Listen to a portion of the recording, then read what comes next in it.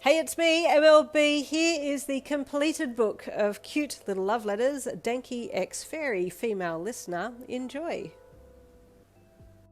You entered through the large iron gates, looking around with wide eyes as you watched other students enter along with you.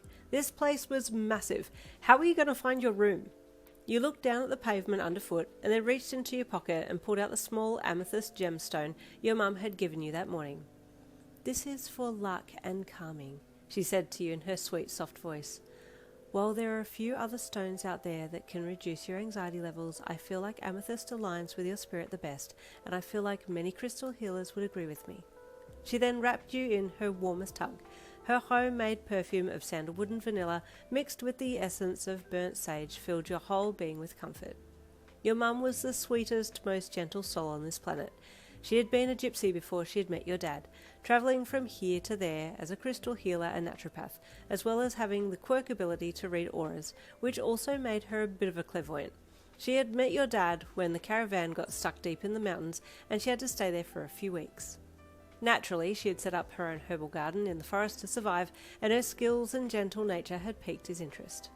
He admitted that he had watched her for a little bit before approaching her in his human form, but she had still called him out straight away. You always loved hearing the story of how they had met. "Tell me again, Mum, what did Dad say to you?" you asked as you sat at the oak-carved kitchen bench, watching your mum brew some homemade tea. "Don't tell her, Sugar, it's embarrassing." Your dad had cut in with a gentle sigh, his back turned to you as he packed some things away in the kitchen. You gave the back of your dad a sly smirk and looked towards your mum again. "Come on, Mum, tell me." He had stepped out of the bush, looking as handsome as ever, your mum started to say while you giggled quietly.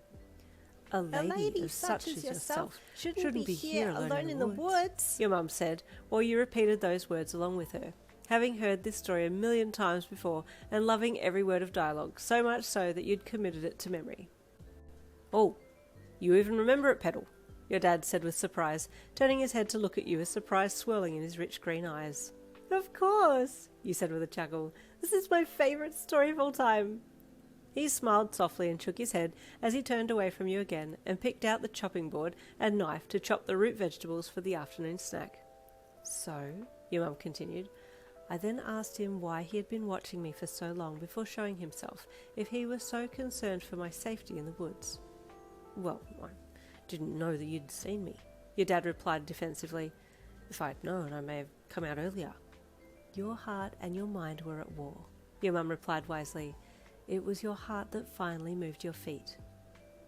"And then what did you say, Dad?" you asked eagerly, swinging your legs back and forth with anticipated excitement as you sat and waited for him to tell the next part of the story. "Then she just straight up called me a fairy," your dad admitted with surprise. You burst into a fit of giggles and your dad smirked. "There's no fooling your mum, she knows everything," he admitted as he leaned across and kissed her on the temple.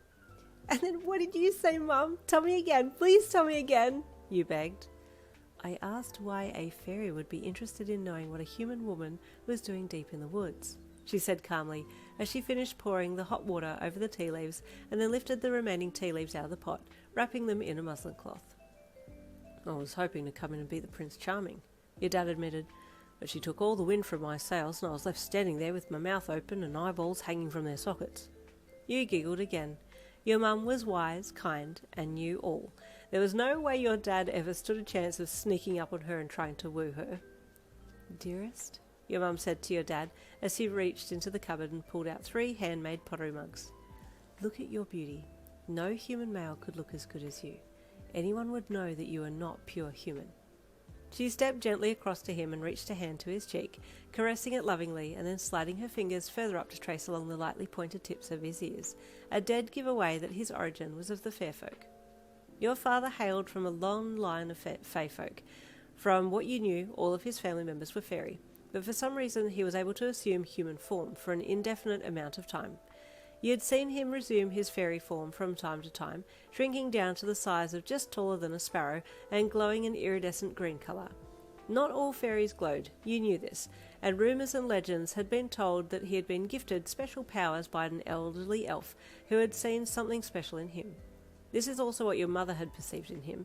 She had told you she couldn't tell exactly what had happened, but she could tell a powerful magic had been placed on him from a young age.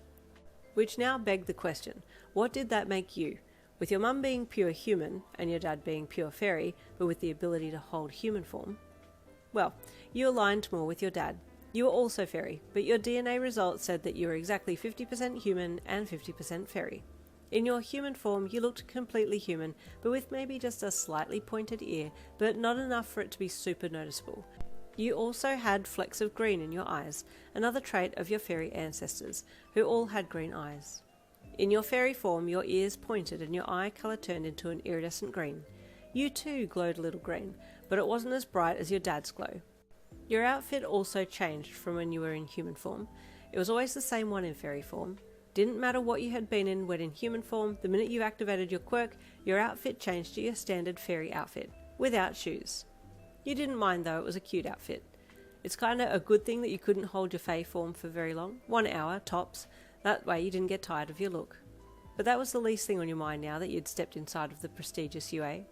You'd always admired the heroes on TV and had expressed an interest in following in their footsteps. Both your parents had backed you immediately, and this is why you were now walking the hallowed steps to the entrance of the building. Entering into the hall, you walked to the board that would show you where to go. Class 1B, 1B, you thought as your eyes scanned the board in front of you, while you rolled a little amethyst gem over in the palm of your hand. Where is it? First day's gonna be great, huh? A voice said from beside you, and you looked to your left and froze. There, grinning at you, was a really cute guy with blonde hair and a jet black lightning bolt through the fringe. He was so cute that it completely stole your voice from you, and all you could do was stare. Which class are you in? He asked casually. You're real cute. We should hang out sometime. Again, you couldn't speak, and instead found yourself suddenly staring down at your shoes as your heart started to race in your chest. Excuse me, another voice said, and you looked up to see another guy addressing the cute blonde. That was your cue to escape, and you quickly turned yourself into a fairy and took off at the speed of light.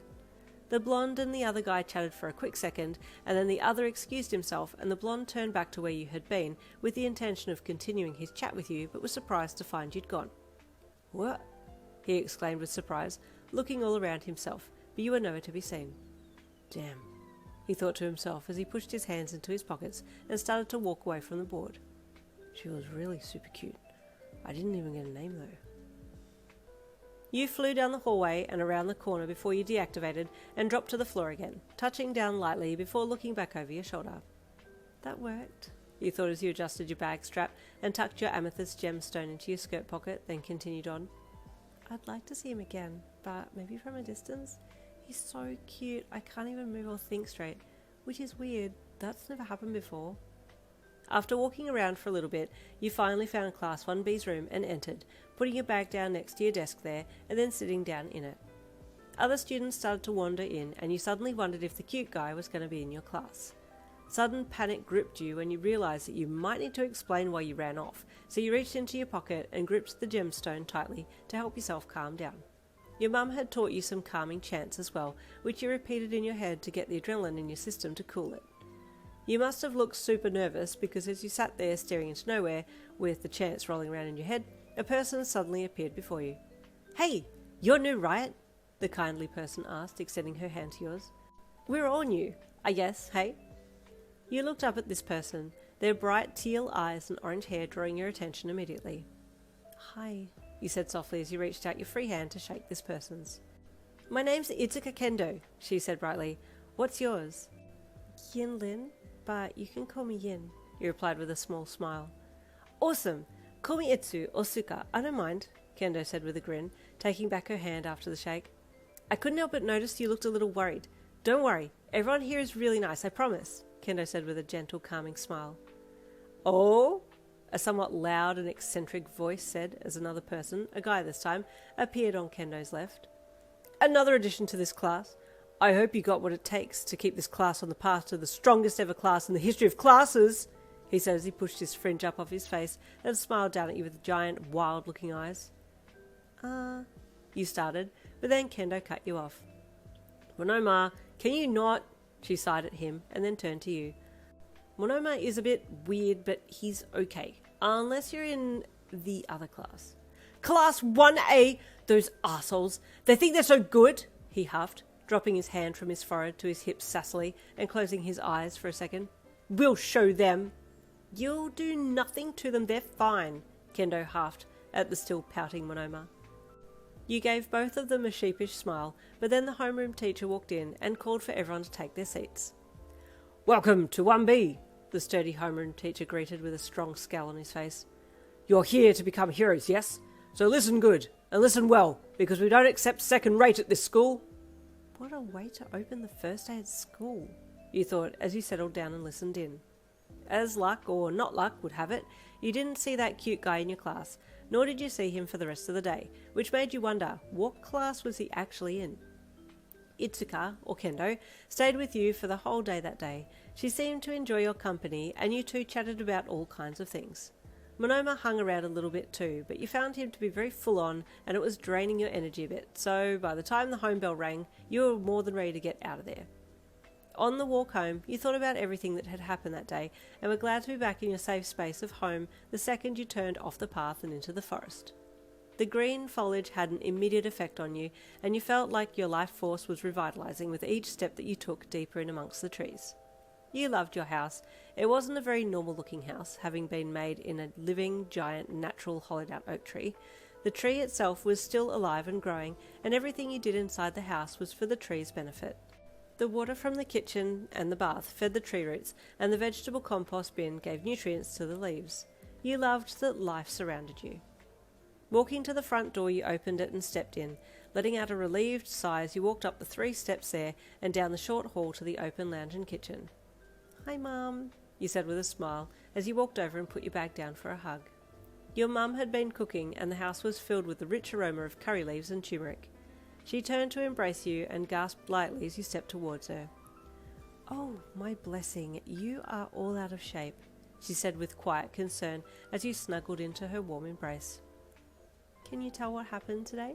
You asked her, ever curious to see how close she got to knowing what had happened in your life. You know that he's a sweet boy, she said after a second. You are very good at instinctively reading people. Why is your heart so shy? I only just saw him for not even 10 seconds, you said as you pulled back and looked up into her smiling eyes. But he's been on your mind ever since, she tutted. You also know you'll feel safe in the class, but the fear of letting people in has you holding your distance, she said knowingly. My love, why did you not have your gem on you? I did, I had it in my hand, but then I put it in my pocket, you said, showing her that you still had it safely tucked into your skirt pocket. Oh, my sweet angel, no, your mum tutted. You need to keep that on your skin. It needs to have skinship with you. I'm sorry, that's my fault for giving you just a gem. Tomorrow morning, come to the apothecary and I'll give you a bracelet or necklace with an appropriate gemstone in it. Tomorrow I might choose for courage, she added with a twinkle in her eye. She let you go and turned back to the cast iron pot shaped like a cauldron that was bubbling over a magic fire that burned only in the air, not harming the tree one bit but allowing you all to eat delicious hot food. Thanks, Mum, you said with a smile, giving her another cuddle from behind. You're always welcome, my petal, she said sweetly as she stirred the pot. Would you be a darling and call Dad for dinner? The curry's almost ready. Yum, you exclaimed with excitement. Okay, is he in the garden? You asked. Yes, he's got a new lot of bellflowers growing. They're oh so beautiful. You must see them, she said. You nodded and turned to skip through the house, making your way out the back to the slide made by one of the oak roots, and used it to slide down the backyard. Dad, you called joyfully as you skipped the last way to his greenhouse. It's my little Fae, you heard him call as you entered the green room and looked around at all the beautiful flowers and plants there. You stood for a second to take it all in, and then started running down the aisle to find him. He was down the back with his bellflowers, as your mum said he would be, and you grinned when you saw him bent over them, tending to them lovingly. Oh, Dad, they're beautiful, you said with admiration when you saw how healthy and large the flowers were. These little ones will be ready for sale soon, your dad said proudly, as he stood up and dusted his hands together. My customers know they'll get quality plants from me. You smiled at him. I know, Dad, and your customer, Mr. Satatori, is always looking forward to a new lot of plants from you. His flower shop's always busy. That reminds me, when's your next shift with him? It's tomorrow, isn't it? I'll send some poppies into him. He'll be happy with those. You can tend them for me tomorrow, your dad said as he reached an arm out and gave you one armed side hug. Oh, he suddenly said, forgive me, you had school today. First day, how was it? I can tell you used your quirk once today. I hope that wasn't to hide from someone. How does he know? You thought with surprise, your round eyes staring up at him with shock. Well, yeah, I did use it once, you said, your voice dropping to a mumble as you looked down at your shoes. You didn't want to admit to him that you'd hidden yourself from a boy you thought was really cute. I've got to talk to Mum about giving you some courage gemstones, he said with a smile as he placed a hand on your head and ruffled your hair a little. That's what Mum said she's going to do, you said with even more surprise in your large eyes as you looked up at him again. Ah, good to know we're on the same page, he said with a chuckle. Oh, also Dad, dinner's ready.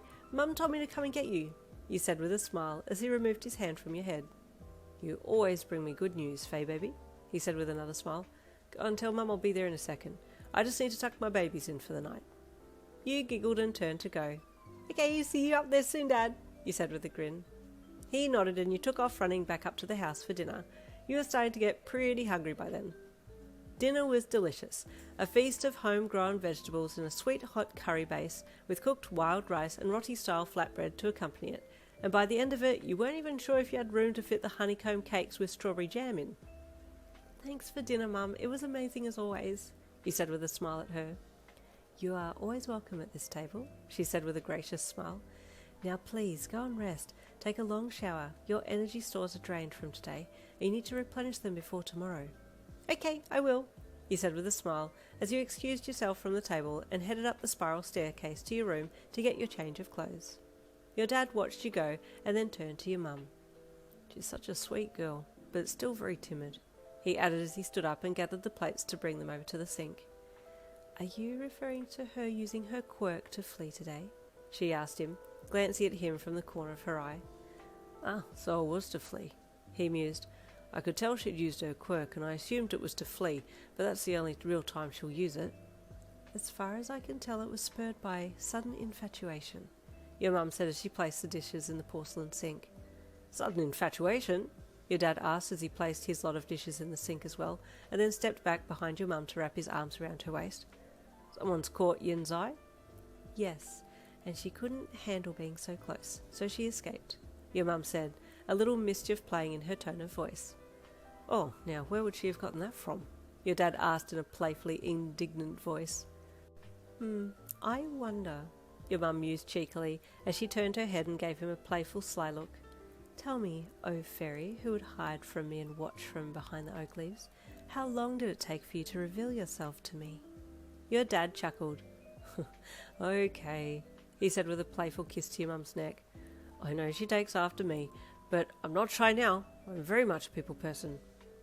Ah, and that's why you've chosen to be a horticulturalist and spend your days amongst the plants and ferns? She asked teasingly.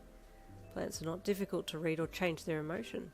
Your dad pouted lightly as he cuddled in behind your mum and held her close. Humans are so unpredictable. And this is how our little fairy feels, your mum said in her kind, soft voice. But she is half human. She will learn to understand, and in time will find herself the perfect mate.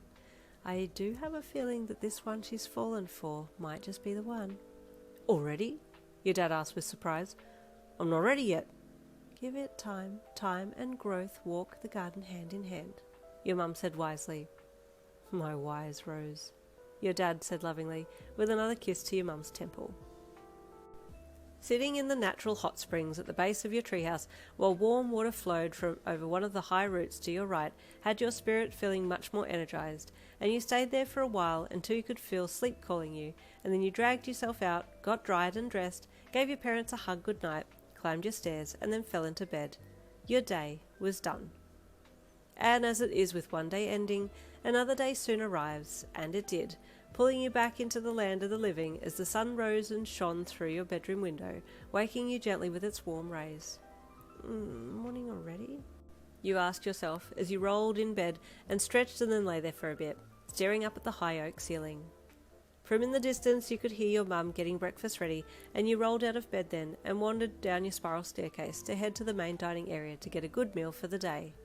The breakfast table was already laid out with fruits of every kind, homemade yogurts, honeycomb, rolled oats and quinoa grains, and your mouth watered as you looked upon the sights before you. Oh, good morning, my little butterfly, your mum greeted you as she entered the room with more dishes in hand. You're so quiet I didn't even hear you. Hi, Mom, you said with a smile as you walked over and gave her a hug. Oh, love, once you've finished breakfast, come with me. We need to get you couraged up for today, she said with a twinkle in her eye. Yes, please, but not too much courage, you said with a sweat-dropped look on your face. After a hearty breakfast, you found yourself making your way down to your mum's apothecary. You loved walking around in there. There were so many plants hanging up to dry, tinctures being settled, and gemstones being spun into all kinds of wearable items. The place smelled like a haven of relaxation, especially with the constant sage being burnt in the incense burner.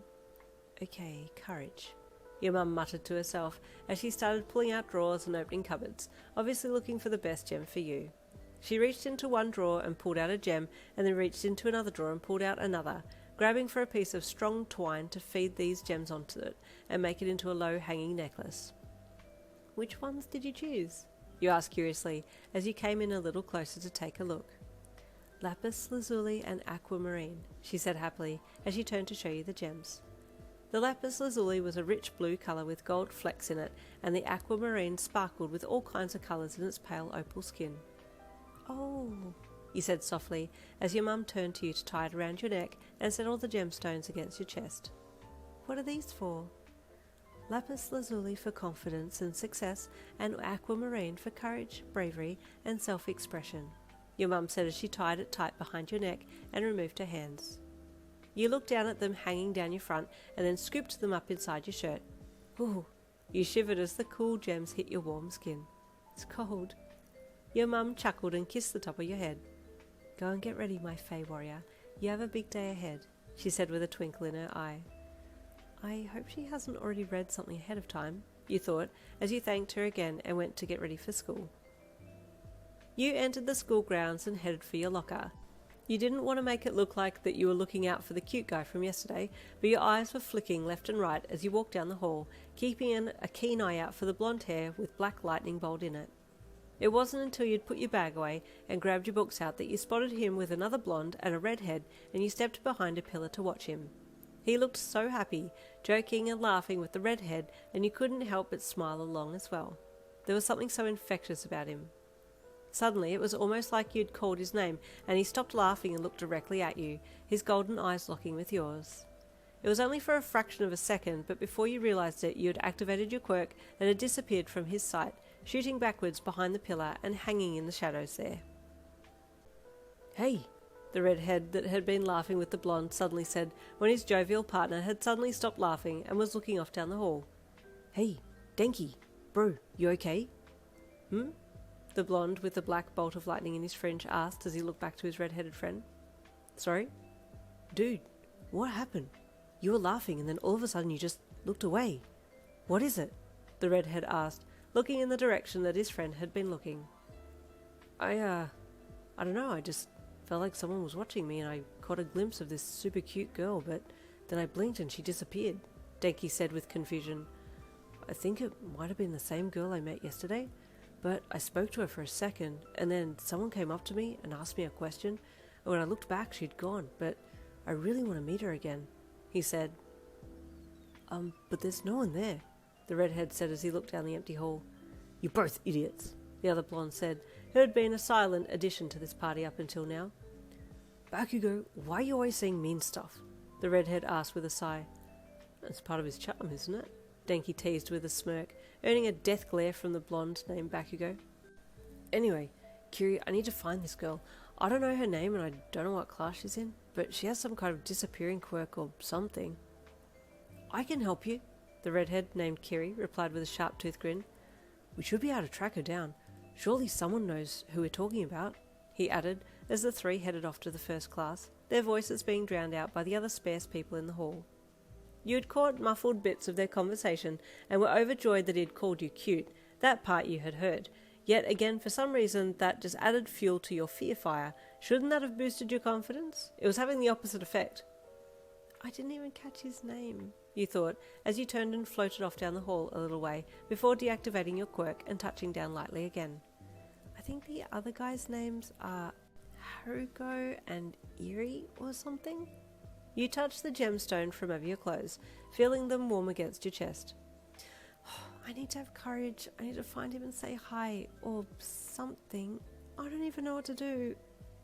The morning's classes were about the same as yesterday, and you were feeling a little more confident and comfortable around Itsuka and a few of the other girls, but mostly Itsuka.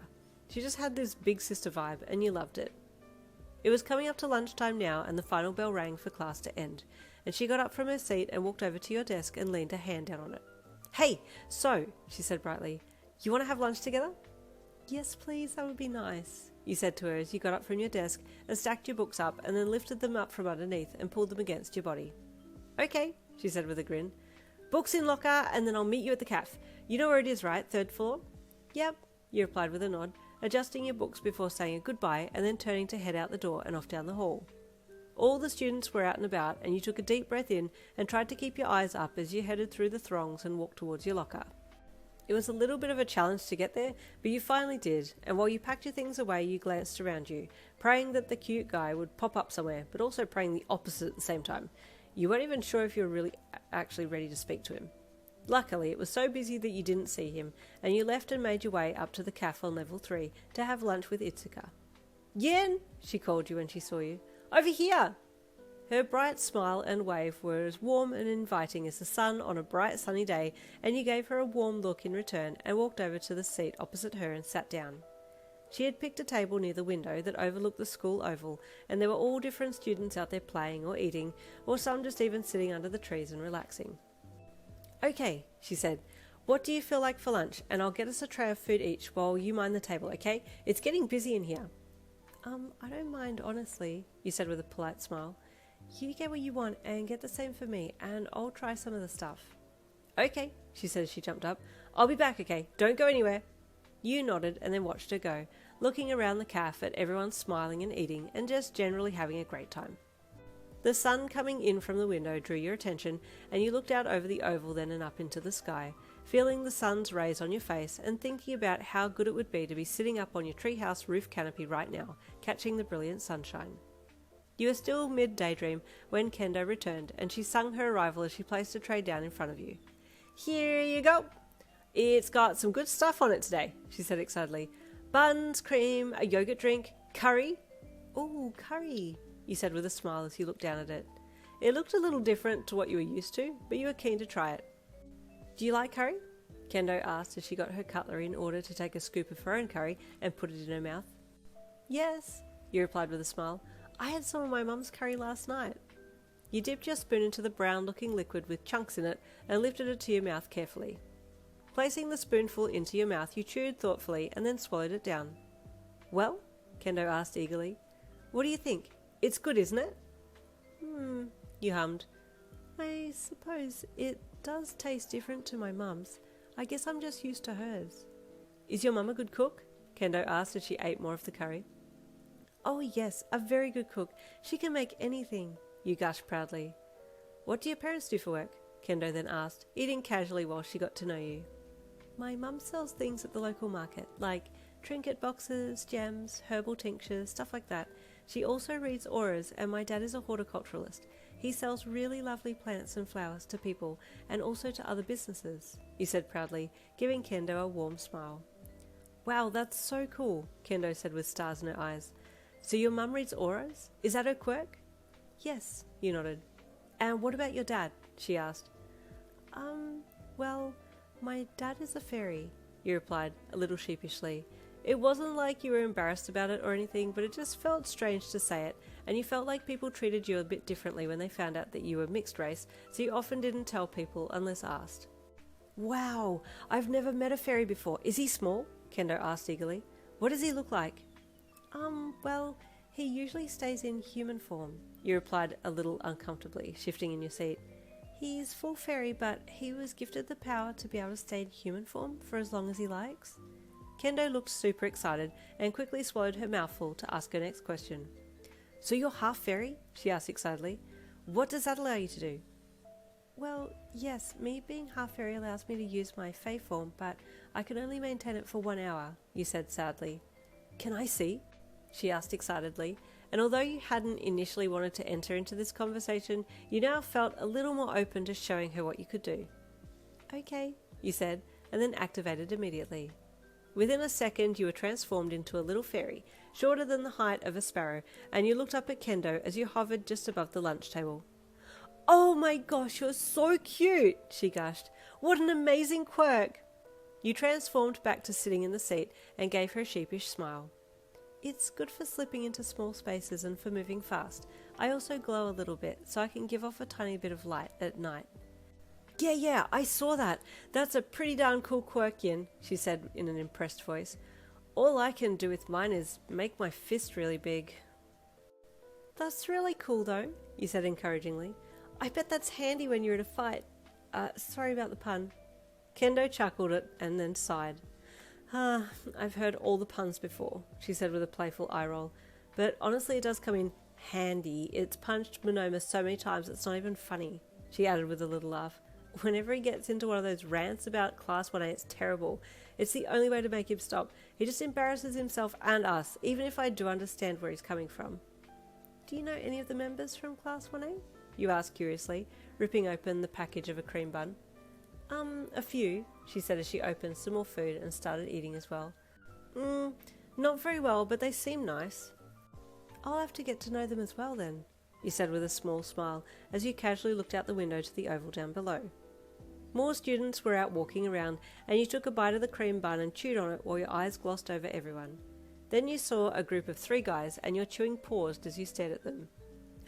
"There they are," you thought with excitement and nervousness, your eyes detailing all 3 of the guys as they walked before your eyes fell on and followed the blonde with the black bolt of lightning in his fringe. Kendo was looking at your side profile and noticed your ear shape, thinking to herself that you did indeed have a slight Fae look to you, but then she also noticed that you were watching something intently out the window and had stopped chewing. "What is it?" she asked as she looked out the window to see what you were staring at. "Nothing," you said quickly, to cover for yourself, and turned back to look at her, but the way you had said it so stiffly had Kendo not feeling so sure about your comment of it being nothing. She looked at you and then back out the window again, and you did too, watching the group of guys as they walked and watching the smiling face of Denki as he joked and grinned, strolling casually with his arms up and tucked in behind his head, looking effortlessly cool. "He's really so cool," you thought as you smiled softly. "Who is it? Which one?" Kendo asked, and your face suddenly felt hot as you looked away from him and back to her. No, it's nothing. Sorry, you stammered. "If you tell me who you like, I'll tell you who I like," Kendo announced in a hushed tone with a glint in her eye. You could feel your whole being burning and just sat there very doe-eyed as you looked at her. Could you trust her like that?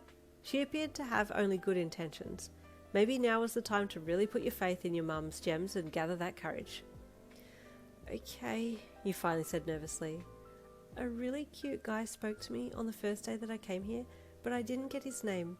He was so cute it made me completely mute, and I ended up using my quirk to run away," you admitted.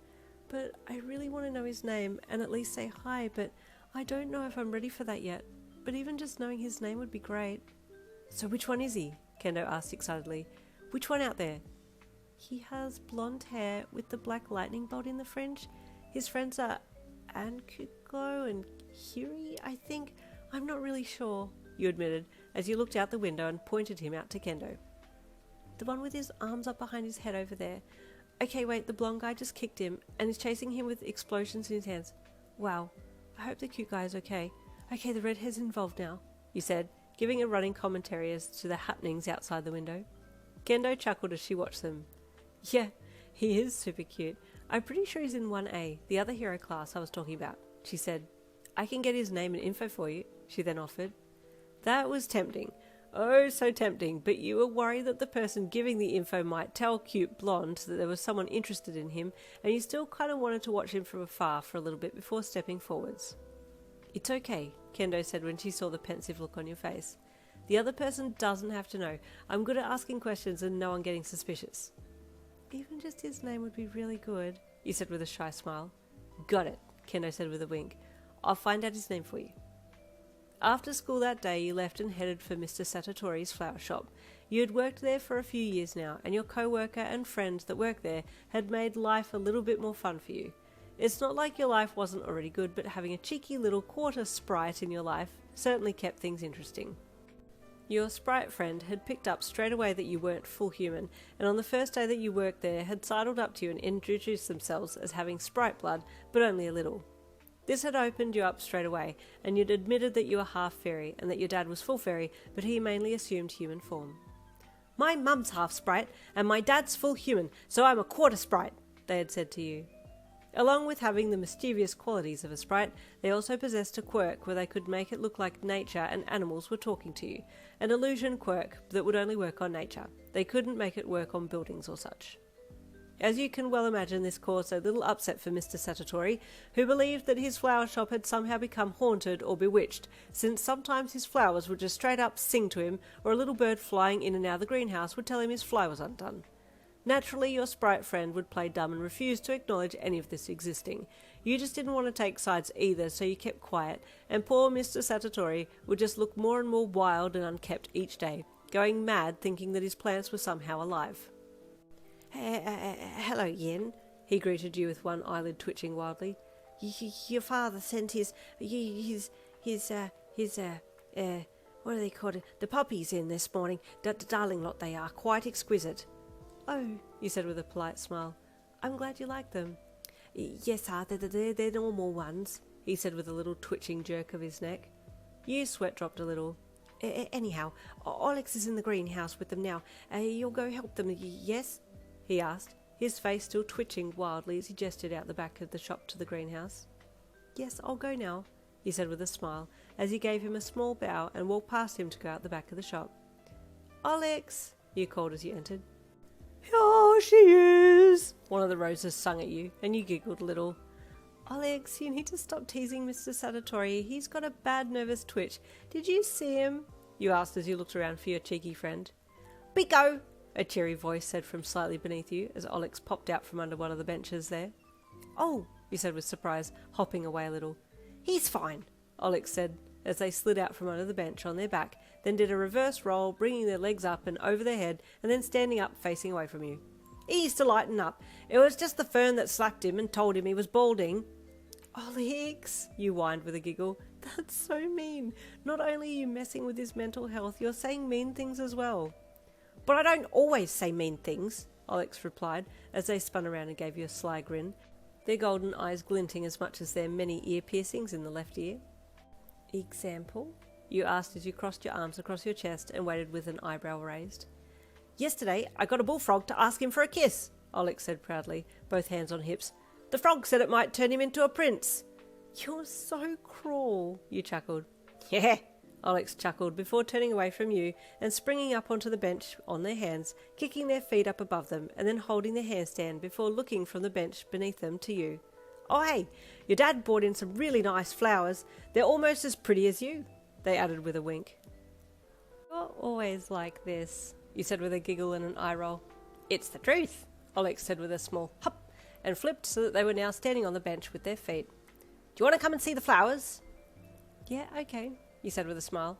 "I did see them a lot when Dad was tending them, but sure." Alex jumped off the bench and you followed them down between the rows of beautiful flowers and plants to the back of the green room to where the new stock had been brought in. "She's Mother. She's her. She's an icon and she is the moment," one of the poppies said as you approached it. "I think I like the flowers more when they talk," you mused. "If only Mr. Satatori would see it that way," Alex sighed cheekily. "Maybe I should have the poppies serenade him." "Don't," you chuckled. Just then Mr. Satatori called out from the door of the greenhouse. Yen? Alex? Are you in here?" his hesitant voice asked. "Yes," you called. "I'm going to make the birds say I'm here," Alex whispered with a glint in their eye. "Don't you dare," you said softly with a light glare from the corner of your eye. You then called back to Mr. Satatori. "Alex is here too." "Oh, thank goodness they're both here and okay," you heard Mr. Satatori say with relief. "He's so worried about us because of your talking plants," you hissed to Alex, who shrugged and gave you a sly grin. Would you mind coming to the front of the shop to help? There are 5 customers in here," he said with excitement. 5, you said with surprise. "It's a busy afternoon." "Maybe I could make the bouquets tell some customers some secrets about Mr. Satatori," Alex said deviously. "You promised you'd only play jokes on him in here and not in the main shop," you hissed. Okay, I'll keep my word only because it's you who asked, Alex said as they slung an arm across his shoulders. Let's go and greet some people. That night you sat on the swing outside with your mum, a hot cup of something warm in your hands as you swung gently back and forth and told her about the day. And how did the gemstones treat you today? She asked with a sweet smile. Well, they gave me the courage to trust a classmate of mine, you said, telling her about how you told Kendo about who you liked and that she said that she would help you get his name. But I forgot to ask her about who she liked, you said with mortification. I must have seemed very rude to not have asked. The talking was all about me. Your mum smiled softly. As much as you may have thought it was rude, I'm very happy that you talked about yourself. You even told her that you were half fairy. You don't tell many people that, she said as she took a sip of her drink. I know, you said quietly. I just feel like people might treat me differently when they find out. Did Kendo? She asked. Well, no, you said as you thought about it. Trusting is hard, and stepping out of your comfort zone is hard. But does the butterfly get its beautiful wings to stretch and soar by staying safe and warm in its cocoon? Your mum asked. You have all the potential inside you to soar. You just need to exit your cocoon, she said as she reached out and bopped you on the nose with her finger, which made you giggle a little. But your aura has been much better today, I'm glad. I might keep the lapis lazuli and aquamarine on me for the next few days, you said with a smile. I think the combination does me well. The next day at school, Kendo was on a mission. Okay, she said to you at first break.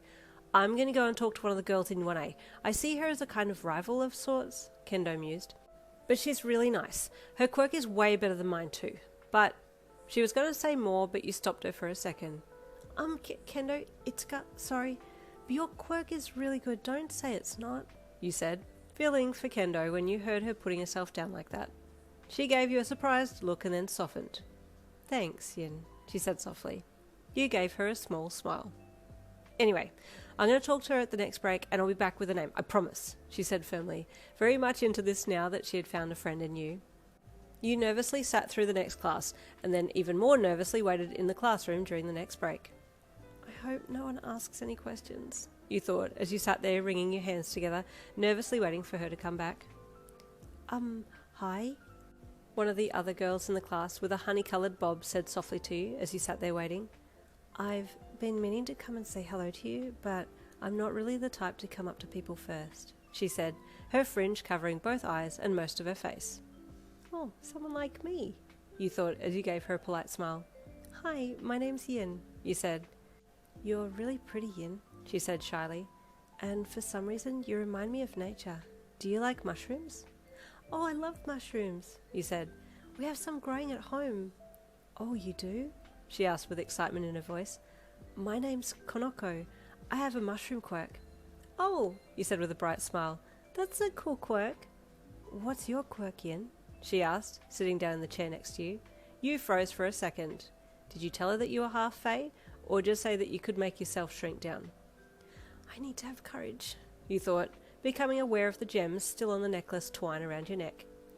I'm half fairy, you said quietly. So my quirk is fairy.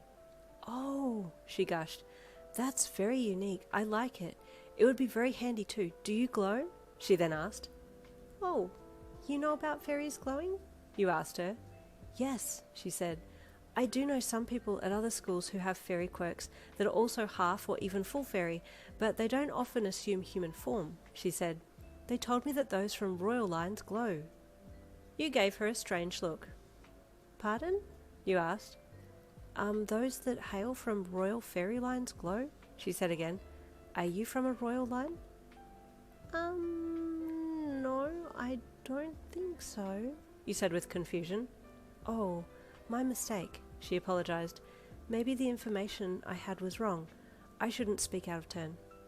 Oh, it's okay. That's interesting, though. I'll have to ask my dad about that, since he's full fairy, and he grew up in a fairy village in the mountains.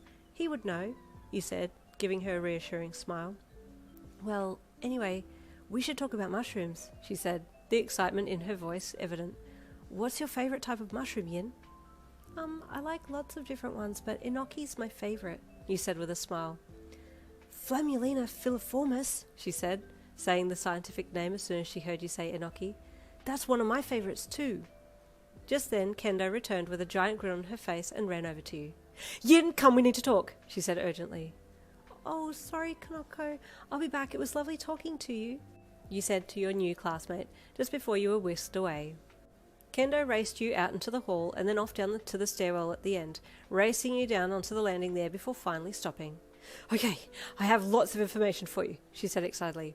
Okay, so first of all, cute guy's name is Denki Kaminari. Oh, electricity? You asked, knowing that Denki meant electricity. Yes, that's his quirk, Kendo said with a nod. His two friends are Bakugo and Krishma, or Kiri for short. Kiri's the redhead. Ah, you said. And, Kendo continued, this is the best news. Kaminari is single. He's known as a bit of a flirt though, so I'm not sure what that means, she said with a quizzical look on her face. Oh, like my friend Alex, you said with a chuckle. It's okay. I can handle flirting. But... You thought for a second and remembered Denki calling you cute, and your face burned hot at the thought. I don't know if I could handle it from him. It's okay, Kendo chuckled. One step at a time. Now you have a name and all, the ball is in your court. Thank you so much, Itsuka, you said gratefully. But now what? You asked with worry. I don't know what to do. Do with it what you will, Kendo said with a knowing smirk on her face. Like I said, the ball is in your court. Just then the bell for the next lesson rang, and your conversation with Kendo was cut short, leaving you with lots on your mind.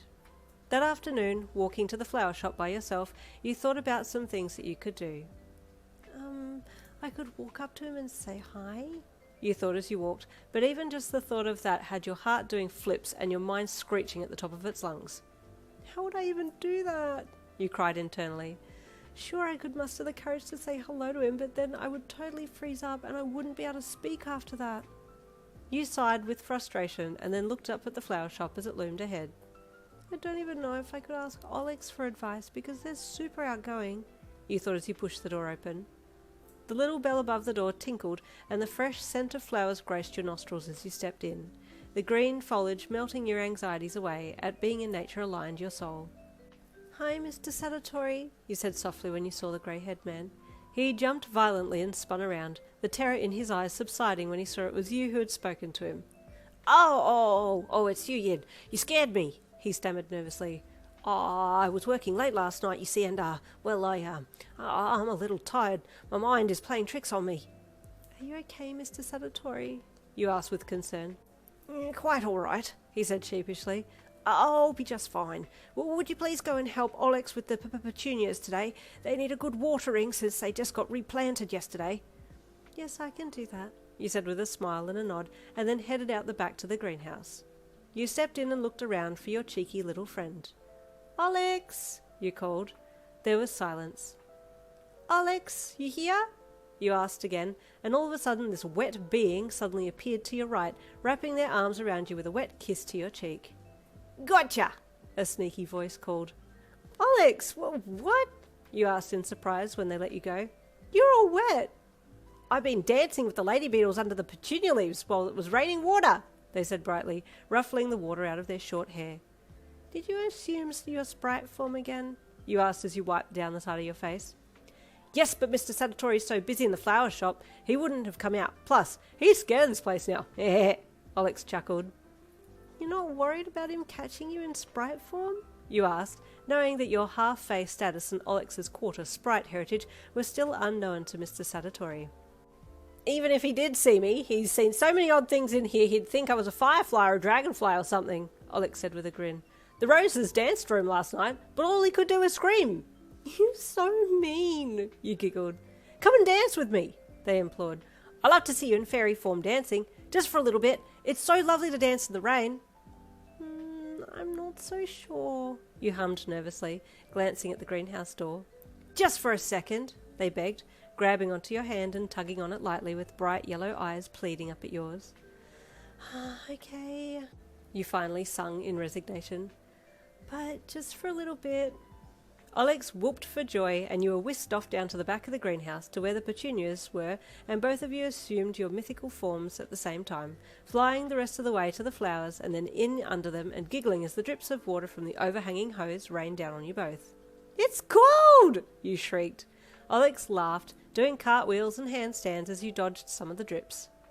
After frolicking for a little bit, you both assumed your human form again and set to work getting the petunias properly cared for and set for sale.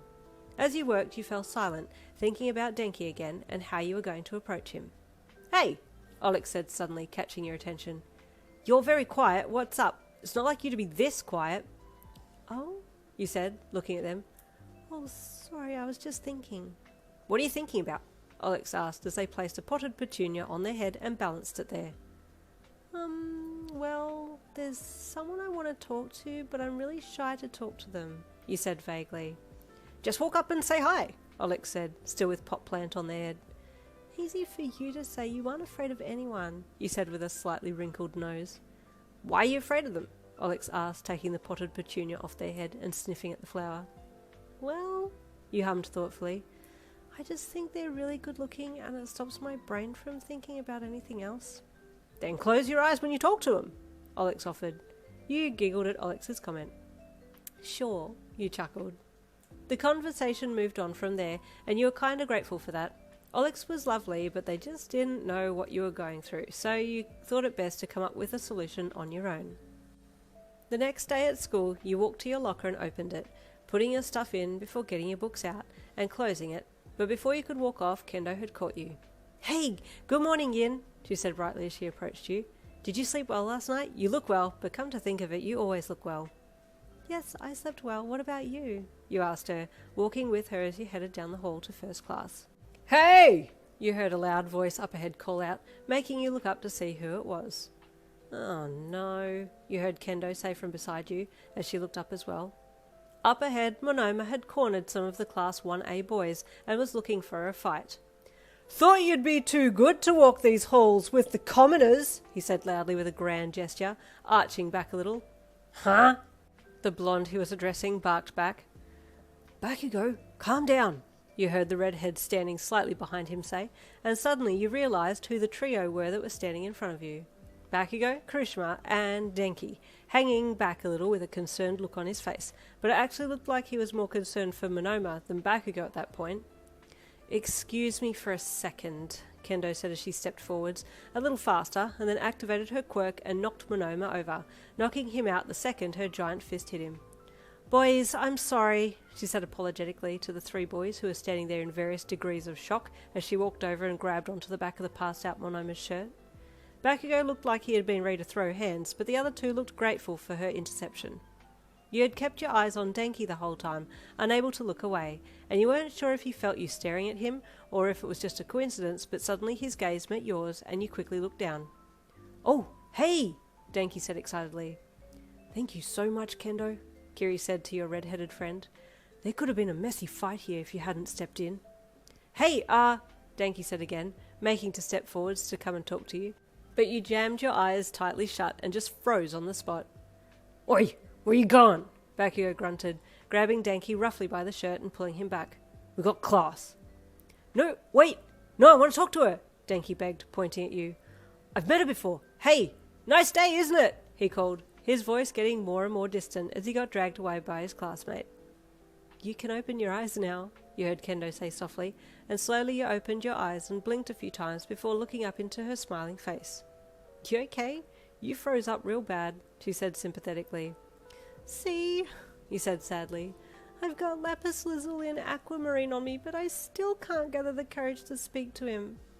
Give it some time, she said with a chuckle as she patted you on the shoulder, her other hand tightly gripped onto the back of the still passed out Monoma's shirt. For now, we need to get this wreck to class. You felt kind of bad for the rest of that day. All Denki wanted to say was hi to you, but you just couldn't quite get your pluck up to say anything back to him. You couldn't even look him in the eye. The day passed on, and then home time came. You had heard whispers in the hall that day about something happening at the school, but you hadn't quite caught what was going on. That, but also aside from that, you'd been in your head all day thinking about Denki. After the final bell rang, you walked down to your locker and put your books in, intending to get your bag out and head for home, but a guy a little way down from your locker made a weird noise which made you look in his direction. What is it?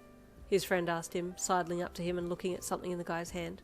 They were both silent as they stared at it, and what you could see now was a piece of paper. No way! the friend said with astonishment and surprise after reading what was written on the paper. You have to go. You like her too, right?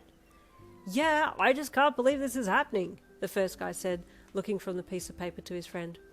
Go, tell her yes. She's written you a confession letter. You need to return her feelings, the guy encouraged. You watched as the first guy then grabbed his things and made a run for the door, paper still clutched in his hand. What was that all about? Another guy asked as he walked over to the friend of the first, obviously having seen that something had happened but not knowing what. He just got a confession letter from the girl he's been crushing on, the friend said excitedly. Some people get all the luck, right? A confession letter? You thought, silently watching the two guys walk away while still talking about it. What's a confession letter? Did she tell him that she liked him? That's actually a really good idea. You don't even need to face the person, but you can tell them you like them. This was a new concept to you, but it resonated with your soul, and you determined, right there and then, to give it a try. I can use my quirk to fly up into the vent on the front of his locker and drop the letter in and then fly out, you thought as you walked home. This was a grand idea. That night, after another delicious dinner, you sat down at the desk in your room and pulled out a blank piece of paper and got yourself a pencil. Okay, you thought as you sat there and stared at the white parchment. What do I say?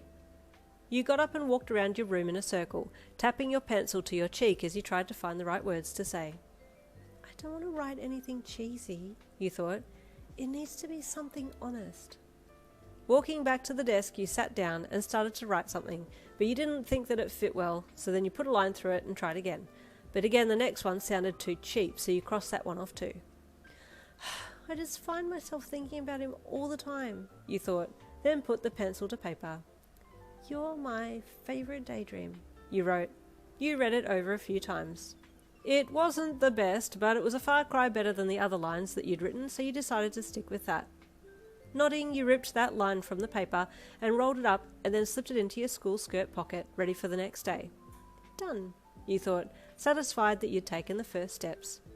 I think I might need to change the gemstones for tomorrow. Maybe something like luck and bravery? Deciding to ask your mum about it, you left to go and speak with her. After searching in the kitchen and the apothecary, you finally found her on the big, flat, outstretched tree limb, sitting in a relaxed yoga pose with her eyes closed. You waited for a second before clearing your throat. Mum? You asked gently. She popped an eye open. Sorry, I didn't mean to interrupt. Would I be able to talk to you when you're free? You asked politely. I'm always free for you, my love, she replied with a warm smile. What troubles you? Your aura has shifted. Oh, no, I'm not really worried, you said. Then you thought about it. Okay, maybe I'm a little worried. I'm going to be really brave and do something that's a lot more daring than I usually am, and I'd like some bravery or luck gems for tomorrow, if that's okay? You asked her. She nodded. I will also give you protection, because something on the Wednesday has told me that you barely missed being involved in something frightening, she said, getting up from her crossed-legged position. Oh? You asked with surprise. What was it? You brought some bad energy home with you today, but it wasn't from you, it was from close to you, but there will be repercussions. It's not over yet, she said, as she left the tree limb, with you following, and walked down to the apothecary. Take your slippers off, sweetness, she said gently to you. You need to ground yourself back to Mother Nature. Your soul needs nurturing. You slipped them off and walked barefoot on the oak flooring, feeling a cleansing energy swelling through you. Oh, that feels so much better, you said with a relieved smile. Your mother smiled back at you and then got to digging through her drawers, pulling out gems and twine and all kinds of other things. Here, your mum said as she started to weave and braid some twine together. A bracelet with green adventurine and amethyst, she said, slowly feeding the stones onto the bracelet, alternating them to create a ring that would encase your wrist. You took your other necklace off with the lapis lazuli and aquamarine on it and lay it gently on the bench beside her, ready to don the new bracelet once it had been made. Your mum worked quickly, making you the bracelet and then reaching into her drawer and pulling out some of her black obsidian stone and reaching for your necklace. The amethyst will protect you, but I also want to combine it with obsidian to send the negative energy back to where it came from, she said firmly. You nodded and watched as she quickly switched the stones over on the twine necklace and then handed you the new one with obsidian on it. You put the bracelet and necklace on and felt a calm wash over you immediately, the energy from these stones calming your mind and soul and filling you with positivity for the following day. You gave your mum a relieved smile and thanked her once more before leaving to get ready for bed. As you left, your dad walked in. "Did I miss something?" he asked with a chuckle when he saw the look on your mum's face. "There's a lot going on in our baby's life," she said with a smile that was filled with a little concern, and your dad walked over and wrapped your mum in a warm hug. They stayed hugging for a while before your mum pulled back and stared deeply into his eyes. "When are you going to tell her, my love?" Your dad sighed and hung his head. "I don't know. How do I even bring up such a topic?" he asked. "Either you tell her the truth about her heritage, or she will find out from someone else," your mum warned. "You may be from a smaller, lesser-known race of Fae folk, but you would be surprised at how much people know," she cautioned. "You need to tell her soon." Your dad sighed again and hung his head, to which your mum cupped his cheek in her hand. "Courage," she whispered. "Yeah, that's what got me into this mess in the first place," he replied in the same level of whisper as her.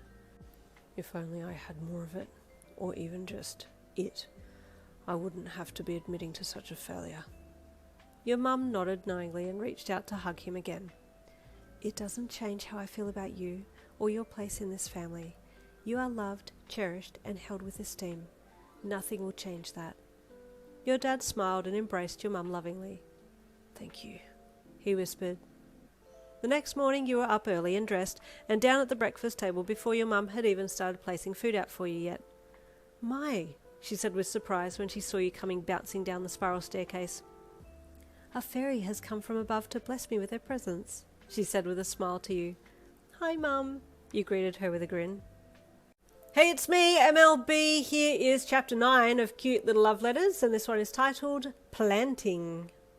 "You are ready for today, I see," your mum said with a smile as she placed some organic rolled oats with wild picked blueberries and mulberries on the table, as well as a big cube of honeycomb that had deliciously warm honey running from the cones. Your mouth started watering, and you took a seat and picked up a plate. "Yes, I feel more than ready for today," you said with a smile as you served yourself some food. "I'm sure it's the gemstones." Your mum smiled as she headed back to the oven to pull out some baked quinoa, raspberry and spelt flour muffins. You eyed them longingly as she lifted the tray out, and you went to shove the first mouthful of oats into your mouth. "Ah," your mum chided quickly as she walked over with the muffins. "Make sure you ask a blessing on your food. Your body is a temple. Health starts from within." "Oh, yes, sorry," you said quickly, placing your spoon down in your bowl and then placing your hands either side of the handmade clay bowl and closing your eyes.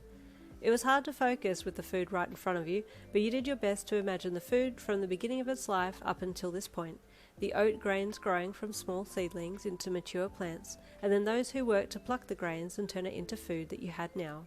You then imagined your mum picking the blueberries and mulberries from the bushes deep in the forest behind your house, and thought about the little insect bites that she may have had to endure just to bring you food. Just these two thoughts alone were enough to fill you with gratitude for the food before you, and you smiled as you opened your eyes. "Thank you, Mum, for the food," you said gratefully, and she could feel that you really appreciated the meal that you were about to partake in.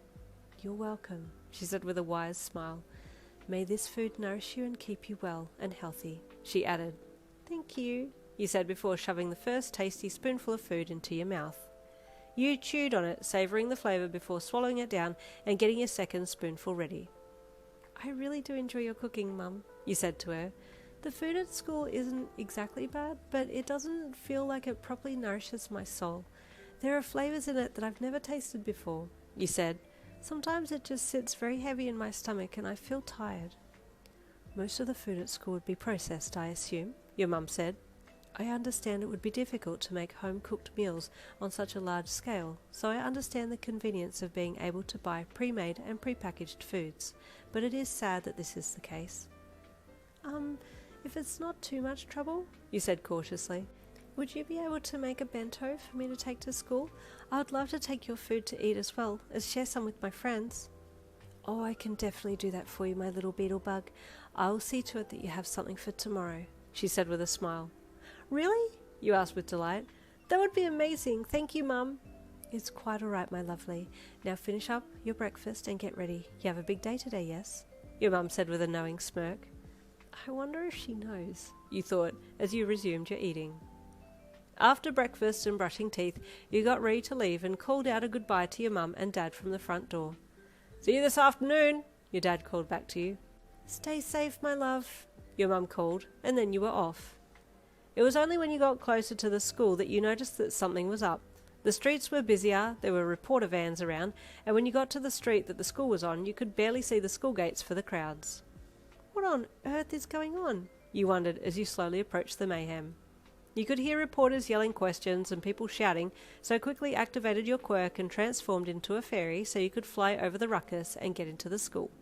Below you, as you flew over everyone, you could see some of the teachers trying to help students get through the gates so they could go to their classes, and you looked on curiously before getting inside the building and transforming back into a human. What happened? You wondered, when you felt the mood had turned very somber in the school grounds. "Kendo!" you called when you saw her. "What happened?" "Apparently villains came in through some kind of teleport warp gate and attacked the other hero class, 1A, she said with worry in her voice. "I've heard they're relatively okay. No one died, but the teachers are pretty beat up." "Oh no," you gasped. "So what now?" "It sounds like they've got the school on lockdown or high alert or something," she mused. "I'm sure our teachers will tell us what's going on soon." She was right. That day ended up being a pretty somber day. There wasn't as much laughter in the halls and everyone seemed to be a bit subdued. You wondered if it was still okay to plant your little note, but then thought that maybe the timing wasn't so good, so kept a hold of it for a better time. The next day everyone was still a little on edge, and the day after as well. It was like that for a whole week before life started to come back into everyone's eyes. The halls had more laughter and carefree movement, and you felt like more positive energy was floating around. You had told your mum about what had happened and she had nodded, telling you it definitely felt like that's what she had felt from the energy from you that you brought home the other day. It was a good thing that you were in Class 1B. It was later on Wednesday afternoon that you decided to do your little note planting and waited outside the locker room until it was empty. "If he's already gone home, that's okay. He'll find it tomorrow morning when he comes in," you thought, with one last look around before you activated your quirk and flew around the lockers and over to the one that you had seen him at before. With a little squeeze, you managed to get up inside his locker and pulled the note from your pocket and placed it on top of his books in there. They weren't very neatly stacked, but you knew that he would see it. "Okay, perfect," you thought with a nod as you made sure to place your hand on the small piece of paper to leave your print on it and then flew backwards towards the vent and squeezed out, knowing that once you were outside and deactivated, the paper would also return to its normal size. As long as you had touched the inanimate object with your hand, you could make it change sizes with you, but only for a time limit, of course, and within a proximity to you. Otherwise, random items would just constantly be changing size wherever they were, whenever you activated your quirk. Now back outside his locker, you deactivated and ran back to your own locker to get your things and go home, excited and in a little disbelief that you'd actually done it. Unbeknownst to you, Denki had been in the library with Kiri and Bakugo, getting books for an assignment. They were all done and now heading for their lockers. "Dude, I just don't know if I'm cut out for this history class. Everything sounds like gobbledygook as far as I'm concerned," Denki sighed to Kiri, who was walking with him to his locker and stopped outside it. "Don't worry, bro. You got me and Bakugo. Bakugo's super smart. He'll be able to help," Kiri said encouragingly. "Does he want to help? That's my question," Denki sighed, unlocking his locker and opening the door. He almost didn't see your note at first, but then he saw it and realised that this was something new. He hadn't seen a piece of paper on his books before. "What's this?" he asked as he pulled it out and started reading. "You're my favourite daydream?" "What is it, bro?" Kiri asked as he leaned in to read the piece of paper. "Did someone put that in your locker?" "Yeah," Denki said with confusion. "But was it meant for me?" "Well, it's in your locker, isn't it?" Kiri asked. "Yeah, but who wrote it?" Denki asked, looking at Kiri. "I don't know, man," Kiri asked, "but it sounds like someone likes you." "Wow, seriously?" Denki asked with sudden excitement. "Me? Someone likes me?" "Yeah," Kiri said enthusiastically. "That's cool, but who?" Denki then asked, a little crestfallen that as he turned the paper over and over but couldn't find a name or any other info. "I don't know, man," Kiri said again with furrowed brows. Denki hummed. "I guess we just have to wait and see if any more letters get put in your locker. Maybe this person's going to write a whole heap of little letters and then finally tell you who they are," Kiri said thoughtfully. Hey, that's really hot. I like that, Denki said with a smirk. This chick is something else. Is it a chick though? We don't know, Kiri said thoughtfully. Well, I'm usually all for the ladies, but hey, my mind can be changed if it needs to be, Denki said with an eyebrow wiggle. Kiri laughed. You're the worst, man. Come on, let's go. Bakugo's going to start yelling soon if we don't get a move on, he said with a chuckle. Oi! Stupid air! Dunce! You coming? I'll leave you behind! They both heard the unforgiving threat from the aforementioned blonde, and Kiri sighed with a smile. There it is. Let's go, he said, walking with Denki as they headed for the building doors where Bakugo was waiting. That night you sat down again with pen and paper and thought about the next thing you wanted to say to him. I don't really know how to express myself very well, you thought, after having written a few different things but disliking all of them. You sighed and tilted your head back, staring up at the ceiling. Ah, you hummed, wiggling your left wrist with the gemstone bracelet on it and hearing and feeling the weighted gems clink together. You closed your eyes and pulled up images of him as you dropped your head back down again, smiling to yourself and feeling your face start to heat up. Slowly you opened your eyes and started to write. You have no idea how much my heart races when I see you, you wrote down on the paper. You read it over a few times. It was the truth, and you wanted him to know that, so you ripped it off and stuck it in your pocket, ready for the delivery next day. The next day at school was a little strained. Again, you could hear whispers in the halls, and when you asked Kendo about it, she shook her head. I'm not really too sure, but I think the hero courses are going to be moved on site here. I don't know where, though. They're concerned about another villain attack, so they want to keep us safe, which is understandable, she said. I'm sure they'll tell us in due time. You nodded. Move into the school? You wondered. So does that mean I don't get to go home? Your face fell.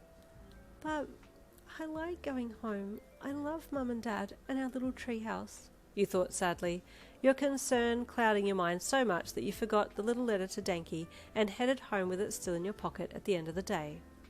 Denki was excited to leave the class at the end of that day and made a run for his locker, much to his classmate Ida's chagrin, the latter yelling at him to walk respectfully in the halls. This yelling did affect Denki, who slowed to a very fast walk, but he still wanted to get to his locker. Is it here? Is it here?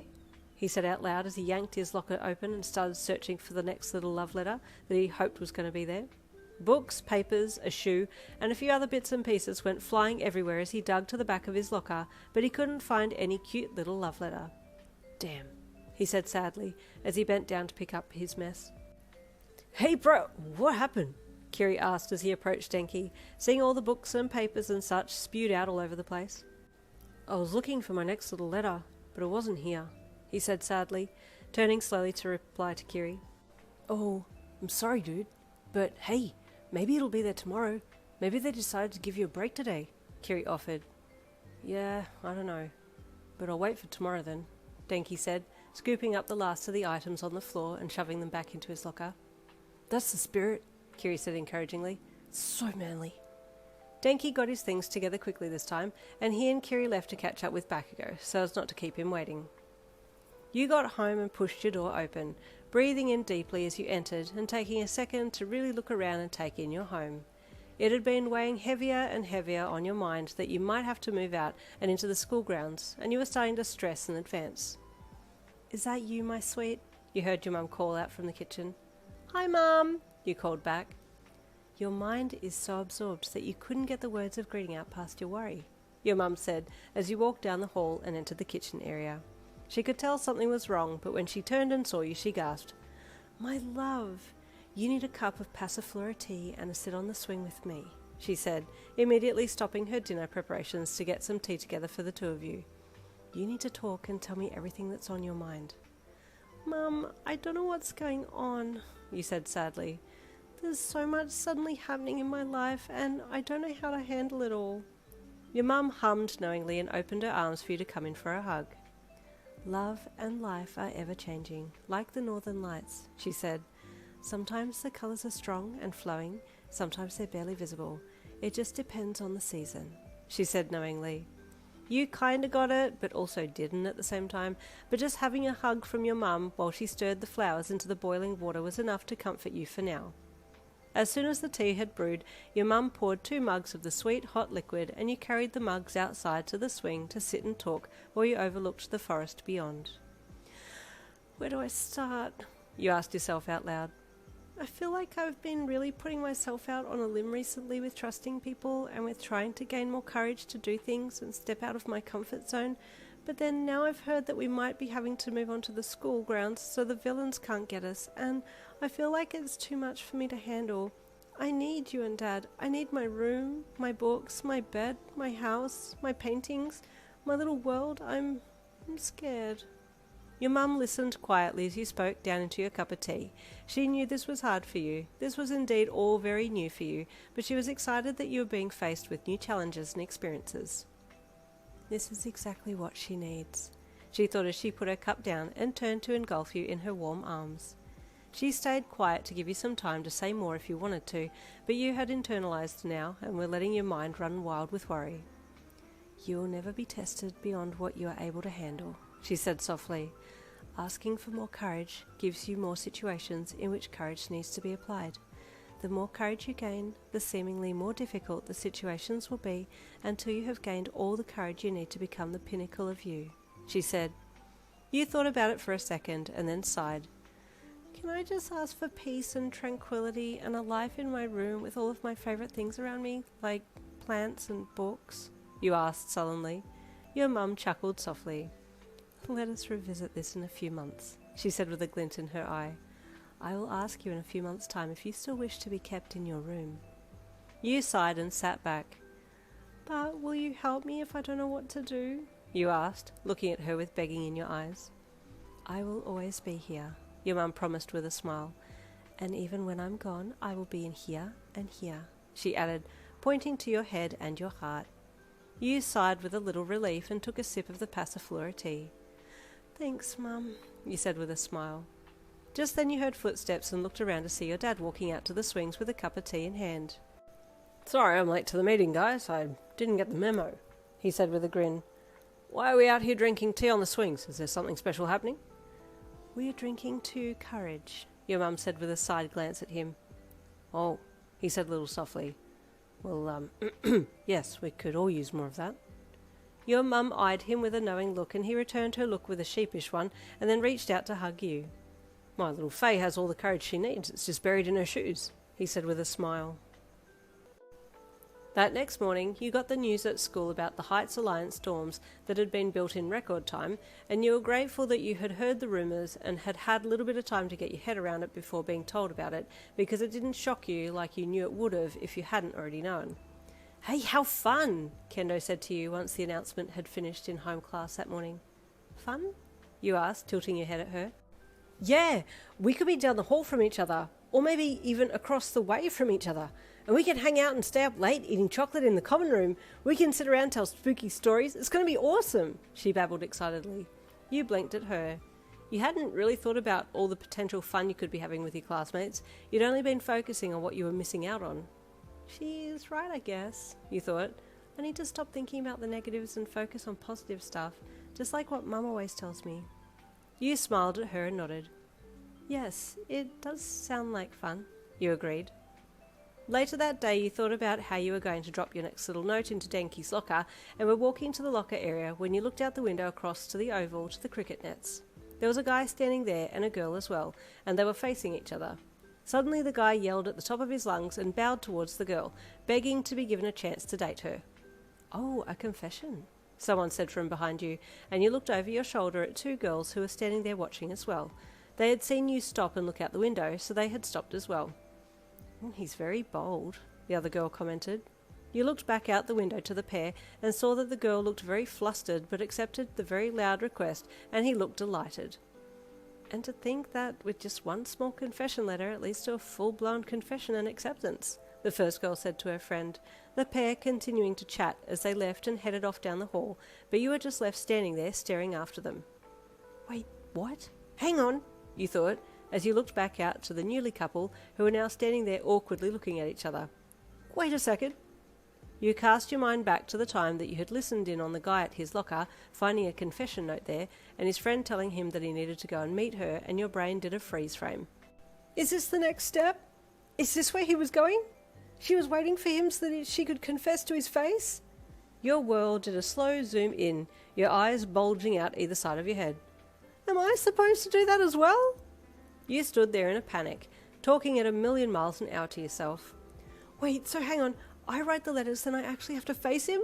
I mean, I didn't really think it all the way through, did I? What was I expecting as an outcome? Was I just happy for him to know I like him? Did I want something further? What do I even do once I reveal that it's me writing the notes to him? Should I stop now?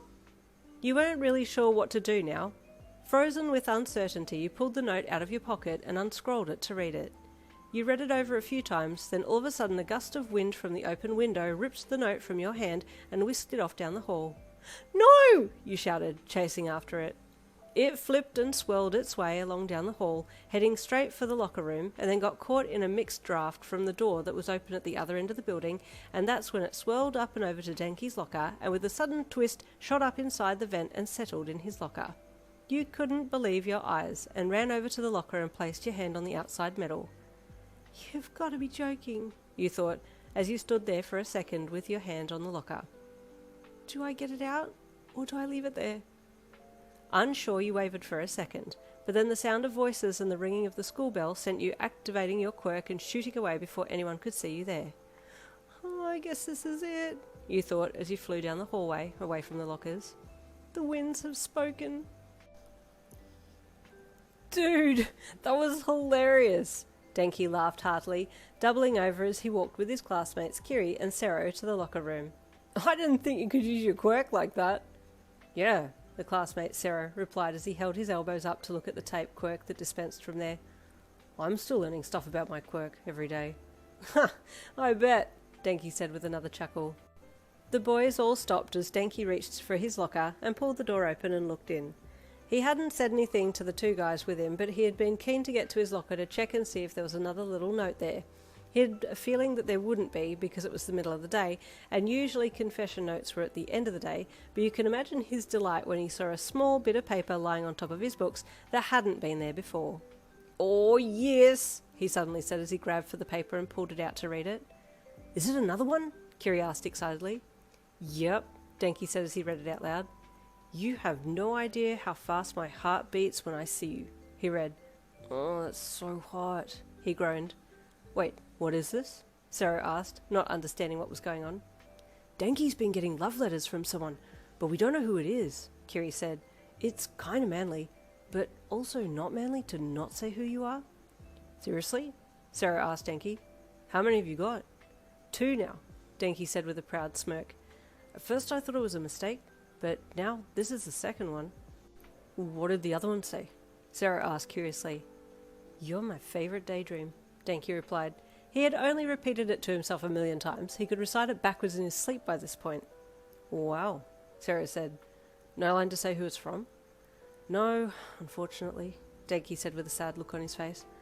Oh, I want to know who it is. We could try and catch them next time, Kiri offered. Yeah, but how? Denki asked. Well, we could hide and watch your locker after school and see if we can catch them putting it in there, Kiri offered. Yeah, but what are you going to say when you see them? Sero asked Denki. I don't know, Denki said. You don't want to scare them, Sero added. But finding out who it is would be really good too. I've never had love letters dropped in my locker before, but it would be nice, right? Yeah, it's pretty cool, Denki said with a smile. Okay, Kiri said. From tomorrow onwards, we'll hide and watch your locker. We won't scare them though, because that's not manly. Okay, no scaring. Just see who it is and go from there. Denki nodded. Yeah, good luck, Sero said. That night you spoke to your mum and dad about the dorm rooms, and they helped to discuss some ways to make the transition a little easier for you. It was good having them to bounce ideas off, and you appreciated all of their advice and offers to do things. After that, you sat in the rock shower and processed everything, then went to your room to write another little note to Denki, read a little bit more of your book, and then go to bed. You had decided that you were really going to go through with confessing to him. You were feeling like all of your little tests of courage were leading to this one point, so you may as well make a good go of it. Sitting at your desk, you pondered the next thing to write to him. I guess I have to make a decision soon about when I'm going to actually speak to him, you thought, as you rolled the pencil up and down the paper in front of you, watching it idly as it rolled. The more I hide my feelings for you, the more they grow, and the more I want to show them to you, you finally wrote. It was a true statement. Deep down you really did want to show your feelings for him, and hoped that he would return them like you'd seen happen at the cricket field, but would that be a reality? You weren't sure. Surrendering to the gods of fate, you put the pencil down and ripped the paper, with your little note written on it, from the rest of the paper, and rolled it up and put it in your pocket. Okay, there. After this one, I should probably try and come up with a plan for what to do when I want to confess, you thought, as you put the rolled up paper in your school dress pocket, and then got into bed. You turned your light off and watched out your window at the little fireflies glowing and flittering around outside in the cool night air. If only I could be a little firefly flying around without a care, that would be great, you thought, as you slowly drifted off to sleep. The next morning you were at school earlier than usual, wanting to get your day started on the right foot and get a little extra study in because you knew that you were going to plant the little note in Denki's locker after school so wouldn't have the focus to study after the school day. It was while you were at your locker that you felt someone come up beside you and you turned, thinking it was Kendo. Hey, a male voice greeted happily, and you froze when your eyes met his. Two golden yellow eyes looked back at you, and you took a full second to process who it was. I saw you and I came over to say hi because I haven't had a chance to actually talk to you and introduce myself, the guy said with a smile. My name's Kaminari, Denki Kaminari, but call me Denki, yeah? He said quickly, with two finger guns pointed at you. You looked from his pretty face to his fingers, and then back to his face, and he winked, which really didn't help the situation, and you clamped your mouth shut. Hey, so... he added as he dropped his arms down, and then raised one up behind his head and scratched at it nervously. Can I, get your name? Because you're super cute, right? And I'd like to know it, at least. He averted his eyes from yours and looked away a little shyly, and this managed to give you a little bit of breathing space to feel like he wasn't on the metaphorical attack now. I'm Yin, you said softly, trying your best not to talk too quietly. Denki looked at you, and then a giant smile broke out on his face. Oh, that's a really nice name, he said excitedly, leaning in towards you a little bit. I'm really happy you told me your name. I thought you didn't like me at all. You hummed with unease as he moved in a little closer to you, and you stepped back against your locker. It's not that I don't like you. Hey, dude, Kiri's voice suddenly called, and Denki looked at him. You too looked, a terrified expression on your face as you felt like you had been cornered. One hot guy in front of you, and one witness, so you couldn't just quickly use your quirk and duck out of that situation like you so desperately wanted to. Hey, Kiri, come and meet Yin, Denki said brightly, looking back at you, which made you freeze up all over again. Dude, Kiri chuckled. Back up a little bit, she looks so scared, he said with a little embarrassment. I'm sorry, Yin. He's very excitable. You just nodded, thankful that Kiri had made Denki take a step back so you weren't about to phase through your locker behind you. Nice to meet you, Yin. I'm Kirishima Ijiro, he said with a bright, toothy smile and a hand extended to you. You looked down at it and then shifted your books to one hand and extended the other to shake his. He had a firm grip, but it wasn't too firm, and you relaxed a little. Suddenly Denki put his hand out too, and Kiri let go of yours, and you kind of shyly moved your hand across over to Denki's.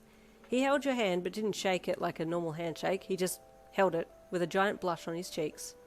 You saw the look on his face and quickly let go and raised your books up a little to cover the lower half of your face, to cover your embarrassment. Why was he looking at me like that? You wailed internally. So, Yin, are you in Class 1B? What's it like in that class? Kiri asked, not even catching the somewhat awkward handshake between you and Denki. You nodded your head, focusing on him so you wouldn't see what kind of face Denki was making. You were pretty sure if you saw it, you'd get derailed for sure. It's good, you said softly. That's good. We like Class 1A, Kiri said with a smile. You should come by sometime and say hi. Yeah, come, please come, Denki said brightly, still smiling goofily at you. You looked at him shyly. Just then Kendo came running in to save the day. Hey everyone! You're all here so early, she said, as she bounced up and squeezed herself in between the boys to get to you, allowing you to slip behind her a little. So, what's the gossip? What's happening? Oh, no gossip.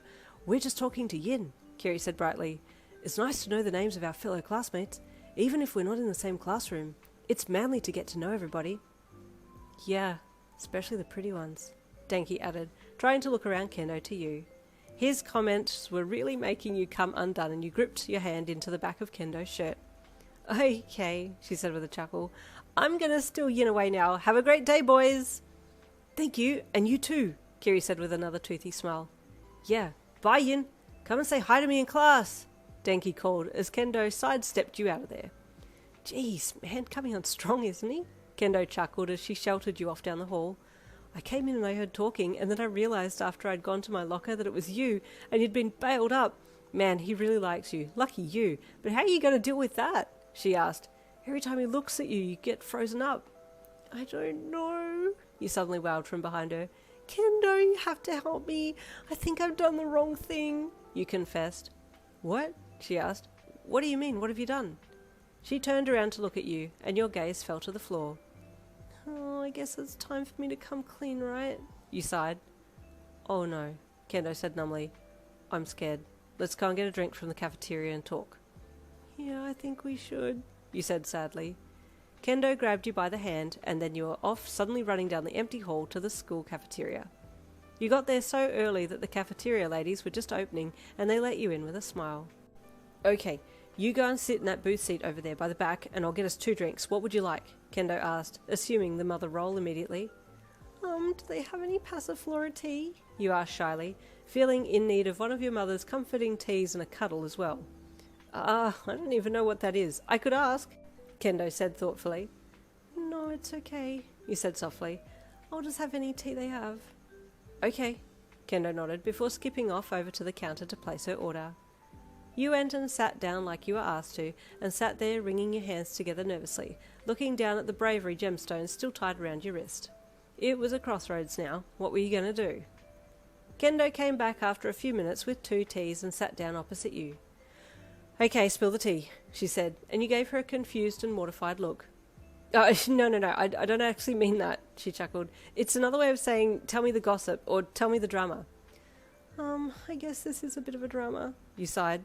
So, I've been putting little notes in Denki's locker, and then I saw that it leads to a confession, and now I don't know what to do because I can't even say 2 words in his presence, you blurted out. Kendo's jaw dropped. Wait, what? You've been putting confession notes in his locker? Yin! I'm really surprised, and in a good way. So, that's so courageous. I don't think even I would have the guts to do that, she said in awe. But, you said with confusion, it's easy to put the notes in there. That's not scary at all. But you're bearing your soul by telling him how we feel about him. That's a really brave thing to do, she said in awe. Wow, Yin, you're super brave. But now what's the game plan? That's the thing. I don't know what to do now because at some point I have to tell him it's me. He doesn't know it's me. I haven't been writing my names on the notes, you said with a sweat-dropped look on your face. I don't think you have anything to worry about, she said with a smirk. He's head over heels for you. If you had said you wanted to kiss him this morning, he would have gone for it, she said with a chuckle. Your face started burning at the thought, and you had to bury your head in your hands to hide the look on your face. But I don't know if I'm even ready for that, you wailed. I'm so out of my depth on this one. I don't know what to do. Look, there's no rush, she said, seeing your panic and despair and trying to calm you down. You can slowly introduce yourself, and then when you feel comfortable enough, you can reveal that it's you. Just keep the little notes going for a while, and then show yourself when you feel like it's a good time. Yeah, you said after thinking for a second.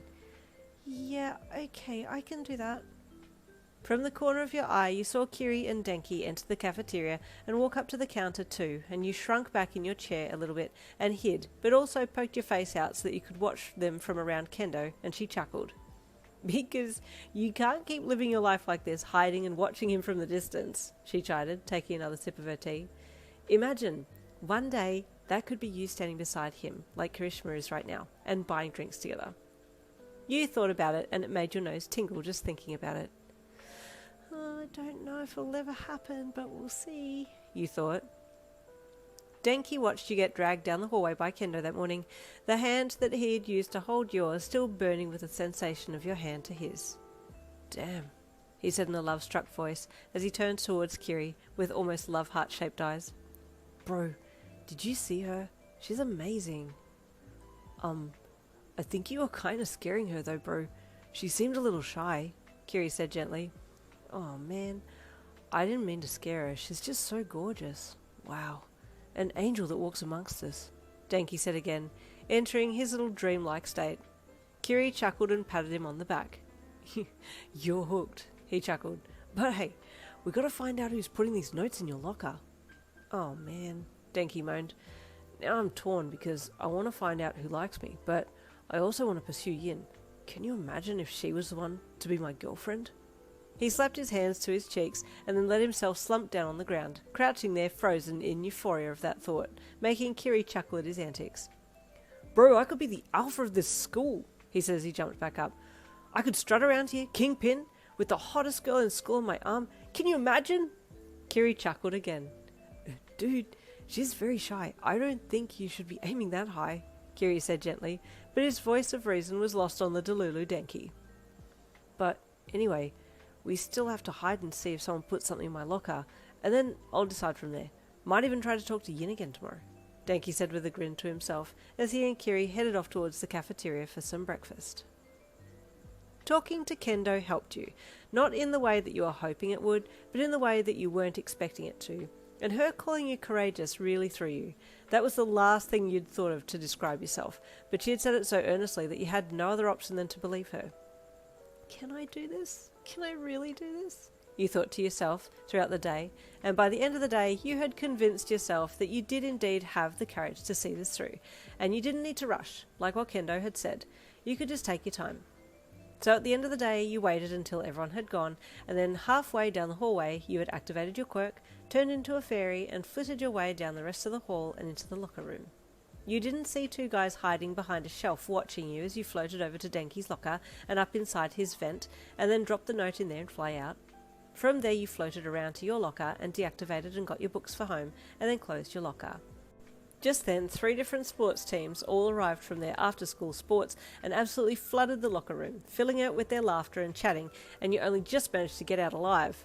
It was then off and back home for you, for some relaxation, painting, reading, and a good rest before the next day. A little later, Denki and Kiri were walking home together and talking about what they'd seen earlier. It was like a little bug or beetle or firefly or something, Denki mused, trying to work out what it was that he had seen flying up in your locker. Yeah, I don't really know what it was either, but it's definitely that person's quirk, Kiri said, thinking about it. I wonder which class they're from. I don't know, but they leave the hottest little notes, Denki said, unfurling the latest note left in his locker to read it again. Ah, man, I want to know who it is so badly. Kiri chuckled with sympathy. It must be hard waiting, he said to the lightning blonde. It is, Denki said sadly. It's okay. Hang in there, bro. Patience is manly, Kiri said passionately. That night your parents got a letter to say that the teachers from UA would be coming around on the weekend to talk to you about moving into UA Heights Alliance dorms, which you still had slightly mixed feelings about, but you were trying to focus on the positives. And the next day was back to school again. You were in your own little world again when you entered the building and walked over to your locker, and were excited and terrified to see Denki standing there in front of it, obviously waiting for you. Hey, good morning, Yin, he greeted you. Hi, Denki, you said softly, your cheeks and tips of ears burning as you stared at the ground. I wanted to say hi to you this morning because, yeah, he said with a nervous chuckle. So, what food do you like? Maybe we could get lunch together sometime? He offered quickly. I guess that would be okay, you stammered, hesitantly looking up at him. He had a goofy big grin on his face, and you quickly looked away again. Looking at him was way too much. He was just too cute. Cool, really? Okay, let's lock it in, he said excitedly. How about today? We could have lunch today, yeah? You hummed, feeling like you wanted to just use your quirk and run from this situation, but then remembering that Kendo had called you courageous, and you took a deep breath in. Yes, today, you said in a fairly firm voice, one that even surprised you. Wow, awesome, okay, he said as he stepped aside to let you get to your locker. Did you need a hand? I can carry your books for you. I'm good with carrying books. I'm, pretty strong, he said as he wiggled his eyebrows and raised one arm up and did a biceps flex, showing off a very lean arm to you, and then realising that he really didn't have big muscles, so he quickly put his arm down and cleared his throat. Yeah. I don't have big muscles, but what I lack in muscles, I definitely don't make up for in brains because I'm not smart at all, he said, and before he could say anything more, you giggled. Oh, I'm sorry, you said suddenly when he froze. Forgive me, I didn't mean to be rude. No, not at all. I'm just happy I made you laugh, he said excitedly with a bright grin on his face. If I can make you laugh, then that's a win for me. I don't need smarts or muscles. Denki did indeed help you with your books. He dropped one along the way and fumbled another and just generally appeared a little awkward, but as uncool as he felt, it actually put you at ease that he didn't have it all together, just like how you felt like you didn't have it all together. He walked you to your class and stopped at the door, gently handing you your books before saying a goodbye and intending to go, but his path was suddenly blocked by a very excitable Monoma who slid in from the side, excited to get an opportunity to heckle the unsuspecting blonde. Oh, our majestic saviour! Monoma said loudly with a grandly condescending tone in his voice. You've come from on high to mingle with the commoners! He gave Denki a very unhinged grin and threw his arms out to the side and looked up.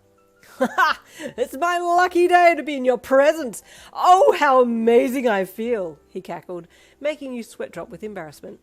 Denki was mostly confused, but then became even more confused when a giant fist came flying out of nowhere and sent Monoma flying.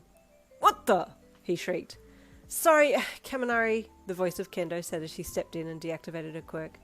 I had to do something. I can't stand it when he's being like this. My apologies, she added as she walked over and grabbed the passed out Monoma by the scruff of his shirt and dragged him into the classroom past you. Hey, it's fine, Denki called after her. Remind me not to go on your bad side. Ever.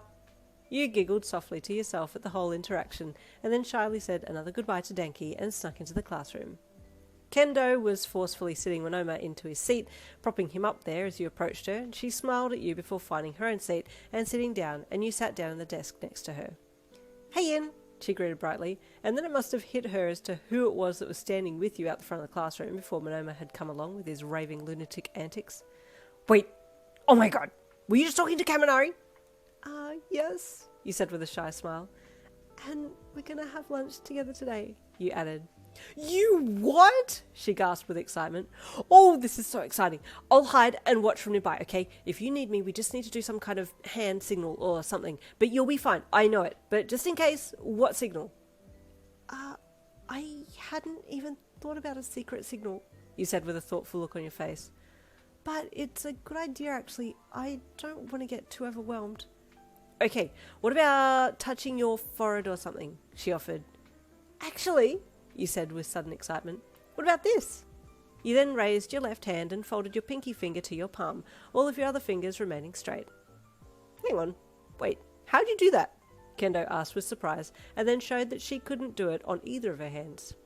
You can't do it? You asked with surprise, looking at her with as much surprise as she was looking at you, the two of you just sitting there looking at each other. Well, she finally said with a chuckle and a shrug. It works for a secret help me sign, so I'll know to come over to your aid if I see you using it. Thank you, you said gratefully. I don't even know what I'm going to talk to him about. The first half of the morning was spent worrying about having to talk to Denki, and the second half was worrying about what you would do if the conversations all died on their feet and things got awkward. You toyed with your gem bracelet, rubbing the stones as much as you possibly could to get as much courage out of them as possible.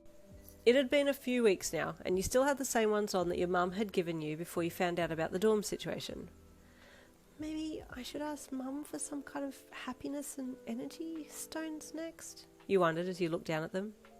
Finally the lunch bell rang, and you got up from your chair and picked up your books from the desk. Girlie, why are you moving so slow? I thought you'd be out that door, Kendo said with a sassy hand on hip as she gave you a look. I can put your things away for you. You need to go and meet with Kaminari. I'm so nervous, you blurted out. I'm not interesting. I'm not cool. I'm just me. And I don't know if he's going to be bored once he gets to know me. You're fun to talk to and you're very interesting, Kendo reassured you. You've got this, and I'll be there too. I'll hide, but you'll see me. And if you need me, you know what to do. Okay, you said with a deep breath in. Okay, I'll be alright. That's the spirit, Kendo said with a bright smile. Like they say here at UA, plus ultra, go beyond. She raised her fist up in the air just to show her support, and you gave her a smile and a small head nod. Okay, I'm off then, you said as you straightened and headed out the door to the lockers and then down to the cafeteria. Denki was already there.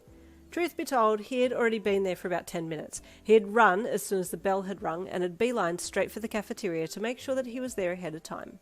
He saw you coming and tried to adopt a cool stance with his back against the wall of the cafeteria, with one hand in pocket and the other reaching up to stroke through his fringe, thinking that that would be the sexiest stance to greet you in. As soon as you saw him, your heart started to race. He looked super hot there, waiting casually. Oh, and the hand up in the hair was super cool too. And then you watched as his fingers got caught in a knot of his hair, and he tried to continue brushing his fingers through, but they didn't quite make it through, and you saw him wince as he pulled on his own hair, and then he had to take his other hand from his pocket to rescue the first hand, and there was a bit of a frantic yanking and tugging as he sorted the knot out in split-second timing before you got within earshot of him. Oh, hey there, cutie, he greeted you with a suave grin on his face, bits of his fringe sticking up where he tried to brush it back with his fingers, but it didn't work. Hi, Denki, you greeted shyly with a smile. Hey, so, let's get some food, yeah? What do you like?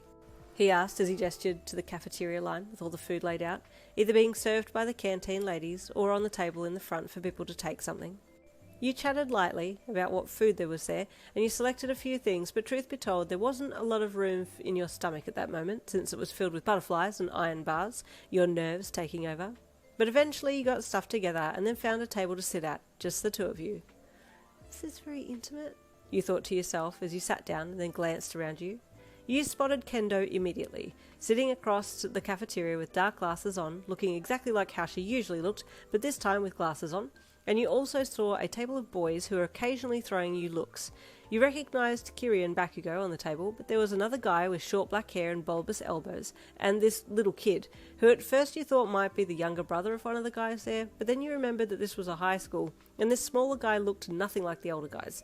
He had purple ball-shaped hair and was just staring you down like he had no clothes on. Feeling slightly uncomfortable, you looked back towards your food, and then up at Denki, who was just looking at you with a dreamy look on his face.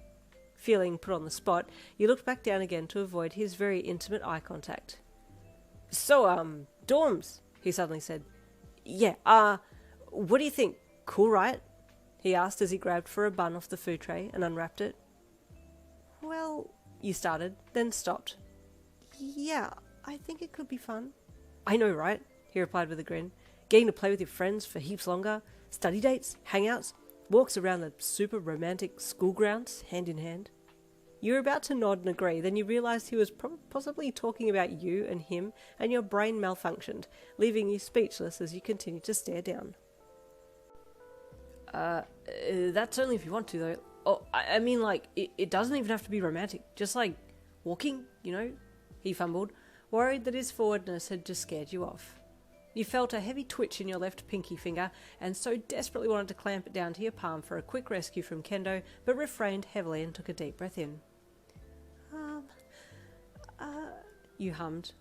Sorry, don't reply to that. It's okay, Denki said quickly. Yeah, anyway, so do you do any, like, sports outside of school or hobbies or anything? What do your parents do? He asked, suddenly exploding with questions. You replied to his questions as best you could and found that it was a little easier to talk when the conversation wasn't focused on you per se. It's not like you couldn't talk, it was just someone so cute making passes at you that had you clamped up. What about you? Do you have any hobbies? What do you like? You asked him in return. Anything that's on trend, he replied with a smile. Gotta keep up, right? I guess, he replied with a small head tilt. I don't really know what on trend means. Oh, like cool stuff on Instagram or TikTok? If you punch in hashtag trending, heaps of stuff will come up. All the influencers push these and then everyone gets on it. Look, I'll show you, he said, taking his phone from his pocket. You got Insta, right? What about TikTok? I'll add you. I don't know what they are, you said sheepishly, looking at his phone as he held it across the table to you, the screen facing you and some girl on the screen doing a dance then pulling all kinds of faces. You don't know what they are? He asked patiently. I don't know anything that you said. Instagram, tick, trending, influencer? What is that? You asked shyly. He blinked at you, wondering if you were joking, but you obviously weren't, judging by your large eyes looking up into his. Oh, you don't know, he said after studying you for a second. Do you have a phone? You shook your head slowly. No, I've never needed one, you said with a head tilt. Oh, he said with surprise. Well, that's okay. Look, I'll show you my Insta page. I got a few followers, not a lot. Just waiting to go viral or something. Viral? You asked with surprise. Like viral disease? He replied with a small chuckle. No, like suddenly you become famous? Oh, you said with surprise, taking his phone when he handed it to you. You can swipe down, but don't touch any of the hearts because it'll look like I've liked my own stuff and that's lame as heck, he said with an embarrassed chuckle. This guy had a vocabulary all his own, and you blinked as you swiped down the pictures, looking at each one with interest. There were a few ones of him dancing or something, and even one of him using his quirk, but it cut out right before his quirk finished. You have an electrical quirk? You asked him. Yep, he said with a cool smirk, leaning back in his chair and half lidding his eyes. Name's Stun Gun Hero, Chargebot, or Chargebot for short, he added, making his voice sound super suave as he said it. That's a cool quirk, he said, looking up at him before looking back at his pictures. What's your quirk? He asked, and you froze, staring at his phone and trying to figure out a way to get out of answering the question. You knew if you told him what it was, it could give him a clue as to who it was that was putting notes in his locker. It's not interesting, you said dismissively, still avoiding eye contact. I bet it's cool, he said as he leaned forwards and rested his elbows on the table, giving you his full attention and waiting for you to reply. You hummed, still staring at his phone and panicking internally. Then you remembered your help signal and closed your pinky over to your palm under the table so that Denki couldn't see and waited with bated breath. Then, like an angel she was, Kendo came skipping over and crashed into the side of the table. Hey, you two, having fun? She asked brightly. Sorry to cut in like this, but Yin, we need to finish that class project and we only have lunchtime to do it. Sorry, could I steal you away, please? You nodded and stood up and then handed Denki back his phone. Thank you for showing me your pictures, he said with a polite bow. It's been nice talking to you. I'll see you again. And before Denki could say anything else, you had up and run off with Kendo. Oh my goodness, you saved me, you gasped to her as you ran down the hall together. What happened? She asked as you two ran. You look like you were having a good time. He asked me what my quirk was and I didn't want to tell him because he might put two and two together and work out that it's me putting notes in his locker, you said. You came up with the perfect out though. No worries, like I said, I'm here to help, she said with a grin. Denki sat there a little confused for a second, his mind reeling before he got up and grabbed his tray, but before he could move, someone jumped and grabbed him around his neck, hanging down his back. That's so unfair! You get to have lunch with a hot girl! The person wailed. Dude, I think I'm dreaming or something. I can't believe that either, he replied, not seeing who it was behind him, but knowing it was his classmate Mineta. But just as fast as she came into my day, she's left to do a class project or something. Denki sighed. I'm going to come and sit with you guys. Come over, tell us everything, Mineta said. I want to know bust size, waist and hip size, he added, salivating as he still clung to Denki's neck. The blonde slowly ambled over to the rest of the table that had his friends Karishma, Bakugo and Sero sitting there giving him various looks. Well, you did it, Sero said with an amused smirk. I heard from the boys that you've got an interest in her. Yeah, man, she's super hot. And she's the sweetest little girl too, Denki said with a dreamy look in his eyes. Good for you, man, Sero said with a light punch to Denki's arm as the blonde let Mineta off and then slid into the booth seat beside Sero. You still didn't tell me her measurements, Mineta whined. Is she an A cup, B cup, C?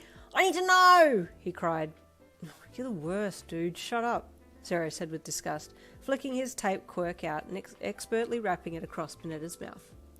What's a quirk? Kiri asked from across the table to Denki. I don't know, man. I went to ask her, and that's when Kendo came over and interrupted. Idiot, Bakugo suddenly scoffed, sitting there with his arms crossed across his chest and his eyes closed. She signalled that other extra to come over. What? Huh? Denki and Kiri both asked the spiky blonde. Didn't you see her flick her pinky finger to her palm under the table? He asked gruffly. No, Denki replied. My eyes are above the table.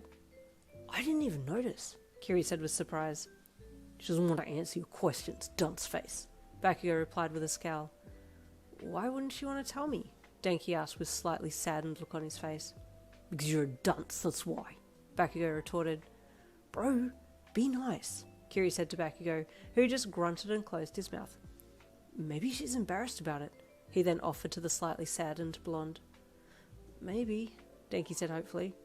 I wonder what it is. Well, it's something fairy related, obviously. Idiot, Bakugo said again. Huh? Both Kiri and Denki said again with surprise. How do you know? Denki asked with surprise. Her ear-shaped dunce. Don't you know anything? Bakugo snapped. Well, I know that your personality is a turd on fire. That's what I know, Denki said cheekily, having to duck and throw himself sideways out from the booth as Sero jumped up against the wall the other side to avoid a sudden explosive attack from Bakugo. I'll kill you, dunce face! Bakugo screamed, launching across the table to get to the cheeky blonde, while Kiri fought to hold him back and Mineta cried into the tape still strapped across his mouth. Thankfully, the rest of your lunchtime went without a hitch, and you even managed to get to your after-lunch classes without seeing Denki, which you were both sad but also relieved about. It was an odd feeling wanting to see someone but also not wanting to see them at the same time, so when it came time to go home, you were doubly relieved. That weekend, you hid at the top of your spiral staircase and listened in to the UA teachers speaking with your parents. It sounded like they were keen to move all of you guys in pretty quickly into the dorms, and as the conversation wrapped up, you stole back to the safety of your bed and curled up in the middle of it, your eyes slowly looking around your room at your paintings, books, art easel, and then your gems around your wrist. You were trying to stay positive, but all of this stuff being talked about was getting closer and closer to being a reality, and you were going to have to live it soon. It was while you were lying there, wallowing in your own self-pity, that you heard a soft knock at your door and you lifted your head to look at it. Yes? You asked. It's me, your dad said from the other side of the door. Oh, hey Dad, you said softly. Can I come in? He said softly. Yeah, you replied softly as you sat up and waited for him to enter. He slowly opened your door and smiled at you, then entered and closed the door behind him. It's a lot to take in, right? He asked as he walked over and sat down beside you on the bed. You nodded and looked down at your bedsheets. Yeah, it's just, I'm looking forward to it, but also not at the same time. What if I don't like living in the dorms? I can't come back home, you sighed. There's no option. It's just happening and I can't change it. I know, your dad said gently, but Mum and I are always here for you. You're always welcome to come back and visit. It's just sleeping there, that's all. It sounds so simple when you put it like that, but there's a lot more to it, you said with a small sigh. Thanks though, Dad. I know you're only trying to help. He sighed and hung his head, like he was trying to gather the courage to say something. Then he took a breath in and looked up at you, a look in his eye that you'd never seen before. Yin, He paused. Yes? You asked. You and I are... He said, fumbling his words and changing the start of his sentence a few times. Yes? You asked. Just then there was another knock on the door, and this time it was your mum who made herself known. Come in, you said. It's a family get-together, your dad said with a smile as your mum entered the room.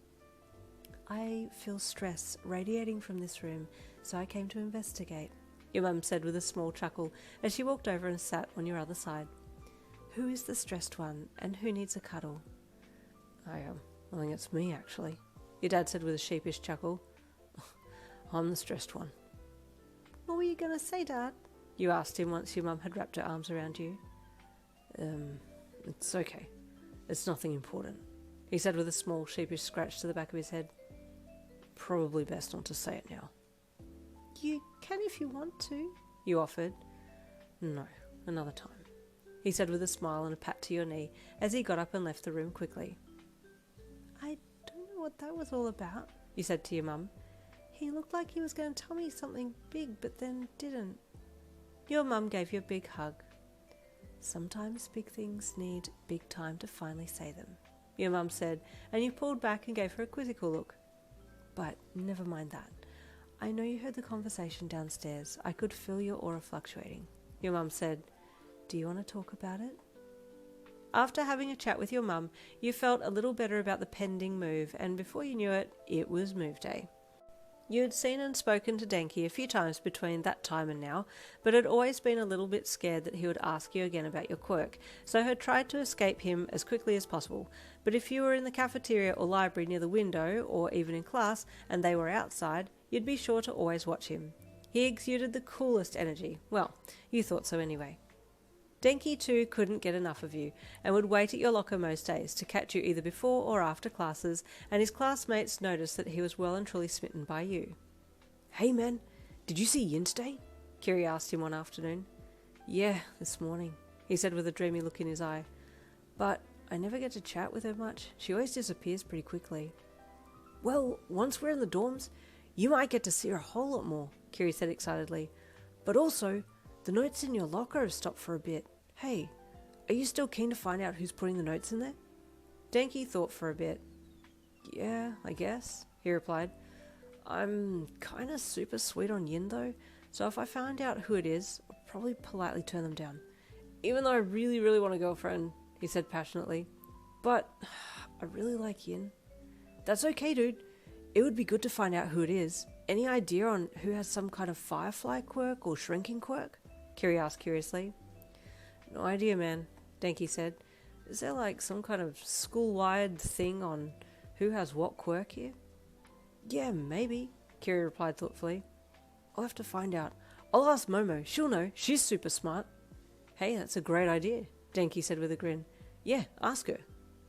So later that day, Denki and Kiri approached Momo to ask her if she knew anything about a school index that would tell them what quirk each student had. "I am sure there would be something in the library," Momo said brightly. "Is there any person in particular you're looking for?" At just hearing the words, "is there any person in particular you're looking for," Denki's mind went straight to you and he sighed dreamily. "Well," he said a little sheepishly, "I'm kind of talking to the cute girl in the other hero course, 1B. "Bro," Kiri asked, "we're not talking about her, we're trying to find someone with a firefly or small quirk." Momo asked with a little confusion. "I'm sorry, what's going on?" "Oh, she's amazing," Denki said again, still in his own little dreamland. Kiri chuckled and shook his head. "Denki's talking about Kendo's friend, Yin," he said with a grin. "Oh, her! I'm not sure about her quirk. She's very quiet," Momo said. "I haven't even spoken to her, but Kendo says she's a really nice girl." "She is," Denki said dreamily. "Wait," Kiri said suddenly. "Hang on, didn't Bakugo say something about a fairy-related thing?" "Oh," Denki said thoughtfully. "Just before he tried to kill me, right? I can't hear properly from my right ear still." "Fairy? Is that like the little..." Kiri said, showing the size with his hands. "Yes, fairies are small, well, usually," Momo said with a smile. "Well, that's a really cool quirk. I don't know why she didn't want to tell me about that," Denki said defensively. "Yeah," Kiri added. "I'd love to be able to make myself small, but still be super strong. Like, I'd be a pebble or something." "Yeah, super cool," Denki said, and then he looked at Momo. "Sorry, what are we talking about?" "You wanted to know if there was an index at school to find out people's quirks?" Momo said in a prompting tone. "Oh, yeah, because we want to find someone who has a kind of like a firefly quirk or a shrinking quirk," Denki said. "Yeah," Kiri added. "Like, fairy-sized." "I see," Momo said, looking from one boy to the other. Both smiled back at her, waiting for her to say something, but she just kept looking at them in turn. Well, do you know if we could find that index or something?" Denki finally said. Momo blinked at him. "Yeah, I'll help you look," Kiri added. Momo blinked again. Sorry," she said. "I thought you were looking for someone with a shrinking quirk, and then you said fairy?" "Yeah," Denki said. "I still got to find out if Yin really does have a fairy quirk," he added, looking at Kiri. "She'd look super cute in her fairy form." Kiri smiled at him, and then stopped smiling and stared at him. "What?" Denki asked. "Bro!" Kiri suddenly said. "What?" Denki asked. "What is it?" "Dude, Yin, fairy, shrinking, small?" Kiri said to the electric blonde. "Yeah?" Denki asked quizzically. "Dude, what if Yin is the one we're looking for?" Kiri said. "If she does have a fairy quirk, she can shrink down to small size and could be the one getting into your locker." Suddenly Denki caught on. "Oh my god, you could be right," he gasped. Momo sweat dropped. "Could I be so lucky?" Denki asked Kiri later as they were standing in the hall outside the classroom. "Would it be her? Could it be her? She seems too sweet and quiet to be the one," Kiri offered honestly. "But you never know." "Hey guys," Sarah said as he approached them. "What's up? You look like you're in the middle of something." Yeah, we think we might have a lead on who's been putting little notes in Denki's locker, Kiri said brightly. But also, we might be wrong. Yeah, it wouldn't be the first time, Denki said proudly. Well, who is it? Who do you think it might be? Sarah asked curiously. We think it might be Yin, the girl Denki's talking to, Kiri said. Sarah blinked. You're joking, right? He asked. Denki and Kiri both shook their heads. No, honestly, Denki said. It's not confirmed yet, but we think Yin has a fairy quirk. If she does, she can shrink down to the size of a fairy and be able to get through the lock event, which is what we saw. We thought it was some kind of firefly because it glowed a little, but it very well could be her. Sarah mused. Yeah, I guess. But she seems too shy to be the one to do something like that. That's what I said, Kiri said happily. But we need to make certain too that it isn't her. It would be super awesome if it was her, Denki said again with a dreamy sigh. You're whipped, man, Sarah chuckled. What are you going to do if it's not her? Cry into my pillow at night, I guess, Denki replied. If it's not her, I'll probably turn the person down and tell them I like someone else because I really do like Yin. Yeah, as long as you've made your mind up, Sarah said with a smile. I'll support you, dude. Thanks, man, Denki said with a fist bump to his black-haired friend. Move day was fast approaching now, and you were focused on getting all of your things together for the move. You really wanted to bring all your plants and paintings and books, so each day your mum helped you pack a little, and by the end of that week you were ready to go. Yin, my sweet, you have work on Sunday, your mum reminded you that Saturday at midday as you were laying in the hammock outside with your sketchbook and pencil in hand. Oh, yes, I do. I almost forgot because of everything else that was going on, you said sheepishly as you put your sketchbook down and looked back up at her. You might need to adjust your work times too, my love, seeing as during the week it would be hard for you to work after school if you need to have permission every time you leave the grounds, she said. See if you can work on the weekends. We can talk to the teachers about you staying here on Saturday nights and working Saturday and Sunday and then heading back to the dorms on Sunday night. That might be nice actually, you said as you sat up and swung your legs over the side of the hammock. I'll need to tell Alex about what's happening too. I haven't told them yet. Ah, yes, your little sprite friend, your mum chuckled. Give my best to Alex. I will, he replied with a chuckle. Sunday morning you entered the flower shop owned by Mr. Sadatori and greeted him brightly. He looked as wide as ever and greeted you with a jittery smile. Alex is in the greenhouse with the geraniums today, he said with a shaky finger pointing towards the greenhouse out the back. They're okay today. I didn't see anything. You gave him a quizzical look and then nodded and headed out the back to see what your sprite friend had been up to. Alex, you called as you entered the greenhouse. Suddenly a geranium in its pot came flying towards you and circled around your head. I'll be your halo, Yin, it said brightly with a giggle as it spun around your head. Alex, you chuckled, did you do this to Mr. Sadatori? Not only did I fly around his head, I also tried to make them fly between his legs and would make them scream nutmeg every time they successfully made it through, the geranium said to you, and you sighed with another chuckle and looked around for your cheeky culprit of this flying plant. You're going to be in so much trouble when he finds out, you said, as you started walking the rows of plants with the geranium still whizzing around you in the air as you searched for Alex. You'll never find me, Sugar Cube, the cheeky plant said to you. Oh, I know how to make you come to me, though, you said cheekily. The geranium stopped mid-flight and turned its face towards you as if to stare at you, and you chuckled. See, you said as you opened your arms wide, expecting a hug. There's a hug waiting for you. Are you going to leave it hanging? This is cruel and unfair, Alex, through the plant, said. You know I can't say no to a hug from you. Well, come and get it, because business hours will close soon and you'll miss out, you threatened with a grin. Suddenly, this sprite leapt at you from over the plant table, parkouring their way right into your arms. It took you by such surprise that you were knocked backwards, but Alex used the vines of a nearby creeper plant to catch you as they landed against you.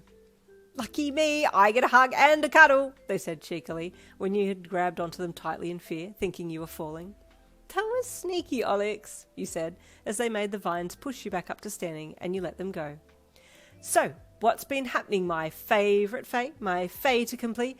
The reason I faint when I lay eyes on you, Alex said cheekily as they jumped up onto the table and did some grand gestures, then a forward roll, nearly knocking over a row of plants. Be careful, Alex, you gasped. Is your heart racing? Have you fallen for me yet? Alex flirted with an eyebrow wiggle as they turned around to face you, crawling back along the plant line and jumping into a squat before you. My heart is racing, but you're still my Alex. I've actually fallen for someone at school I go to, you admitted shyly, suddenly dropping your gaze to the floor. Oh?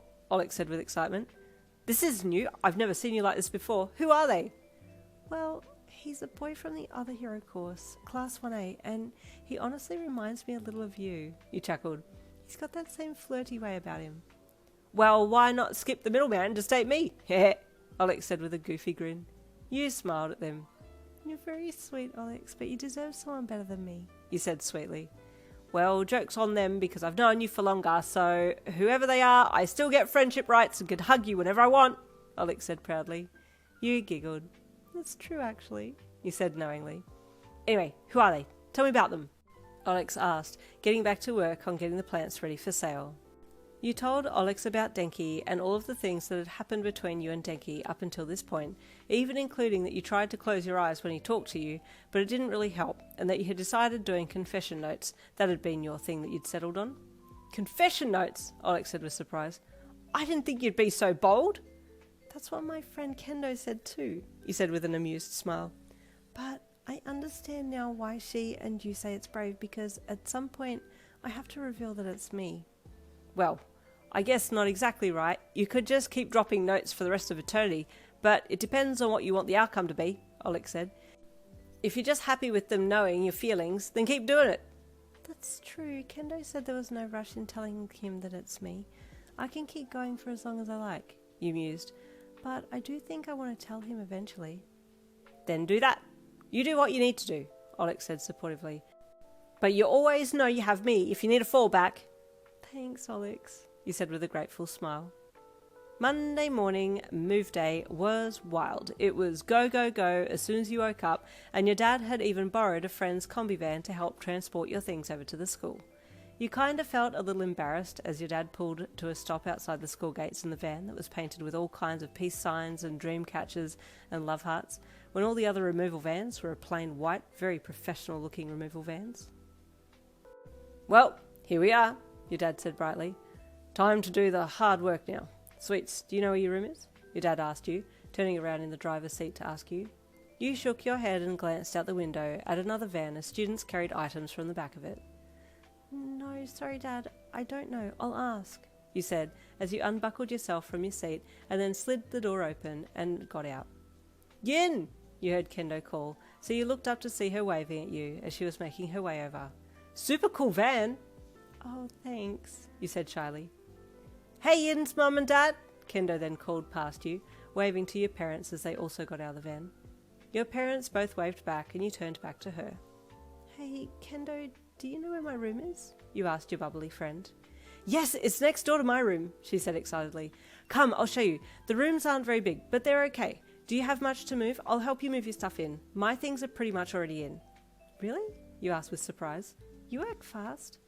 I didn't really have much to move, she said with a chuckle. What about you? Do you have much? A little, I guess. Just my painting stuff, books, some plants, the bed. You started listing things when all of a sudden you saw Denki making his way over to you. Hey, Yin, he greeted with a bright grin, shoving his hands into his pockets as he stopped next to Kendo to chat to you. He was in casual clothes and you nearly passed out. He looked so cute. You couldn't even look at him. Hi, you said shyly at the ground. Hey, so, do you need some help moving in? He asked hopefully. I can help.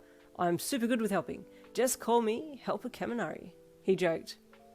Yes, you nodded softly, glancing up at him and then down again. Okay, cool. Let's get your stuff then. Which van's yours? He asked, looking over your shoulder. You froze for a second, fearful of what his reaction would be if you said that it was the combi van. Yin, ready when you are, your dad called to you. Oh, shoot, you heard Denki say, and you looked up at him quickly to try and gauge the expression he had on his face. Was it a good oh shoot or bad oh shoot? You needed to know. When you looked up, you saw his eyes were sparkling so hard you thought he was going to hemorrhage. Sick, he said softly as he stepped around you and took his hands from his pockets.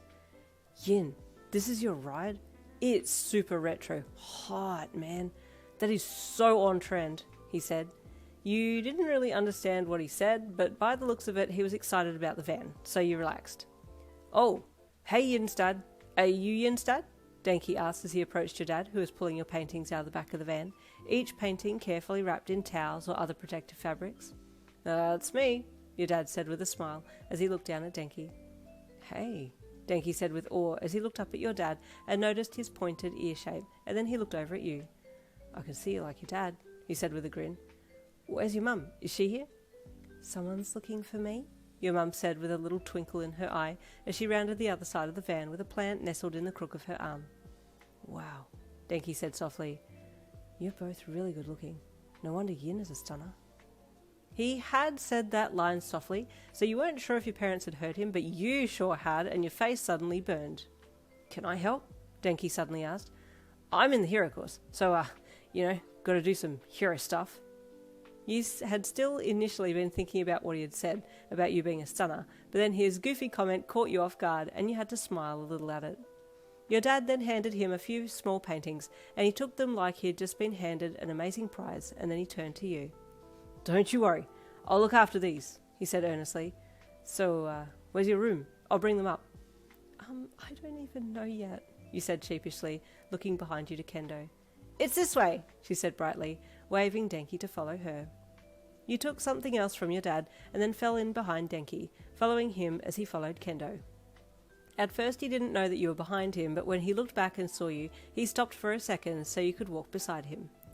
"So, are these pictures?" he asked, looking down at the squares wrapped in the toweling. "They're my paintings," you said with a small smile. "Oh, you painted these?" he asked with awe and surprise. "Can I see them when we get to your room?" Okay, but they're not very good. They're just paintings," you said sheepishly. "I bet they're amazing," he said with a smile. "I can't paint. I can't do anything well, really. Let's be honest here." "You can make me smile," you offered, suddenly realizing how honest and forward that must have sounded, and quickly looked away. "You know what? I don't care if I can't do anything else in life," Denki suddenly said loudly. "I can be the hero of your smile. I'll protect it at all costs." That comment did make you smile, and you cracked another one while looking away. Denki could tell that you were smiling, and beamed with pride. His day had been made. Up to your room you went, and Kendo was very excited to show you hers before you got to yours. "Oh, this is nice," you said when you stepped in and saw her set up with the motorbike picture on the wall. "It's very neat." "I like it," she said with fists on hips. You then walked next door into the next empty room that was your new room. It was very plain, just 4 walls and a floor. It wasn't your beautiful room back at your house. You felt sad. "Okay, where do you want these?" Denki asked as he walked in past you and turned around in a circle multiple times. His constant turning drew your attention and pulled you away from your sadness, so that you had to crack a smile at what he was doing. "And stop," you said, and he froze. "Over there's fine," you added. "Great," he said with a grin, as he walked to the wall and gently put the paintings down and propped them up against the wall. He then picked up one and gently pulled the towel back a little to see what was underneath, and stopped, staring at the gorgeous colours that met his gaze. "Wow," he breathed. You'd put your stuff down now and had turned to see that he was looking at your painting and paused for a second. "This is amazing," he said as he held it up and looked it over. "You paint really well, Yin," he added, looking across to you. "Oh, thank you," you said shyly, bashfully looking down. "So, this is the new room," your dad suddenly said as he entered with a box of things, and your mum followed in afterwards. "Yeah," you sighed. "Did you want me to get more from the van?" Denki asked, and you nodded before your dad spoke. "There's a box in there, ready to be brought up," your dad added with a smile. "It would be great if you could grab that." "I got it," he replied with a smile and a small salute before leaving the room. "What do you think?" your dad asked you, gesturing to your room. You hummed with a shrug. "I don't really like it, but it might look more like a room once I've got my things in here." "It has a lot of potential," your mum said with a smile as she stepped forwards to give you a hug. "You make it your own." "Okay," you said as you hugged her back. "And is that the boy?" your mum asked quietly. "I felt it the minute he walked over. He brings energy and life wherever he goes. Very bright light." You nodded. That's him," you said shyly, your heart pounding. "I got the box," Denki said suddenly as he walked in. "There's a little more in the van, but it shouldn't take too long to move it up here. Kendo's bringing more too." "I'm back," said Kendo as she walked in behind Denki. "Where do you want this one?" Your mum gave you a side squeeze and looked at you. "You are surrounded by the best light," she said after looking at Denki and Kendo.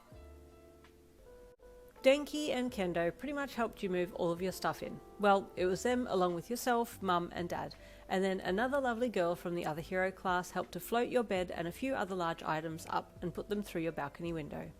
Your real bed had stayed in your room back home since the bed was part of the oak tree that served as your house, and the shelving for your clothes was also part of the tree, so your dad had sourced you a small wardrobe and a bed to go in your dorm room, and by the end of the few hours you were all set.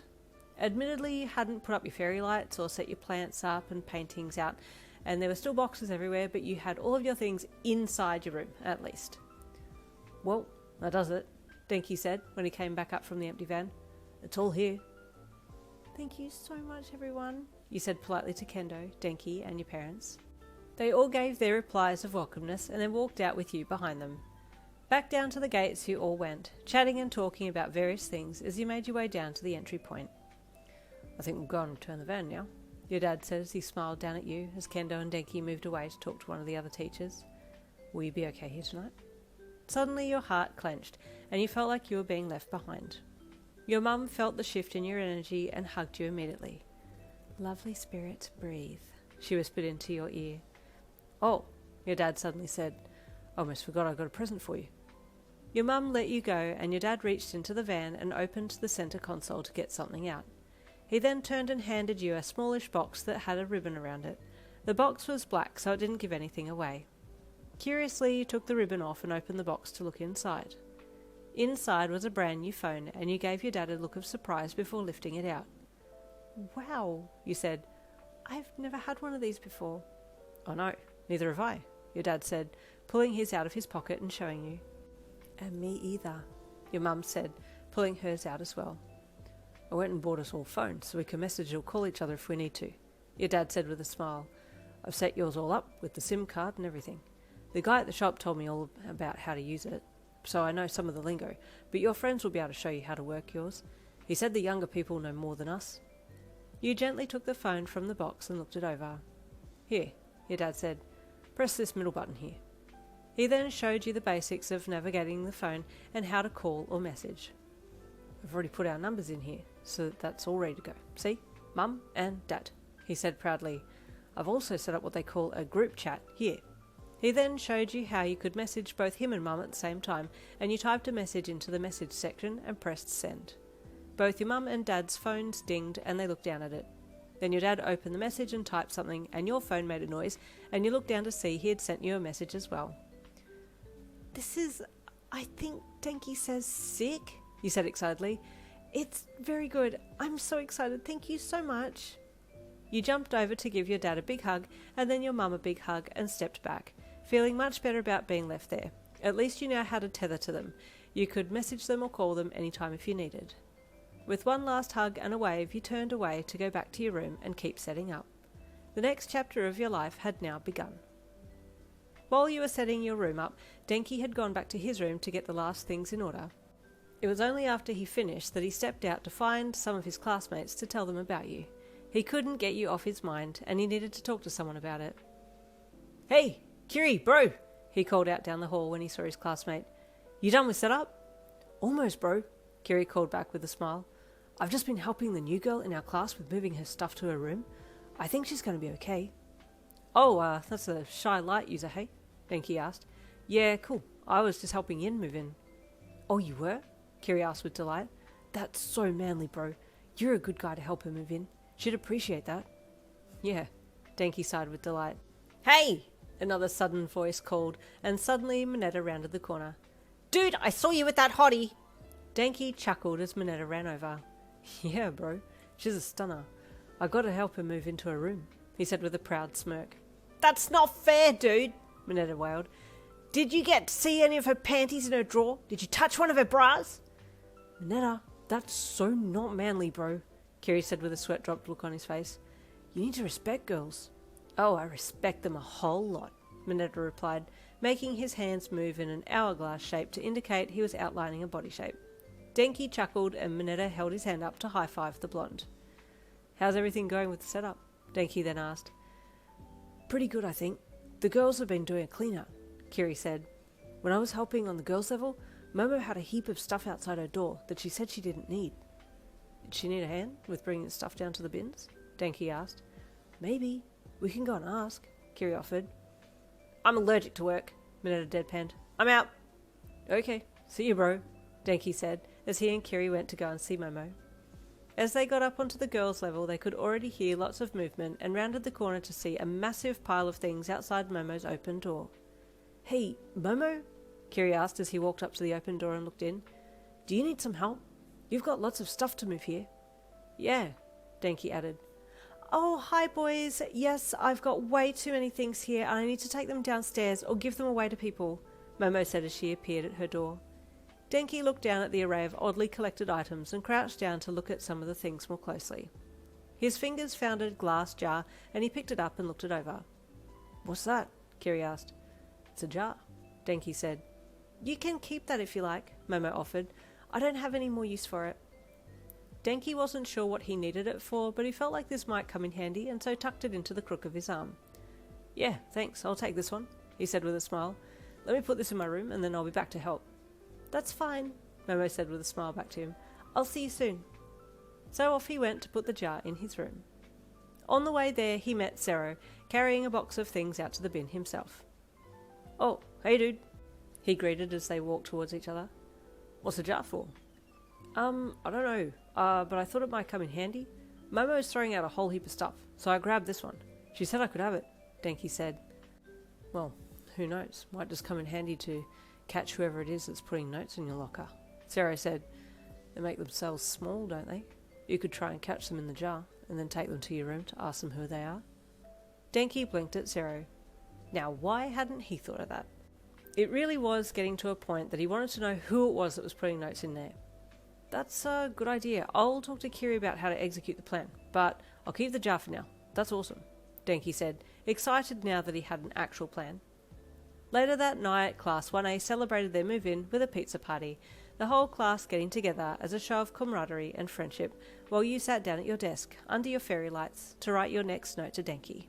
It was time to keep your plans moving forwards.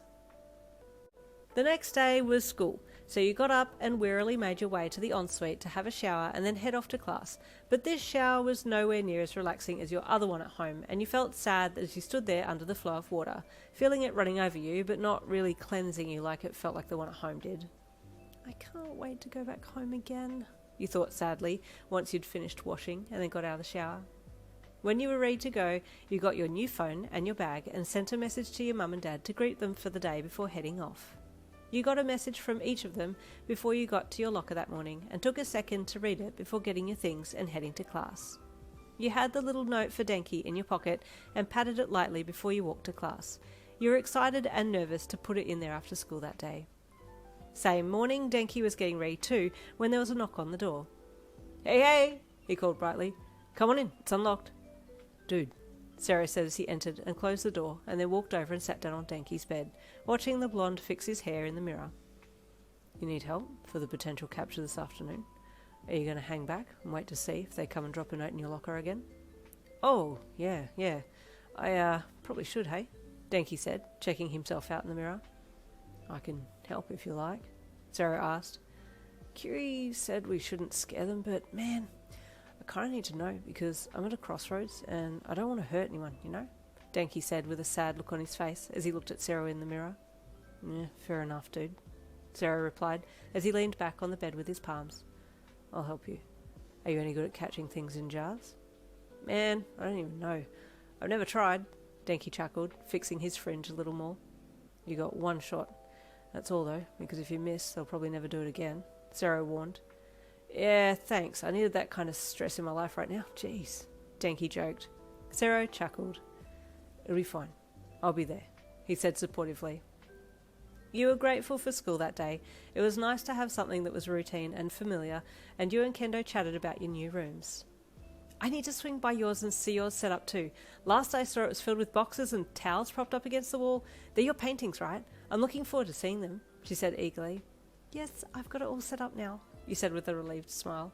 Come over after classes today, you offered, excited to show her your room. Okay, I will, she said brightly. After classes ended that day, you waited for the locker room to clear and then stole down the hallway towards the room, quickly activating your quirk from halfway down the hall and flitting the rest of the way with your note clutched in your hand. I just gotta do this quickly and then I'll head back to my room to show Kendo my stuff. I hope she likes my paintings, you thought, your mind on other things as you floated into the locker room and over to Denki's locker. You were so engrossed in your own thoughts that you didn't see the two boys hiding nearby, nor did you hear them run to the locker as soon as you had entered the locker vent. Not thinking about your own safety, you hovered there as you dropped the note, and then all of a sudden light came flooding in behind you, and for a second you wondered what was going on, and then you were encased in something glass and you hit it as it was yanked backwards out of the locker. What the? You thought with urgent confusion as you tumbled to the glass bottom of something and tried to grab a hold of something as you were bumped around. You could see ceiling, floor, lockers, and two guys, but couldn't quite work out what was going on until it struck you. You had just been caught. You looked up into the face of Denki and screamed. Oh no! I have to get out of here! I have to get out! Your little hand smacked against the glass wall of the jar, and you jumped and flew around, but there was no escape route. You were trapped. Denki quickly carried you to his bag and put you in, zipping you up in darkness before the jar started to move again. Where's he taking me? You wondered with fright as you fell to the bottom of the jar and bumped around with it. It felt like an eternity had passed, but all of a sudden the bag was unzipped and light came flooding back into your world. You watched with horror as Denki reached in and lifted the jar out and placed it down on the desk in his room and then stood back. Who are you? You heard him ask you in a voice muffled by the glass. I'm gonna open the jar. And no funny business, okay? I just want to know who's been leaving me cute little messages. Slowly he stepped forwards again and undid the lid of the jar and then opened it. At first you stayed at the bottom of the jar, refusing to come out, but then you thought that maybe you could make a run for his door and slip under it, or fly out the window. Spurred by hope, you flew up out of the jar and made straight for his window, but found it shut. Ah, he cautioned. It's closed. Come on, it's okay. I'm not going to hurt you. I just want to know who you are. You looked at him and then his door and started to fly towards it, but he threw himself between you and the door and jumped, smacking his arms out across the bottom of it to block the gap under the door. No. Come on. It's not that bad. I'm not mad at you. I'm honoured, actually, he said with a smile. Just show me who you are. You hung in the air, feeling the weight of your poor planning hanging heavily over your head. Finally you sighed. You knew the jig was up. You couldn't hold your form for more than an hour anyway, so he was going to find out sooner or later. With a lot of resignation, you deactivated and dropped to the floor, landing lightly on your feet and standing there with your hands together in front of you and your head hung. Whoa, no way, Denki said with surprise when he saw it was you. I'm sorry, Denki, you said softly, still looking down at the floor. Sorry? Why are you sorry? Denki asked with surprise as he got up from blocking the door and started to walk towards you. I didn't mean to deceive you. I just went about it the wrong way, you said sadly, hesitating a look up at him. He had a bright red blush across his cheeks and was just staring at you, which made you look away with embarrassment. I'll go now, you said softly as you tried to step around him. Wait, hang on. Can I ask you, are you serious? Were you being serious when you wrote those things in the notes? Do you really feel that way about me? He asked eagerly, but with hesitation. You nodded your head, keeping your eyes averted. I'm embarrassed now that you know, though, you said softly. I'm just in awe, he said honestly.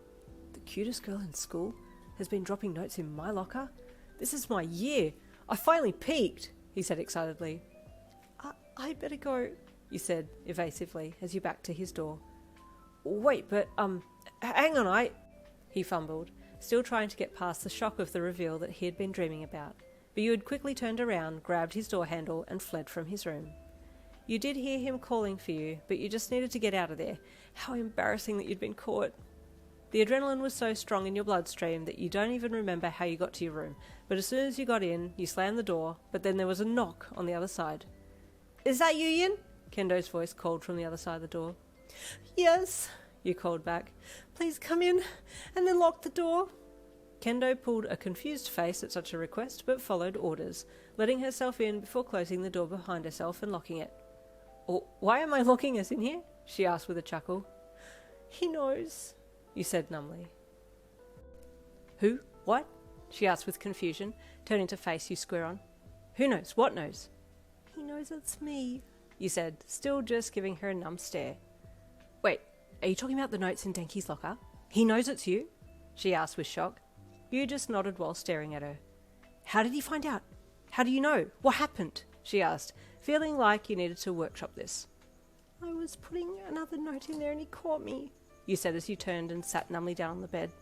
Kendo walked over and sat down right next to you, not sure if she should hug you or pat you on the head or just leave you be, so she just kind of waited awkwardly for you to speak again, but you had kind of just internalized then and remained quiet. How? Did he wait till you came back out and then followed you? She asked curiously. You shook your head. He caught me in a jar. A jar? Yeah. That's so mean, she gasped. So then what? Did this happen just now? Yeah, you said, looking down into your lap. He took me to his room and demanded I show myself. I can only hold my quirk form for an hour, so I didn't have a choice. He had blocked all the exits, so I deactivated and yeah. That's kind of a kidnapping though. I don't know how I feel about that. How do you feel? She asked you, still really wanting to give you a hug, but holding back. Mixed feelings. In a way, I'm glad he knows now, but at the same time, I want him to forget about it, and I've changed my mind. I don't want to like him anymore, you said numbly, but with a saddened look on your face. I think I'm just embarrassed. I don't know what he's thinking now. Is he weirded out by it? It is a little weird, you admitted. It's so unlike me. What did he say to you once you transformed? Kendo asked. I don't really remember, but he seemed shocked, you said, still avoiding eye contact. Which I don't blame him at all. Kendo, what do I do now? You suddenly asked, turning to her and staring up into her eyes with your own watery ones. It was then that she felt overwhelming compassion towards you and suddenly reached out and hugged you. It wasn't your mum's hug, but it sure felt nice, and you wrapped your arms around her and hugged her tightly back. I'm scared, you admitted. I don't blame you, she said softly. That was a really full-on thing to happen, and I'm sorry you weren't prepared to suddenly have to reveal yourself to him. I don't know if I can face him again, you said into her. Just then there was a knock at the door and you froze, and then suddenly activated and shrunk yourself down into your fairy size, making Kendo fall over on the bed with the sudden loss of your body in front of hers. Oh no, it's him, isn't it? You whispered as you ducked to the side to avoid being squished by Kendo, your voice only just being heard by Kendo. It was so quiet it almost sounded like an inner voice. Did you want to hide and I'll answer the door? Kendo offered back in a hushed tone. You don't have to face him right now. You've had enough for one day. You nodded and flew quickly to your ensuite, disappearing into it before deactivating and closing the door behind you. Kendo waited until you were ready before answering the door, and lo and behold it was Denki standing there sheepishly with a flower in his hand. The poor plant had been ripped out of the ground, roots and all, and was semi-wilted by his sweaty hands, so it just hung a little limp from his grasp. Oh, hey Kendo, he said with surprise when she opened the door to him. Dang, I got the wrong room? He asked, as he stepped back and looked at the dorm room doors either side of yours. No, you have the correct room. This is Yin's room, she said as she stood there, barring the way, with a stern look on her face. Oh, he said with delight, and then grinned. Okay, cool. Can I see her? No, Kendo said firmly. And quite frankly, Kaminari, that was a disappointing move on your part, she added, crossing her arms across her chest as she stared him down. You could hear the conversation from the other side of your ensuite door and waited to see what he would say. Huh? He replied with surprise. What do you mean? I mean that was cruel of you to basically kidnap Yin and make her reveal herself, Kendo said, getting protective and riled since she had seen you so sad. But, Denki said, confused as to why he was suddenly being attacked.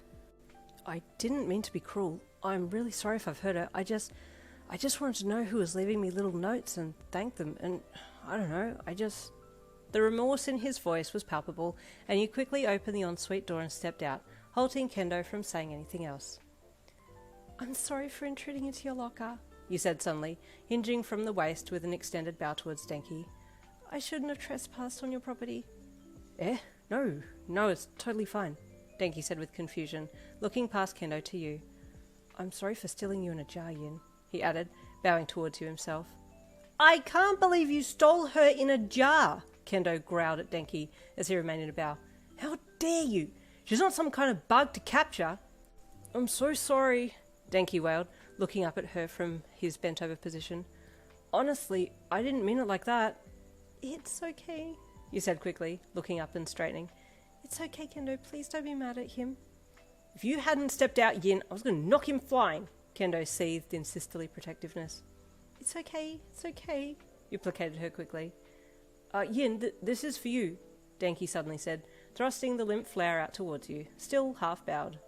You saw his innocent attempt at an apology and softened. Thank you, you said gently as you walked over and plucked it from his hand. He let you take it and smiled and then backed away, still semi-bowing and fearful of your guard dog Kendo, who still had a stern look on her face, and she didn't look like she was going to back down anytime soon. With his metaphorical tail tucked between his legs, he shrank away from your door and then turned and ran as quickly as he could down the hall and disappeared around the corner. Can't believe him, Kendo huffed, with her arms still crossed across her chest. It's okay, you said with a placating look on your face. I really don't think he meant any harm.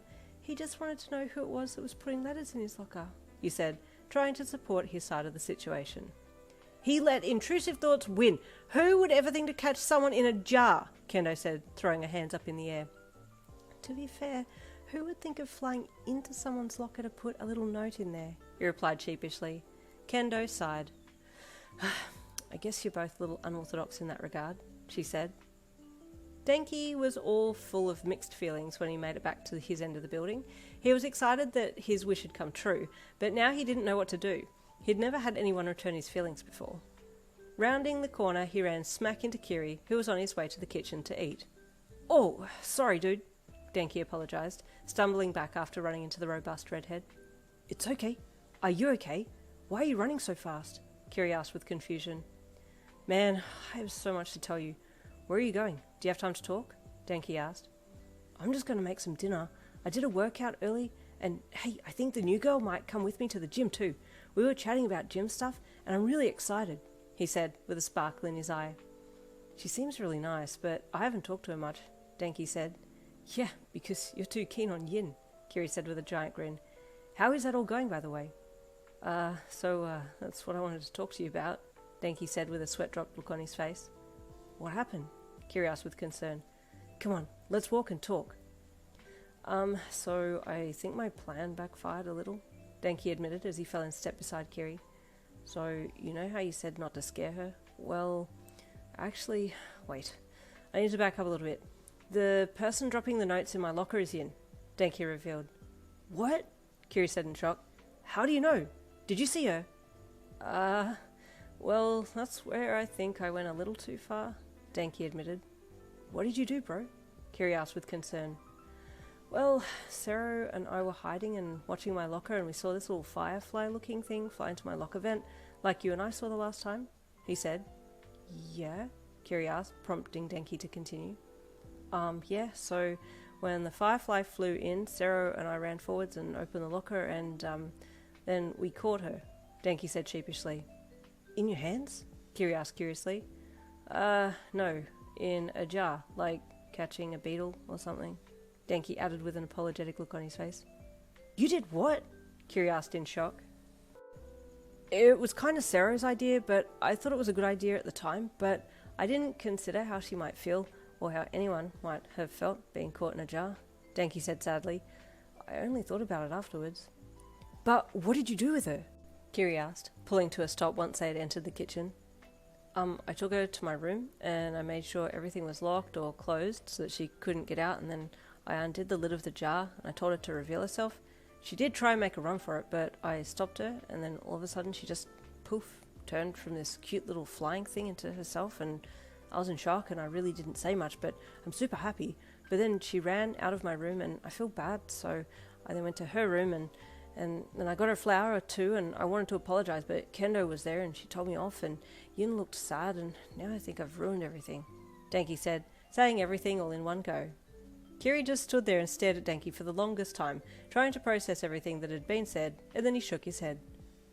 Wow, bro, that's wild, he said. I just don't know what to do. Is she mad at me? Does she not like me anymore? Denki asked, more so asking himself than anyone else. Bro, Kiri suddenly said, what if you wrote her an apology letter and put it in her locker? Hey, that's a great idea, Denki said brightly. Yeah, I'll apologize and ask if we can still be friends. Yeah, let's start with that. Oh, so manly, Kiri said passionately. Thanks, bro, Denki said happily. I'll go now. Enjoy your dinner. Thanks, bro, and good luck with your letter, Kiri called as Denki jogged out of the room. You messaged your parents that night, telling them about school but not telling them about Denki, and then did a little bit of study and then flopped into bed. It had been a very big day. The next morning you were met by Kendo knocking on your door. Hey, good morning, Yin, she called from the other side of the door. I'm here to walk you to school today so you don't have to worry about bumping into Kaminari, she said. You smiled as you walked to the door to open it for you. Thank you so much, Kendo. I really appreciate it, you said gratefully.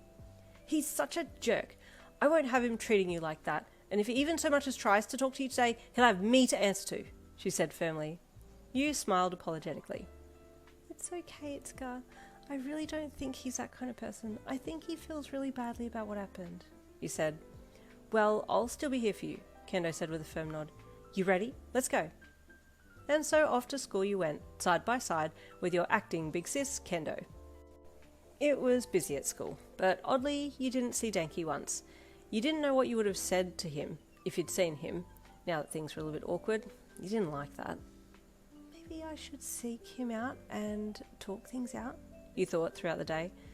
I'll think about what I want to say and then I'll find him, maybe later this week. It was now at the end of the day and Kendo had been by your side constantly. She was so protective of you and you really appreciated that. You'd never had a bodyguard before, but you really liked how she looked out for you. Sweetheart, honestly, you chuckled as she scoured the entire locker room before letting you enter. It's safe, she announced proudly, walking back over to you to accompany you to your locker. No hidden boys waiting to catch you in a jar. Seriously. You giggled a little. She was really riled on your behalf. I think you well and truly scared him off. He won't come near me again, you said with a bit of a sad look on your face. Do you think that maybe you were a little too harsh? No, not at all. I don't think so, she said confidently. That was mean and he knows it. Well, he's kept away today, that's for sure, you said as you pulled your locker open and looked in. There, on top of your shoes, was a folded note, and you looked at it for a second before reaching in to pull it out. What's this? You asked as you opened it. You started reading the letter and then realised it was from Denki and quickly tried to hide it, but Kendo had seen. Hey, is that a letter? Was that in your locker? Is that from Kaminari? She pressed. Is he apologising? I don't know. I haven't read it properly, you said as you put it in your pocket. I'll read it and I'll tell you about it later, you promised. Okay, she said dubiously, wishing you would show it to her and let her read it, but also knowing it was supposed to be a private letter, and she didn't want to be too nosy. Feeling a little excited now, you walked back to the dorms with her and said goodbye, and then went to your room so you could read your note in private. Quickly closing your door behind you, you dropped your bag and then ran over to your bed and then jumped up onto it, sitting cross-legged in the middle of it so you could focus on what you were doing. Slowly you pulled the note from your pocket and unfolded it. Dear Yin, it started. I'm really sorry about how I caught you in a jar. That was very mean of me, and I understand if you don't like me anymore because of that. I just want you to know I still really like you, and I hope that I can apologise to you in person someday, without Kendo going crazy on me. You had to admit you cracked a smile at that line. Thank you for all your little letters in my locker. I hope this one makes you smile, like I smiled when I got yours. Sincerely, Denki. It finished. You smiled down at the handwritten letter and sighed. Oh, he's trying, you thought. Feeling like you should reply in kind, you looked up to your desk where you had your book and pen laying there and got up from your bed. I'll write him one back, you thought as you got up and went to sit at your desk. That next morning you put the letter in Denki's locker early so that he would have time to read it during the day, and you were surprised to find another letter in your locker that same afternoon. Oh, that was quick, you thought. You were still looking at the closed over paper when Kendo approached you from behind. Yin, she sung. You still haven't told me about the letter that Denki put in your locker yet. Is that another one? She gasped when she saw you holding another folded paper. Yes, it is, you replied a little sheepishly. I wrote him one this morning and he's already written another one, you said. Don't you guys have phones? She chuckled. Message him. Actually, I do have a phone now, you said with excitement.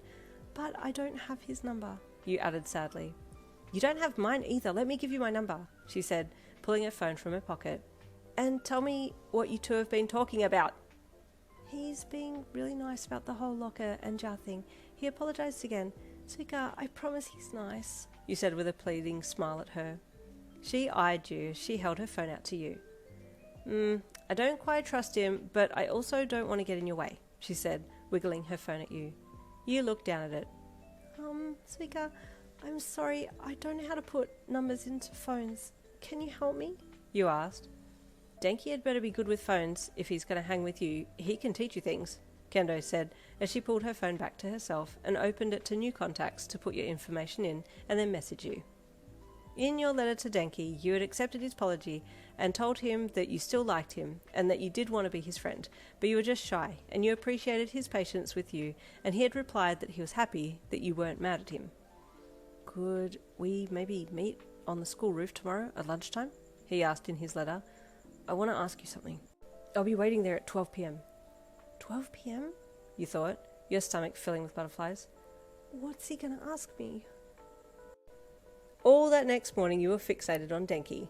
Your mum had packed a few of what she called her essential gemstones and had made either bracelets or necklaces for you, and you decided to wear the positivity boosting gemstone, citrine, the orangey yellow coloured stone glimmering in the light as you walked the halls with it around your wrist.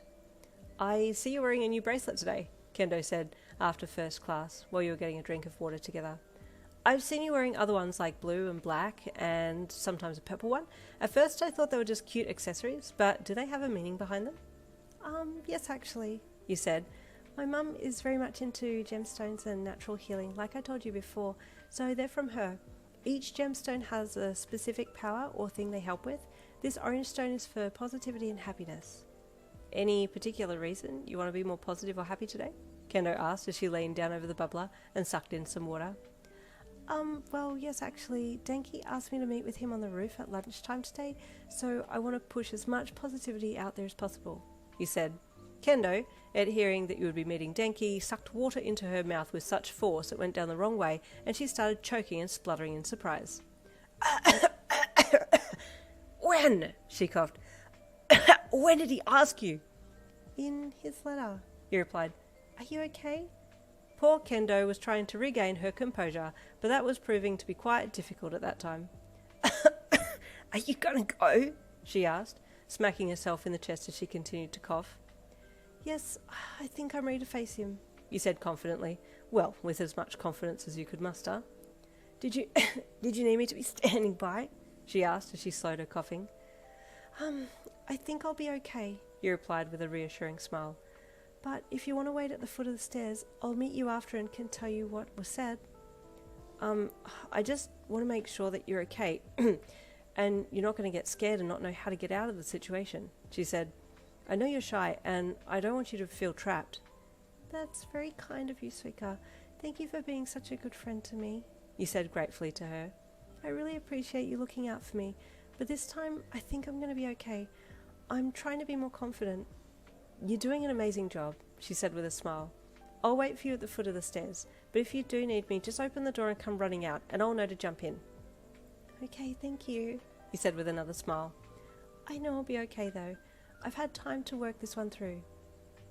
Lunchtime came, and you and Kendo walked to the stairs that led to the roof. Okay, good luck. I'll be here, she said as she stopped at the foot of the stairs, and you ascended them on your own, nervously rolling the stone bracelet over in your wrist, letting the cool stones ground you into reality. The doorknob on the door at the top of the stairs was as cool as your stones, and you knew grabbing that doorknob would be forever burned into your memory.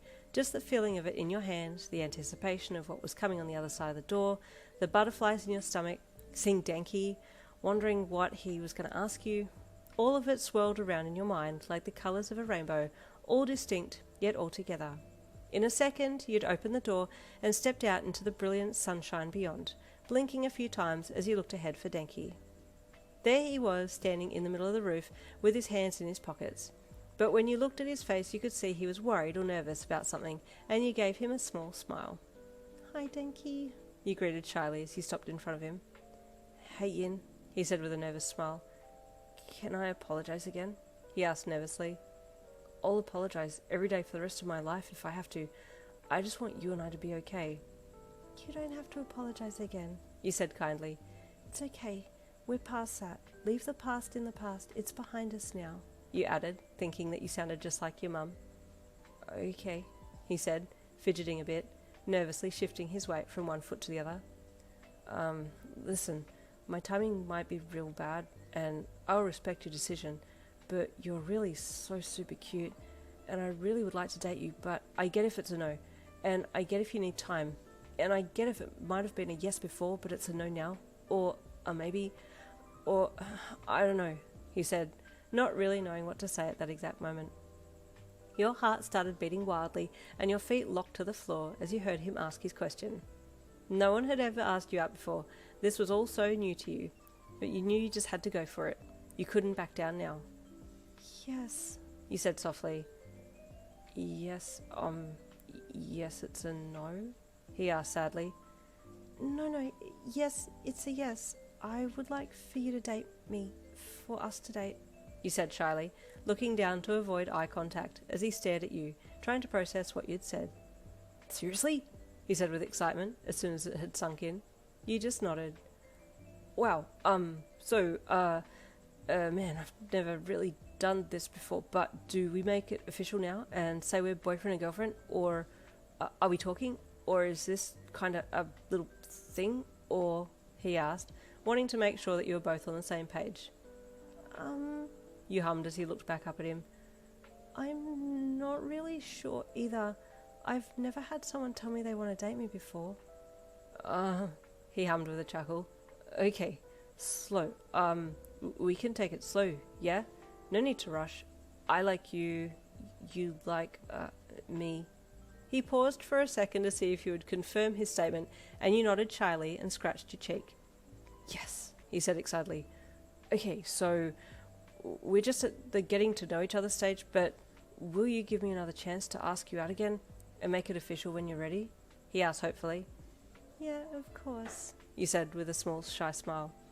And I wanted to say too that I promise I won't run away or avoid you. I was a little scared to talk to you before because I was worried you would keep asking me what my quirk was, and I didn't want to give myself away, but I don't have anything to hide anymore. Oh, yeah, no secrets, he said with a smile. But yeah, nah, it's cool. So, can I walk you back to the dorms this afternoon? Or is that too much? No, I think that's okay, you said with another shy smile. Sweet, okay, cool. I'll see you then, he said as he took a step towards you and then quickly held his hand up for a high five. At first you were confused, but then high-fived him back and he grinned. Hell yeah, he said excitedly. You almost chuckled but refrained, and then he made an excuse to leave. Alright, I'll meet you at your locker after school, yeah? He asked as he stepped around you and back towards the door. You nodded and watched him go, and then looked up to the sky and held your wrist up that had the citrine gemstones on it. That went really well, I think, you thought, as you looked up at the gemstones and then dropped your arm and watched a cloud float by overhead. After standing there smiling to yourself for a bit, you then left and walked down the stairs to where Kendo was waiting for you. I assume it went well. Denki came down with the biggest grin on his face, she said with an amused smile. Yes, we agreed to date, you said, but it's not official yet. I don't know what that means, but we're getting to know each other now, and he's going to walk me back to the dorms this afternoon, you said. Kendo looked surprised.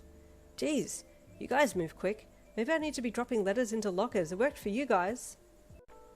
Denki nearly floated back to the classroom after lunch and gave Kiri and Sero a sly smirk as he entered the classroom and sat down in a confident, suave manner in his chair. Hey bro, Kiri greeted him. You look happy. Oh, do I? Denki asked with coyness in his voice. I wonder why that could be. Could it be that I've just managed to snag myself the hottest girl in school? Say again, Sero said as he got up and walked over to Denki's desk to catch the gossip. Yeah, you heard correctly, Denki said with a smirk, turning to face the black-haired classmate.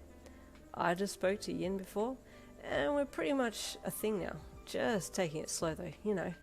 Gotta have that slow burn. Can't be messing up the vibes. That's so manly, bro. Congratulations, Kiri said with a giant grin. You did well. Ah, well, you know, it's all in the charm, right? Denki said with proud confidence. Yeah, plenty of confidence. Jarful, even, Zero said, giving Denki the side eye. I kind of apologised a lot for that, but she's so super sweet. She said it was okay, and she's forgiven me, and we're all good now, Denki said sheepishly, all of his coy bravado disappearing in an instant. Oh, good on you, bro. Zero congratulated him. What is it? What happened?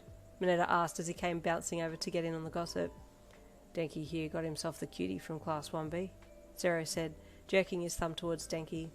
Mineta's face soured, his neck creaking as he turned to face slowly towards the blonde. Kaminari! He almost hissed. Hey, now don't go getting mad at me. I've never had a girl before, so I don't know how this happened, Denki said defensively. Does she have a sister? What about her mum? Is her mum hot? I'll take Mama any day. She's got them big round... And it was then at that point that Zero had had enough and dispensed some tape and slapped it over Mineta's mouth to stop him from talking and wrapped more around his arms and body to keep him still. Dude, you're so out of pocket, Zero said with a shake of his head while the purplet wriggled and struggled to get out of the tape, yelling muffled things into the strapping. Denki sweat dropped a little and watched as Zero dragged the purplet away and then turned to Kiri. You said I could go back to the dorms this afternoon, so that's progress, right? He asked excitedly. Yeah, bro, Kiri replied confidently. That's great. What do I talk about? Denki asked in a panic. Ask her about her family and talk about the day, I guess, Kiri said, thinking hard. Okay, cool. Yeah, okay, I can do that, Denki said as he sat back and repeated it a few times to commit it to memory. Thanks, bro. No problem, Kiri said with a smile, turning to face the front just as Mr. Aizawa walked in. That afternoon, Denki was waiting at your locker, and you suddenly felt shy as you approached him. Hey Yin, how was your day? He asked brightly as you stepped up next to him to get to your locker. It was okay. We have a big assignment coming up soon on our family quirk history, you said with a small sigh. Oh, yeah, we got the same one, Denki said. Man, I'm not good with assignments, or tests, or anything that's intelligence related, he said with a sweat-dropped look on his face. I'm okay with that, I guess, but it's just a little bit of a hassle going back through my family history. I don't know a lot about my dad's side of the family, and my mum left her family when she was 16 so that she could travel. I've never met my mum's side of the family.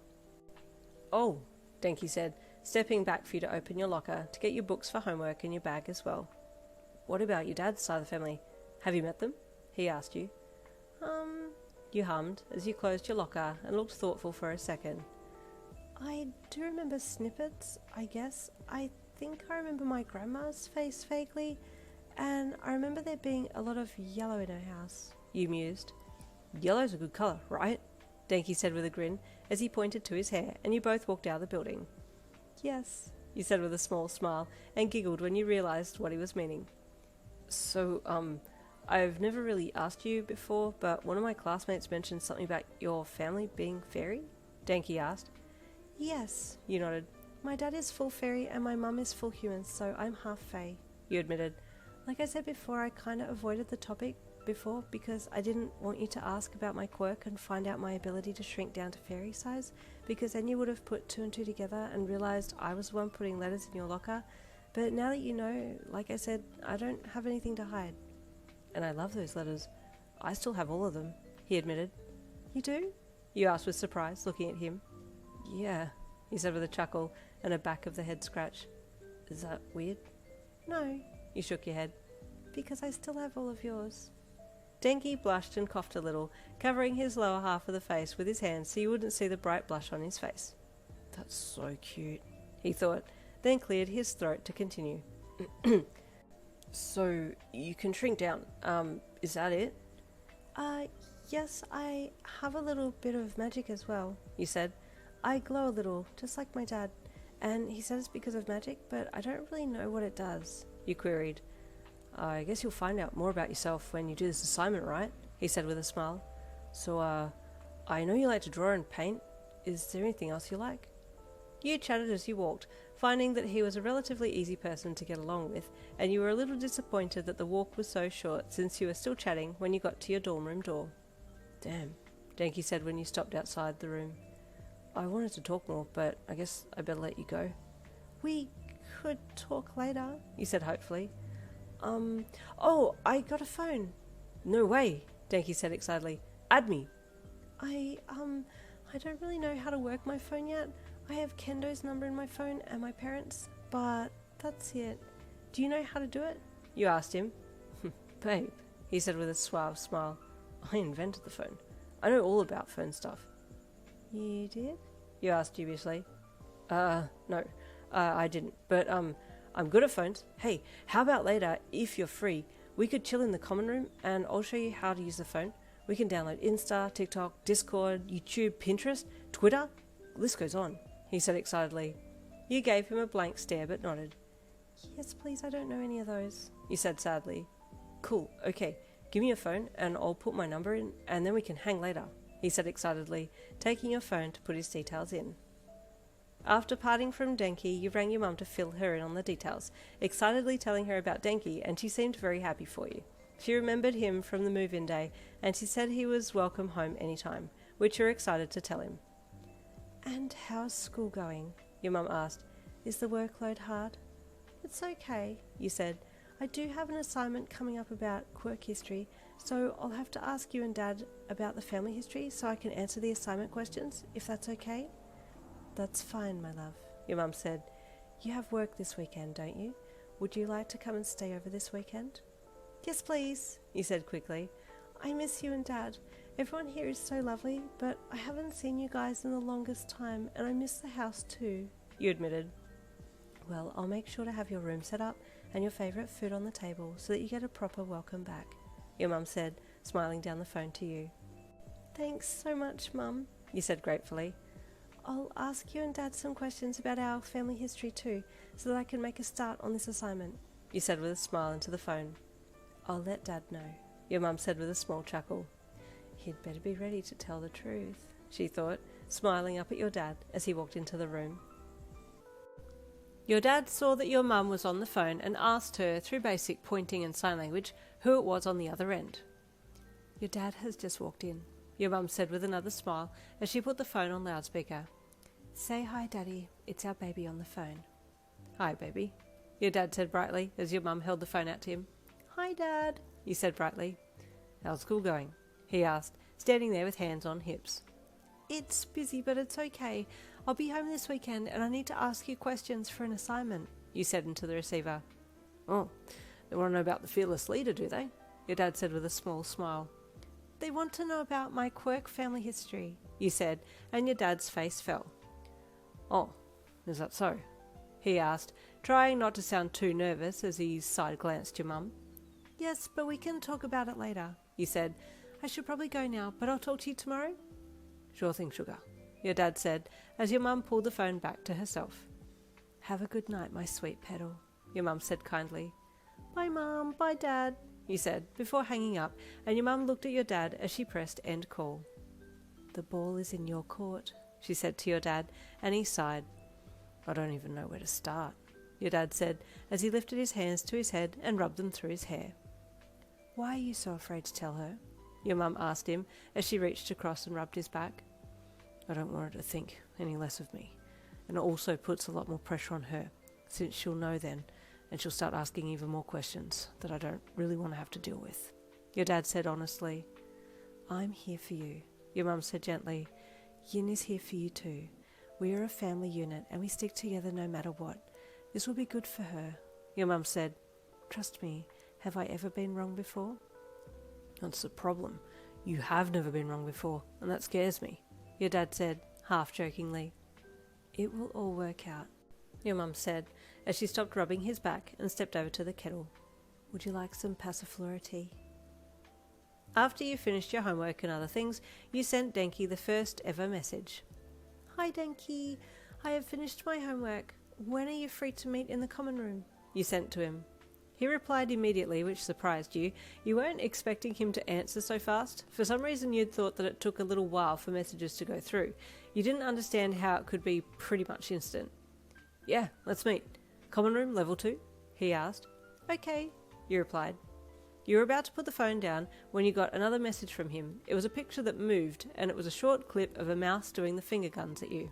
You found this amusing, but also amazed that aside from sending words to people, you could also send pictures that moved. That was one other thing that you'd ask him about, how to send those picture things. Grabbing a jacket, you left your room with your phone and headed for the common room on level 2, excited and nervous to see Denki again. As you entered the room, you could see him there on the lounge, just chilling back, and you gave him a shy smile as you approached. "Hi, Denki," you said shyly. "Hey, Yin," he replied, patting the cushion beside him. "Come and sit down." "I liked the little mouse picture that moved, the one you sent," you said to him as you gingerly sat down beside him. "Oh, the GIF? Yeah, they're pretty cool," he said with a smile. "Oh, it's called a GIF?" you asked. "I really don't know anything about phones. I just got mine," you added sheepishly. "That's okay. Let me show you. I know phones, and I know how to do stuff on them, so let me show you the ropes," he said as he held out his hand to you, and you put your phone on in his hand. "Okay, so first of all, let me show you the GIFs so you can send them in messages," he said, leaning into you a little so that you could see the screen of your phone too. Him being so close to you made it a little harder to breathe and concentrate, to be honest. He also smelled really good, and you found yourself leaning in a little bit to him just so that you could be closer to that delicious scent. "And here, see?" he said as he pressed buttons and swiped things. "Here's where they are." You blinked and focused on what he was showing you, but you had been daydreaming so heavily beforehand that you had no idea how he had gotten to that spot in the phone. You said, hesitating a look at him, right when he looked at you. The two of you sitting so close together now that your faces were super close together, and you became aware of how close you were and quickly pulled back and looked away. "Sorry," he apologized quickly. Did you get any of that?" "No, sorry. Can you tell me again? I wasn't paying attention," you said with embarrassment. "Wasn't paying attention? Was I boring? Was she thinking about something else?" Denki wondered, a little sad that you were still really not showing signs of being super into him. Okay, here," he said, showing you again how to get into GIFs, and this time you got it. "Oh, I see," you said with excitement. I got it now. Thank you, Denki." "It's no problem," he said with a grin. "Now, let's get an Insta account set up." Denki talked you through downloading and then setting up an account with Insta, and before you knew it, you were in. "Remy, friend me," he said excitedly, pulling his phone from his pocket. "I'll add you, and then you just accept the request, yeah?" What does that... But all of a sudden you got a follow request from a Chargebolt 101, and Denki excitedly leaned back into you again. "That's me, add me," he said excitedly. Okay," you replied, clicking to add him. "You need to put a pic up here," he said, pointing to the profile picture. "Oh, you said, clicking on it and seeing that you could choose to take a picture now or from your camera roll. I'll take one now," you said. Denki was shocked when you just held the phone up, smiled into the camera, and punched a picture out just like that. "What?" he yelped internally. "Who just smashes out a DP just like that without having to take 30 pictures in the perfect lighting? What kind of otherworldly being is this chick?" "There," you said with a smile, showing it to him.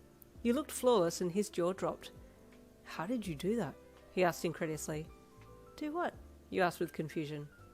"Take a perfect picture, just like that, on the first go," he asked, gesturing to your photo. I don't know if it's perfect though, but it's me," you replied, looking at him. He just stared at you, his cheeks dusted pink. "You're just perfect, that's why," he said softly, and you had to look away, your heart was beating so fast. So, he said, quickly clearing his throat. "Do you want to put your first post up?" "What does that mean?" you asked, looking at him again. You get to put a picture up here, and caption it," he said. "I'll show you." He then lifted his phone up and leaned in towards you with the camera facing the two of you. "Smile," he said, and you did, and then he took a picture. "Okay, damn, you're cute," he muttered. "So this is the picture I want to put on my page. Is that okay?" You looked at the picture as he showed it to you again, and nodded. "So you can choose a filter," he added, showing you the line of filter options. "I want to choose Valencia, so I look tanned, but not too tanned, you know?" You didn't really understand, but nodded anyway. "And we can change some of the other things too." He then showed you how you could change the lighting and the saturation and all the other things, and you watched on, amazed at how he knew how to do everything. "And there," he said when he was happy with the final product. "Can I post this? I'll tag you. You look amazing." Okay," you said as he uploaded it. Immediately likes and comments came flooding in, and you watched as he scrolled through them and showed them to you. "Oh, I captioned this one, 'Isn't she cute? Welcome to Insta-yin,'" he said casually, and your heart did a flip. How does he just say stuff like that so casually? I need to ask Alex about it next time I see them. They'll understand how to say things like that so calmly, you thought. Denki then showed you how to download a few other apps, as he called them, and sent you some memes too. You liked the memes, especially the cute animal ones, and you giggled at the funny cat videos on YouTube, but it was all so new and there was so much to take on that it was making your head swim a little bit. "So," Denki asked after showing you another cat video, "so do you think you know what to do now?" I'm really not sure, you said with a sheepish look on your face as you looked at him. "That's okay. If you get stuck, just send me a message and I'll be right over to help, yeah?" he offered kindly, giving you a giant grin. That's very kind of you, thank you, Denki, you said gratefully. I like the cat videos, they're really cute, especially the one of the lady that had all the little kittens climbing up her pants. You giggled a little. They were gorgeous. "Not as gorgeous as you, though," Denki said with a wink as he twisted side on to face you and rested one arm along the backboard of the lounge. You said softly.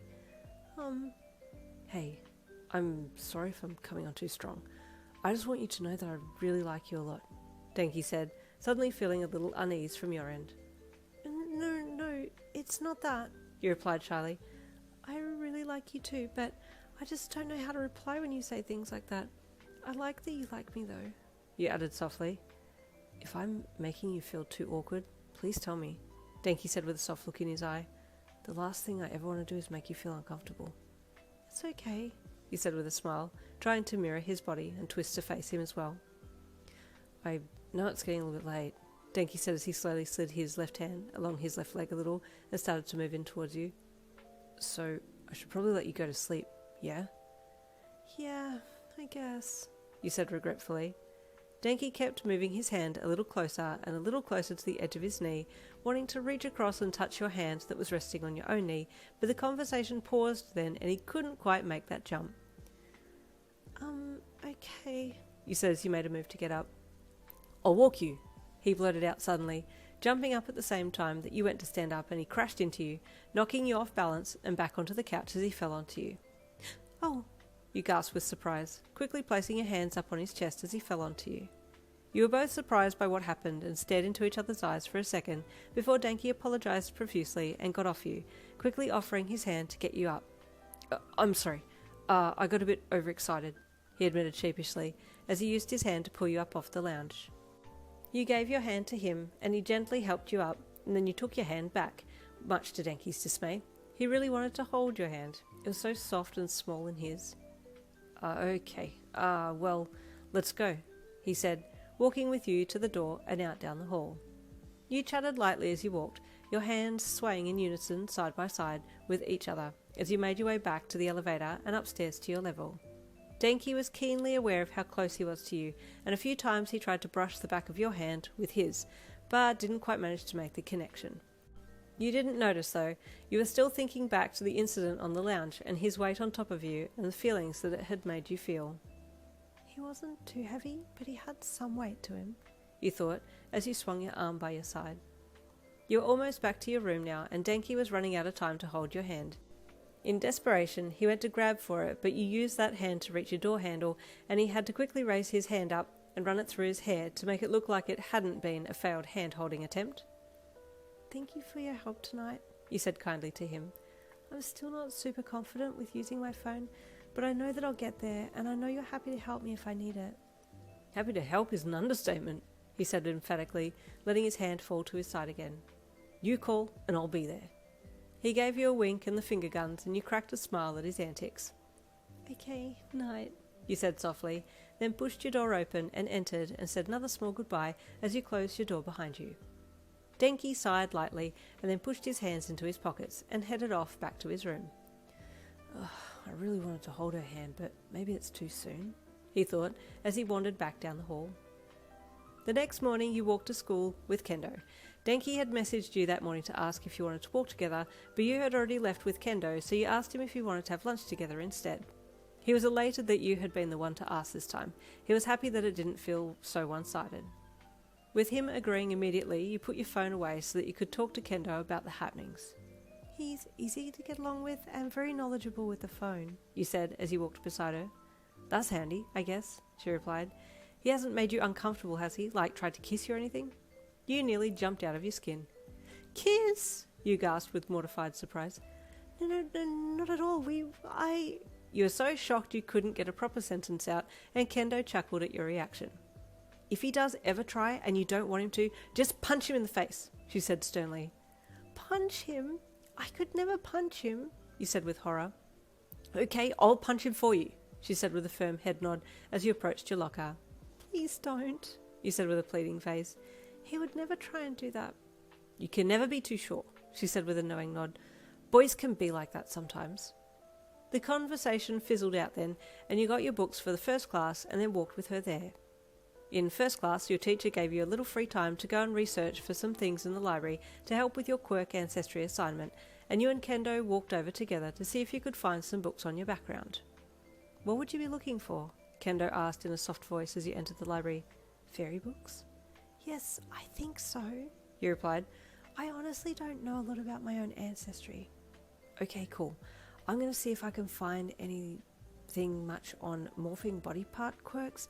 See if I can find something on the founding fathers or something, I don't know, she said softly. You nodded and both headed into the shelving section, noting that there were students from other classes there too, and one of the girls walked over to Kendo to say hello. Oh, hey Momo, Kendo greeted the bright ponytailed ravenet. Are you guys doing an assignment too? Yes, the girl named Momo said with a smile. We're researching the founding fathers of our quirks. Oh, that's similar to us, Kendo said, looking at you. We have to follow our quirk ancestry back and learn more about it. Oh, Momo said with another smile as she looked at you. Hello, I'm sorry, I haven't introduced myself. I'm Momo Yaoyorozu from class Hero 1A. Oh, you said with excitement, recognizing the hero class that Denki was from. My name's Yin Lin. I'm a classmate of Kendo's. You added. Oh, Yin, Momo said excitedly. Our classmate Kaminari. Her voice trailed off a little and she hesitated. Yes, I know him well. We talk a lot, and I've been spending lots of time with him, you said with a shy smile. Oh, thank goodness. I didn't want to say anything that might embarrass him if I said he thought you were a very lovely person and he liked you a lot, she said with a small scratch to the back of her head. Oh, you said, feeling her face heating up at the comment. Yes, I like him too. Are you and he dating? Momo asked hesitantly, not wanting to appear too nosy. Oh, not officially, you said in a small voice, looking down to your shoes. We, are talking and getting to know each other. Oh, that's so sweet, Momo gushed. He's a very bright and friendly guy. He'll look after you. I believe you, you said as you looked up at her and smiled. Hey, a hushed voice hissed from nearby, and you looked over to see who it was. There was Denki, waving like a madman from between the shelves since he'd just spotted you. Ah, there he is, Momo said in a hushed voice with a small chuckle. Excitedly, Denki made his way around the desk to come over to talk to you. Hey, fancy seeing you here, he said with lidded eyes and a suave smile. Just the way he was looking at you made your heart jump, and you gave him a shy smile and looked down. Hi, Denki, he said shyly. Momo and Kendo gave each other a look, and then Kendo spoke up. Hey, Yin, I'm going to check out some of the books over there, she said, just up and pointing anywhere. Oh, yes, and I think the books that I need are in that place as well, Momo added, slinking off with Kendo to leave you alone with Denki. You here to do a class assignment? Denki asked brightly. Maybe I can help. What do you want to research? Oh, I wanted to see if they had any books on fairies and just general knowledge about them, you said, looking up at him. Okay, let's go, he said, leading the way into the shelves. You followed, looking left and right at the books there. Denki had led you so confidently that you just assumed that he knew how to look for these things, but poor Denki was panicking internally. Oh crap, how do I even find a book she wants? I don't know what to do. I'm way out of my depth here, he screamed internally, the terror on his face being hidden from you as you walked behind him. He stopped and turned towards some of the books in the shelf and pretended to search for something, sliding his finger down the spine of the books and humming to himself like he was reading what was written there. Oh man, he was yelling internally. I need help. Just then he looked through between the books and saw Sero on the other side. He gave you a quick side glance to see what you were doing, and then seeing that you were distracted by something, he made a small noise to get Sero's attention. The black-haired classmate was facing towards the shelf that Denki was facing, so the small noise drew his attention and he looked up. "Help," Denki mouthed with a begging face. "What?" Sero mouthed back, doing a questioning body language. "Book," Denki pointed while mouthing. "Help, yin, look," he signed, pointing off to his left. Sero seemed to have understood and nodded. "Wait." He did the stop sign and disappeared, and Denki sighed and looked back towards you again. You had crouched down and were looking at a book on the bottom shelf, so he stayed still and waited for Sero to return. The black-haired classmate returned shortly with another classmate of his, Jiro, and she gave Denki a black look and fed her earjack through the shelving for him to speak into it so that she could hear what he was saying. "Hey, I need to find a book on fairies, history, or something like that," Denki whispered into the earjack. Jiro nodded and smacked her earjack into Denki's nose before removing it and relaying the information to Sero. He nodded, and they both signalled for Denki to wait, so he did, almost bursting at the seams with fear if you asked him why he was taking so long to find the book, but thankfully Sero returned quickly with a piece of paper that had Aisle 5, Row 3, The History and Lore of the Fae Folk. It read. Denki did a pleading thank you face and then cleared his throat. "So," he said in a knowing voice, "I've found the book. It's not in this aisle though. Come with me." You looked up at him and then stood up and nodded. "Okay," he said as you fell in step behind him and followed him down a few aisles and then stopped in one of them. It's here somewhere," he muttered to himself. "The history and lore of the Fae Folk," he muttered, but you heard him. "Yes, that's exactly the type of book I need," you thought as you followed. Suddenly he stopped dead in his tracks and turned to the shelf and reached up. "Oh, here it is," he said excitedly, quickly ripping something off the spine of the book and pulling the book out for you and turning to you to hold it out. You read the title of the book, and it was exactly the same title that you had heard him mutter. How did he know such a book existed? You wondered. He's clever, that's for sure. He must know this library well. You took the book from him and thanked him, grateful for his help. "It's no problem," he said valiantly. "Mind if I come and sit with you to read it? I'd like to learn too," he said. "Okay," you said with a smile, and then you headed out of the shelving over to the desks to sit down and read.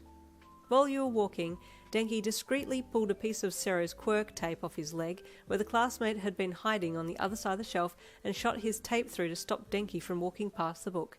He had also put a bit of tape on the spine of the book prior to Denki and yourself getting there, and then had also used more tape to grip Denki's arm and move it up to the book in question. Props to Sero for this one, wingman of the year type beat. You took a seat and Denki sat down beside you, pulling his chair closer over to yours so that you were almost touching, and sat down as closely as he could to you. "Anything in particular you're looking for?" he asked softly as you opened the book. "Here, let me help you," he added as he reached for the same page that you were holding, his hand touching yours. Both of you moved a little quickly to avoid the touch, cheeks burning as you made hurried excuses for your actions. "Sorry," he said. "You turn them. I was being too hasty." You giggled shyly and went to turn the page while Denki stretched with a fake yawn and placed his arm across the back of your chair, leaning into beside you to see the book. "I don't really know exactly what I'm looking for," you admitted. "Like I said before, I don't really know a lot about my family history. I don't even know what race of fairy my family is from," you added sheepishly. "The cute fairy line?" Denki said, and he said it so assuredly that it made you giggle. You had a few other students give you a hush sound, so you quickly stopped giggling, and Denki apologised in a whisper. "Sorry," he whispered into your ear, his gentle breath on your ear making your body tingle. You giggled softly and gave him a cute little side glance before looking back down at the book. Denki remained looking at your side profile, just taking you in and studying your features, his keen yellow eyes drinking you in. His eyes travelled from your cheekbones to your ears, and for the first time he noticed that they indeed were slightly elven-shaped, similar to your dad's, but not really obviously, just a little, that made your ear shape really cute. Without thinking, he gently lifted his hand and ran his fingers softly over the outer edge of your ear, and you jumped with surprise at him touching such a sensitive spot so unashamedly. He suddenly realised his mistake and apologised quickly. I'm sorry. I shouldn't just touch you without thinking. I just saw how cute your ears are, and I wanted to touch them. I'm sorry, that's a little weird, right?" No.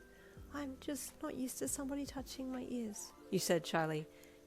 It's okay, but maybe not here where everyone can see? Sorry, he said again, his cheeks burning red with embarrassment as he sat back a little and looked down.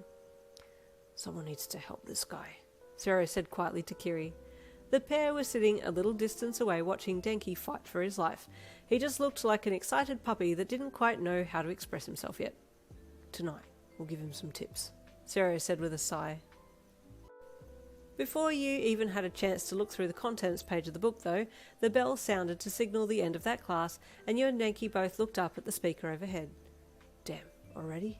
Denki grumbled under his breath. Okay, well, he sighed. Am I still seeing you for lunch? Yes, if that's still okay with you, you asked him shyly. Of course. Why wouldn't it be? I always want to see you, he said with a bright grin. Well, I better get back to the next class, so I'll see you later, yeah? He asked as he got up to leave. Yes, okay, see you later, he said as he gave him a small smile and wave. You watched him walk over to his friends, and then they all left, and you picked up the book to take it to checkout. You still wanted to have a read of it. What a hot shot, Sarah teased Denki as he walked over with a confident smirk on his face after leaving you. Yep, had it in the bag, Denki said with a smug look on his face. You call that having that in the bag? Sarah chuckled. You totally bombed that one. Seriously? Denki said in a defeated voice. Man, I just don't know what to do, hey? I want to hold her hand and, I don't know, just start doing dating kind of stuff. Like, she likes me and I like her, but it's still so awkward. Zero slung his arm over the deflated Denki's shoulders as they left the library. Don't worry, bro. Kira and I are going to give you the talk, he said, looking back over his shoulder at the spiky-haired classmate who was walking behind. Oh, yep, advice, Kiri chimed in, sounding about as confident as a pup in an adult dog pen. Tonight, Sarah continued, looking back at Denki. Common lounge. We'll be there, and be ready to learn. Yes, Denki said with a sigh. Okay, Kiri added with excitement. Dude, you're supposed to be helping me with the advice. Why do you sound so eager to be the one learning? Sarah chuckled back to Kiri. Oh, sorry, bro, Kiri said with a scratch to his head. That lunchtime, you and Denki met on the roof to have some lunch together. It was nice to see him again, and you sat so close that your knees were touching, which kind of took up all of your brain capacity, and you couldn't think about anything else to say, which seemed to be the same thing happening with Denki since he had become very quiet. Then, that night, after school, you sat down at your desk to do some study for your assignment. Plopping yourself down in your chair, you put the book in front of you and took a deep breath in before opening the first page and reading through the contents listed there. Age of Fae was the first section, and you thought that might be interesting, so flipped the book open to the first page and started reading. It was basically just that, the origins of fairies and how they came to be in this world, and it was interesting, but it was a little too far back in your timeline, and you didn't know how you were going to make use of it in your assignment. So you went back to the contents page to seek out something that was a little closer to home for you. There was a section on the different types of fairies and their characteristics, so you flipped to that page and started reading there next. There are many nationalities of fairy, the book read, most of them distinguishable by their physical characteristics or powers. You kept reading. In this section we will discuss the 3 most well-known of the fairy nationalities and their qualities. Your interest piqued at this. I wonder what nationality fairy I am, you wondered, continuing to read down the page. The most common of fairy nationalities are the Lyri, Tassi and Citrine nationalities, the book read. You flipped to the page over and continued reading about the Lyri fairies. Lyri fairies are drawn to water and have a more lighter look to them. Their eyes are usually blue and sparkling, like the waters that they so dearly love. Lyri can also be a little cold towards others and possess a number of freckles on their stomach area and sometimes have a birthmark on the inside of their elbow, the book read. Internally you shook your head. No, this isn't me. I don't think I'm a Lyri fairy, you thought as you scanned down the page and then flipped to the next one. Tassi fairy, the book read, have a more warm complexion. They love the heat and will often have very long hair since it grows so fast. Their ear shape is more marked and sharper than both the Citrine and the Lyri. They have long tongues too and can twist and turn them with accuracy and dexterity. Most Tassi fairy have a 3rd toe longer than the others. You looked down at your bare feet and shook your head. So far I don't fit into either of these, you thought, and then you flipped to the page that had Citrine. Citrine fairies, the book read, are spiritual, calm, shy, and lovely natured. Your eyes lit up a little bit more when you read that shy part. Yes, this could be me, you thought as you read on. Citrine fairies are the more complex of the fairy nationalities and have a royal presence in their midst. The royal fairy line is easily noticed by the presence of a light glow around the fairy. Royal citrine fairies also possess an extra tendon in their left hand which allows them to flex their smallest digit independent of their other digits. You stared at the paragraph and then raised your left hand and wiggled your pinky finger while your other fingers remained still. Wait, what? You gasped internally with surprise. Wait, am I a citrine fairy? A royal citrine fairy? You kept reading. Citrine fairies usually dwell deep in the bush and love mushrooms to eat, sit on, and build their houses nearby. They have green eyes and a pleasant smile. Your heart was starting to beat a little faster now. All of this new information was starting to overwhelm you. Citrine fairies will often seek out human interaction and are known as the fairies that will bring harmony to the races. Common citrine fairies will sometimes merge the bloodlines and bring humans into the fairy world. Royal citrine fairies are usually strictly to marry within the royal bloodlines to keep the royal line pure. Your mind was reeling, connecting the dots to your parents' story of how they met. Wait, if Dad is a royal citrine fairy, he wasn't supposed to marry a human, was he? How come he was given a special power to stay in human form? Why haven't we gone back to where his side of the family are from? Are they feuding? You wondered. You flipped the page to the next one and kept reading to find out more information. Be wary of dark fae that masquerade as the above nationalities. They will tell you that they are from these nationalities, and they may have been at some point, but then have been tricked by other dark fae into ingesting blue guerrero mushrooms that took from them their logical reasoning and morality, and then devoted their lives to deceiving other fae and causing unrest between the nationalities. They go by the name Faerie, and engaging with one is highly dangerous as their dark magic holds detrimental power. You slowly closed the book at that point and sat there staring at the cover. Wow, you thought as you got up and walked around a little. I don't know what to do with this information. While you were discovering some deep family secrets, Denki was being sat down on the lounge in the common room, with Kiri and Sero going in with the intention of helping him make some smooth moves on you. Okay, Sero said, pulling up a chair and flipping it around so he could straddle it and drape his arms over the back of it while he faced Denki on the lounge. So, from what I saw today, you don't even know what you're doing with Yin. Denki sighed and dropped his head back on the lounge, looking up at the ceiling.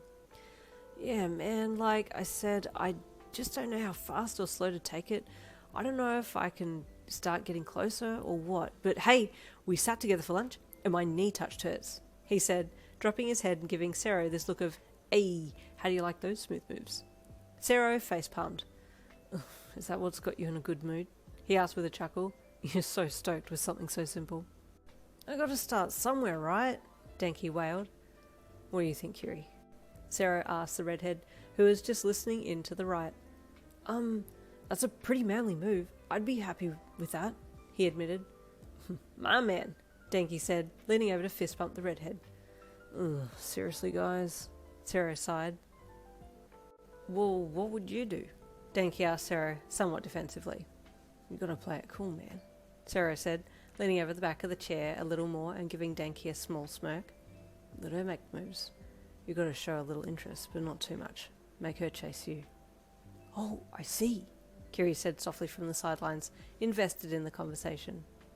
How do you do that, though? Denki asked with confusion. And what if she never makes a move?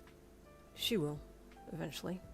Surely, Sero said, getting less confident in his own advice as the conversation continued. What if you just be yourself and enjoy your time together? Kiri offered, wondering if this was any more help. Denki and Sero both looked across at him. I want to hold her hand, though, Denki suddenly wailed. Sero said at the same time. Oh, man, I'm never going to get anywhere, Denki moaned, flopping his head backwards onto the backboard of the lounge and crying up at the ceiling. What if you just say, hey, baby, let's go to my room and I'll show you a real good time? A voice suddenly interjected, and Denki lifted his head to see who had spoken, and there was Mineta standing there next to Sero. No one asked you, Sero said, a little annoyed at Minetta's comment. Why are you like this? Denki, bro, I can understand you just want to shove your face between Yin's succulent melons and motorboat for the rest of your life, Mineta said with a little drool spilling from his ahego facial expression. Yuck, bro, Zero said with disgust as he stood up from his chair. You're out. Bye, he added as he picked Mineta up and walked out of the room with him under one arm. Denki and Kiri watched the screaming Mineta disappear and then looked at each other. Don't stress, bro. You said you were just at the talking stage and getting to know each other, so don't rush it. Everything will come in time, Kiri said kindly. Denki sighed. I guess. I just really like her, you know. I just want to be with her all the time. He sighed. I guess I'll just be happy with interaction for now. Oh, that's so manly, Kiri said with a passionate look on his face. The next day was Saturday, and you packed a few things in your bag to head home for the weekend. You were still mulling over what you had read in the Faerie history book and were keen to talk to your dad about it, but also worried about what he was going to say. It'll be okay, you told yourself as you zipped your backpack up and put it over your shoulders and then walked to the drawer that housed all of your gemstones. I'll get to the bottom of the mystery eventually, but just to be sure, I should probably switch out my gems and wear a protective one. Your mum had listed which gems to use for which situations, so you donned a black tourmaline bracelet with an opal stone in it as well, just for added protection from any negative energy, and then with that you left your dorm room and headed to the elevator to go home. It was a pleasant walk back to your house, and you breathed deeply as you stepped into the shade of the tree and shrubs that lined the cobblestone walkway to your front door. As you got closer you could smell your mum's cooking, and all of the warm memories from living at home came flooding back to you. I'm home, you said brightly as you entered the house. My love, my light, your mum called from the kitchen, and you grinned as you put your bag down at the front door and headed down the hall. You didn't have to get very far because your mum came stepping out round the corner, her bangles jingling and her floor-length dress billowing out behind her. Mum, you said in an almost emotional voice as she opened her arms and you fell into her scent and warmth rejuvenating you. Is that my little fairy? You heard your dad call, and you grinned into your mum's arms. Hi, Dad, you called out, peeking up and over your mum's arm to see him coming around the corner. My flower, he said with a warm smile as he walked down the hall towards you and your mum, and she let you go so that you could hug your dad. So good to have you home again, he said as he gave you a big strong hug. Your room is neat and tidy, your mum said. I've made the bed up for you too. It's so nice to be back, you said with a bright smile as you pulled back from your dad's hug and then sniffed the air. Mum, what are you making? It smells so good. Pumpkin soup with mushroom sourdough, your mum said with a smile. Oh, yum, you gushed, thinking about what you had read about citrine fairies and their love of mushrooms. But first, come and tell us about school, your mum said. I've made hedgehog slice and passiflora tea for us to nibble on before dinner. Oh, I'm so glad I came home today, you gushed. Let's go. You led the way down the hall to the lounge, and your parents smiled at each other as they followed. You'd really come out of your shell a little more, and your mum could see your aura was vibrant and clear. She's come a long way already, she thought as she followed you into the lounge. You spent a little time talking and catching up on a few things, and you even mentioned Denki, whom your mum remembered, and told them that he admitted his feelings for you and vice versa. But we're just talking at the moment. I don't really know what that means, but he's very nice, and he even showed me how to use the phone, you said excitedly. You'll have to show me some things later, your dad said. I'd like to be able to use it better. I hear you can showcase your business on the phone to reach a larger audience, he added. Oh yes, I think Instagram would be great for that. Denki told me about it and how you can get followers on there. He also set up a page for myself, but I don't really know what to put there. I'll have to show you later, you said with a chuckle. Instagram, okay, your dad said with a nod. After dinner we can sit down and you can show me. You grinned. You loved your mum and dad. Dinner was amazing and filling, and as the sun set you walked down to the greenhouse with your dad to see his latest baby flowers. You loved how excited he got to show you his newest buds, and you stepped in and breathed deeply as you looked around. Mr. Sadatori is looking forward to seeing you tomorrow. He's missed you at the shop, your dad said. I delivered some new flowers last week and he seemed a little wary of them. I don't know why. Oh, you know Alex? You asked your dad as you walked behind him. They play tricks on Mr. Sadatori with their quirk and he believes the plants are alive. It's very mean, you giggled. Oh, that cheeky little sprite. Your dad chuckled. Anyway, Here are my lovely little hydrangeas. Depending on the pH of the soil, will depend on the colour of the hydrangea. See how some are more pink and some are more blue, and then there are these beautiful purple ones over here. He said, They're all gorgeous. You said with soft awe. I think I like these the best. You said, referring to the flowers as a whole. Lovely, aren't they? He asked, proudly standing there with his hands on his hips. After a time of admiring them, he turned to you. You have your phone here? He asked. Yes, in my pocket. You said with a smile. Do you have yours? Yes, he said, patting his pocket as well. Should I show you the inagram now? You asked. Ah, yes. Come, let's sit on the rocks at the bottom of the greenhouse and exchange information. He said with a somewhat childlike excitement. Okay, You said excitedly, following him. He led the way down the back and you followed and sat down next to him as you pulled your phone out of your pocket as he did for his. Okay, You said, opening up your phone and clicking on the Instagram icon. Oh, You added with surprise. it's not Inagram, it's Instagram. Ah, your dad said as he looked over. How do I get that on here? It's in the place where you buy these little square things. You said, pointing to the different icons on your phone. Here. You took his phone and showed him where the App Store was. With great interest, he watched you download it and then answered questions to set up the account, and before he knew it, he had his own page on Insta and could post pictures of his plants.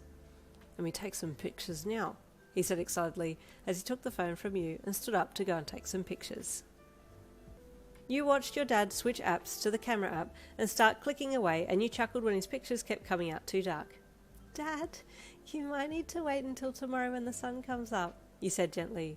You could use flash on the camera, but it might not look super good if you do it like that. Oh, I see, he says. He turned his phone off. Okay, tomorrow. You smiled and stood up. Shall we go? He asked with a smile. Yes, You said, and started to follow him, but then remembered that you had a burning question to ask him and made a small noise to get his attention. Dad? You asked. Yes? He asked back over his shoulder as he kept walking. Do you know anything about citrine fairies? You asked. Your dad froze on the spot and you had to stop so that you wouldn't walk into the back of him. He didn't speak. Dad? You asked gently when he just remained frozen in place. Yes, he said after a while, and you hesitated. Are we citrine fairies? You then asked. How do you know about citrine fairies? He asked, still with his back to you. Who told you? Oh, I was doing research in the library for my assignment and I found a book on the history of the Fae folk, and there was a section on different nationalities of fairy, the Lyri, the Tassi and the citrine. You said. When I was reading the characteristics of each, I felt like I fit more into the citrine, but I couldn't be sure. Your dad said. I also read about citrine royal family. You offered, and your dad jumped slightly. There was a long pause. Dad? You asked. Are we... Yin, there's something I need to tell you. He cut in, his voice sounding very serious and sad. Do you mind if we sit down? There's a lot to unpack. You nodded, feeling a sudden weight resting on your shoulders. Your dad turned to face you, but he kept his eyes downcast. He wouldn't look you in the eye no matter how much you tried to catch it. Back down to the end of the greenhouse you walked, quietly, feeling like there was going to be a rather large reveal here. Your dad sat down, and you sat down beside him, feeling a sadness radiating from him that you'd never felt before. Dad? You asked, looking at his dejected side profile. Yin, first, he said sadly. I want to ask for your forgiveness. My forgiveness? You asked with surprise and confusion. Well, why would you need my forgiveness? I've told you untruths, he said sadly. I told them to protect you, not thinking about the consequences later on, or that you may find out the truth. But I never meant to hurt you by withholding the truth. It was to protect you, but also to save my own dignity, because I can't look at my own self in the mirror now after what I've done. The way he said all of this made you want to cry. What did you do, Dad? You asked in a numb voice. He let out a large, frustrated sigh and scrunched his nose up. It's true that you and I are from the royal bloodline, he admitted, but I messed up, and now we can never go back, and have been banished. No one drove me out. I left on my own, but I can't show my face again after deliberately going against royal protocol. What happened, Dad? You asked gently. Just so you know, I'll always love you, and we'll always be together as a family. You have Mum and I, and nothing will change that, You said, trying to encourage and comfort him with your words. It all boils down to me not having courage, and seeking for it in the wrong places and getting tricked. He sighed. I knew better, but I still went with it.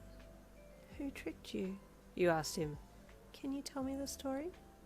He sighed and you waited. I was to be the future king of our kind. He said sadly, it was a good life. It was a fulfilling life, but the fear of being the one to stand above all and direct our nation gripped me to the core. I begged for courage from the gods. I did all I could to gain courage, but never felt like I had enough. And so one day, I entered the forest and I walked deep to find someone I shouldn't have. I knew not to trust them, but I was desperate. He admitted sadly. Who? You asked. A witch. He admitted. I knew they were Fox Fury, as I'd been told by others. Fox Fury? You said with mortified surprise. They're dark fae. I know. Your dad said with his nose scrunched in frustration. I know. I knew I wasn't supposed to go, but I thought that maybe they might show pity on me and help me. And did the witch make you eat the mushroom? You asked with fear in your voice. You really have done your research, your dad said with a little pride at how much you knew. No, she didn't. But she toyed with me. She made me do heinous crimes, with the promise that she would grant me courage. But in the end, she just made me have the ability to hold human form, which, as you know, citrine can marry humans except for if you're royalty. She mocked me. He sighed with frustration. But it's all my fault. I did this. I did it willingly, but in the end my sins found me. Dad, You said sadly, placing a hand on his arm. please. I know you wouldn't have done these things otherwise. Yin, my beloved, I killed a Tassie. Your dad said sadly, tears welling in his eyes. I took their life, while the Fox Fury watched and laughed. You paled. Dad, does that mean that you can't go back to the village where you were born? You asked. He nodded. I can never go back. If I do, I stand trial. Most possibly by my brother, who's likely taken the throne in my absence. He said sadly, Yin, I'm so sorry. Dad, it's okay. You said with a worried expression on your face. Promise me that you'll heed my warning. Never look for what you desire from anybody but yourself. Courage, faith, patience, all of the virtues are within you. You need not seek outside to gain these. I've learned this the hard way, but still to this day I lack courage. But you can gain it. Be stronger than me. Grow. Stand tall. Never waver in your resolve. You are the descendant of a citrine royalty, and never forget that. He said, and you felt a power surge from within him. It was infectious, and you sat there a little straighter and looked him in the eye. Okay, You said firmly. I'll stand tall. I'll follow my heart. Good girl. Your dad said as he reached out and pulled you in for a big hug. I still love you, Dad. You said gently, and you felt his grip on you tighten, and his body start to shake as silent sobs gripped him. This had been a long time coming for him, and he was glad that he finally admitted the truth. But now the truth was with you too, and it was a lot to unpack. I don't even know what to do with this information. How do I put this into my assignment? You screamed internally. But also, I swear I remember my grandma's face. The yellow in her house. You decided to leave that on the back burner though, and thought also to talk to the teacher about your assignment later too. For now you just needed to be with your family. That night was all spent together, talking and sipping tea, and by the end of the night you felt mildly better, but sleep didn't find you as easily as it usually did. Most of that night was spent sitting on your windowsill, looking out at the large moon overhead and wondering about the past and the future. The next morning you were up early, tired but up, and had a quick breakfast before heading off to Mr. Sadatori's flower shop. Ian, he greeted you brightly with heavy bags under his eyes. How are you? How is school? He asked with a nervous twitch. It's going really well, sir. You said with a polite smile. How is the shop faring? Oh, it's alive. It's alive and well. All sentient. Sensational, he said nervously, while eyeing the fern plant nearby. You felt sorry for him and gave him a little sympathetic smile. Please take care of yourself, you said gently. I'll go and see Alex now. Are they out the back? You asked. Yes, he nodded with an eye twitch. Please go and help them. I mean, see what needs to be done. Okay, you said with another small smile as you walked out the back. It had been a while since you'd seen Alex. With all the moving in and stuff, it had been almost about 3 weeks, and you wondered how to start the conversation of catching up on everything. It was while you were looking around after stepping inside the greenhouse that you felt a little light feather-type touch to your cheek. You looked to your left and there was a butterfly flitting around close to you. You smiled as it came closer again and brushed your cheek, and then closed your eyes a little as it flitted in front of your face and settled on your nose. Alex, you giggled. Is that you? You asked it, and then all of a sudden you were engulfed in a hug as Alex came springing out at you from nowhere. Gotcha!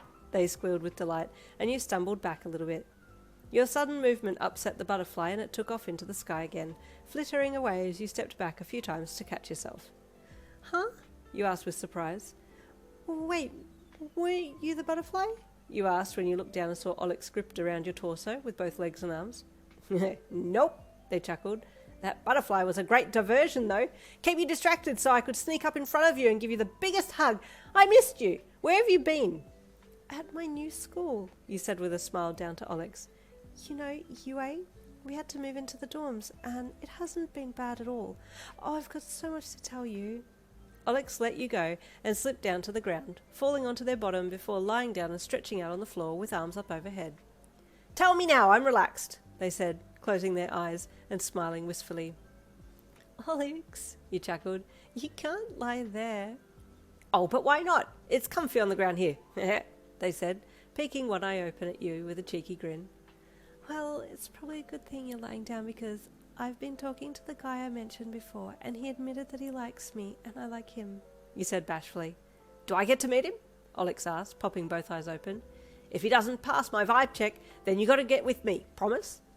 Alex, you chided with an eye roll. Do you have anyone you actually like? I've told you many times that it's you, but you won't believe me, Alex said as they lifted their legs up and did a reverse roll on the ground and then jumped up. Of course I don't believe you. You're cheeky and you like to joke, you said with a glint in your eye. Well, that's very true, Alex said, bending over to the side until their head was hanging almost upside down.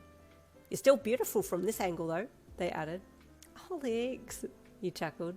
So, Alex said, straightening up and spinning away with a march-like gait down between the flower beds while you walked behind. Have you held hands yet? No, you said shyly. Isn't that too forward? It is, Alex said with surprise, turning around to look at you in disbelief. Humans are interesting, aren't they? Alex, you're more human than I am. What are you talking about? You giggled as you picked up a watering can to help water some young flowers. Have you kissed? Alex then asked, and you nearly dropped the watering can. Kissed? You gasped. No, not at all. You can kiss me if you like, Alex said as they puckered up their lips. How do you, kiss anyway? You asked in a soft, shy voice, embarrassed about the question that you just asked. Well, Alex said as they started to walk over to you. First, they added as they closed the gap and placed a gentle hand on your cheek. You do a little something like this. You froze, staring into their deep eyes as their face neared yours. Then, they added, glancing at your lips and leaning in a little more, you hold steady, like this, and... Suddenly you found that you had squeezed your eyes tight shut, and in that instant you felt something soft against your lips and your eyes sprung open to find a flower vine that had gotten between you and Alex, and the flower was pressed to your lips. That was close, Alex said with surprise. Good thing that flower got in the way, otherwise I totally would have kissed you then, they chuckled. You made the flower get in there, you laughed, more surprised about what Alex had done than feeling any feelings about it.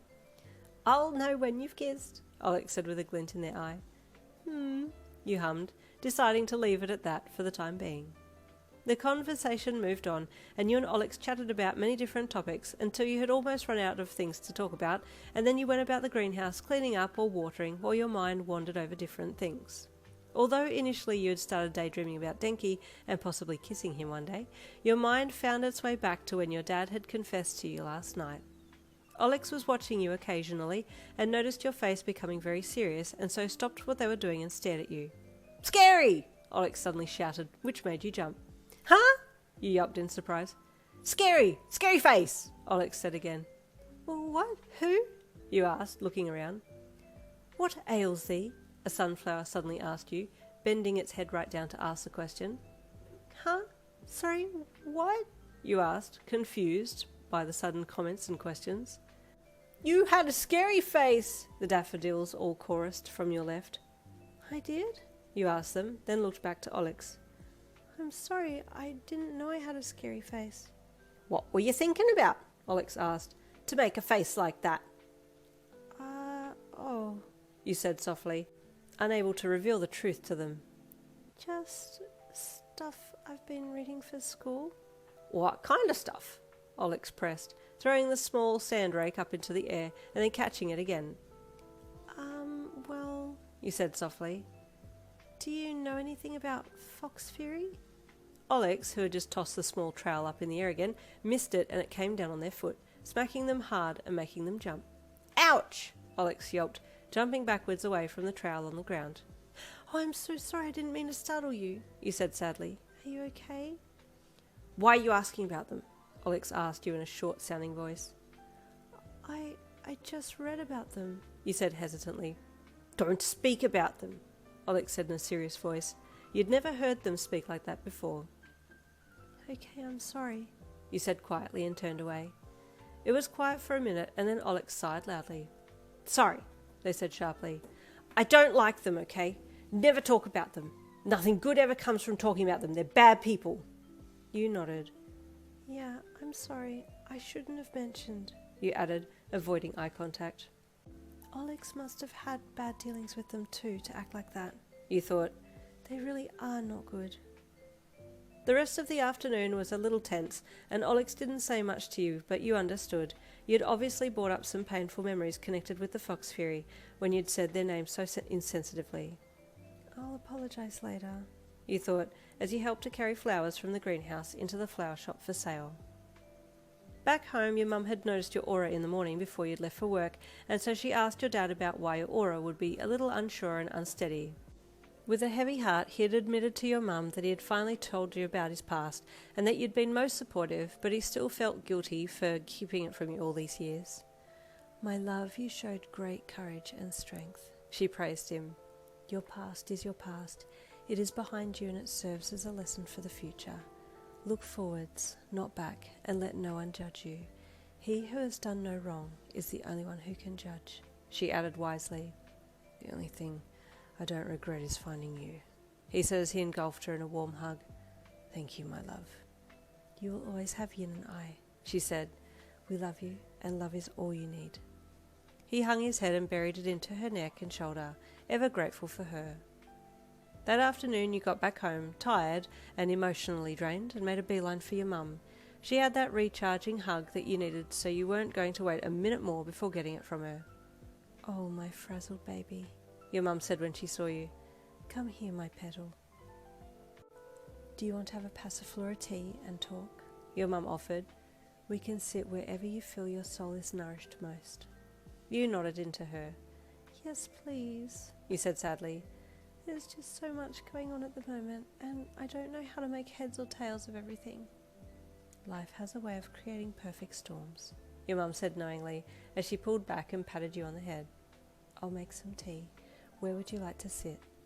Can we go right up to the top of the tree? You asked. Up on the highest branch? Yes, of course, your mum said with a gentle smile and a head nod.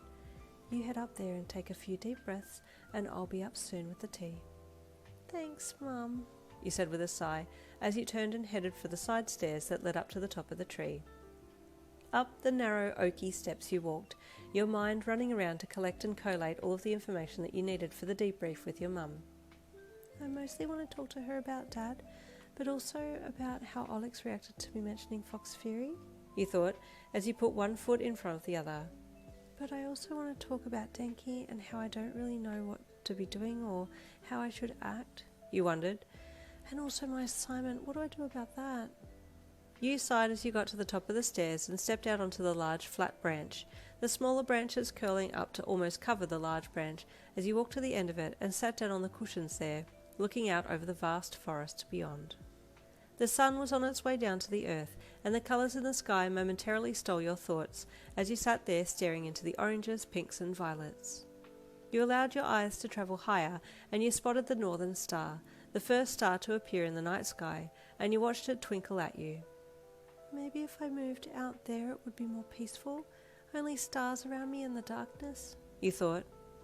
but I would miss you, and so would your friends, your mum said from behind you as she walked up with the tea in her hands. You looked back at her with surprise since you hadn't said your thoughts out loud. How did you know what I was thinking? You asked as she walked over and sat beside you. I could see the longing look in your eye, and I could feel your need for escape, your mum said. You were looking at the stars so intensely I thought you wanted to go there. Well, yeah, I do, you replied honestly. There's so much going on in my life and I don't know what to do, so running away from it would be easier. When you run, your mum said as she placed the cup of tea in the palm of your hands, your body creates a vacuum that pulls air along behind you, yes? You nodded. Yes, you replied curiously. Although you might feel like running away now is going to free you from your burdens, they will eventually catch up with the vacuum that comes behind you when you stop, your mum said wisely. Better to walk at a steady pace. You sighed. I guess, you said sadly. What is weighing on your heart, my love? Your mum asked gently. Tears welled in your eyes. Everything, you said in a wobbly voice. Your mum waited patiently, placing one hand on your knee to let you know that she was there when you were ready. Dad told me, you said in a shaky voice. I didn't know about our race until just recently, and then all of a sudden I knew too much, you admitted. How did you feel when he told you? Your mum asked. Honestly, shocked, overwhelmed. It was a lot to take on, not only about his past, but also about finding out my connection to the royalty, you said. It was a lot to take on, your mum said as she patted your knee. And what would you like to do with the information? I don't know, you said sadly. I don't want others to find out because I want to protect Dad. He's very sorry for what happened. But then that brings me to the next thing. I need this information for my assignment, but I can't just stand up the front of class and tell everyone, hey, my dad made some bad choices and now he can't go back to his place of origin. And by the way, he was royalty and was supposed to take the throne, but now he can't. And I'm royalty too, but I'm technically disowned because I'm mixed race, you said with a sigh. So what will you do about the assignment? Your mum asked. I guess I'll talk to the teachers about it and hope they'll understand, you said. But also, I mentioned the fox fairy to Alex, and they got really upset at me and didn't talk to me for the rest of the shift. I guess I shouldn't speak without fully understanding what I'm talking about, you said sadly. I didn't mean to upset them. I was asking because I kind of wanted to find out a little more about them to make sense of Dad's story, but I can't tell them that because it exposes Dad. You took a deep breath in and then let out a long sigh. And then there's Denki, you added. I don't know what to do now that we both know that we like each other. I wish there was some kind of book on what the next step is. There is a lot going on, your mum said gently as she wrapped her free arm around your shoulders. What do you feel like is the most important of these speed bumps to address first? I feel like apologizing to Alex first is what I should do. It was insensitive of me to even bring it up, but I meant no harm. I guess I'll say something like, I just found out something relating to them that kind of affects me, but I don't really want to talk about it, and see if that's okay. Alex is pretty good that way. I don't think they'll push, especially if they've had bad experiences too, you added. Your mum nodded. And then next? She asked. Next, I'll talk to the teachers about the assignment and explain a little of the situation as delicately as I can, you said. Good girl, your mum said with a gentle pride. And then I guess just focus on being Denki's friend more, get to know him, like this stage is. Things will work out on their own, you said with a nod. How do you feel now? Your mum asked after taking a sip of tea. Good, you said with a relaxed smile at her. Thanks, Mum, you said before taking a sip of tea and looking up into the sky again as the last bit of purple slipped under the horizon and the stars started to shine more. You were deep in thought for a second and then suddenly looked at your mum with wide eyes. You've realised, she said after glancing across at you. Don't tell him. At this stage it would break his spirit, she warned. Mum, you whispered. He doesn't realise it? If he has, he hasn't said anything about it, your mum said, taking another sip and looking up at the sky. You and he have courage immeasurable. You just don't know your own potential. You and your mum were silent for a bit, both of you thinking about your father. As much as I don't want to say it, it takes overwhelming courage to follow through, your mum said after a while. Not anyone can follow through and kill another sentient being, she added softly. Even if his options had been stunted, he still completed the task. So the fox Faerie knew all along that what he sought he already had and mocked him, you said with a shudder. He told me the fox Faerie was laughing at him while he did it. I think he thinks it was laughing at the demise of the Tassie Fairy, but it was laughing at his stupidity. Don't tell him, your mum breathed, a tear slipping from her eye as she continued to stare up into the sky. Please promise me you'll never tell him. Let him be on this one. I won't, you promised, tears welling in your own eyes as you watched her side profile. Even though she had tears streaming down her face, she still looked so ethereal and composed. No wonder Dad couldn't be without Mum, you thought as you watched her. She's his rock and fortitude. It was hard going back to school that next day. On top of all of the thoughts swirling in your head, you would be back in your own small room away from your parents, and you felt that keenly. You still needed them close to help you come to terms with what you just uncovered. With a sigh, you stepped into Heights Alliance, heading to your room to put your things away before getting your school things together and heading to school. You were in your own little world as you stepped out of your room and almost ran straight into someone. Oh, sorry, the gentle voice of Denki said, and you looked up at him with surprise. Sorry I'm here. I messaged you, but I don't think you saw it, he added sheepishly. No, I didn't. I'm so sorry. Where's my phone? You asked then, turning back around to head back into your room to find it. I'm so scatterbrained today, you thought as you dug through your weekend bag to find it. You found it and turned back to the door where Denki was waiting and walked out to him again. He smiled and you closed the door and headed to the elevator with him. So, how was your weekend? You went back home, right? He asked as you walked side by side down the hall. Yes, I did. It was okay, you said, looking down at the floor as you walked. You were quiet after that, and he could tell something wasn't right, so cleared his throat to speak again when you stopped at the elevator. You okay? He asked gently, watching you from the corner of his eye as you stood there waiting for the doors to open. You looked up at him and blinked. Well, I think I will be okay, you said softly. Why do you ask? You just seem a little down, that's all, he said gently, looking at you and giving you a little comforting smile. You were surprised by this. Was it really that obvious? What a sweet guy, you thought. You don't have to talk to me if you don't want to, but I'm here if you need to talk about it, he offered gently, and you gave him a grateful look. Thank you, Denki.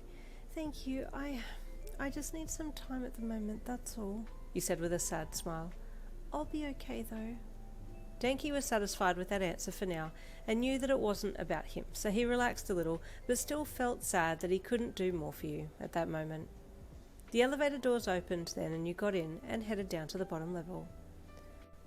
I stayed here, he offered as you descended to the bottom level. What do those who don't go home on the weekend do here? You asked curiously. Oh, we watch movies, order takeaway, do random stuff, play games, he said as he listed the things he had done. It's pretty chill. Okay, you said with a small nod, not really thinking that much about it. Denki watched you. He really wanted to give you a big hug and tell you it was going to be okay, but didn't want to overstep the boundaries, and so sighed lightly and remained silent.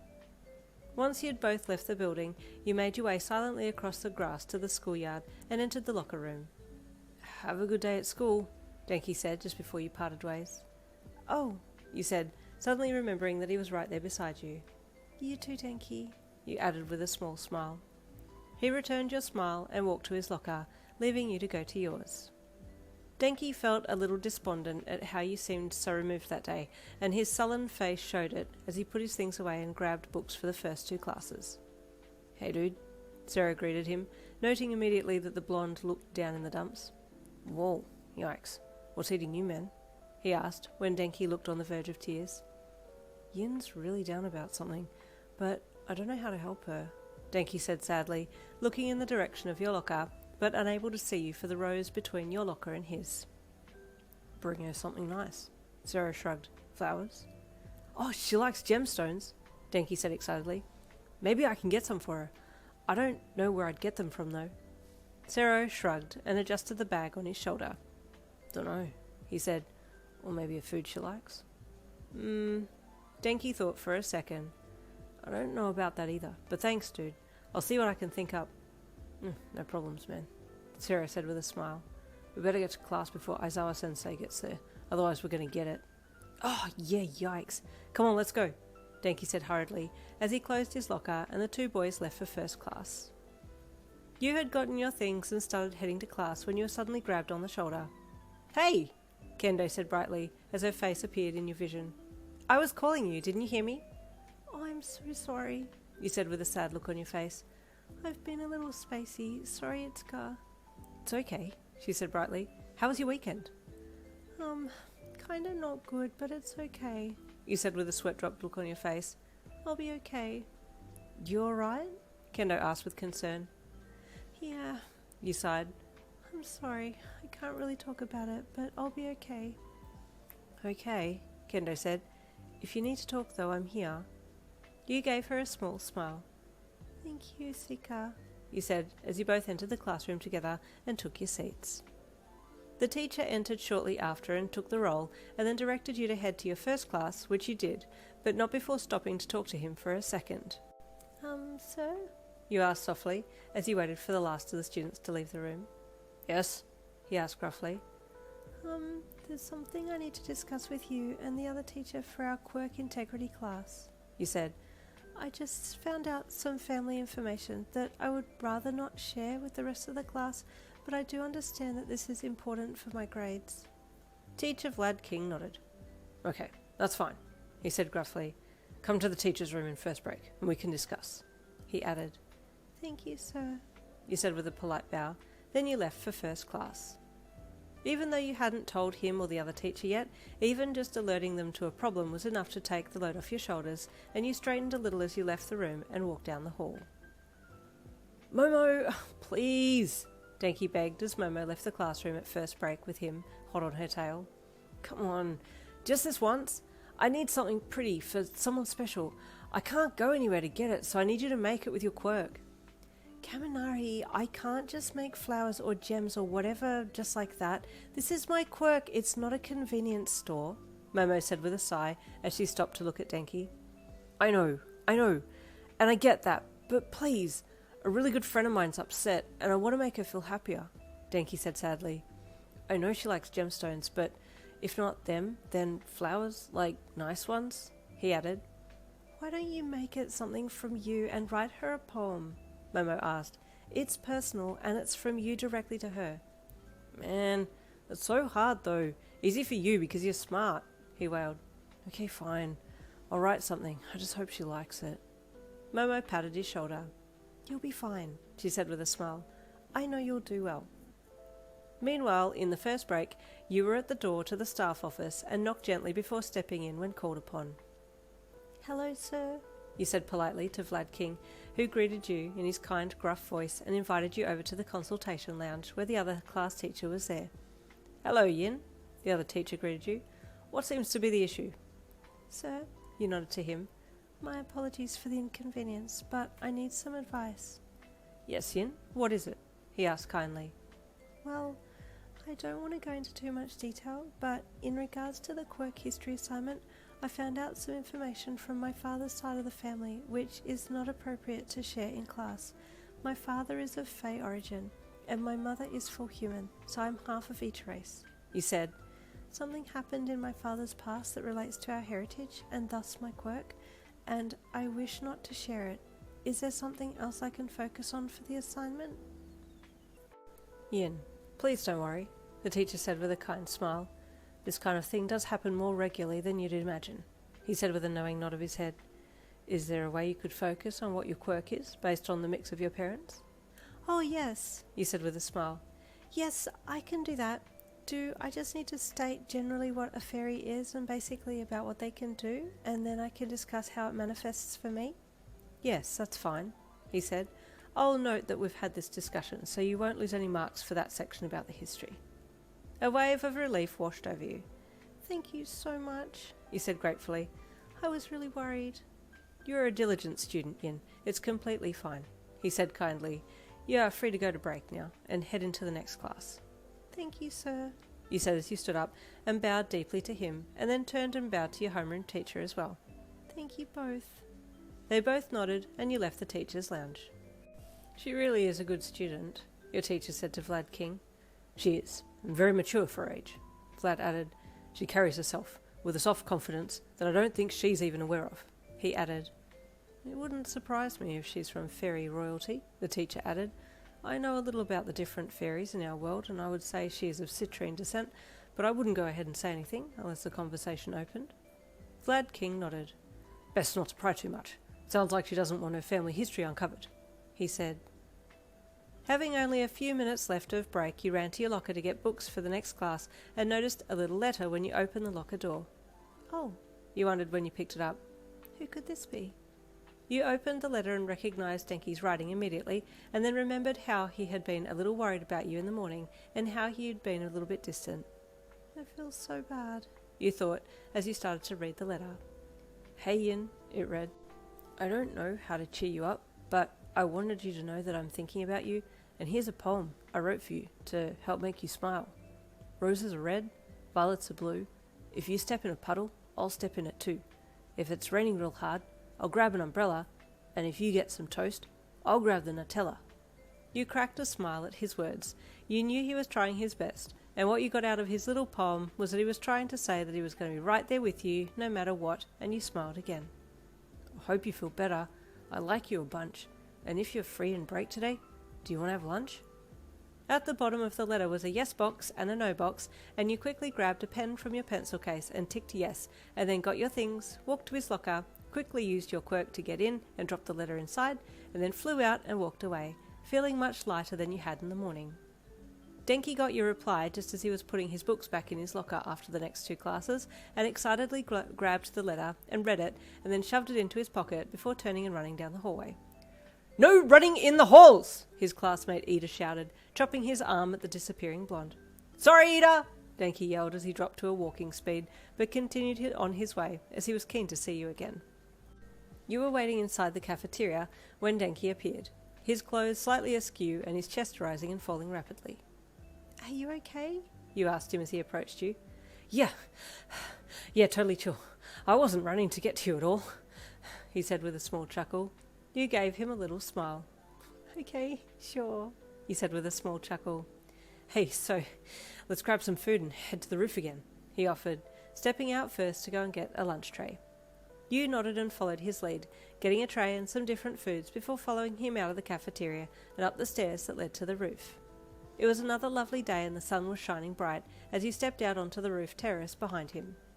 You followed him over to the bench at the other end and sat down next to him and pulled the drink popper out to take a sip. Hey, I got the same flavour, he said, holding his own drink popper up to show you. It's good, You said after taking a sip. Can I try? He asked eagerly. Yeah, the same, You commented, pointing to his popper. Oh, yeah, he said with the same enthusiasm as what he had just asked for a taste from yours, and you chuckled. You're so silly. You giggled. I'll be as silly as you want, he replied with a cheeky smile. Hey, thank you for your letter, You said shyly. I really liked it. It made me smile. I'm glad, he said after opening his popper and taking a sip. You just look so sad this morning.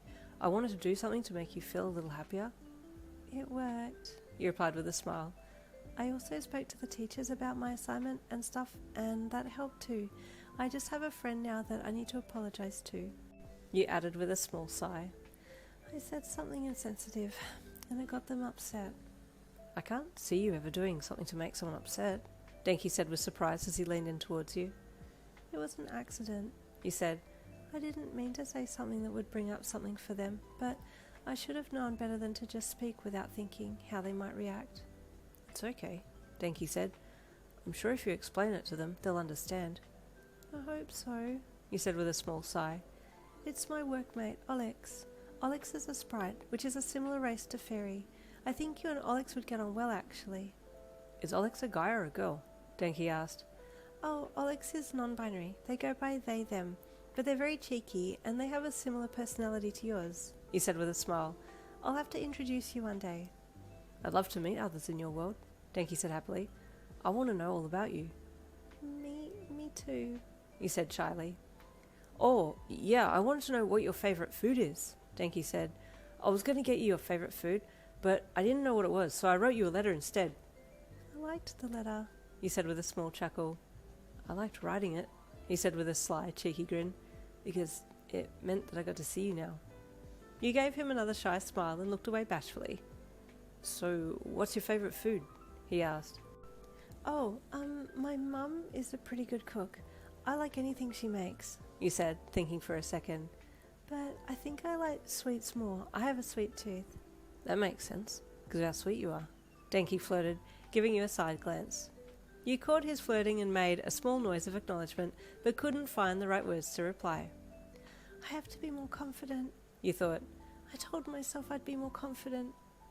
Well, you're sweet too. You're like honey, and your hair is the colour of honey. You replied back to him. Your comment took him by surprise, and he stared at you for a second before a giant grin broke out on his face. That was good, I like that, he said with a chuckle. Well, here, he then added, turning and picking up something off his tray and turning back to hand it to you. A honey bread, he said, holding it out to you. You looked at it and then smiled excitedly. Really? Can I have this? You asked, reaching to take it, your fingers brushing the side of his hand as you went to take it. He felt the touch, and you noticed too, letting your fingers linger for a little bit before taking the bread. Yeah, you can have it, he said with a blush on his cheeks, settling back and placing his hand down beside him at the same time that you bashfully looked away and placed your hand down too, placing it directly on top of his. Oh, sorry. You both said at the same time. No, it's okay. I'll move my hand. Don't, he said when he heard what you'd said. I like it there. Really? You asked as you gently put your hand back on top of his. Yeah, he said, his gentle gaze locking you in place as he gave you a very soft look. It felt like all eternity as you sat there with your hand on top of his, staring into his golden eyes. Finally, he cleared his throat and looked away, using his other hand to cover his face a little so you couldn't see the blush that he was sporting. You too looked away, clearing your throat lightly and not really knowing what to say. Did you want me to open that bun? Denki asked, still looking away. Oh, please, You said, passing it back to him. Regretfully, he removed his hand gently from under yours and then took the plastic that was covering the bun in both hands and pulled on it so that it would open the packet, and then he passed the bun back to you. You took it happily in both hands and started to munch on it, but you really wanted to be touching his hand again. A few times you glanced down beside you to see if he had put his hand back there, but at first he hadn't. Then you noticed he placed his hand there, and you looked away as you let your right hand slip from holding onto the bun and placed it gently down on top of his. Oh, he said quietly, and then smiled to himself when he looked down and saw your hand on his. Yeah, I like this, he added softly, with a small chuckle. Hey, can I hold your hand? He asked. You looked at him, half pausing in your chewing before nodding your head, and he flipped his hand over so that his palm was facing up, and then you rested your hand in his, feeling like your hand was really tiny in comparison to his. So, we should hang out sometime, outside of school, he said, as he rested his head back against the wall behind him, still looking at you, with your cheeks filled with honey bun. That would be really nice, you said with a nod of your head and a smile, once you'd swallowed the food down. Cool. We'll plan something soon, he said with a small squeeze to your hand. You smiled bashfully again and looked away, but the bell ringing to signal the end of lunch made you look up. Damn, Denki grunted. I could sit here all day, holding your hand. You felt exactly the same. Holding his hand was amazing. It was such a simple touch, but you felt like you could conquer the world right now. "Can I at least hold your hand to the door?" he asked as he pointed to the door that led to the stairs that would take you back down to the busy hustle and bustle of school life. "Yes," you said with a small smile as he stood up, and you did too. "I'll get our trays," he added, letting your hand go so that he could at least pick up the trays and tuck them under one arm. "Oh, the rubbish," you added, looking back at the bench that you two had been sitting on and seeing wrappers and poppers left there. "Hang on, wait," he said as he put the trays down and quickly grabbed the rubbish. "Don't move," he added, before running over to the bin near the door to put the rubbish in, and then came running back to you. It was comical that he was making sure to have the whole area cleaned and sorted before coming back to you, so you could do a walk to the door side by side and holding hands. Once he had fixed everything up, he came running back to you and grabbed the trays and then shoved them under one arm and put his hand out with the other. Gingerly you placed your hand in his, and then you both walked to the door hand in hand. It felt so warm, so sweet, so lovely, that short walk to the door, and then you stood there for a second together after having reached your destination and just held hands. Finally he realised that he would have to let go to open the door, and did so reluctantly, then gestured for you to exit first. You did, and you both headed down the stairs and then walked side by side back down to the caf and then back to the lockers to get your books for next class. But it was while you were returning the trays in the caf that you were spotted by two classmates who were having an idle chat. "They seem very close," Momo, Denki's classmate, commented to Kendo. Kendo hummed. "I assume everything's going well, but I think they might need a little help to move to the next stage. As far as I know, they're just friends and just talking, but they both know they like each other. I don't think it's progressed beyond just talking, though." Momo thought for a second. "I have an idea," she suddenly gasped. "What if we held a class get-together at my beach house sometime? My class and your class. It could be a bonding and friendship-strengthening experience so that our classmates can get to know each other better. It will also be a good chance for Yin and Denki to spend some quality time together outside of school hours." "Hey, that's a great idea," Kendo said. "When were you thinking? We could put up flyers in the Heights Alliance notice board so that everyone can see." "Oh, that sounds great," Momo said enthusiastically. "Okay, let's plan it more." And the pair kept chatting as they followed you and Denki slowly back down to the lockers to get their books. You were on a bit of a high that afternoon, in your own little world thinking about Denki and how nice it felt to hold his hand, so much so that not a lot of work got done, but the afternoon seemed to fly by anyway. At the end of the day, you headed to the lockers to get your things, and had just finished up when someone suddenly appeared beside you, with their arm resting against the locker beside your head. You looked and saw it was Denki, sporting a suave smirk on his face as he tried to appear cool in front of you. "Hey there," he greeted flirtatiously. "I was wondering if I might be able to walk this pretty little lady home." His flirting caught you off guard, and you turned with your back to your locker and clutched your bag in your hands in front of you, frozen by his aura. "So, what do you say?" he asked seductively, placing his other hand on the other side of your head so that he was caging you in against the lockers. You wanted to say something but didn't get a chance to reply because all of a sudden this other guy came out of nowhere and tackled Denki, pushing him off down the hall as the two of them got into a heated scuffle. "I knew you'd stoop this low! Harassment of our female classmates now!" the new male yelled at Denki, and you recognised the voice immediately as your classmate Monoma's. "I'm not harassing her," Denki yelled back, trying to fend Monoma off. "I like her, okay? And she likes me." "As if our class would ever come to like your class. You always think you're so much better. You think you can steal our girls?" Monoma yelled. Suddenly, two females ran into the fray, one grabbing Monoma and one grabbing Denki and pulling them apart. "Suika!" you called when you saw Kendo had grabbed Monoma. "Oh, and it's the other girl from 1A. You thought when you saw the black-haired, ponytail-wielding girl that you remembered meeting in the library. "Stop this!" Kendo snapped. "Monoma, you're making a scene. I swear you're such a pain." "He was harassing Yen!" Monoma protested. "They're actually interested in each other," Kendo snapped. "If you looked beyond your own nose, you'd see that. See? There can be harmony between hero classes." Monoma kept on complaining as Kendo dragged him away and Momo apologised to Denki. "Are you okay? I'm so sorry that happened. I'll talk to Kendo about it later," she said with a bow. No, it's okay," Denki said sheepishly. "It just caught me off guard, that's all." "Understandably," Momo said regretfully. "Oh, we really need to do a class bonding," she thought, as she looked up to see the back of Kendo dragging Monoma away. Sorry about that," Denki said sheepishly as he left Momo and came back over to you. Should we go now, before anything else happens? Yes, please, you said as you quickly followed him from the building. You walked side by side across to Heights Alliance, but then held hands in the elevator going up to your room, and once Denki had peeked out of the elevator to check the hallway was clear, he then continued to hold your hand all the way down to your room. Thank you for today, you said softly as you gave him a smile. No, thank you, he replied, giving your hand a little squeeze.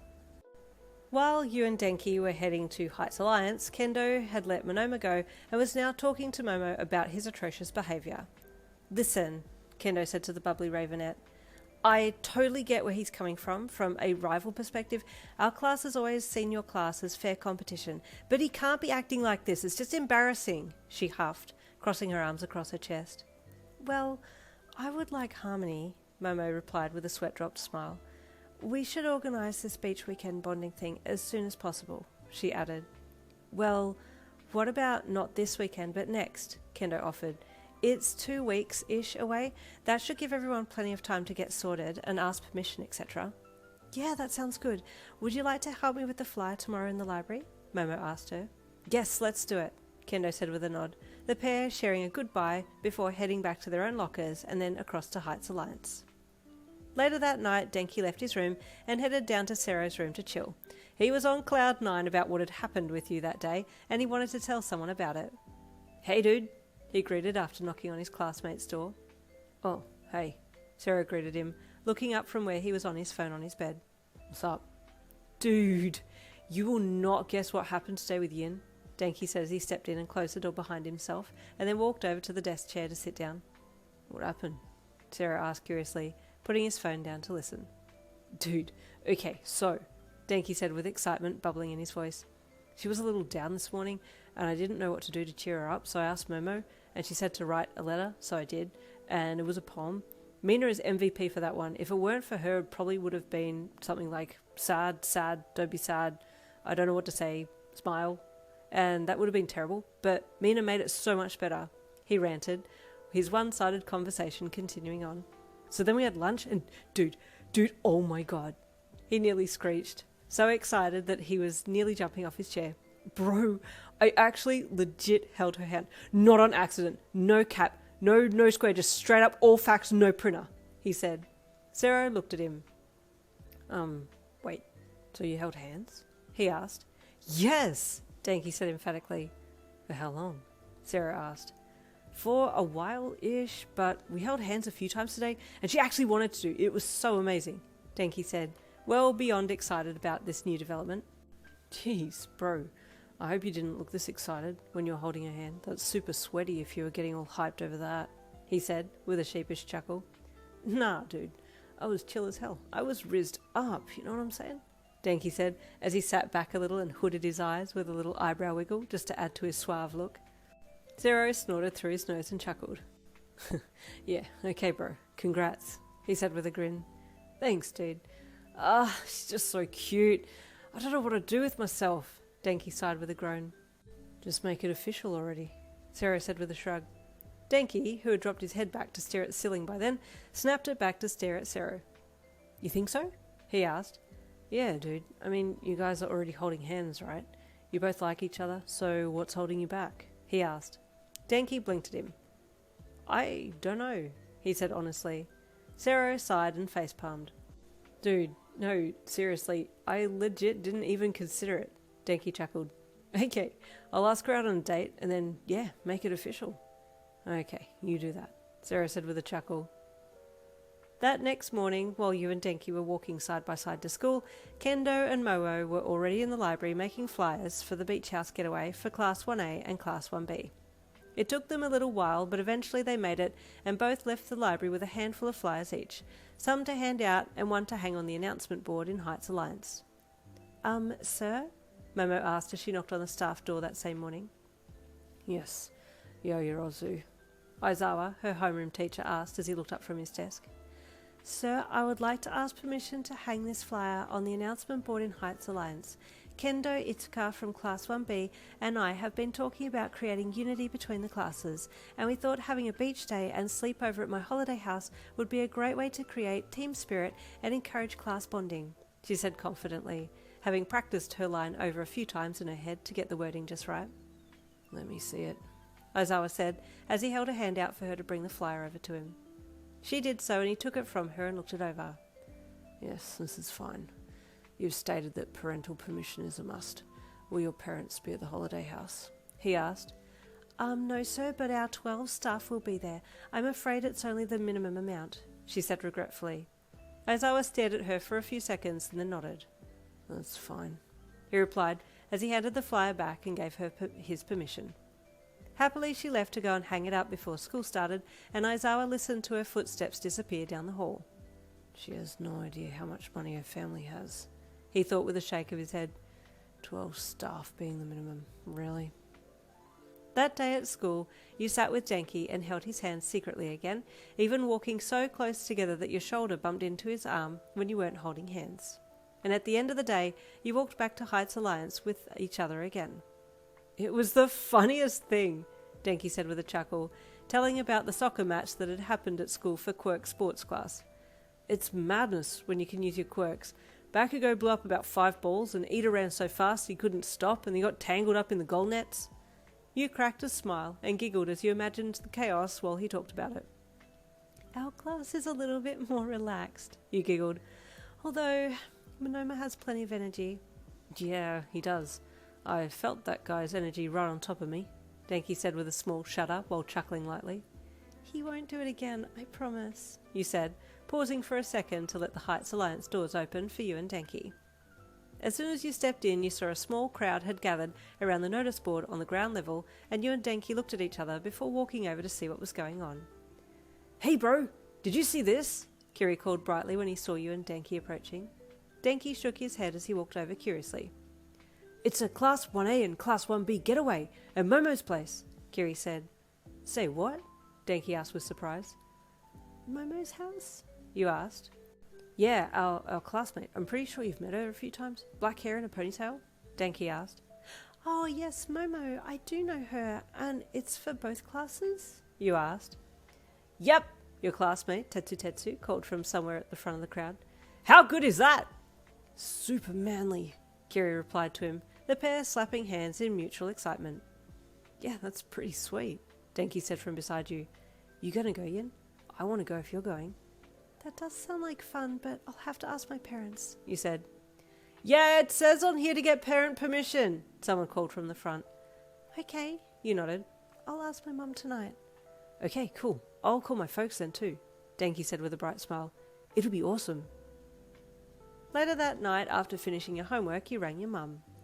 My night has just been made, she said as soon as she answered the phone. How are you, my lovely? Hi, Mum, you replied brightly. I'm having a good time at school, and there's going to be a beach day happening, not this weekend, but next weekend with my class and the other hero class. Can I please go?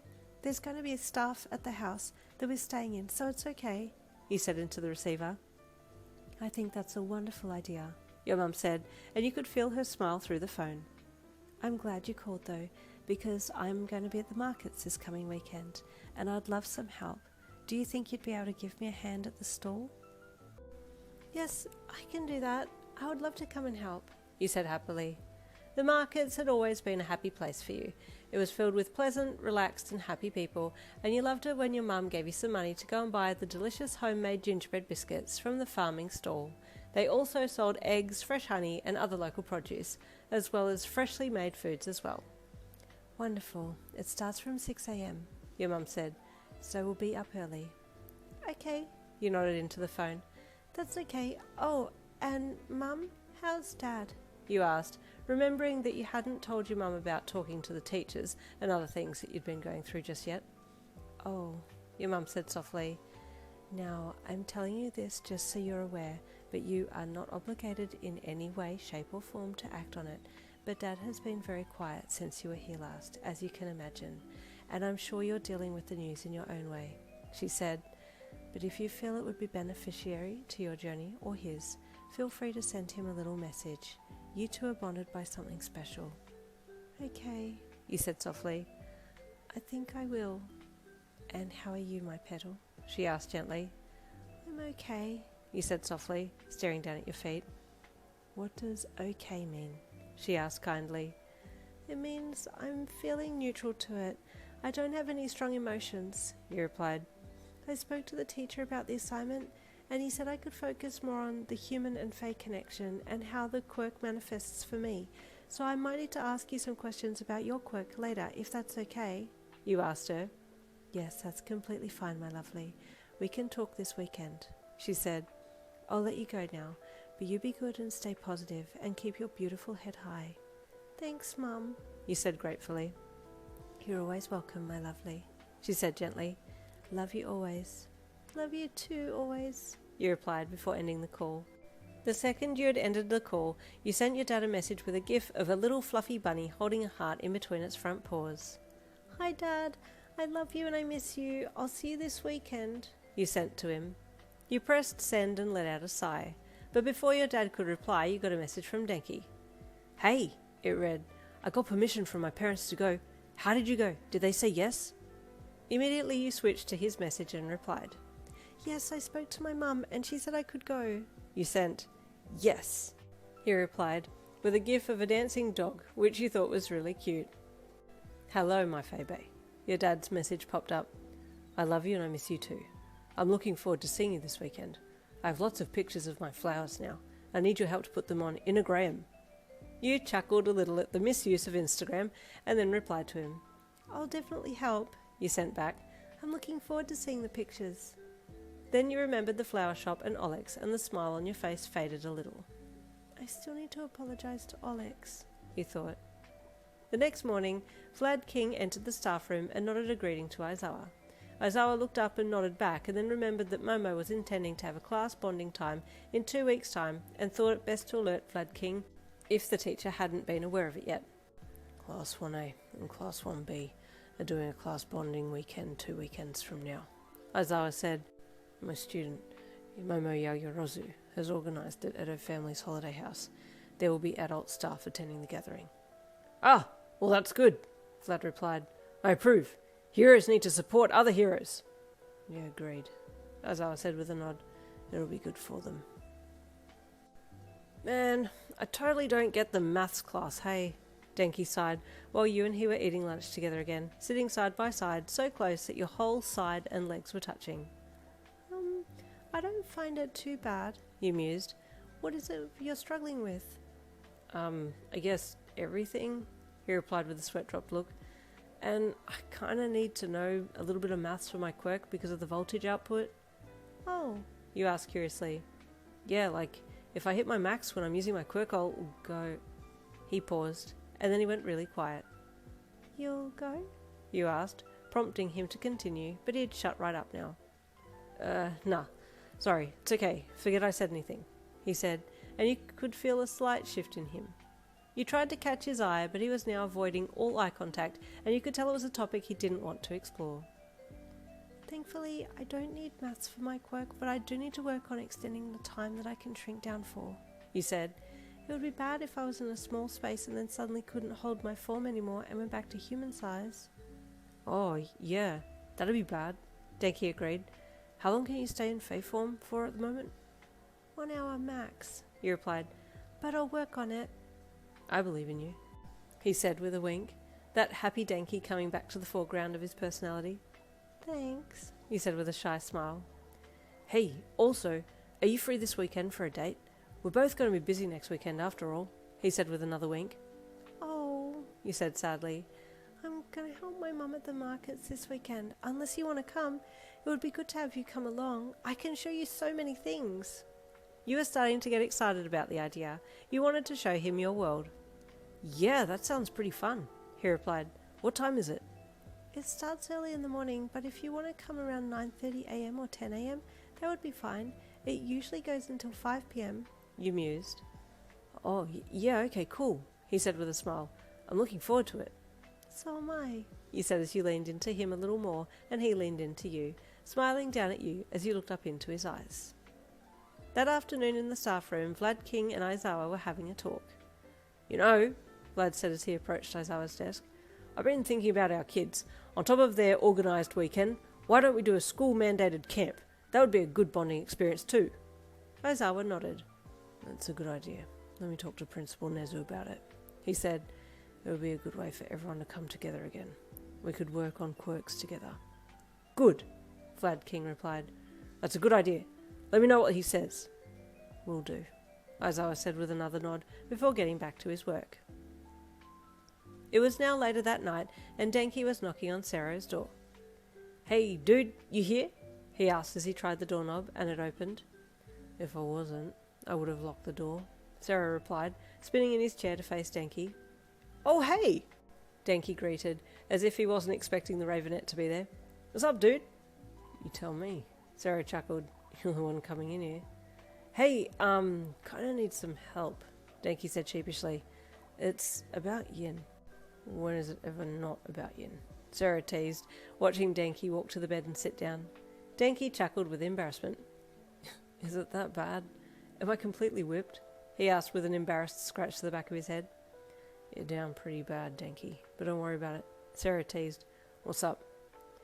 Well, man, I don't really know where to start with this one, but I got a little worried today when I thought about something, Denki said. Don't think, dude. It's not good for your brain. Sero teased. Thinking? Bad. Yeah, but I'm being kind of serious, dude.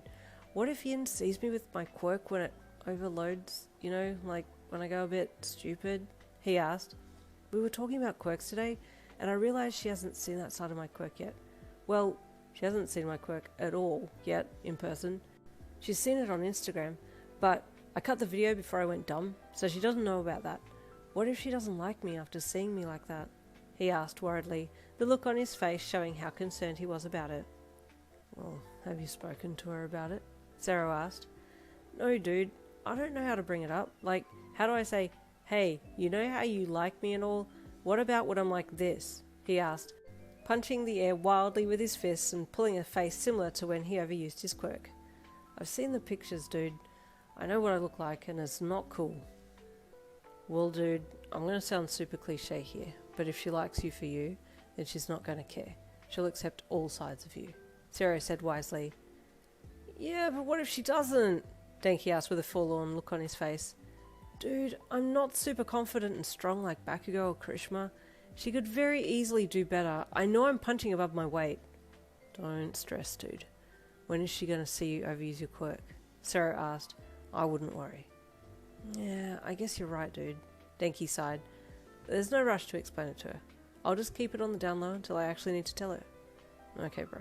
Chill on it, okay? Sero asked as he held up his fist out for Denki to fist bump. You'll be just fine. Thanks, dude, Denki said as he returned the fist bump.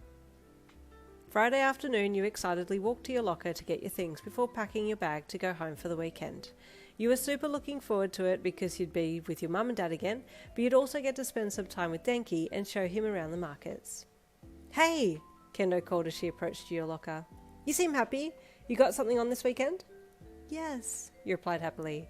I'm going home to be with Mum and Dad and help Mum at the markets, and then Denki's coming to the markets and I'm going to show him around a bit. I'm excited about that. Sounds fun, Kendo said with a smirk. Be good though. I don't want you getting into any mischief, she cautioned. I promise, you replied with a little giggle and a smile. I'll see you Monday, okay? Yeah, sure thing, she replied with a grin. See you. You smiled again and grabbed your things and then headed out the building doors to go to your dorm room. Hey, Yin, wait up! You heard Denki call, and you slowed for him to catch up to you. Hey, so I'll see you tomorrow at the markets? He asked brightly. Yes, I'll send you the address when I get home tonight. I'll ask Mum where the location is, you said. Yeah, please, he replied, looking around first before gently reaching for your hand to hold it. You felt your heart rate increase and you glanced around too, then seeing that no one else was around, you looked back at him and you both shared a shy giggle as you continued to the building hand in hand. Again inside the elevator, you held hands, and again down the empty hall to your room, you held hands. So, Denki said as he turned and placed his left hand up against the wall, standing in front of you, still holding your hand in his right hand, while his left was on the wall. Can I give you a hug? You nodded shyly, and he let go of your hand and then stepped a little way towards you, while you stepped towards him.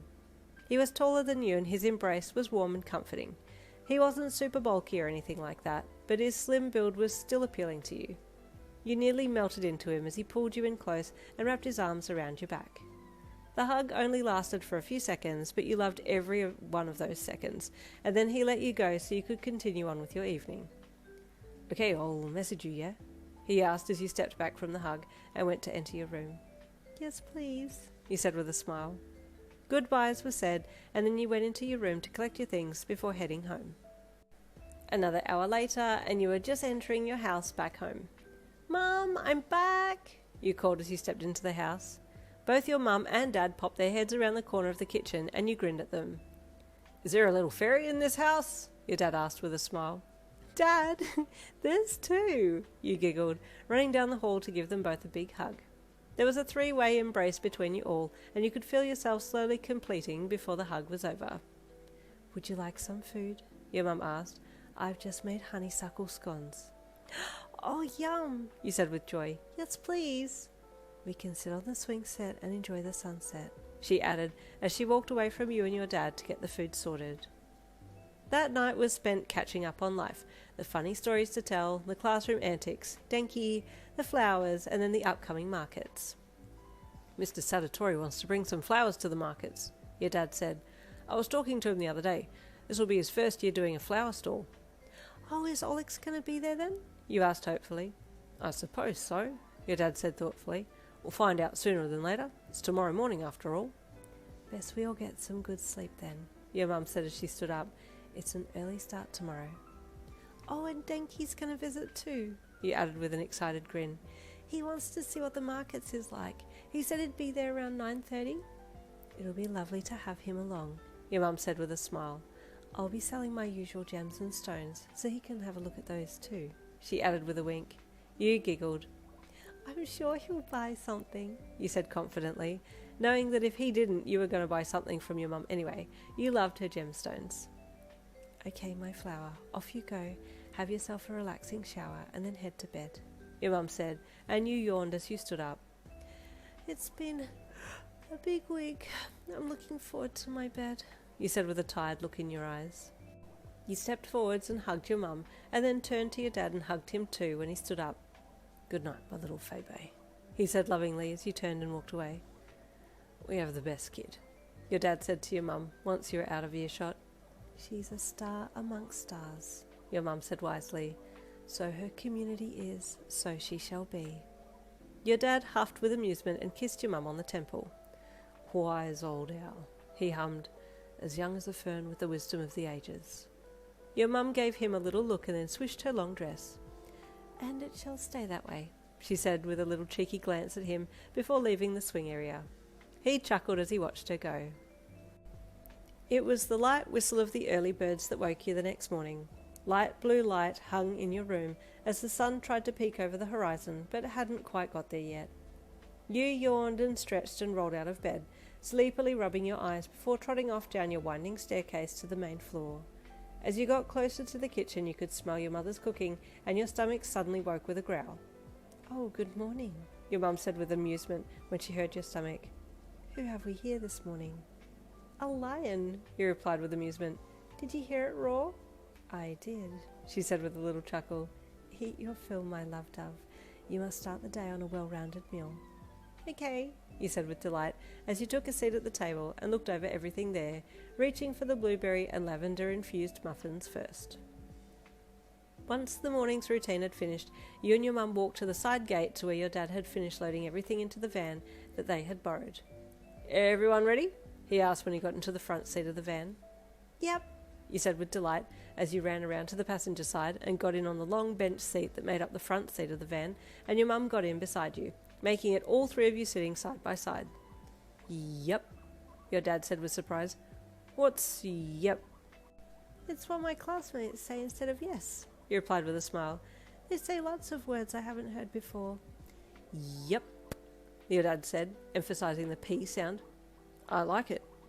You grinned and he turned the van on and off you went, ready for a big day at the markets.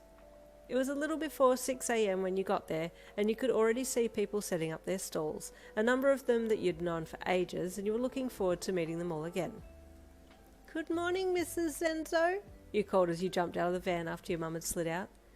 Why, Yin, she exclaimed. Is that really you? You've grown so since I saw you last. It's me, you said with an excited smile. What have you been up to, my girl? I feel like I haven't seen you in 2 years. It'd probably be close to that, your dad said as he got out and closed his driver's side door. I'm at UA now, You said proudly to her. Here, of course. Oh my, she said as she pressed her hands to her round cheeks with excitement. That's very exciting. Are you enjoying your classes? Oh yes, very much so. You replied politely. And a classmate who I'm close with will be coming later today. I'll be sure to bring him to your stall. He'd love to see your bonsai trees. Ah, she said with a twinkle in her eye. Do you remember the ginkgo tree that I was cultivating? Yes, You said with surprise. I remember asking you about it last time I was here at the markets. Yes, that's the one. It's grown so much. In fact, it's ready for sale now. You need to come and see it before it sells. I'm sure that you'll love what I've done with it. Okay, You nodded with delight. I'll help Mum unload and then set up, and then I'll come over. Okay, dear, I'll be here, she said with a short little wave before turning to go back inside her stall.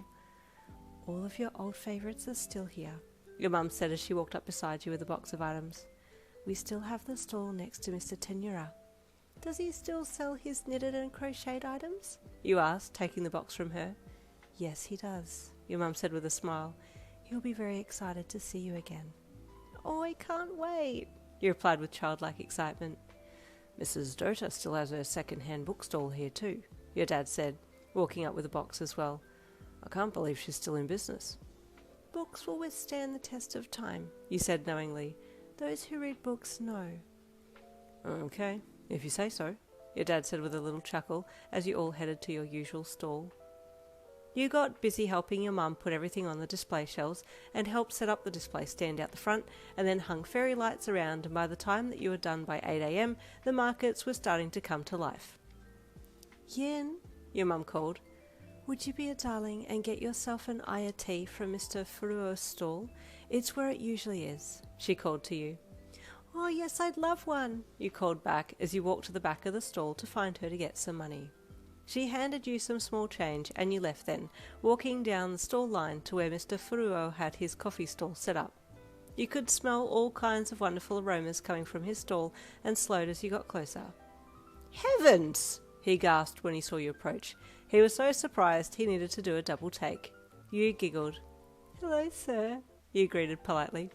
Sir, indeed! Miss Yin, how is it that you have come to be such a fine young lady in such a short space of time? He asked, his moustache wiggling as he spoke. I believe it was only 1 trip around the sun that I saw you last. I think it was 2, sir. You replied with another giggle. Mercy! He cried. That long? No wonder you have grown so. Thank you, sir. I'm now in the hero course at UA. A classmate of mine is coming soon, so I'll introduce him to you, You said with a giant grin. He, you say? Mr. Furuo asked, sensing something special about this male classmate. When I meet he, do I refer to him as a suitor to thee, Miss Yin? Oh, You replied bashfully. I am fond of him, sir. Yes, this is true. And he's fond of me too. Well, I say, Mr. Furuo replied with surprised amusement. I shall see to it that he is promptly assessed for his position. Oh, no, sir, please don't. You chuckled with embarrassment. My parents have met him. Wouldn't that be enough? I consider myself a surrogate grandparent, Mr. Furuo tutted. I will also assess for the suitability to my Miss Yin. You sat upon my knee when you were but a little fairy, he said fondly. I must see to it that your happiness is secured. That's very kind of you, sir, You said with a small curtsy. My mother has sent me to buy a tea for herself and I from your stall. May I be able to get a honeysuckle tea for myself and a passiflora and sencha for my mother? Oh, but of course, he replied. But buy? I think not. You take that money straight back to your mother with my gratitude for allowing me to see you once again, he said kindly, a little twinkle in his eye as he got to making the teas. You thanked him kindly again and continued to chat while you waited for him to finish, and then you headed back to the stall with your teas. The next hour and a bit was a little busy, but you kept up with it, serving people, answering questions, and sorting payments until a very familiar face popped in through the door. You were standing at the cash register with your phone in hand, about to reply to Denki's message of "I'm here," until you heard a noise and looked up. "Hey," he greeted with a bright grin. Denki, You replied with an equally bright smile and quickly walked around the small desk to walk over to him. Before even thinking, you reached up and hugged him at the same time that he opened his arms for a hug, and the two of you embraced there in the doorway. Your mum, who was down the back of the stall, felt a big shift in aura and stopped what she was doing to turn around and see what was going on, and that's when she saw you and Denki embracing in the doorway. She was a little surprised to see you hugging him, and took a second to steady herself before walking over to greet Denki too. He saw her coming and quickly let you go, which you wondered why he had done so hurriedly, but when you heard your mum coming, you were glad he had let you go. Mum, Denki's here, you said, a little flustered at her having seen him hugging you in broad daylight. Hello, Denki, Your mum said kindly. Would you and Yin like to walk around the markets together? Your mum offered. It's about time Yin had a break. She's been working hard all morning. I bet she has, Denki said with a loving look in his eye. She's a hard worker, Miss Yin's mum. You and he shared a look, and your mum held back a smirk before letting you go and watching you head out the door. These two lovebirds, she thought, as she watched you both go, walking side by side, closely but not holding hands. The first stall you took him to was the one next to you, with Mr. Tenura and his knitting and crocheting. I've basically grown up here at the markets, you said to Denki as you headed for the door to his stall. I know a lot of people, and I want to introduce you to them. This is Mr. Tenura, you called as you stepped in. What lovely voice is calling my name? An elderly voice asked from a rocking chair at the back of the stall. It's me, Yin, you called back with a smile. It could have been no one less, he said sweetly as he turned in his chair to see you. Miss Yin, you look lovely, he said softly. And who have we here? Oh, hello, sir. My name's Denki Kaminari. I'm a close friend of Yin's, Denki said as he stepped forwards and reached his hand out to Mr. Tenura's. A pleasure, young man, Mr. Tenura said with a grin as he shook Denki's hand. Miss Yin here used to model my knitted scarves and hats when she was younger, he said with a faraway look in his eye. People used to come from all over to get my winter wear. Not many people come to the winter markets now, but my knitted toys are selling well. Oh, Denki said when he looked up and around at the shelves of knitted and crocheted animals. Could I buy one, sir? Oh, I would be honoured if you would, young man. Which one takes your fancy? Mr. Tenura asked. Which do you like, Yin? Denki asked. Which do I like? You asked with surprise. But there's so many cute ones. Pick one, Denki said with a grin. You thought for a while as you looked around, finally picking one that you loved, and Denki quickly paid for it. This is from me to you, he said as he handed it to you. And thank you, sir, for making it, he added, addressing Mr. Tenura. You loved that Denki was being the perfect gentleman, and Mr. Tenura seemed most impressed as you thanked him, and then both left to head to the next stall. The next stall along was Mrs. Zenzo's bonsai stall, and she saw you coming and started gushing when she saw Denki walking next to you. Hi, Mrs. Zenzo, you greeted brightly as you approached her. Oh, my Yin, and who is this lovely young man with you? She gushed, reaching her chubby arms out to wrap them around him. This is my really good friend Denki, you said to her, and she gave him a big squeeze and then let him go. It's a pleasure to meet you, Mr. Denki, and please look after our little Yin here. She's like all of our little baby. She's our market baby, she gushed, gesturing around her to indicate that she meant everyone else here at the stalls around her. I can see she's special, Denki said with a wink at you. She's touched a lot of people's hearts. Oh, you bet she has, and she used to come into my shop and fall asleep amongst my plants, Mrs. Zenzo chuckled as she remembered the memory fondly. She had this little blanket she used to carry around with her, and I'd find her snuggled up with it under the ferns.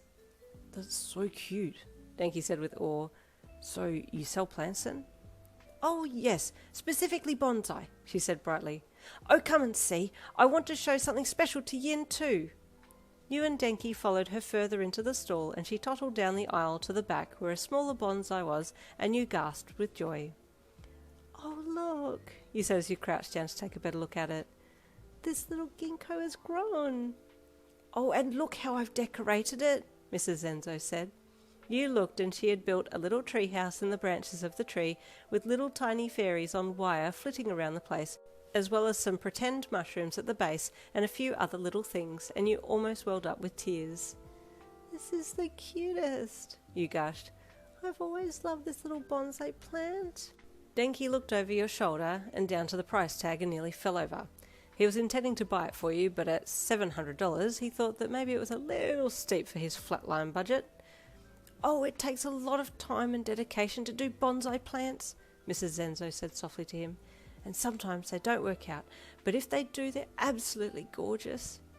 You've done a really rocking job with these, Denki said with awe as he looked around.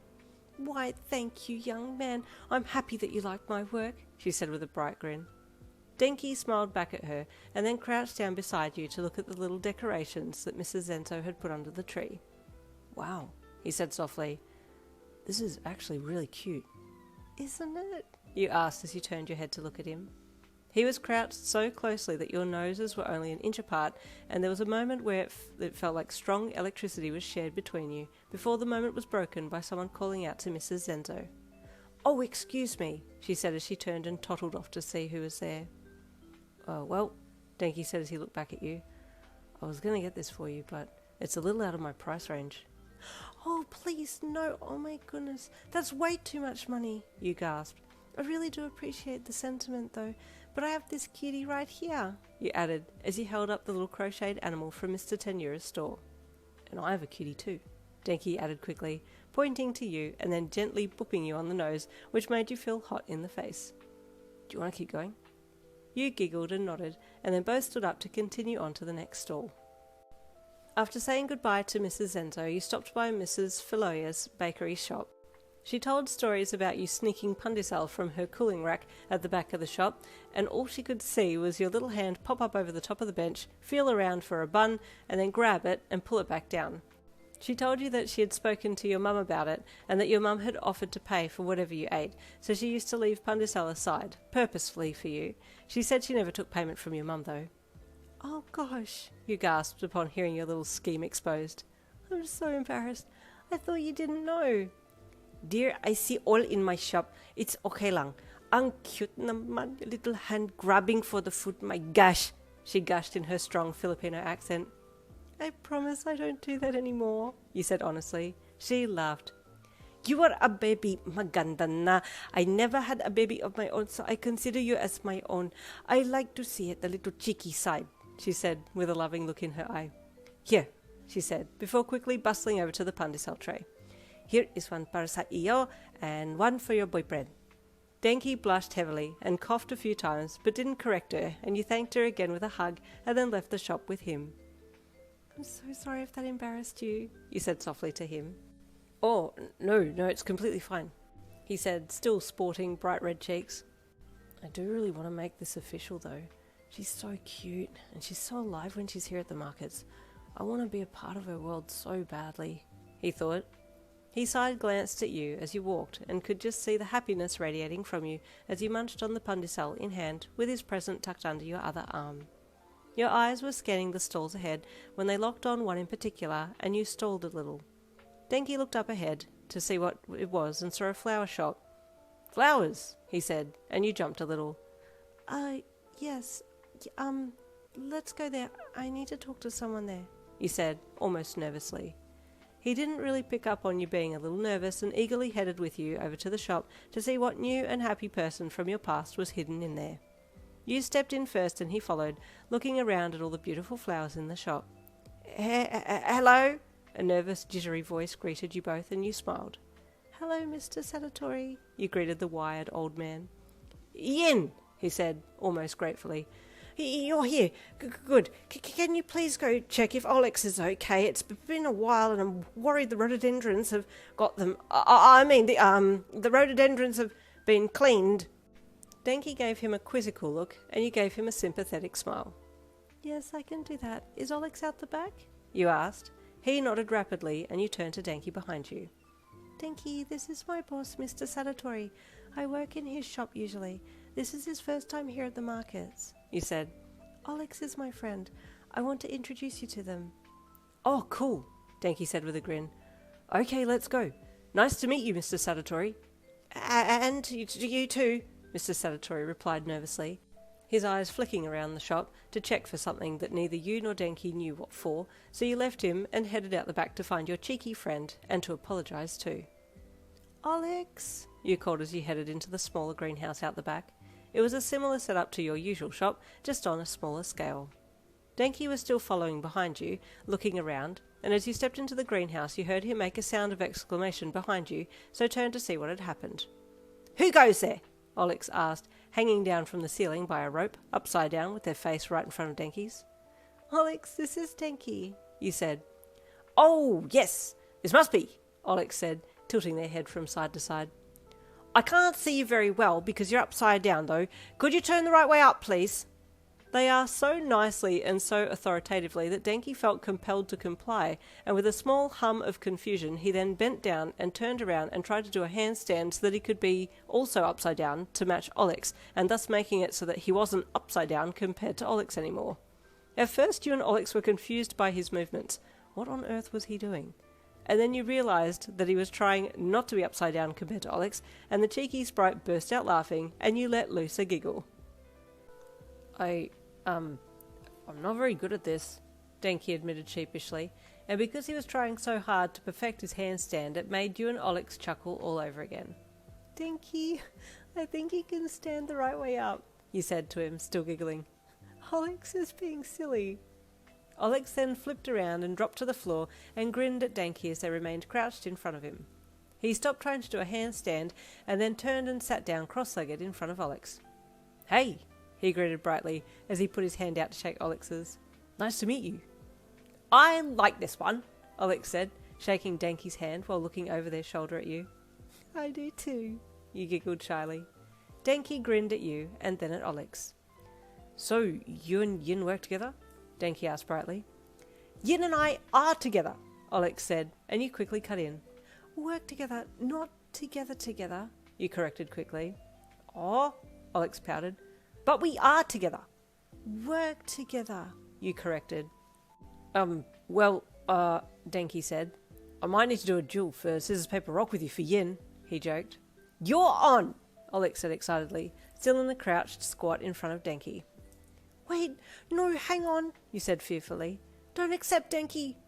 Don't worry, I got it, Denki said with a wink at you, and you wanted to feel safe with that promise, but this was Alex he was up against, and your cheeky little friend knew how to throw the odds. Okay, Alex said with a glint in their eye. Rock, paper, scissors, shoot! Denki threw his hand out at the same time that a rose from across the aisle threw one of its long tendrils at him, shaped like a fist. At first you thought he hadn't been phased because he didn't react, but that was because it was taking him a second to work out what was going on, and then he jumped violently, going from sitting cross-legged to standing in a millisecond. Alex burst out laughing at Denki's reaction and rolled backwards on the floor, thoroughly tickled that they managed to surprise him like that. Oh, wait, it's your quirk, right? Denki asked once he had pieced together that the plant did actually move, and it was via quirk, and that it hadn't moved on its own autonomy. What do you mean? Alex joked. The bros just wanted to play too. Ah, Denki said with a grin. Well then, I'll verse it. What do you say, rose plant thing? You want to verse me in rock, paper, scissors? The rose nodded its head and Denki grinned and then made a fist. Rock, paper, scissors, he called, now facing the rose. Shoot! He shot his hand out and made a paper shape, as did the rose tendril, sticking it out straight. Tie! He called with delight. Again! 3 more times he versed the rose plant, and all 3 times it was a tie. Well, I guess I'll keep what's mine, he said as he stepped over to you and wrapped an arm around your shoulders. Alex appeared to be very amused and chuckled away. Well, Alex, we better keep going. I wanted to introduce you to Denki, but I wanted to take him some other places too, you said, stepping towards the door. Aw, Alex pouted with fists on hip. But we were having so much fun. I know, you said with a smile. Don't worry, we'll all see each other again soon. It was good to meet you, Alex. And your cool quirk, Denki said with a grin, but then he must have thought of something and turned to the door. Wait there a sec. I want to get something, he said quickly, and then disappeared into the shop. You almost went to follow him, but then realised this was the perfect opportunity to apologise to Alex, and so turned around quickly. Hey, you said as you turned around to face Alex after Denki had walked on ahead. I just wanted to apologize for before, about when I said a certain name and it upset you. I'm so sorry. I didn't mean to say it so casually. That was my mistake. Are we okay? Alex grinned. Well, with bringing Denki around, I've forgiven all. I like the guy, they said with a wink. Be careful, I might just take him from you if you let your guard down. You giggled and cocked your head to the side. You just like anyone who's happy, don't you? You asked. You figured it out, Alex said with a little spin on their toes as they did a pirouette and then pointed at you. You smiled. You deserve the happiest person, you said before turning to head back into the shop to follow after Denki. Bye, Alex. I'll see you again soon. I'll be waiting, they called with a little wave before heading back down the back of the greenhouse. You smiled to yourself as your eyes scanned the stall for Denki and saw him buying a lovely bouquet of red roses, and your face flushed. Thank you, he said to Mr. Sadatori as he took the flowers and then turned to you.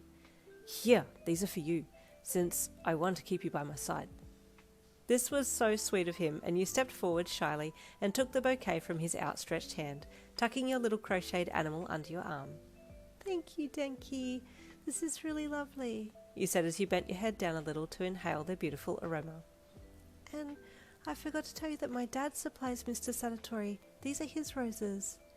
Oh, Denki said with surprise. It's come full circle then, he added with a smile. You gave him another small, shy smile, and then said goodbye to Mr. Sadatori, and you both left the stall and stepped back out into the busy walkway. There were far more people out and about now, and you had to stick close to Denki so as not to get separated. That Alex is a cool person, Denki mused. Cheeky. Oh, very much so, you giggled. Alex gives Mr. Sadatori such a hard time. The poor man thinks his plants are possessed. Wait, has Alex not told him about their quirk? Denki asked with surprise. No, they haven't said anything, you said with a small apologetic chuckle. And they won't either because it's too much fun to tease him, the poor man, you said again with another chuckle and a shake of your head. Well, I can see both sides, Denki chuckled. It would be fun to tease with that kind of quirk, but also, I think I'd be really freaked out if I didn't know it was a quirk. Yes, I don't know why Mr. Sadatori hasn't figured it out yet.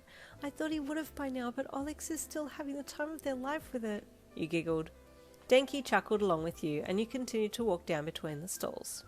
As you walked, you kept your eyes up, looking left and right for anyone else's stall that you recognised so that you could introduce them to Denki and say hi yourself, after not having been there for a few years. There were still a few people you recognised, but there were also a number of new stalls that you didn't recognise, and you looked to your right as a stall appeared ahead that was covered in royal purple and had someone standing at the front. Even before you had the chance to have a proper look at them, you already felt your skin crawling, and when you did concentrate on them and their stall, you felt the hair on the back of your neck stand on end. The person, a middle-aged woman with only a small amount of grey hair and yellow beady eyes, watched you keenly as you approached, and your eyes left hers to look at the stall. It was a clairvoyant stall, and around the door were strange symbols etched into the wood. You felt a strong calling to stay away from this stall and this woman, but as you got level with her, she called out loudly. Love fortune reading, she called in a commanding yet alluring voice. I feel a strong presence of love. Denki was walking closest to her and jumped slightly when she called out, her voice startling him, but also calling his attention in her direction. Oh, she said with a sly twinkle in her eye. I feel a lot of love radiating from you. Would you like me to read your fortune? I can already tell it will be good, she said. Her beady yellow eyes shifted to you, and you felt her eyes pierce right into your soul. Instinctively you reached for his shirt to hold on to it, as if to stop him from going to her, and he felt you there, but the calling of a good love fortune was very alluring, and he took a step towards her. Let's go? He asked as he looked back at you. My shout. But... you said softly, not wanting to say no and offend this lady, but at the same time not trusting her one bit. Come in, she gestured with a snarling smile as she opened her arm for you and Denki to enter into her royal purple tent. As she opened her arm in wide gesture, you noticed how she had her fingers, and her pinky finger was closed over to her palm.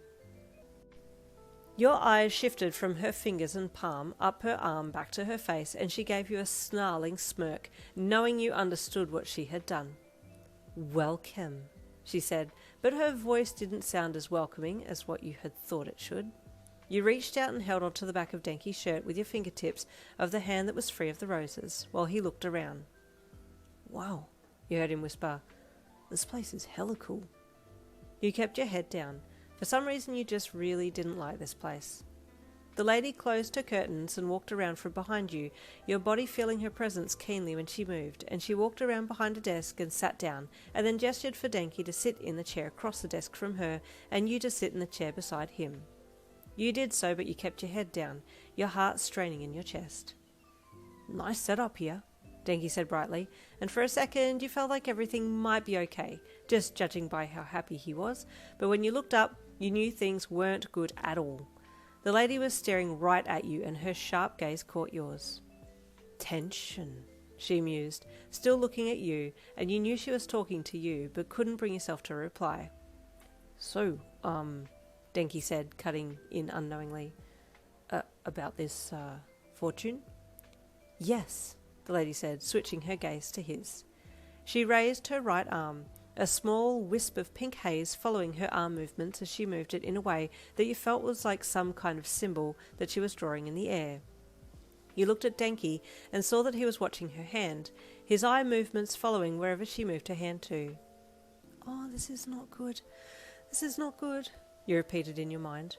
"She's trying to hypnotize him or something." You reached out and placed a hand on his arm, and he looked at you, finally seeing that something was making you feel uncomfortable. "You okay?" he asked softly. "What's wrong?" You glanced at the lady and saw that her eyes were starting to glow slightly. Was this actually happening, or were you imagining it? "I sense a strong citrine royalty in this place," she suddenly said loudly, and your heart dropped. "Oh, we need to get out now," you thought, as you stood up quickly and grabbed for Denki's arm. The lady threw both arms up and green haze followed. "Are you going to do away with me also?" she gasped, and your heart started racing. "Huh?" Denki asked, confused. "We need to go," you said urgently, and turned away from the lady to take Denki away. "The sins of your father follow you, princess!" the lady called, a small nasty chuckle following her words. "All hail the citrine royal family!" You burst out of the curtains with Denki being dragged behind you, with him looking back over his shoulder to see the lady bowing to you as you left. "What on earth?" he asked as you continued to drag him away from the tent, your whole body prickling as you moved. "Yin, what was that about?" he asked as you pushed your way through the crowds. "What do I say? I don't know what to tell him. I can't tell him," you thought frantically as you pulled him with you. "Yin?" he asked again. "Hey, what's wrong?"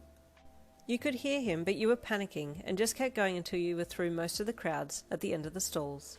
"Hey," Denki said again, reaching out to touch your arm to get your attention. You jumped and spun around, your wild eyes looking up into his. "You look spooked. What happened back there?" he asked with concern and confusion, his eyes searching yours. I don't know," you lied. I don't know what happened." "She was a little weird," he said with a small apologetic chuckle. "What was she saying? Stuff about royalty?" "I don't know," you said quickly, trying to sound as convincing as possible but knowing you were failing. Denki cocked his head at you and was about to ask something else when a voice from nearby drew his attention. "Young sir, I do hope you have pure intentions with your hands on my yin," an elderly voice said. You looked across as well and saw that it was Mr. Furuo, and you were suddenly drawn back to the present. Putting your concerns aside, you smiled at him and then took Denki's hand and walked over to the elderly coffee brewer. "Sir, this is Denki, a very good friend of mine," you said to him.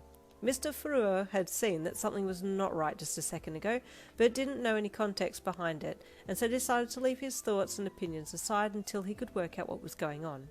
He thought that maybe something had happened between you and Denki. "Ah!" he said as he walked around his coffee machine and desk and made his way over to Denki. "Let me inspect," he said as he stood there with hands on hips and stared intently at Denki. Denki just smiled and Mr. Furuo looked at you. "A fine gentleman," he finally said, and Denki looked relieved. Thank you, sir," he said with a grin on his face, and Mr. Furuo returned his smile. "Come now, and have some tea or coffee," Mr. Furuo offered as he turned away. "My coffee can heal all." You and Denki decided to take a seat then at the stall and sat down for a second, the air feeling a little thick from your side of the table as you looked down at the table too and hugged Denki's little crocheted toy close and the roses as well. Denki made a little light conversation as Mr. Furuo brought a coffee over for you both, and you tried to follow and talk, but your heart just wasn't in it. Mr. Furuo could see that there was indeed something going on with you, but didn't know what. He decided to keep an eye on you though, while you sat there with Denki and drank your tea, and hoped that he might be able to help you a little later. You and Denki sat there for about 10 minutes, sipping and chatting, before Denki's phone buzzed in his pocket and he pulled it out to look at it. "Oh," he said with a little dejection. My folks are asking if they can see me. I told them I'd be out of the dorms this weekend, so they want to meet up." It's okay, you said quickly. You go and see them. I need to finish up helping Mum, and then I'll see you tomorrow night back at the dorms. "Okay," he nodded. "I really wanted to spend more time with you." "Same," you said, but in your heart you just wanted to talk to your mum and dad about what had happened and work out what to do from here, but Denki didn't appear to want to go, so you stood up and he reluctantly followed suit. I'll take you back to my mum and you can say goodbye, and then, yeah, you said as you turned to head back in the direction of your mum's stall. Sure, yep," he said, quickly following you. "Bye, Mr. Furuo," you said politely as you left. "Goodbye, young'uns," he called as you walked off, his eyes following you as you left. You were kinda on a mission then, and led Denki back to your mum's stall, and then said a somewhat awkward and hurried goodbye to him before he left. You did feel bad about pushing him out like that, but there was so much on your mind at that point you just needed to get it off your chest, and you couldn't with him there. "Mum," you said as soon as he had gone, and you'd checked the place for customers. "Something happened. Who is the clairvoyant down the other end with the purple drapes around her shop?" I'm not sure," your mum replied quizzically. "Why do you ask?" "She said some stuff, and she knows about Dad. She called me princess and a royal citrine descendant, and she can do this," you said, closing your pinky over to your palm with your other fingers standing straight. "It's something only royal citrine descendants can do. She said this in front of Denki, and I haven't told him anything about Dad or the royal fairy stuff, and now he's asking questions. What do I do?" you said with fear and urgency in your voice. "Come," your mum said, feeling your aura all out of whack and wanting to give you a hug to calm you down at least. You stepped into her embrace and took a deep breath in and then out. "It's okay," she said gently. "It's not totally unusual for a clairvoyant to be able to pick up on your history like that, but it does sound a little odd. Let me ask your dad." "Okay," you said, still a little shaken by what had happened. "Stay in the shop for now, little bug," your mum said soothingly. "Come over here by the incense," she then said, taking you over to where she had something burning soothingly in the corner of the stall. She quickly grabbed a new stick of incense and lit the end, waiting until it had started to burn well, and then slowly wafted it around you. "This is white sage to cleanse your energy," she said gently. "Close your eyes and focus on your heart. You are one, you are you, and you are perfectly balanced," she said as she hummed a note and continued to waft the sage stick around you. While you had your eyes shut, your mum looked to see if you were wearing any gemstones and noted that you had the black tourmaline and opal bracelet on and let out a sigh of relief. "Thank you, all-powerful, for protecting her," she whispered in her mind, knowing the gems would have protected you against any negative energy attacks if this clairvoyant meant harm. You did your best to focus on your breathing and let go of any lingering thoughts, and although initially it was hard, after a few minutes you were starting to feel more relaxed. "Open your eyes, my sweet," your mum whispered, and you felt something cold being placed into the palm of your hand. "Obsidian, to clear the negative energy, but thankfully you were already protected by your gem bracelet," she added. You gave her a relieved smile, and she returned your smile with her own. "I will go and have a word with your father," she said. "I'll be back soon." You nodded, and she put the incense stick down on the tray and then walked away, so you went to the cash register and waited there for a second, letting the cool of the stone in your palm ground you. Your mum didn't want to show her concern in front of you, but by the time she reached your dad in the greenhouse, her face bore a pensive look. "Hello, my flower," your dad greeted your mum, but then paused when he saw her, his green eyes studying her face. "What is it?" he asked. "Yin just had an unpleasant experience with someone new here at the markets," your mum said as she approached your dad. She said some things that only you, myself, Yin, and Royal Fae would know about. She spoke of your history. She added. Your dad paled slightly, and his concerned look turned to fear. Who was it? He asked in a numb voice. I'm not sure, your mum said, but she said it was the clairvoyant down the way. That's not good, your dad said with worry. I'll go and talk to Mr. Tenura next door. He's been here a long time. He might know more about who it is. Please do, your mum said. I don't want to speculate, and I don't want to mention names if I don't have to, but I wonder if this clairvoyant is of Fae origin, and not the well-meaning type of Fae. She added, Do you think Fox Fury? Your dad asked, his eyes widening. You said the word, not I, she said wisely. If they are who you have just mentioned, you need to keep away. Oh no, your dad said with worry. What did they say to Yin? They called her a princess and mentioned that she was of royal citrine descent, and she said they could also do the pinky to palm. Your mum said. Your dad paled. Oh, this is very bad, he said, taking gentle hold of your mum's shoulders. I'll be back. Your mum nodded and reached up to give him a quick kiss on the nose before he walked past her and into the shop. I hope nothing bad comes of this, your mum thought as she watched him go. You were just starting to calm down when your dad stepped into the shop, and with one look at him you left your post and ran into his open arms. You okay, Petal? He asked. Yes, you nodded sadly, looking up at him. I'm sorry, Dad. I knew I shouldn't have gone in. I could feel they were no good. Your dad nodded. It's okay. I'll find out who they are. You stay here, okay? Don't go down there again, he said in a stern voice. It was filled with love and concern, but it was still stern. I won't, you said with horror. He bent his head down to you and kissed you on the top of your head and then gave you a quick hug. I'll protect us, don't worry, he said before leaving the stall. You sighed and went back to your post. Your dad was on a mission now. It was one thing to hold his dark past over his head, but to bring you into it, now that had him feeling all types of anger that he'd never felt before. With quick steps he walked to old Mr. Tenura's stall and stepped in. Why? The kindly old man greeted your father while he remained sitting in his chair knitting. Rarely do I see you leave your plants, he said with an elderly grin. What brings you out into the light of day? I come to ask about a newcomer at the markets, your dad said, politely but wanting to cut to the core of the matter as soon as possible. Ah, the old man said, pausing his knitting. There have been a few new ones. Which do you wish to know more of? He asked. The new clairvoyant, your dad said forwardly. Ah, yes, the man replied. She has been here for the last 2 times we've had markets. Appears to be quite popular, but keeps to herself, rarely leaving the tent. No one knows where she came from, and no one sees her come or go from the markets. Usually we say goodbye to one another and take some time to pack up or set up things in the morning, but she comes and goes without a trace, he said with a shake of his head. That's all I know. She doesn't appear to be interested with any of us here. Your dad hummed. Okay, thank you. It doesn't give me much to go on, but thank you all the same. It's no trouble, the man replied with a smile. Is there any reason you're asking? You came in quite hurriedly. No reason. Yin just has been down there and was a little upset by some things that was said, your dad answered vaguely. Oh, I do hope she didn't say anything out of turn to my dear Yin, the elderly man said, getting upset immediately at the thought of you possibly being sad about something. Oh, please don't worry, your dad replied quickly. She's okay. Okay, the man said, settling at your dad's words.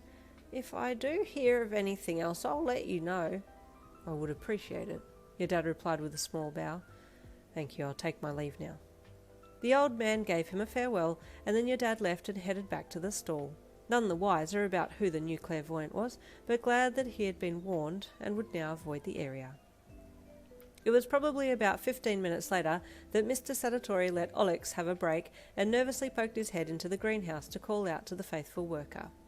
Olex, he called, looking around nervously and flinching like mad when a butterfly flitted past him. Olex, you can go on break now. Oh, Olex said, suddenly appearing in front of him. The shorter sprite scared the poor old man half to death, making Mr. Sadatori jump wildly, his soul temporarily leaving his body before re-entering. Olex then continued without skipping a beat. Wonderful! I'll go now. Thank you. See you in a half hour.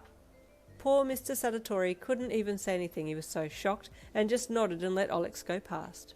Olex giggled to themselves as they left the shop, feeling rightly proud of themselves for scaring the poor old boss. Yeah, they chuckled internally.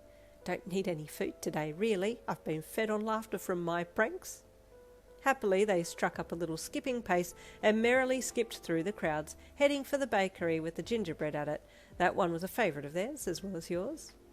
It was as they were skipping along they heard a low whistle and stopped short to listen. The whistle was one that sprite folk used to call to one another, and they were immediately tuned into it.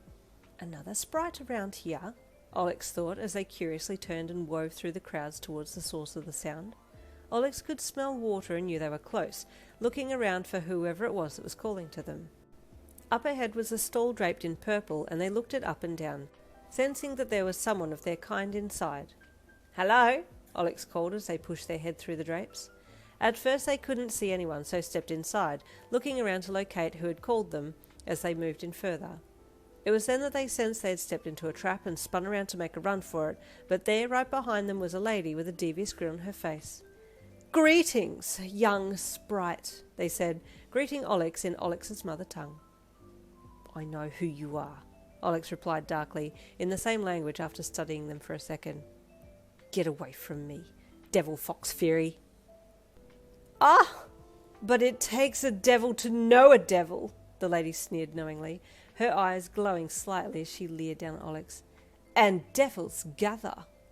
Olex pursed their lips and went to step around the lady, but she barred their way, not done with her taunting yet. "Get out of the way," Olex growled. "Or what?" the lady sneered. "You'll call your Fae friend's father to kill me? He's known for that, you know."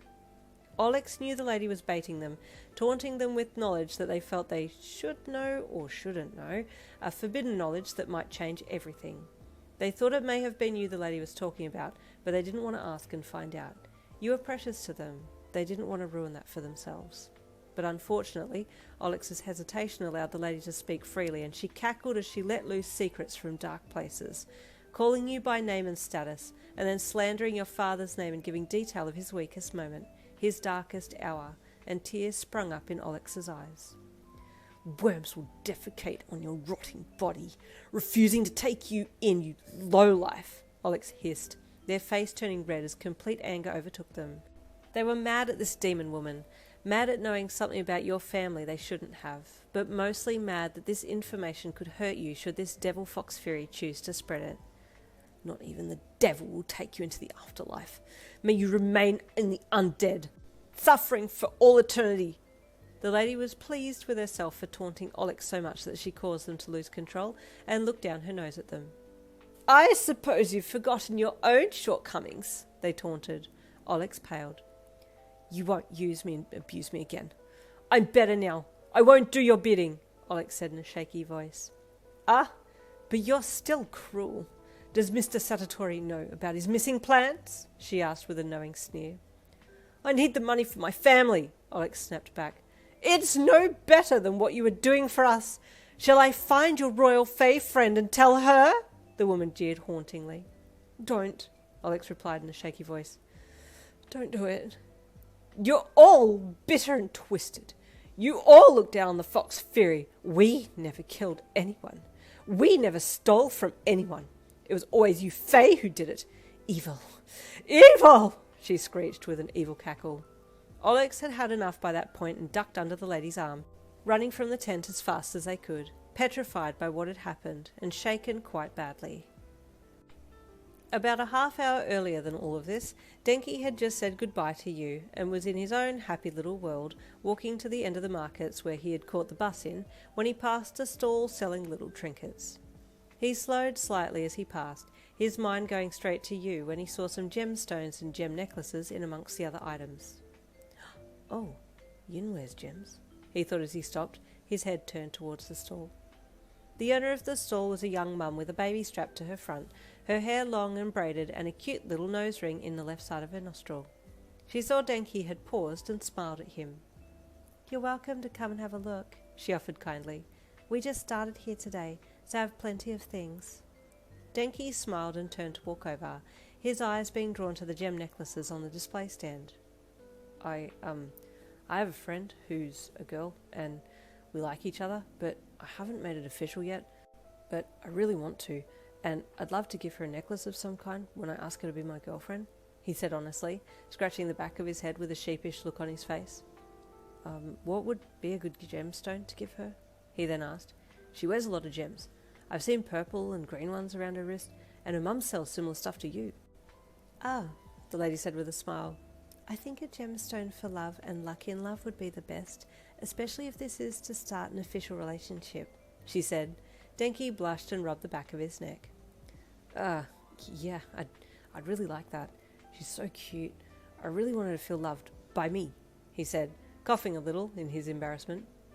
Personally, I would suggest rose quartz, the lady said as she pointed to a beautifully heart-shaped gemstone on a twine necklace.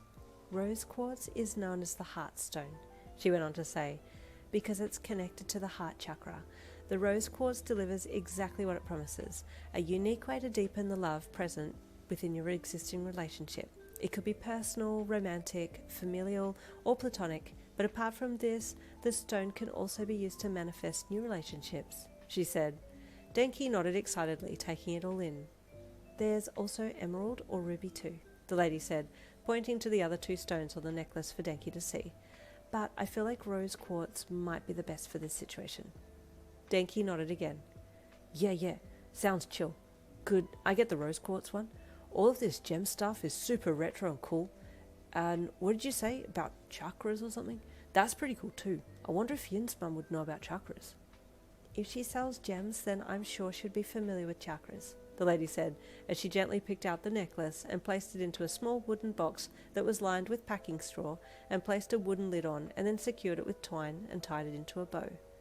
Her little baby had remained asleep all this time, and Denki suddenly had a future thought of you with his baby strapped to your chest as you worked at the markets on the weekends, and his heart fluttered slightly.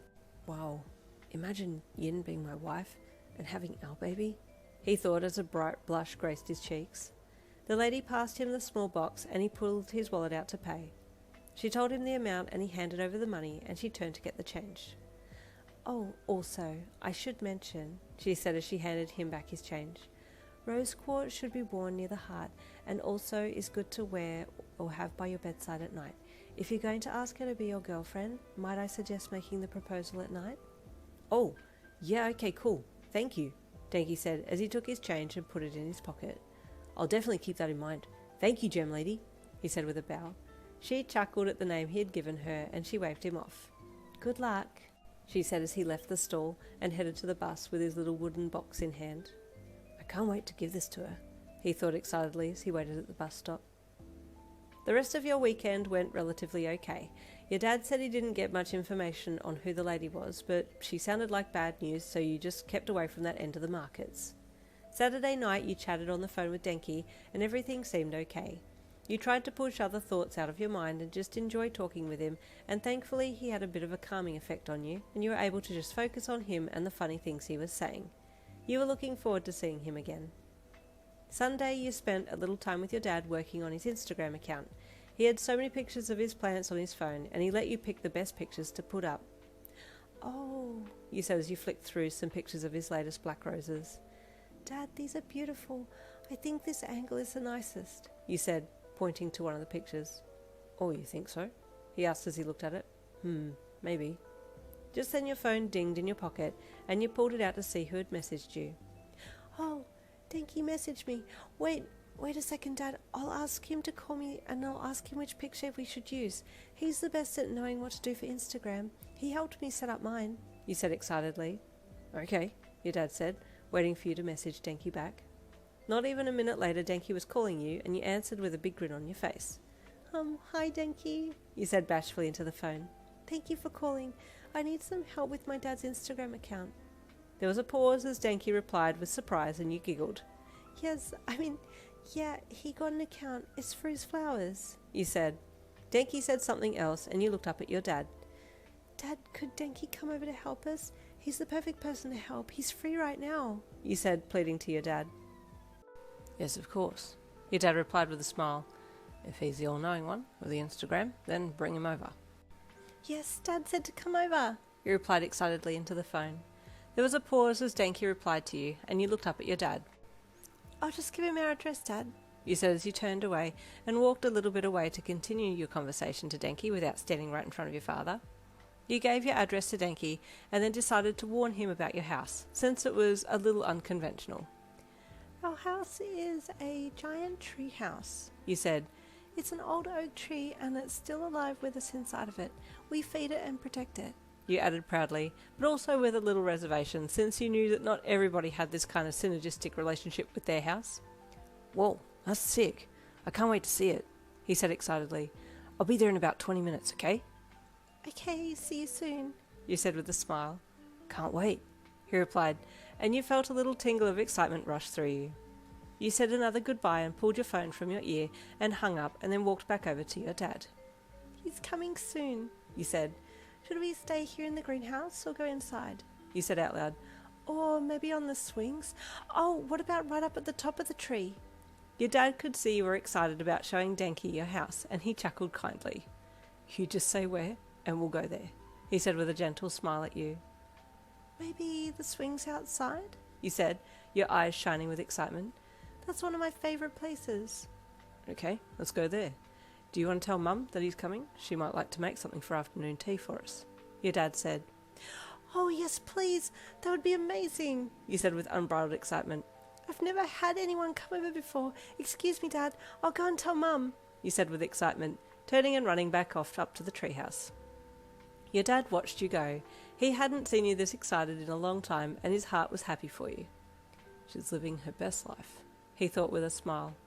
Whatever happened in my past, although I've thought of it as a curse, has actually set me up for this moment, to witness my daughter growing up in a world full of opportunities and love. He thought, I'm content with this. You skidded into the house and ran for the kitchen to find your mum, noting that she'd already started cooking something. This smells amazing, Mum, You said with a smile as you greeted her. Thank you, Flower. She said with a gentle smile, looking up at you. You're positively glowing. Good news has descended upon you. Mum, Denki's coming over very soon to help Dad with his Instagram account. Would it be too much trouble if we offered Denki some afternoon tea? I'll help. What are you making? It smells amazing, You said, taking a deep breath in. I felt a shift, your mum said with a little knowing smile. So I've made wild lavender and blueberry muffins. I also have restocked the herbal cabinet, so you can have any tea that you'd like. Oh, wow, really? You said with glee. Thank you, Mum. You're always welcome, my honey, she said graciously. No need for help. You go and set up the swing area, and I'll bring the food out once he's arrived. Thank you, You said as you turned to go.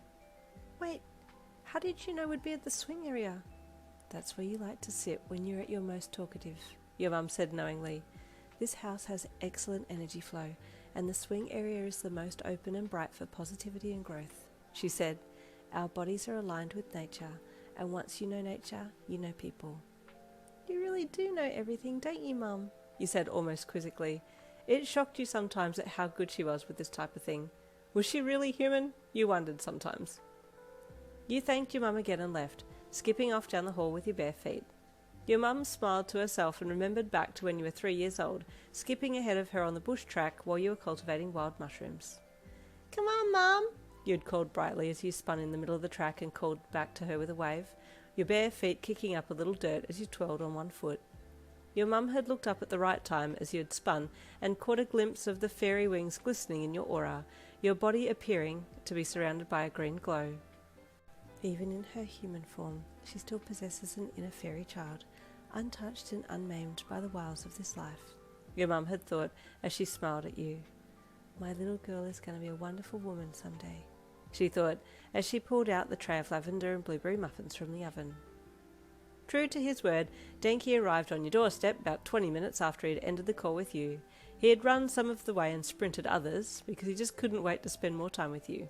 Sure, he had only seen you yesterday at the markets, but he had felt like it had been too short and wanted to be alone with you again before school on Monday. Following your description, he had turned off the main street and walked down a little track that led into the forest. I hope this is right, he thought, as he slowed a little and hesitantly peered around. You had gone up to your room to tidy up a little, in case you wanted to show him around the house, and had looked out your window to see him standing hesitantly on the path outside. He's here, you thought with glee, turning and running for your spiral staircase and racing down to the landing below. Denki's here. He's just on the track outside. I'll bring him in, you called as you ran for the front door and then swung it open. Jumping off the front step, you ran up the track barefoot and rounded the corner. Denki's smile showed his relief when he saw you, and he grinned as you ran towards him. You were so excited to see him again that you felt like running up to him and giving him a big hug, and thankfully he appeared to be on the same wavelength and opened his arms to receive you. Without hesitation, you ran up and wrapped your arms around his middle, and he wrapped his arms around and over your shoulders, basically cuddling your head. Hey, he greeted with a little chuckle. Hi, Denki, he said with a little shy giggle. I'm here, he said. I wasn't sure if I was in the right place. Yes, this is my place. Come, let me show you the house, he said with excitement, letting him go and turning on the track. Come on, you added, grabbing his hand and pulling him along with you. He was a little surprised that you had grabbed his hand, and a blush broke out on his cheeks. Wait, what if her parents see us holding hands? I don't want them to get the wrong idea about me, but it's her who grabbed my hand. I'm an innocent passenger on the ride this time. Not that I'm complaining, though, he thought, as you took him around the corner, and he looked up at the old, majestic oak tree ahead. Wow, he said with awe when he saw the size of it. This is your place? This is hella cool. You beamed with pride and nodded. Yes, this is where we live. I grew up in this house, he said, as you led him up to the front door and opened it. Come in, you added. Denki quickly kicked his shoes off and then stepped in after you, down the hall with you still leading him by the hand. Mom, Denki's here, you called, still holding his hand. Hey, Mrs. Yin's ma'am, he fumbled, his eyes flicking from the doorway up ahead, down to your hand holding his, then back up to the doorway. Geez, I hope I don't get in trouble for this, he thought with unease, at you still holding his hand. I swear I'm a good guy. Your mum stepped out from the kitchen and gave him a smile as she flicked her hands a little, having just washed them. Welcome to our home, Denki, she said. Please have a seat out on the swings with Yin.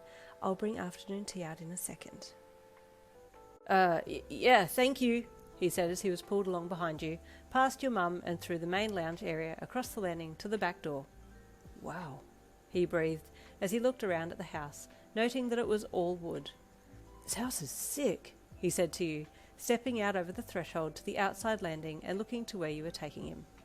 Outside, on the large flat outstretched limb, was a swing set and a hammock, along with a few other small wooden tables and such, and your dad, who was sitting on the swing set, with a big grin on his face, watching you and Denki come over towards him. His eyes flicked to you, holding Denki's hand, and a small wobble in his smile could be seen before he regained his composure and cleared his throat. Welcome, Denki, he greeted as he stood up, and you let go of Denki's hand so that Denki could shake your dad's hand. Oh, hey, Mr. Yin's dad, sir, Denki said, keenly feeling the loss of your hand in his and suddenly being gripped by a more masculine hand instead. This house is on trend, man. Mega cool. I'm digging the retro vibes. Your dad said, as he ended the handshake and looked past Denki to you as you took a seat in the egg-shaped chair facing the swing set. Thank you. Oh, he means that he likes the place, you translated for your dad. Ah, I'm glad. We like it too, your dad said proudly. So, have a seat with me, Denki. You know how to do this Instagram thing? Oh, Insta? Yeah, I'm across it, Denki said with a suave grin as he sat down with your dad on the swing set and your dad handed his phone across. I want to get these pictures up on my page, but not sure which ones to go with, your dad said. Yeah, sweet as, Denki said as he scrolled through the flower pictures. Yeah, these are all poppin'. I love the rainbow-coloured roses. Those are dope as. Your dad looked at you like he needed help, so you translated as best you could. He likes them, you translated vaguely, and your dad nodded. I think I need some language lessons, he said sheepishly. Okay, so which one do you want? Denki then asked, and you watched as your dad and him engaged in a deep conversation about plants and the vision your dad had for his Insta page. I just want to showcase what I have and connect with others who might need business from me, or others who also grow flowers, and we can share tips and tricks about growing, your dad said with excitement in his eyes. Well, I'd like to follow you too, Denki said excitedly. What's your at? My at? Your dad asked. Yeah, your name, Denki asked. Your dad then gave his full name and date of birth, and you had to giggle a bit. No, Dad. He means, what's your Instagram name? You said with a smile. Oh, well, it's the same as my business name. It's Faerie Botanica, your dad said, and Denki looked impressed. That's a pretty sick name. Okay, so let's get some more pictures up on your page. And then I'll follow you and see if we can find some others that you want to follow as well, Denki said. While they were talking, your mum came out with a tray of food and tea and placed it gently down on the little table closest to you all, and you thanked her quietly. Oh, hey, thanks, Mrs. Yin's mum, Denki said when he saw her, almost interrupting himself to get his thanks out. I see business is in full swing here, your mum said with a little cheeky smile. Enjoy the food. Oh, we will, Denki said. We always enjoy the food, your dad chimed in. And look, Denki's helping me set up the business page on, Instagram. He gently took the phone from Denki's hand and showed it to your mum, and she looked over the back of the swing set with one hand on his shoulder. It looks very good, my love, she said sweetly with a kiss to the top of his head. I'm glad you're getting some help. I'd be lost without Denki, your dad said, and your heart warmed. It seemed like your new boy had slotted himself in well with your mum and dad. As you watched them, you got to thinking. We've been getting to know each other for a while now, and he did say a while ago that he wanted to make things official between us, eventually, like girlfriend and boyfriend, which I think would be really nice. I would like to be able to call him my boyfriend, you thought, as your cheeks felt a little hotter. Denki looked over at you while your dad was excusing himself to reach across and get some food, and he saw you looking at him, which made him happy, so he gave you a wink. You nearly passed out. How could someone be so cool and cute? After getting some food for yourself and chatting with Denki and your dad a little more, you then excused yourself and Denki to show him around the house. Oh, yeah, I'd love to see the place. It's sick, Denki said brightly. Hella cool. We'll be back, Dad, you said as you stood up and excused yourself. Go ahead, your dad said as he scrolled through his phone. I want to take a few more pictures of today's cornflowers before it gets dark. Yeah, good luck, and remember the angles, Denki coached. Ah, yes. Don't worry, Denki. I'm G, your dad said, and you looked at him with surprise. Dad, you picked it up so fast. Hey, Denki said with a chuckle as he held his fist out to your dad. Your dad looked down at it and Denki had to pause for a second to explain. You do the same as me, make a fist, and then bump fists with mine. It's a bro thing, he said, and your dad followed instructions. You found it very amusing to see your dad fist bump Denki and giggled a little at the sight. Good job, Dad, you said with a smile. I think I might be cool now, your dad said, and you had to giggle again. You are, Denki agreed. You and Denki then left and headed back inside, while your dad left to head down to his beloved greenhouse, to be amongst his plants, a place that he loved the most. This house is a little oddly set out, you said to Denki as you walked into the main lounge area. But it's kinda cool. It's super cool, he said as he followed you to some stairs that wound around in a spiral. This leads up to my room, you said as you started heading up the stairs. Oh, awesome, he said, starting to get a little bit nervous about the thought of being alone with you in your bedroom. He followed up behind you and walked to your bedroom door and then stepped in, looking around at the spacious room with minimal things in it. Most of my things are in the dorm now, you said, looking around while he stood behind you. But there are a few things here, my paintings and plants and my bed. My bed is part of the tree, so... You started to say, turning to face Denki midway through your sentence so you could look at him while you were talking, but when you saw the way he was looking at you, you halted your tongue. You just looked up into his pretty face while he looked down at you with the softest look in his eye. I really want to hug you, he whispered. You can, you said back in a quiet voice, and he slowly bent his body down to yours a little and let his arms wrap around you gently. In that second, you suddenly panicked, unsure if you should hug him back, but your body moved on its own, and you too returned his embrace, wrapping your arms around his middle and moulding your body to his. It's been so hard to hold back in, he said softly. I really want to hold you, hold your hand, give you my jumper to wear, be able to call you mine. Would you be ready to become an official couple, like girlfriend and boyfriend? I want to ask you out properly, but I also don't want you to feel pressured. So if you need more time, then I totally get it, and we can keep getting to know each other, but just know that I'm a patient guy. I'll wait forever for you to allow me to call you mine, he said, his words vibrating through your body. I've really enjoyed getting to know you, Denki. You said back to him, giving him a little more of a squeeze. And I think I'm ready for that. I just love being with you. I'm so happy, he said, deepening his hug. I promise you I'll ask you soon, properly. I want to do it the right way. What does that mean? You wondered, remaining silent in his embrace. You didn't ask him for fear of it interrupting your hug from him, so you just kept your arms around him and he did the same for you. While he was still hugging you, Denki then spied another of your paintings hanging on the wall in your room. Hey, he says he let you go a little. I just had an idea. Would you ever consider selling your paintings at the markets? I think they'd sell really well. You paint so well. Really? You asked as you let him go and turned around to look at the painting that he was looking at. I really don't think so, you added after looking at it for a little bit. You're too hard on yourself, he said as he let you go and then took your hand in his. I have a lot of learning to do, you said sheepishly. It's not like I'm trying to get better or anything. I just paint because I want to. Well, I think you're good, he said, squeezing your hand as he looked down at you. Thank you, you said shyly, looking around your room to point out some of the other things. After holding his hand and showing him your collection of books, your plants, little gemstones, and the view from your window, you thought it might be cool to show him other parts of the house. Can I show you the very top of this tree? You asked him, still holding his hand. Yeah, that'd be so wicked. Let's go, he said excitedly, letting you lead the way to your bedroom door. As you headed out down the winding staircase, you let his hand go so you could both hold on to the rails if need be, and you gave your mum a grin as you passed her in the kitchen.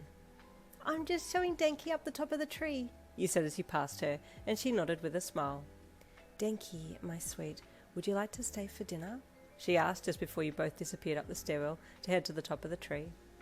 Yeah, that'd be cool, he said after thinking for a second. I'll call my folks and ask them, but it should be fine. Okay, your mum said with another smile, letting you both go so you could start the climb up to the top of the tree. Denki followed behind you as you walked up, and you told him about various memories that you had as a child climbing these stairs. I used to have to take breaks when I was little, you said as you ascended them. But now I can do it in one go. Yeah, Denki wheezed from behind you. There's a lot of stairs. Did you need to stop? We can stop if you like, you asked him. No, it's okay. How many more have we got to go? He wheezed, placing one hand on his knee as you paused for a second. We're almost there, I promise, you said, looking back over your shoulder at him. He nodded and took a deep breath in. Okay, let's go, he said, straightening and trying to put a brave face on. Denki managed to hold it all together for the final few stairs and then let out a sigh of relief when he saw you both approaching the top of the stairs. You stepped out into the cool night air and looked around, noting that the sun had just set as you'd climbed to the last way to the top. I love this time of the evening, you said as you started to head to the furthest end of the branch to look out over the forest. As you walked, your swinging hand was suddenly caught by Denki as he took it in his and caught up to walk beside you to the end. You both stopped together and looked out over the vast forest beyond, and then looked up into the night sky at all the stars as they started to shine brighter and brighter. It's beautiful, right? You asked as Denki stepped back and let go of your hand and then stepped in behind you and gently put his arms around your middle, giving you an all-encompassing hug from behind as his body melded into you. You didn't say anything when he did this, but just kind of froze up a little before relaxing into him and resting your head back a little. I've always wanted to do this, he whispered, bending his head down a little closer to your ear, his fringe falling forwards a little and tickling your forehead as you turned your head to the side to look back and up at him. I've never had a cuddle like this before, but I like it, you said shyly back to him. This can be our little cuddle then, he said as he squeezed you a little in his arms. Okay, you said with a small giggle. You tilted your head back to look up at the stars, and he looked up overhead too, both of you gazing up for a little bit. Do you know anything about the stars? He then asked. No, I don't, you replied. But Mum knows more about this than anyone else I know. She would know things. Oh, I need to show you her apothecary. It's amazing, you gushed. Yeah, okay, let's see it, he said as he regretfully let you go, and you turned and headed for the stairs with him behind. Going down the stairs was much easier than going up, and you got back to the lounge area far quicker than you expected, and it was when he saw your mum again that he remembered he needed to call his own mum to ask if he could stay for dinner. Quickly he asked if he could take a second to call her and did so, and then came back with the okay to stay and followed you down to the apothecary. You might want to take your socks off though, you said to him as you approached the door to the apothecary. It's an energy-rich place here, and you feel much better for going barefoot. Oh, cool, he said as he quickly slipped his socks off and then laid them on the ground neatly outside the door before you took his hand and led him in. Denki had never seen so many different containers and jars and herbs and gemstones, and he didn't know where to start looking first. There was so much going on. This place is super cool, he said as he let your hand go to walk over and look at some plants that were hanging to dry. Mum uses all of these in everyday life. She makes her own medicines, teas, and also makes things to sell at the markets too, you added.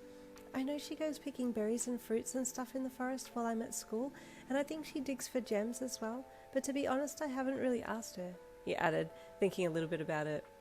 It's still super cool, Denki said, smiling as he reached for his hand again and held it. He liked that you were being a little more clingy and it wasn't just him always reaching out for your hand. You nodded and squeezed his hand. Come, I want to show you our bathroom. It's a very unique one, you added. Okay, he replied, letting you lead him out of the apothecary and then letting him get his socks back on, and then off you went down to the outdoor bathroom.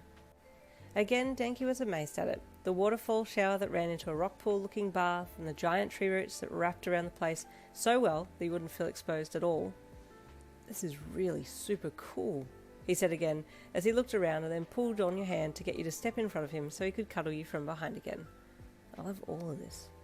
The shower's my favourite, you said, and unfortunately that brought up some images of you in Denki's mind that caused him to blush and get a little flustered, so he had to let you go and cover his face a little so you wouldn't see the look on it, but you were ready to take him back to the main area anyway. You still wanted to show him a few more things, including the greenhouse too, your dad's pride and joy. This house is super cool, Yin. I'd never want to leave if I lived here, he said as he followed you back to the main area. Yeah, it is like that, you said, but then thought the next part. But you know what? I wouldn't want to be here if you weren't here with me. Mum, you were right. I think I kind of like being in the dorms because I'm closer to Denki. Your mum had whipped up dinner in an amazingly short period of time, and by the time you had walked back up to the main area, she was calling for you and Denki to come and eat at the table. I'll show you the greenhouse after, you said to him as you turned to head to the long oak table adjacent to the kitchen. Whoa, Denki said when he looked at all the food laid out on the table. This is really cool. Look at all the food. Your mum smiled as she put another dish down on the table and stood back. Your gratitude for the bountiful food does not go unnoticed or unappreciated, she said as she turned and reached her hand out to your dad as he entered the room. He grinned and took her hand and then stood beside her. Denki, he said as he looked at your soon-to-be boyfriend. In this house, we take a minute to show gratitude for the food before us. Oh, for sure, Denki said with a solemn nod of his head. I get that. Would you mind holding Yin's hand during the moment of silence? Just take a second to think about all the time and energy it took for the food to be prepared today. Think of the food from the beginning of its life till this moment, and accept its role in nourishing your body. Your dad said. Oh, right. Yeah, okay, Denki said as he quickly held your hand, and you reached for your dad's hand with your other. Usually during this moment of silence, you had no problem thinking about how the food was going to taste and how you were grateful for the sacrifices made to get to this point, but holding Denki's hand again for the 20th time that day had your brain doing a hard right and just repeating his name in your head instead of thinking about what it was that you were supposed to be thinking about. And when your dad took a deep breath in and then closed the segment, you hadn't thought of anything except for your Denki. As soon as everyone was ready, you took your seats at the table and started to share the food around. Your mum had made a few different dishes, so there was ample variety. From her curry to a few mini quiches, there were lots to choose from. Wow, Denki said when he took a mouthful. This is really yummy. Mrs. Yin's mum, did you take professional cooking classes? Your mum chuckled. I can tell this is a genuine question, Denki, she said with a smile. No, I left home when I was 16 and travelled around in a caravan that I bought, selling things at markets to make ends meet. So as you can imagine, I had to do all the cooking myself, using just what I found growing in the woods to make as my food. You had a lot of practice then, he said, taking another mouthful of the flavoursome curry. Lots, your mum said with a chuckle. And so did you meet Mr. Yin's dad at the markets? Denki then asked. You quickly looked at your dad to see if he was going to tell the story of how he met your mother, wondering just how much of the story he was going to tell, but also eager to hear it again if he was going to dive into it. I met her in the woods, your dad said, and you beamed with pride, hoping he was going to elaborate. This is my favourite story, you giggled softly, whispering to Denki. Denki looked at you with a smile, and then looked back at your dad. In the woods? He asked. What happened? You giggled in anticipation, and your dad gave you a little smirk. Stop giggling, you cheeky Fae. I know this is your favourite story, he said with a playful look on his face. It really is, you giggled, and Denki smiled, loving that there seemed to be a lot of fun and happiness in this family. Why don't you tell the story then, sugar? Your dad said to you. It's not the same as when you tell it, but I'll start, you said, bursting at the seams. Okay, so Mum had been travelling through the deeper parts of the woods and her caravan got stuck, so she had to set up home there for a bit. She even made a little garden for herself so that she had food, you added. And Dad had been watching her, but didn't know that she had already seen him. You started to giggle and your dad sighed. It's okay, love, your mum said gently from beside him. It's because he had such an alluring and strong, beautiful aura that I couldn't help but notice his presence there, she said kindly. Aura? Wait, is that your quirk, Mrs. Yin's mum? Denki asked. She nodded.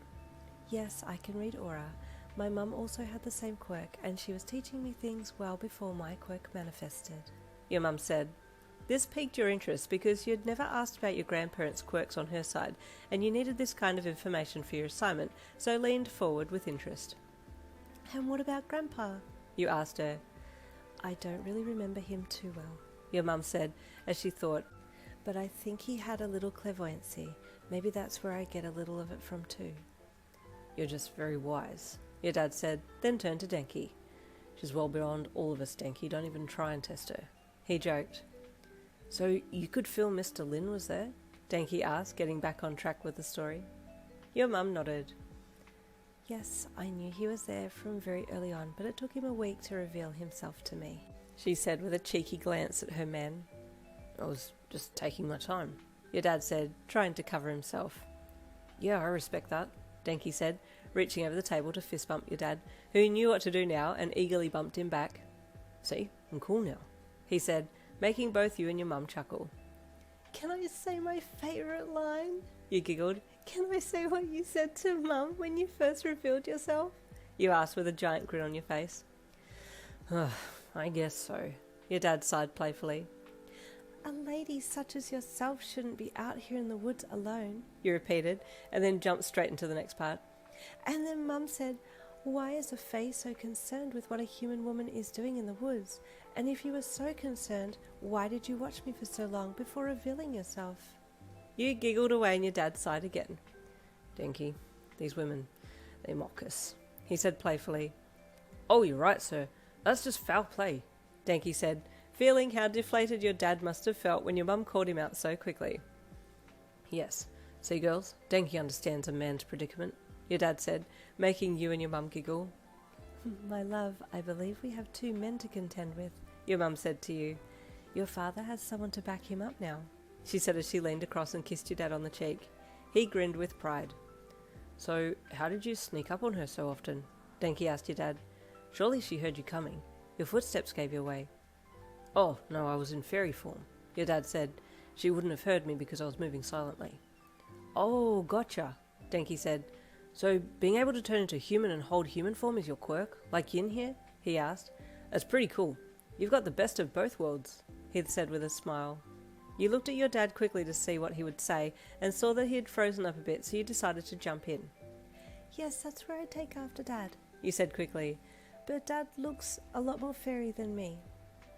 I like how you look, Denki said, giving you a soft look, and you smiled bashfully and then looked away. And what about you, Denki? Your mum asked. Do you live nearby here? Oh, yes, sure do, he said with a smile. It's just me and my folks at home. I have an electricity quirk. How handy, your dad said, finding his voice again and helping to carry the conversation. Yeah, just got to be careful not to overdo it because it could be quite dangerous, I would imagine, your dad offered helpfully. Yes, that's it. Bad, very bad, Denki said quickly, then shoved more food into his mouth. You smiled at him and then at your mum and dad. Everyone seemed to be getting on really well, and you liked that. After dinner and dessert, you struck up a conversation about the greenhouse in the hopes that it could lead you to the point of being able to show it to Denki. You loved the greenhouse, and you loved that your dad loved being there too, so you wanted to show Denki a place in the house that was a beloved place for those in the family with Fae alignment. It was just something you felt was close to your heart, but aside from seeing what was in the greenhouse, you wanted to show Denki the natural oak root slide that you loved to use to get to the garden section quickly. And so as soon as you mentioned the greenhouse, your dad jumped on it. "Yes, do show Denki my babies," he said happily. "You start on ahead, and I'll come down to give a running commentary of my flowers." "Oh, cool," Denki said with excitement as he looked from your dad to you. "I get to see the behind the scenes of the Instagram famous Faerie Botanica." Your dad chuckled bashfully. "Oh, I wouldn't say I'm famous yet," he chuckled. Yet, You said confidently. I like that you said yet. It alludes to it being a possibility in the future. Good confidence. You said with a nod, and your mum chimed in to support. Yes, well pointed out and very well spoken, Dad, She said with a gentle smile. Wise choice of words. "Oh," he said with a small blush on his cheeks, loving the attention from your mum. It didn't matter how old your dad was, he always seemed to revert to a shy teenager whenever your mum complimented him. Mum, You said, drawing her attention. thank you so much for dinner. It was very nice and filling. "Yes, thank you, Mrs. Yin's mum, and to you too, Mr. Yin's dad. The food was really delicious," Denki said with a smile. "It's been so nice to be with you all tonight." Your heart swelled with pride. Denki appeared to fit in very well with your family's aesthetics, and you could see your mum and dad approved, judging by the smiles on their faces. You are a gem, Denki. Your mum said with another smile. You are always welcome at this table. "Oh, thank you. It's a very nice table too," he added, gently stroking the smooth oak top, and you quickly stifled a giggle. Unsure if he was being serious or not, but he seemed serious, and you didn't want to offend him or anything. It was cute how into it he was. May we be excused? You then asked, and your mum nodded. Yes, of course. Go and enjoy the greenhouse. I believe the fairy lights are on down there too. You should be able to see, She said as she stood up. Oh, how pretty, You thought as you smiled and stood up, and Denki followed suit. "I'll be down in a bit. I'll just help with the dishes," your dad said. "Oh," Denki said suddenly. "I'm so sorry. Let me help too. I'm good at carrying things. I helped Yin carry her books to class." You remembered that moment that he was talking about, and also remembered that he had dropped a few books and fumbled some others, but didn't say anything. You could tell by the look on his face, though, that he had remembered, and he hummed unsurely for a second. Well, I did drop them a little. I was nervous, but, I'm not as nervous now. I don't think so. No, wait, maybe I am," he said, confusing himself with his own words. You couldn't help but giggle then, and your dad chuckled lightly at Denki's honesty. "Denki," he said with a smile. "Man to man, I still get nervous around Mrs. Yinlin's mum here. There's something about the girls of this family make the boys nervous," he said with a wink, and Denki grinned. "Yeah, you got that right, sir," he said brightly, and you giggled again when your mum tapped your dad playfully on the arm. Stop being such a flirt, she said with a cheeky smile, and he gave her a little smirk. "I have to say it sometime," he replied. Then he turned to you and Denki again. "You head on. I'll be fine here. Don't worry about me, Denki. I'll do my best not to drop anything for the nerves." "Good luck," Denki said earnestly. "It's hard." Your dad reached his fist across the table for Denki to fist bump, and he did, the pair smirking at each other while they did it. You boys. Your mum tutted playfully. Take him, Yin, before they get any more confident and comfortable. She joked, and you giggled and took Denki's arm to pull him away. Come on, let's go, you said with another giggle. "Good luck, Mr. Yin's dad, sir," Denki called, as he pulled him along behind you to the start of the slide. "And to you too, Denki," your dad called back. "I thought you wanted me to have more confidence." You heard your dad banter to your mum in the distance as he walked off. "Your parents are so chill. I really like them," Denki said as he caught up a little and took your hand in his so you could walk together. You fit in really well here, you said with a smile at him and a small squeeze to his hand. "I'm glad I do," he said with a soft look down at you, and then looked up when you stopped at the slide. It took him a second before he realised what he was looking at, and then he gasped. "Oh, hell yeah. Is this a slide? That's sick," he said excitedly. "Are we going to go down it?" Yes, You giggled excitedly. Do you want to go down first? Can we go down one behind the other? You sit between my legs and I'll wrap my arms around you, he said, and you could feel your ears tingling and cheeks burning at the thought, but nodded shyly anyway. Yeah, you said softly. Okay, cool. Come on, let's do this, he said, as he walked over to the start of the slide and then sat down on the polished oak. Come here, he gestured, opening his arms for you to come and sit down in his lap. Shyly you did so, and he got you in position between his legs and then wrapped one arm around you and used the other to help himself push along until the slide started to descend. it goes a little quickly in the middle part, you cautioned as you started to move. I'll hold on to you, he said as he placed his other arm around you and held you tight, and then the slide really started to dip and you both giggled and squealed and chuckled as you wound your way down and around and then came to a stop at the end. That was so cool, Denki said with a little hug to you.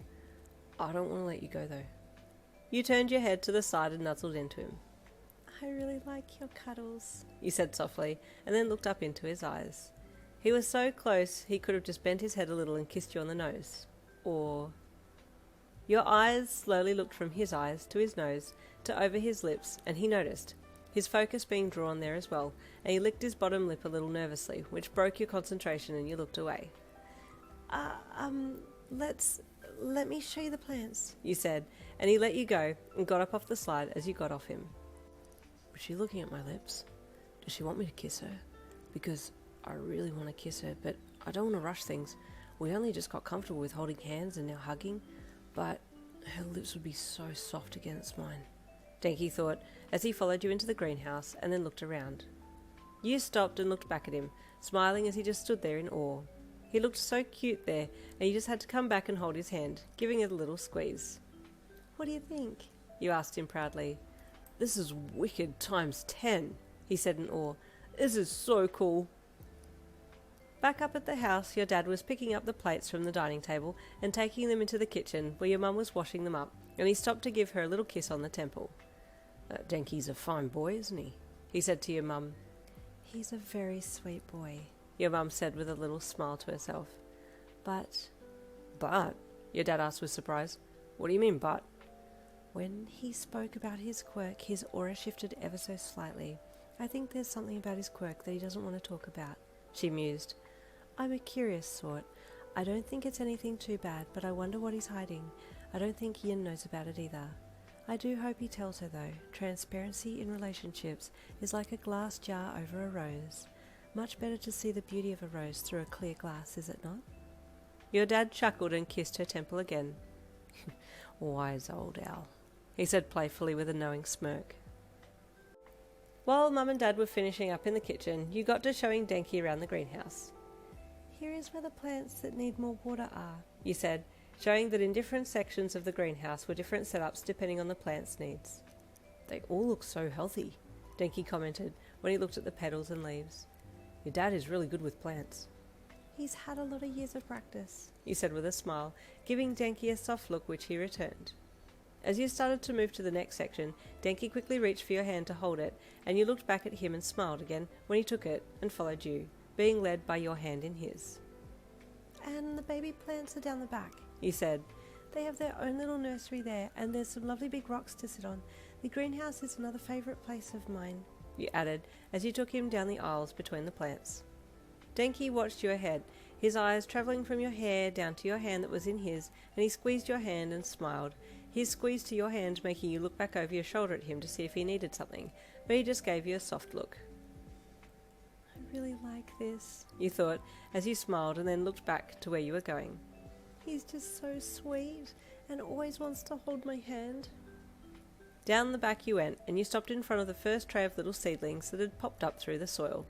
Denki, wanting to have as many cuddles as possible, came up behind you and gently wrapped his arms around your middle and bent his head down beside yours. These are super cute, he said, giving you a little squeeze. I can see you as the mummy, and I'm the daddy, and these are our little baby plants. His comment made your heart race, and you giggled shyly and nodded your head. Yeah, you said softly, enjoying his arms around you from behind. He snuggled into you, his head next to yours, and for a second you thought he was going to kiss your cheek or something, but he refrained. A moment after that you heard the back door close and you placed your hand on Denki's. Daddy's coming, you said softly, and Denki quickly let you go and then stepped beside you so that he didn't look suspicious. What else have you got here? He asked, trying to keep the conversation going. Oh, yes, so these little ones are a little more grown than the seedlings, You said, stepping to your right and pointing out some other little buds that were starting to flower. These are blue poppies. Oh, Denki said. I've never heard of blue poppies. Yes, your dad said as he approached you both from behind, chiming in since he overheard the conversation. They're less common than the red poppies, but they sell well and are very pretty. I'll say, Denki said, turning to invite your dad into the conversation. This is a really cool setup you have here, he complimented your dad. Yin's taken me through a lot of it, but what's the process? He then asked. How do you decide what flowers to buy next? And who do you get them from? Ah, good questions, your dad said proudly, and you could feel the excitement rising in his voice. You knew he was about to launch into explanation mode, and you giggled internally knowing Denki and yourself were possibly going to be stuck there for a few hours at least, listening to the process of plant selection. You didn't mind though, it was more time with Denki. It was about 2 hours later that your dad finally started to look like he was running out of things to talk about, and Denki was starting to stifle yawns, so you cut into the conversation and halted your dad. Dad, You said quickly when he took a breath. I think we need to get going. We were supposed to be back at Heights Alliance tonight because we have school tomorrow. It's getting close to 10 p.m. You added. Your dad suddenly remembered that, yes, the next day was Monday, a school day, and that you and Denki both needed to be back at the school. Oh, goodness, he said. I do apologise. Yin, do you need time to pack your things? I've already had my bags packed from before. I packed them this afternoon. You said with a smile. I see. And you, Denki? Your dad asked, turning to him. My bags are, kind of packed. They're back home, though. I need to pack them before we go back to school, Denki said a little sheepishly. I'll ask my friend if I can borrow his van quickly, and I'll drive you and Yin back to your place, Denki, and we'll get your bags, and then I'll drive you to school. That's my fault for making you late, your dad said. Oh, thank you, Dad, You said with glee. That would be wonderful. Right, he said with a smile. Okay, let's go. I'll just get my phone and call him. I left my phone in the house. Okay. You said as you all started to leave the greenhouse. Your dad headed on a little quicker to get his phone, and you and Denki hung back a little to chat while you walked. It's been really cool hanging out here tonight, Denki said as he reached for your hand once your dad was out of sight. I really love seeing your house, and the greenhouse, and your parents are hella chill. Yeah, they're good parents, You said with a smile and a squeeze to his hand. I like them. Yeah, me too, he said with a chuckle. 20 minutes later, you, your dad, and Denki were all in the van sitting on the bench seat that spanned the length of the front of the van and were headed to Denki's house to pick his bag up and then head on to Heights Alliance. I'll just quickly grab my bag, yeah? Denki said as your dad pulled up out the front of his house and he reached for the van door. I'll be super quick, I promise. I'll eater it, he said as your dad slowed to an almost stop and then he sprung from the van and bolted to the front steps. What? Eater it? Your dad asked you as he pulled the van to a complete stop. Oh, Ida is his classmate who has a speed quirk, You said. Sometimes he uses his classmates' names if he wants to describe something and uses their names instead of the description word. So, like, if there's something really tough and rock-like, he might say something like, "This is so Kiri." Kiri's his classmate who has a hardened quirk like a rock. Oh, I see, your dad said with amusement. I'm learning a lot. You giggled. Your dad was doing his best to try and fit in, and you thought it was very cute. Denki did come back in a very short space of time and quickly chucked his bag through the back window of the van and then hopped back into the front seat next to you. Shall I eat her? Your dad asked slyly, but with a bit of preemptive excitement in his voice, wanting to see what Denki would say. At first Denki was a little confused, and then he got it and laughed. Hey, he says he reached a fist out over you to bump your dad, who was only too happy to return it. He was getting very good at doing fist bumps now, and felt rightly chuffed with himself. Yeah, eater it, Denki chuckled. But not too fast. We got precious cargo on board, he added with a little shoulder nudge to you, as he looked at you with a loved-up look in his eye. You smiled bashfully back at him. I'll be just fine, you replied with a little giggle, loving his attention on you. Your dad took you both back to Heights Alliance, and then pulled up out the front of the gates there. Will you two be okay from here? We're in just before curfew. I'll wait till I see you go into the building before I go, though, your dad said. Thanks, Dad. We should be fine, you said, as you got out after Denki. Denki had already gone to the back of the van to get your bags and slung both of them over one shoulder and then came back to you. Okay, he said, trying to sound like he wasn't struggling. Let's go. Thanks instead, sir, for dropping us back here, he said, his core quivering as he tried to stay upright and not topple to the side. It's been a pleasure, Denki. Thank you for coming over tonight, your dad said with a smile. Come over any time, and do take care of our yin for us. Oh, yeah, it's my pleasure, Denki said with a smile. I'll take good care of her, promise. Good man, your dad said proudly. Have a good night. Bye, Dad, he said with a smile and a wave. Love you. I love you too, he replied, and then waved you off as you headed for Heights Alliance, and then entered and then waved from inside and waited until the van drove off. Well, that was a super cool night, Denki said as you headed for the elevator together. Yeah, he said with a smile as he looked around and saw the coast was clear and then took his hand in yours. He beamed with pride, his quivering core from trying to hold the bags being forgotten as soon as you took his hand. All of a sudden he had the strength of 1,000 men and straightened as he headed for the elevator with you. In the elevator he put the bags down quickly and opened his arms. Can I have a recharge hug? It's been an hour since the last hug, and I need another one, he said with a pleading look on his face, and you quickly complied. Truth be told, you had been wanting a cuddle from him too. His arms around you were quickly becoming an addiction. That elevator ride was far too short. It felt like you had just gotten into his arms, then the elevator stopped and dinged, and you had to break away from each other, and he grabbed the bags, and off you went out of the elevator and down to your room. The hallway lights had been dimmed a little now, and it was almost curfew time, and they continued to get dimmer and dimmer as you walked down to your dorm room door, so much so that by the time you got to your door, the lights were just very dull glow overhead. I'd better let you go pretty quickly, Denki sighed. I don't want to get in trouble from being out of my room, out of curfew, and then having to do detention and not be able to see you. Yes, I don't want that either. Thank you for dropping me at my door. I'll see you tomorrow, okay? You said, as you quickly reached up to hug him, your arms reaching up around his neck this time, resting over his shoulders, which was a new move for you, and he quickly dropped the bags again and wrapped his arms around your waist. With you being stretched up to wrap your arms around his neck, it made your body feel even smaller, and he blushed as he felt your full front against his body. You hugged for a little while then, and went to let him go, pulling back slightly, but Denki kept his arms around you, so you bent back slightly and looked into his face, your arms still lightly draped over his shoulders. I really like you a lot, Yin, he said softly, as he looked down at you. I like you a lot too, you said softly and confidently, your eyes switching and looking from his left eye to his right eye, holding his eye contact as you stood there in almost complete darkness now. The tension started to rise between you and Denki, and he glanced at your lips, and you did the same to him, both of you obviously thinking the same thing, but neither being brave enough to follow through. You finally said, when you couldn't take it anymore. I'm gonna go to bed now. Yeah, true. I better get going, he said as well, finally letting you go, and you cleared your throat and stepped back. I'll see you tomorrow? You asked. Yeah, of course. Bag, he suddenly said, bending to pick it up while you opened your dorm room door. You smiled and took the bag from him as he handed it to you, and you both said soft good nights, and then you gently closed your door behind you, and Denki turned to the wall and pulled a face and then gently placed closed fists against the wall and slid down facing it, dropping into a deep squat. Kendo, who had heard you both in the hallway, had snuck to her door and gently pried it open to watch you both, and had seen the intimate hug and the almost kiss, and then had watched Denki afterwards with amusement. This boy is so in over his head. They seem to be making progress, but I wonder if Yin's ready for a kiss just yet, she thought as she closed her door. Has he even made it official yet? I might quiz her on it tomorrow.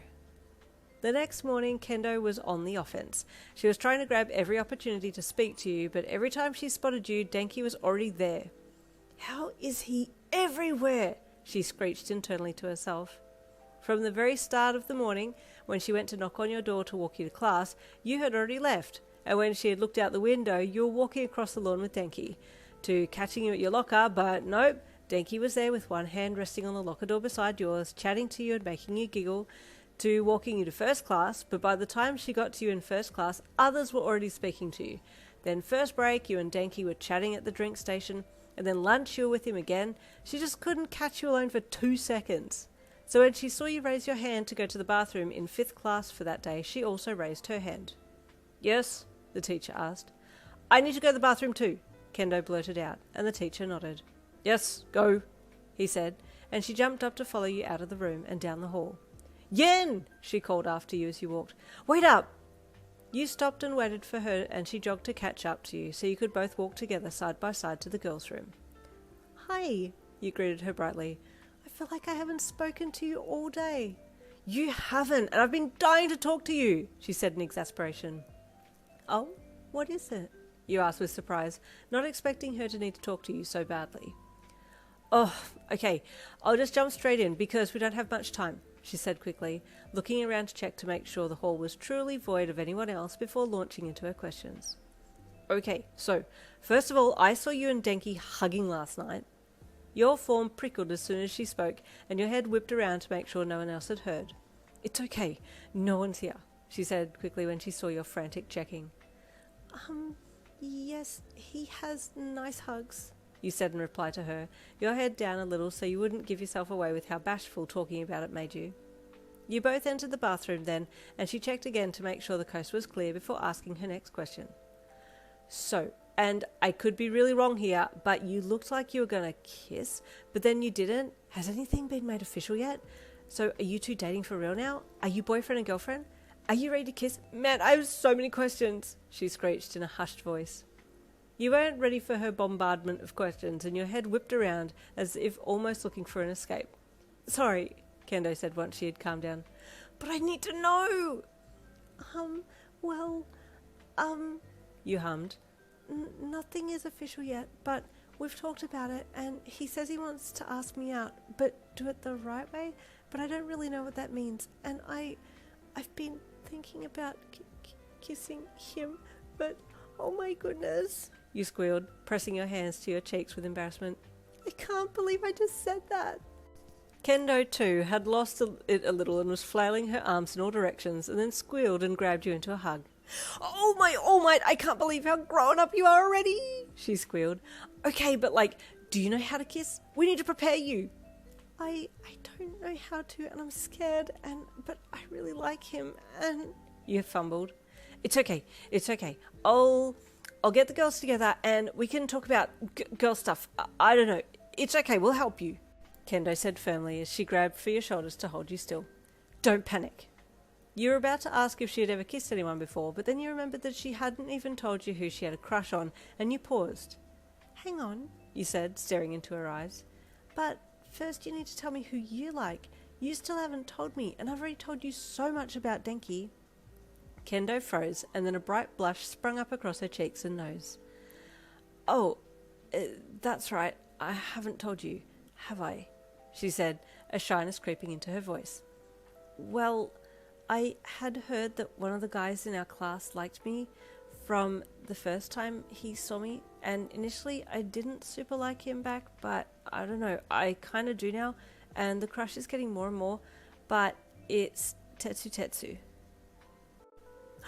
Tetsu, you gushed. Shh, she hushed you. Don't say it too loud. You giggled and put your hand over your mouth. Sorry, you whispered into your hand. But I don't really know what to do, she whispered in a hushed tone. I know he likes me. Well, he liked me, but I haven't really spent that much time around him, and I don't really know how to approach him now, so it's just kind of hanging in the balance. Maybe during the weekend you can talk to him more, you offered. It's going to be a really good time to talk to people and get to know each other. Yeah, I guess, she sighed. But can we talk about me later? Do you want me to get the girls together? We can talk about all kinds of things, so you feel like you're a little more ready for when the time comes for that next step with Denki. She wiggled her eyebrows at you, and you squealed as you covered your face with your hands. The thought was still a little bit too much for you. Okay, we need to get a move on, otherwise the teacher's going to ask what we were doing, she said as she turned to go. I just wanted to catch you alone to chat, so I'll wait outside and then we can both walk back together, she said. Okay, sounds good, you replied, before heading into the stalls there. That afternoon you walked back to the dorms with Denki, secretly holding hands, of course, and even hugged quite intimately in the elevator where no one else could see, and by the time you got to your room you were praying for the time to rewind so that you could have it happen all over again. Bye, Denki. I'll message you later, you asked him. Yeah, please do, he replied with a grin, one hand resting up on your doorframe. I might change you in my phone to don't leave me alone, he joked. You giggled.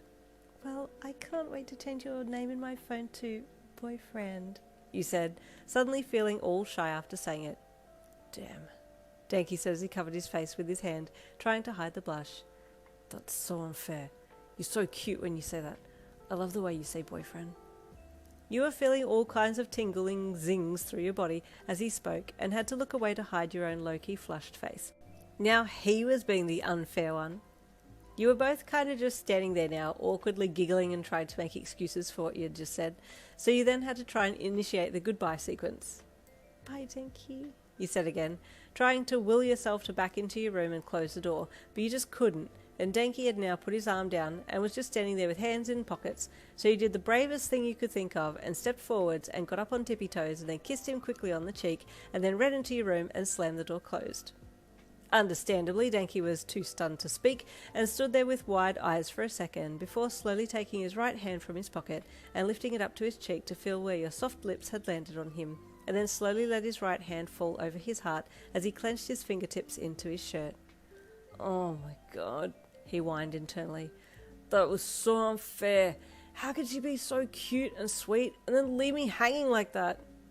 He slowly turned and headed down the hall to go back to the elevator to get to his room, but you were on his mind so intently that he just had to message you. So, without any further delays, he pulled his phone from his pocket and started to send you a message. You were now lying on your bed with a giant grin on your face, with your hands pressed over your face as you replayed that kiss in your mind. His cheek was so soft, and the look on his face as you left, priceless. You dropped your hands and then rolled your head to the side to look at the beautiful roses he had bought for you from Mr. Sadatori's market shop, sitting in the vase on your desk, and you smiled. I love him. I love everything about him, you thought. Just then your phone made a sound and you reached for it and lifted it up to see who it was. It was Denki. You scrambled to open his message. That was so unfair, you little cutie, it read. You giggled to yourself and started to reply. I couldn't help it, you replied back with the begging face emoji. I just wanted to give you a little kiss. Wait until I officially get my official act together and ask you to be my official girlfriend, Denki replied. Then I would love to have more of those little kisses. Or maybe one on the lips, he sent, and then immediately followed up with another message.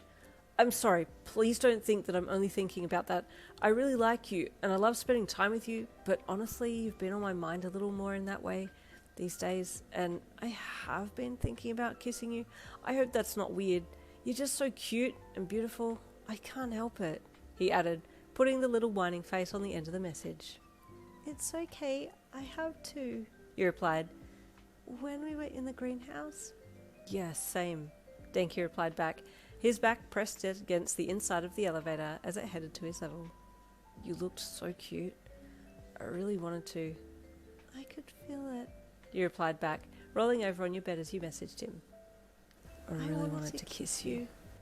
You and Denki both said together in your minds, but couldn't quite bring yourselves to send it in the message. Could I get another kiss on the cheek tomorrow? Denki asked with a shy face emoji. Only if you want to. Yeah, I want to, you replied. Just then there was a knock at your door and you looked up at it. Hey Yin, Kendo's voice asked from the other side of the door. I've got the girls together. Oh, Denki, I'll message you in a second. Kendo's at the door. Thank you for the messages, you sent to him. Hey, it's okay. I'll talk to you later, cutie, he replied. Him calling you cutie really set your heart on fire, and you smiled at your phone and then quickly sent him a yellow and black love heart as well as a pink one, and then got up to get your door. Hey Yin, Kendo said happily as you opened the door to her, Momo and Komori standing there. These girls were free, so we thought we'd come over to chat. Hi Yin, Momo said brightly. I hope you don't mind the intrusion. I've bought us some tea and also a tea kettle to make the tea as well as some other things. Oh, that's very kind of you, you said kindly as you opened the door for them. Now, Kendo said as she bounced in and over to your bed and jumped up onto it. Let's talk girl stuff. It was another 3 hours later before the girls left your room. You all had a good talk about different things, and Momo had even brought over some girl magazines that had segments on dating so you could read over what they suggested and discuss it. Momo really did feel like she had the vibes of a second mum and had really thought everything through. You felt like even Komori and Kendo were learning a lot too. It was almost curfew time by the time they left, and you quickly messaged Denki. I'm so sorry. You sent, I got chatting, you told him. You didn't mention that there were other girls there, and that there was lots of girls talk and dating talk and all that. It's something boys didn't need to know about. But Denki had his own little secrets. He had been on cloud 9 and so had skipped his way down to Sero's room to tell him about the updates of your and his relationship. I'm going to make it official this weekend, he said excitedly. I've got the necklace that I'm going to give her. I know what I'm going to say. I've got it all sorted, man. I just need to wait for the weekend. But these days are going so slowly, he wailed. I just want to kiss her so badly. Every time you think about kissing her, you need to splash water on yourself. Sero said, Dude, I'd be walking around sopping wet all the time. That's a terrible idea, Denki chuckled. It's okay. It'll all be well worth it. But for now, I got hand-holding, hugs, and cheek kisses. You've already got a lot going on, man. It's far more than any of us, Sarah replied. That night you slept soundly while a little glowing butterfly flitted around outside your window and then made its way back to the forest beyond. That next morning, you woke early, your mind reminding you that it was another day and that you would be seeing Denki soon and could give him another of your kisses. Your heart started racing at the thought, propelling you out of bed to get ready for the day. It wasn't long till you got a little knock on your door, and with a shy smile on your face you skipped over to pull it open. The person you were hoping it to be was now standing right in front of you, and you couldn't help but giggle with all that pent-up excitement bubbling away inside you.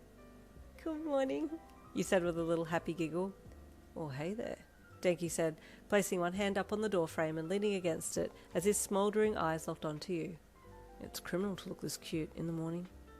You had zero reply to that comment, so just giggled and covered your mouth with your hand, not wanting to show him just how happy you were with his flirty lines. I'm here on official business today, Denki said, putting his best professional-sounding voice on. I'm here to walk a beautiful lady to school. You just looked at him, still smiling, which prompted him to confirm that it was indeed you that he was talking about, just in case you weren't sure. That's you, he said, breaking character. You're the pretty lady. Yes, I'm ready, you replied, having now had enough time to catch up. Good, he said, putting his professional voice back on. Let's go then. He waited for you to get your bag and then held his hand out for you to put your hand in his, and then off you walked to the elevator, hand in hand, not worrying if anyone saw, but it was still very early on, so no one else was around anyway. You chatted lightly as you waited at the elevator, just happy to be in each other's presence, and when the elevator arrived and the doors opened, you noticed that Denki seemed to be in a rush to get in and close the doors behind you both. Naturally, you followed him in and watched as he quickly reached for the door close button inside the elevator and pressed it repeatedly multiple times in quick succession to try and get the door to close quicker, but the door had its own ideas and just kept doing what it usually did, closing slowly when it felt like it needed to. The second the door closed, Denki turned to you. I've been dying, he said as he dropped his bag off his shoulders and let it plop to the floor. To hug you and to get, another of those super soft kisses on the cheek. It's like a little butterfly or firefly is tickling my cheek, and I love it, he said, opening his arms at the same time that you did, and you stepped into him and let his warm arms wrap around you. For the first time, you felt his hugs recharging you like your mum's did, and you stepped even closer to him to enjoy it, but he was keeping one ear out and one feeler out to sense where the elevator was in space, and knew his time was running short to get a kiss on the cheek before the elevator landed and the doors opened. He hummed, unsurely, truly stuck with his decision of, do I break up this wonderful hug for a kiss, or do I hug for longer, and just fretted instead. Yeah, you said, as you turned your head up to him and stretched your neck up while still in his embrace and kissed him on the cheek. It's a little fairy kiss. He was surprised that you had given him a kiss while still being cuddled, and he looked down at you, both of you looking deep into each other's eyes. His single brain cell caught onto a word and then just started repeating it rapid fire, and he had a hard time ignoring its chant of kiss, kiss, kiss, kiss, kiss as he looked down at you. But then the elevator dinged to herald its arrival on the first floor, and he quickly let you go and grabbed his bag as the door opened. Thank you for that, he said with a quick clear of his throat, going to grab for your hand again, but then seeing Ida in the foyer and thinking it best not to. You felt him go to take your hand and so went to take his, but he quickly jerked his head towards his classmate. That's Ida, our class rep. probably better to act the school code, he whispered as you both approached the young, studious-looking guy. What's up, Ida? Denki greeted. And a good morning to you. Please fix your tie, Ida said as he jerked his arm towards Denki, pointing out the tie that was slightly askew due to your cuddle in the elevator. Oh, Denki said as he fixed his tie and straightened it. Fixed, he then added with a grin and thumbs up. And good morning to you, Ida then said to you with a polite bow. Oh, this is my, girl, Denki started. Hi, I'm Yinlin of Class 1B, you said to Ida, saving Denki, who was mildly short-circuiting over what to call you. Oh, greetings, Ida said with a bow. I am Ida Tenya of Class 1A. I do hope we can get along. Yes, likewise, you said with another smile. Denki then interjected and moved you both on, and you said your goodbyes to Ida before you both kept walking.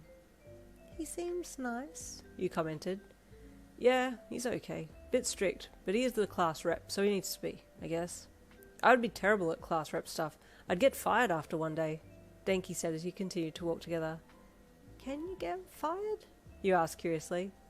I don't know, but I feel like they'd make a rule to be able to fire someone from the class rep status just to boot me out, Denki said with a chuckle. If I were class rep, I'd make it okay to hold hands with your, He paused. What do we call each other? You asked curiously. Because I like you, you like me. We're, cuddling and holding hands and... I know, and I want to call you my girlfriend so badly, but I want to ask you officially first, Denki said. Ugh, he groaned. Wait for me, okay? I just want to do it perfectly, okay? Let's just call each other unofficial babe from now on. You had to giggle. It wasn't something you'd ever heard before, and you felt like he had literally just made it up on the spot, but it was such a Denki thing to do, so you definitely wanted to run with it. Okay, unofficial babe, you said with a cute little smile. Denki blushed immediately and had to cover across his cheeks and nose with one hand so you wouldn't see the expression that he had on his face. Damn, you heard him whisper into his hand. This is going to be harder than I thought. Is it bad? You asked when you heard him, worried that you sounded weird or something when you said it, but when he looked at you, you knew it was a good thing. I'm not going to be able to think of anything else today. Just you saying unofficial babe, he said. It's all I ever want to hear from now on. You giggled and looked up ahead to the school building. Well, think about it during the day, okay? You said. Will I see you at lunch today? You bet, cutie, he replied brightly. I can't wait already. You gave him another shy smile, and you both said a quick goodbye and wished each other well for the start of school, and then parted to go to your own lockers. Things are going well, Zero mused as he watched Denki walk towards him in the locker room after the blonde had said goodbye to you. Dude, Denki said with a dreamy look in his eye. I am whipped. I am hooked. I am down so bad for this girl. I swear I'm in love, he said. Zero chuckled and patted him on the shoulder. Good for you, man. You deserve it, he said with a smile. While you and Denki were walking to school, your mum had just left your place and had walked down to the local produce markets to get some things when she ran into dear old Mr. Furuo, the coffee merchant from the Saturday markets. Good morning, dear, Mr. Furuo greeted politely. And how is everyone in the household this morning? Good morning, Mr. Furuo, your mum greeted back with a gentle smile. Everyone is well. I hope you're keeping well. Your aura is calm and bright as always. Ah, why, thank you kindly, he said, his memory being jogged by your mum's words as soon as she mentioned aura. Listen, I hate to speak of rabbits' tails and whispers through the fence holes, but I ask out of loving concern for your daughter, who I consider my own, he said. But on Saturday just gone, she appeared at my stall just past the midday sun, and bore a rather unsettled countenance. She was with her suitor, and to the best of my abilities I assessed him, and did not think that he was the cause of her distress, but I do hope she is okay now, and I wanted to inquire as to her well-being. I know she's close with you and your wonderful husband. Did she speak of what disturbed her so? Your mum, feeling his deep concern and compassion for you, sighed gently. Without disturbing karmic influence and inviting energies to shift, your mum started, choosing her words wisely. There was an incident on Saturday that left her rather shaken, and we are still looking into the matter, but I can honestly say that she is well and she is safe. Begging your pardon, Mr. Faerie said, and I mean not to pry, but if there's any way I could be of assistance? He left it open-ended, and your mum hesitated for a second. She knew that as a human, matters concerning Fae folk, dark or enlightened, wouldn't have immediate repercussions on her, since the Fae world usually kept to themselves and separated from the human world. She was not concerned about speaking about them, as if they somehow overheard they would not react, but she was also aware that she was married to a Fae and had a Fae daughter, and if it were overheard that she was discussing Fae law or mentioning Fae truths, this could incite unwanted attention should the wrong Fae catch wind. I need to tread carefully here, and must not use any keywords, and especially not use the word Fox Fury, she thought. She smiled at Mr. Faerie and decided to take a roundabout approach to replying to his comment. I do so appreciate your compassion towards the well-being of my daughter, she said with a small curtsy. I am aware that you have been working the Saturday markets for a long time, before I even arrived. Yes, he said with a little chuckle. I remember the first time you came. You and your dear husband were married but a week, and it was the rainy season. Your mum chuckled lightly. Yes, I do remember, she said with a smile. I remember helping your man with his dear plants. They were well watered that day, he said emphatically. Your mum giggled again. And then you made us the loveliest coffee and helped dry out our clothes, she added.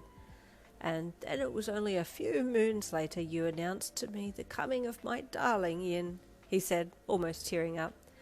Oh, how joy filled my soul that day when it finally came and you presented to me your little angel.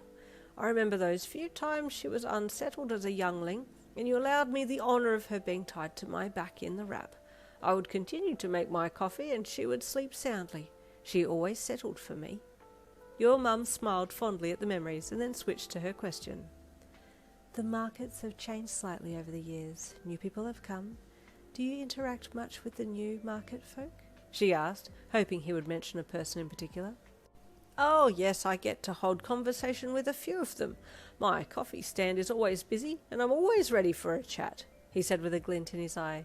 He must have read the situation, as he then asked, Is there anyone in particular you're curious about? As you are aware, your mum said kindly, my heart beats in time with the plants and the stars. The gemstones guide my way, and the light around me protects me. There are a few others at the markets who also walk the same path as I. Ah, Mr. Faerie said knowingly. There have been a few new spiritual beings at our market. One stands out, he commented, his face growing mildly serious as he connected the dots, and then he looked around the gentle flow of people around the markets there and turned slightly. Miss, would you mind if we found a more quiet place to have a talk? I believe I have something quite important to tell you. Your mum nodded, silently appreciating that he was taking this seriously, and seemed to have understood what she was getting at. Off he walked down to the other end of the markets, where there was a small outdoor cafe, and gestured for your mum to take a seat at one of the chairs there, and then he went to get them both a drink, and came back with 2 teas in a relatively short space of time. Miss Lynn, my dear, he said in a low tone, glancing around as he spoke. First, I must confirm, your dear husband is not of human descent, am I correct? Sir, you are indeed correct, your mum replied in a quiet tone, dropping her guard completely now that they appeared to be on the same page. And I must warn that discussing such entities, using names and nationalities, could bring unwanted attention. May we be careful in our discussion? Oh, but of course, he said earnestly. I am not overly familiar with the race of your husband, but I do know enough to get me into trouble if you will excuse such a crass saying, he said apologetically. Excused, your mum said with a gentle nod. The fact that you have already made mention of my husband's race, am I correct in assuming that there is one of them at the markets? The way she said it, the look on her face, and the look he gave her in reply, they both knew that they both understood who and what was being spoken about. Yes, he nodded. She wants nothing to do with humans. I've watched her, and she singles out people from time to time. As I mentioned, I've had enough interaction with this kind, the good and the bad, to have hunches that she is one of the bad. She can tell who is not full human, and thus from watching who she calls out to, I can then tell how many of them walk among us. There are a number of them in this world." Your mum nodded. "It is as I suspected," she commented, without going into detail, and I am not at liberty to expand, but she said some things that deeply affected my yin. We have since rectified the issue, but were unable to confirm the origin of the one who spoke out. "Oh, I see," Mr. Thoreau replied with a nod. "Yes, I have stayed away from her, and I am deeply sorry that I didn't warn sooner." "You weren't to know," your mum said gently, placing a hand on his arm. "But thank you. I will now warn my husband to keep away from her whenever we are there." "She rarely leaves her tent," Mr. Thoreau said. "She would not wander." "All the same," your mum said with a knowing look. The pair then slowly wrapped up their conversation, finishing their tea, and then went on their way, but your mum was still thinking over what had been said while she bought the fruit and vegetables for the day. So she is Fox Faerie. That's how she knew about their past so well. I do hope talking about it in the open doesn't circle back, she thought. I might need to do an energy cleanse when I get back home. After buying her fruits and vegetables, she paid and left to head home to tell your dad about what had been talked about, but as she was leaving, she suddenly felt a very strong presence nearby and turned her head to look. There were people milling around, but no one appeared to be standing out, and she paused for a second and then slowly kept going. The walk back home was all right, but as soon as she stepped into the foliage of the forest to walk the track to the front steps of the house, she felt it again. Am I being followed? She wondered as she glanced around her. Aside from a few butterflies, she couldn't see anyone or anything else, and she kept going, knowing that once inside the house she could put up a powerful barrier of gemstones and incense to block every type of energy attack, and also to keep unwanted and unsavoury people out. As soon as your mum got home, she put the Hessian grocery bags down and walked to her apothecary, gathering the things that she would need to do a deep cleanse of the house.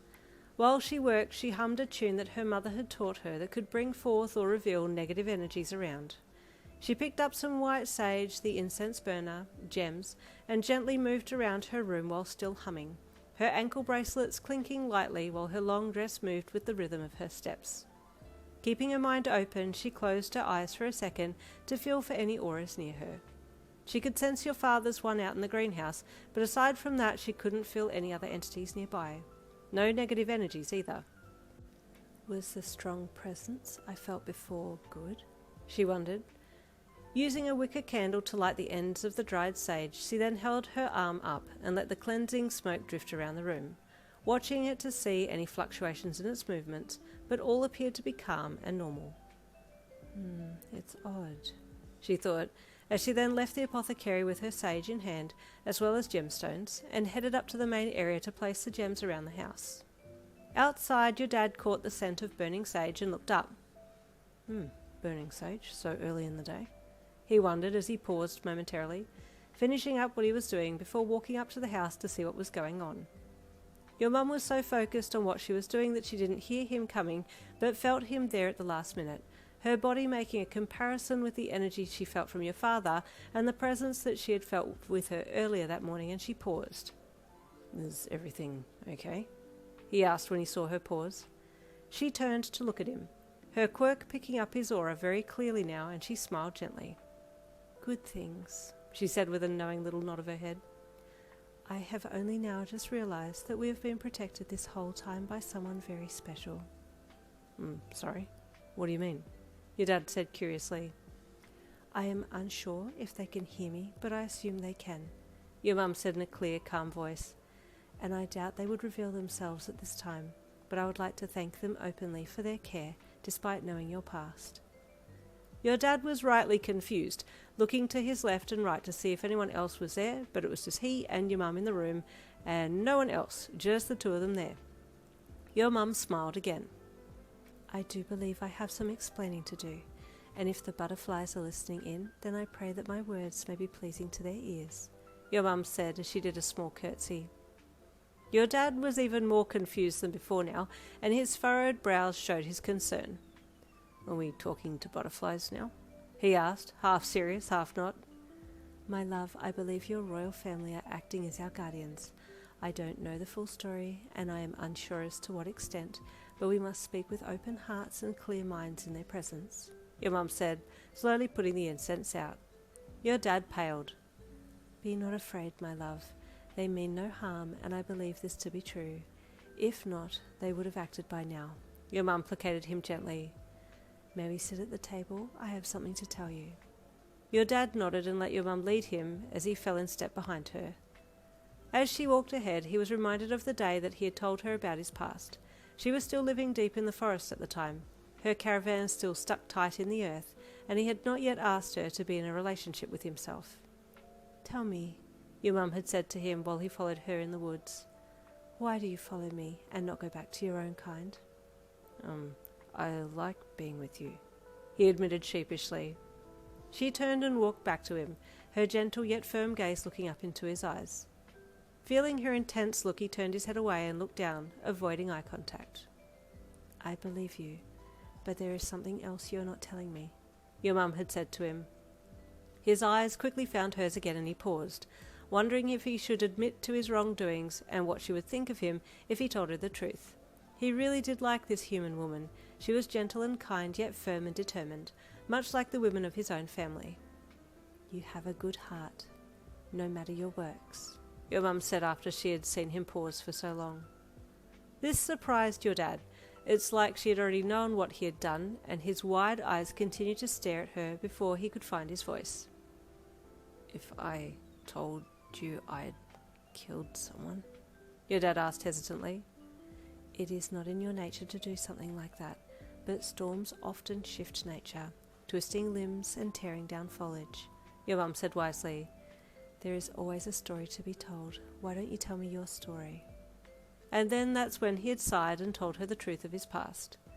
Their bond had been much better and stronger after that, and she was always gentle and comforting with her words. It was only a few days after that that your father had asked for a relationship with her, and the rest was and is now history. This memory flashed through his mind as he followed her to the long oak table and sat down while she took a seat beside him. I happened to bump into Mr. Faerie at the markets this morning, your mum said with a gentle smile as she leaned back against the chair and flicked one slender leg up over the other, her bangles jingling and her dress swishing gently with the movements. Ah, your dad said with a smile. And how is he? He is well. We spoke of some of the new market folk at the Saturday markets, your mum said, giving your dad a look, and he stiffened. Did he talk about a particular person that I was inquiring about to Mr. Tenura? Your dad asked. Why, yes, he did, your mum replied. He has had dealings with your kind, my love, the good and the bad, and he named her as one of the bad. Fox Fury? Your dad asked tensely. You said it, not I, your mum said with a knowing nod of her head. But it is as you said. Your dad's face grew serious, and he let out a strong exhale through his nose as his jaw clenched. He said that she rarely leaves her tent. She also only calls out to those who are not full human, so she is good at being able to pick out those who have mixed race, your mum repeated, remembering what Mr. Faerie had said. We shouldn't go to the markets again, your dad said firmly. If you feel uncomfortable, I understand, your mum said. I would, however, like to go, as this is a source of income for us, and I do so love the markets. I am of no interest to her, being full human myself, and our stall is far from hers, so she would not wander as far to come and find me. I do not feel that I am in danger, and furthermore, she added, looking out the back window as if trying to locate someone, we have protection from them. Who exactly are you talking about? Your dad asked in a low voice. I speak of your family. I felt a strong presence while walking home this morning, and thought that maybe I had invited unwelcome attention, so thus pulled out the sage when I got home. But the strong presence I felt is similar to yours when you stepped into the house just now, except theirs is on a much stronger scale, but the similar feel is there, your mum said. I am aware that royalty have magic at their disposal, and I have noticed the presence of some little glowing butterflies around the place. I believe they are disguising themselves as butterflies to get close, and they conceal their presence so that we cannot tell that they are close, though one was not as careful, and I felt it, she added. Your dad looked worried again, so your mum uncrossed her legs and leaned forwards and patted his arm. I do believe they mean no harm. They are watching us and protecting us, she said. Of this I feel certain. I don't know if my brother would take too kindly to my actions if he were to find out what I had done, and I would not be surprised if the witch had gone to him to gloat about what she had made me do. They're like that, your dad said sadly. I do hope nothing bad comes of this. I know I must pay the price for my actions, but I wish for them to leave you and Yin out of this. Do not worry, my love, your mum said, standing up and stepping over to cuddle his head against her chest. The act of worrying is paying a debt that you do not yet owe. Your dad sighed and wrapped his arms around her waist and held her close. What would I do without you, my wise old owl? He said softly as he breathed in her scent. Deep in the forest beyond, 2 glowing butterflies could be seen flitting along. They moved purposefully and swiftly, pacing themselves for the long journey ahead.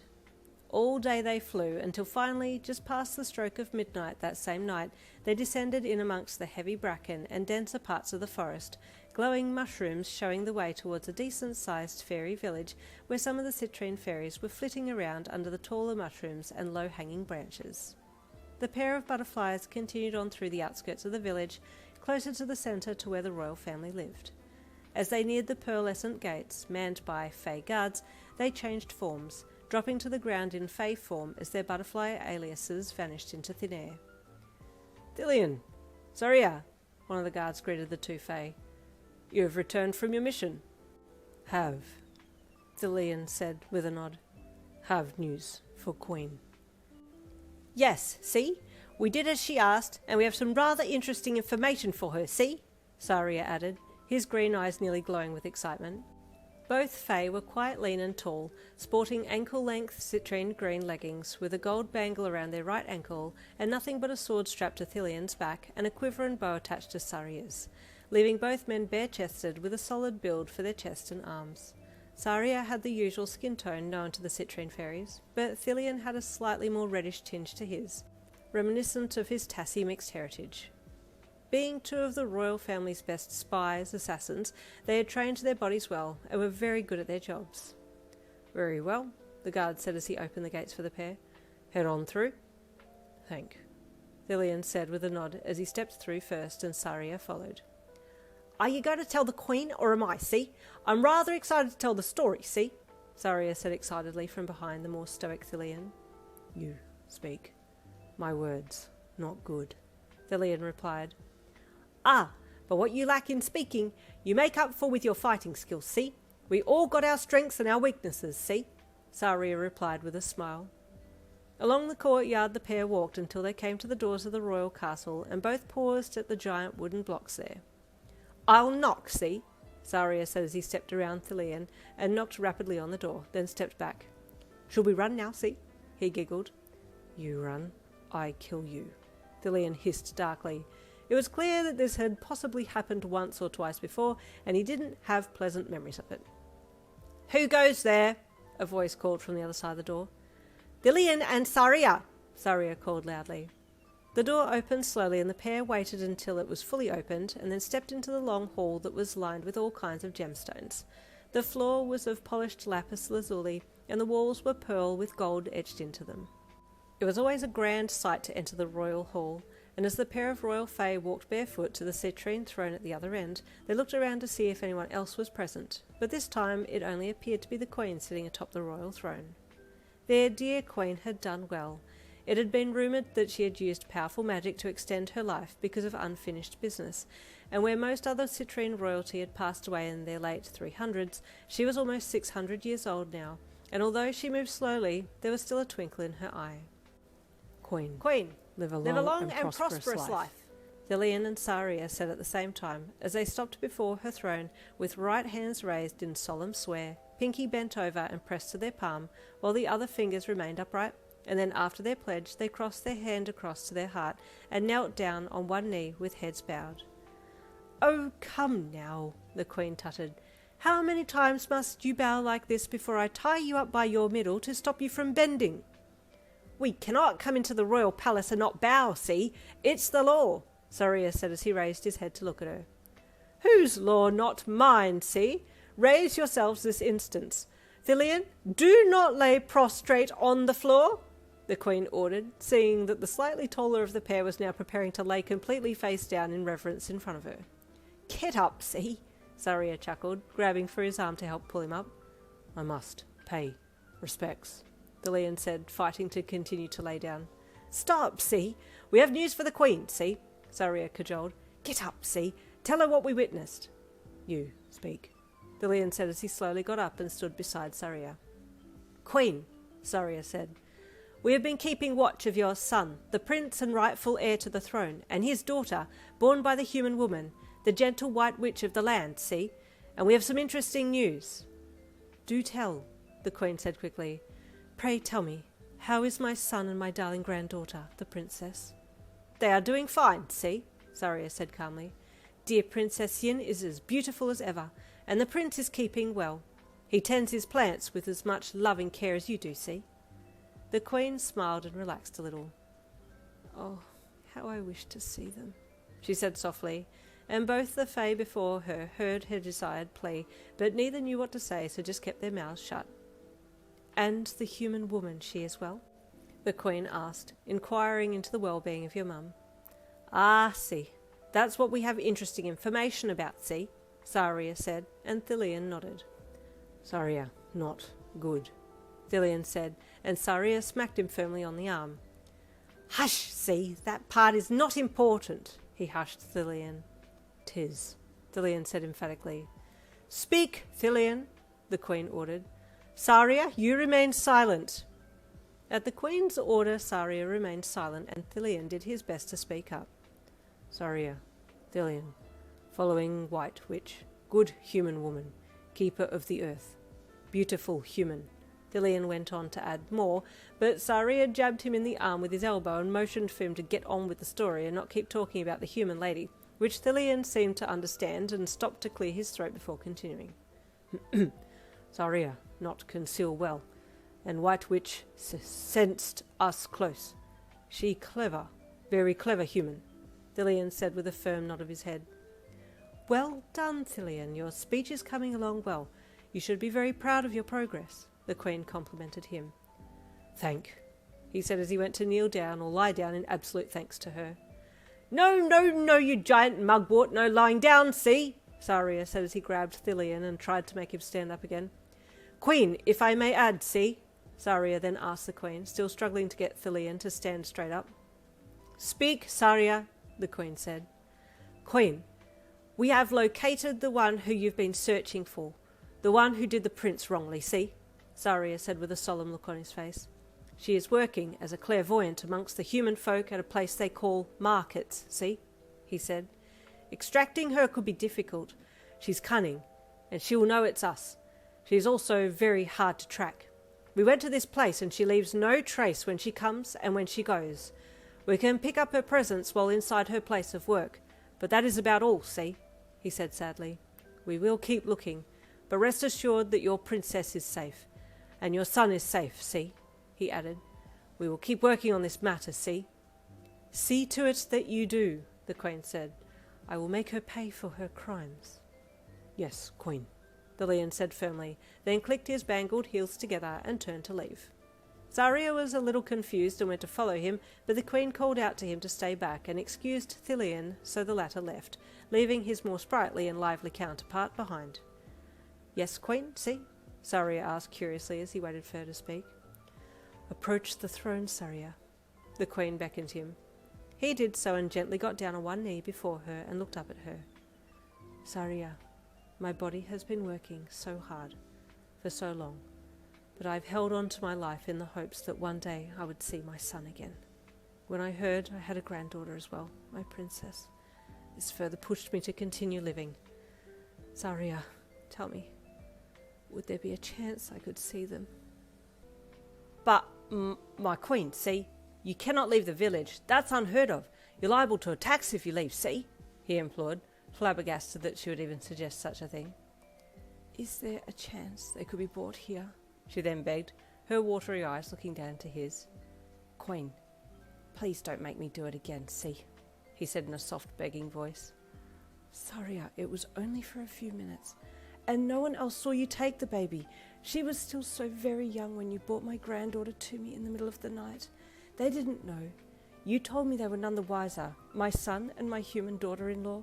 You told me they had no idea that you had taken her and brought her to me. I know, my queen. I know, but see, I feared an ambush. I feared them catching me and knowing who the baby was, and his voice quivered as he dropped his head to compose himself, to look back up at her. Queen, I could never forgive myself if the princess had died in my arms. I've devoted my life to looking out for her, see? She's a beautiful Fae girl. She has your qualities. She's an absolute delight. And you tell me all this, and then refuse for me to see her, the queen said in a broken voice. I held her in my arms, but for 10 seconds. 10 seconds! I haven't seen my son for years. I've been living the rest of my days in the hopes that I can lay my eyes on them just once more before my final breath. Saria sighed and hung his head, heavy silence hanging over them both as he warred with what to say. There is a way, see, he said softly. Speak up, Saria, the queen said firmly. My queen, there is a way, see, but you'll have to follow my orders, Saria said, looking up at her. See, if you don't do exactly as I say, then this isn't going to work. Saria, you have been a loyal royal guard for many, many years. I trust you with my life, she said honestly. Aye, my queen, and I would rather lay down my life for yours at any cost, see, he said. So, dearest Princess Yin will be in the forest this coming end of the week with her schooling friends. There's a chance I could have you meet and still stay within the cover of the forest, but I do fear the devils of this land. I could not take on more than 5 by myself and protect you at the same time, my queen. This is dangerous, see. If I die after having laid eyes on my granddaughter, then I will die happily. If I could tell her to tell her father, the prince, that all I hold is love inside my heart for him, that my life would be completed. I want them to both know that they are loved and cherished. The second prince, and now heir to the throne, knows none of this. He only knows what the wicked witch told him, she said, tears streaming down her cheeks. I just want my beloved family together again. I know it cannot be, but if I can make amends as best I can, then I will, she said solemnly. Yes, my queen, Saria said, his own eyes welling with tears. I will do my best to make this happen, see. This stays between you and me, Saria, understood? The queen asked pointedly. Yes, queen, understood, see, he replied, bowing his head once more towards her. Same as Denki, you were praying for each day to move faster so you could get to the weekend a little quicker. But by wishing the days to move faster, you are also inadvertently wishing those days of the week spent with Denki to move faster, and that wasn't cool. Was there a way to make each day with him last, but also to move quicker towards the weekend, when you'd spend lots more time with him? If anyone had that type of quirk, you wanted to have a talk with them ASAP. That Tuesday, Wednesday and Thursday were busy days with school and dorm life and hanging with Denki. Secret cuddles, secret hand-holding, secret cheek kisses. It was all happening and you were feeling a lot more comfortable with being close with him. Most nights you would spend in the common room chatting, or just in your own rooms messaging each other, but you also had to focus on your assignment too, and so did he. So you'd do your best to cap your chatting with him and promise him that you would see him the next day, and then get back to working on your family history assignment. A few times you called your mum to ask her questions about her family and their quirks, and then work out how that applied to you and the connection that you had with your human side. It was an interesting assignment, and you learned lots about your mum and also about yourself, and by Thursday you almost had it completed. The assignment wasn't due for another 2 weeks, but this was good. Good to get it out of the way quicker. On Thursday you messaged Mr. Sadatori about not being able to come into work that weekend due to being away, and he was fine with that. I'm closing the shop this weekend, he replied. I need to do a general deep clean of the place and start stock take. It shouldn't take too long, but I need a office day with no customers. Good idea, you sent back to him. If you need some help during the week next week, I could come and help for a few hours. I could even bring extra help if you needed. My boyfriend would be good with anything you needed. Thank you kindly, he replied. I'll let you know. Have a nice weekend. You thanked him and then put your phone down. It wouldn't be long now till the beach getaway weekend, and you hadn't even pulled your bag out. Wanting to make a start on packing, you got up from your seat at the desk and knelt down to reach under your bed. With a heave, you pulled out a suitcase from under there and unzipped it so it was open on the floor. Okay, you thought. Time to pack. What do I need? While you were packing, Denki was also packing. He had opened the suitcase and gently laid the wooden box with the quartz necklace in it, and then stood there grinning proudly to himself, this giant bag only having a small wooden box at its centre. He thought as he stood there and looked at it. I guess I need clothes too. And so he turned around to get some clothes for the trip. Over in your room, you were digging through your drawers to find the cutest clothes you could. You wanted to look your best for the weekend. Pulling some shorts, t-shirts, dresses and skirts out, you put them in the bag and then sat there and looked at it for a second, running through the checklist in your mind. Oh, swimmers, you thought, as you knelt up to reach into your drawer to get some. You had 2 pairs of swimmers. One pair was a bikini set with cute little frills, and the other was a one-piece, but the colour was nice, so you put them both in just in case you needed 2 different styles to choose from depending on the activities for the day. The night wore on a little, and you were getting more and more sleepy, so decided to call it a night and finish the rest tomorrow. You wouldn't have a lot of time to finish tomorrow because you knew Momo had arranged for a bus to come and take everyone to the beach holiday house, and it was leaving the school at 4 p.m. You'd have to rush a little. As you crawled into bed and Denki finished packing his bag and had it zipped up and propped up against the wall, Mr. Sadatori was still working tirelessly at his office. The flower shop had closed at 5 p.m. that day, and he was going through the receipts in the till, making sure that all his books were balanced, but something wasn't adding up. Bending over the desk in his office, he adjusted the overhead lamp and read through the figures again. With a puzzled look on his face and a quick scratch to his chin, he counted again, but kept coming up with the same number. With a frustrated shake of his head, he walked away from the desk and then walked back again, muttering to himself about something. Trying different options, he reached for a calculator and started punching numbers in. The first few tries came up as a nothing value, but then he punched something else in and looked back down at the paper and then back to the calculator, both the paper and the calculator showing the same dollar value. Confused, he scratched his head and put the calculator down. I'll have to have a word with Alex about this, he thought, as he started to gently collate all of the papers together and put them away in his desk. Friday was a blur. You were up early, packing, and then off to school, and then back from school, packing, and then when there was a knock on your door, you had to stop and open it, the presence of your man on the other side heralding your cue to stop packing altogether and start leaving. You ready? He asked brightly, his casual clothes catching you off guard and making your stomach feel funny with all the butterflies. Yes, you replied brightly, reaching for your bag to zip it up before trying to lift it. Here, Denki said. I got it. You thanked him and watched as he struggled to pull the bag along the floor to outside your room, where his bag was leaned up against the wall. Let's get going. The bus is already out there, he said as he grabbed for both bags and tried to lift them up and hang them over both shoulders, but that wasn't going to work. Do you need a hand? You asked gently.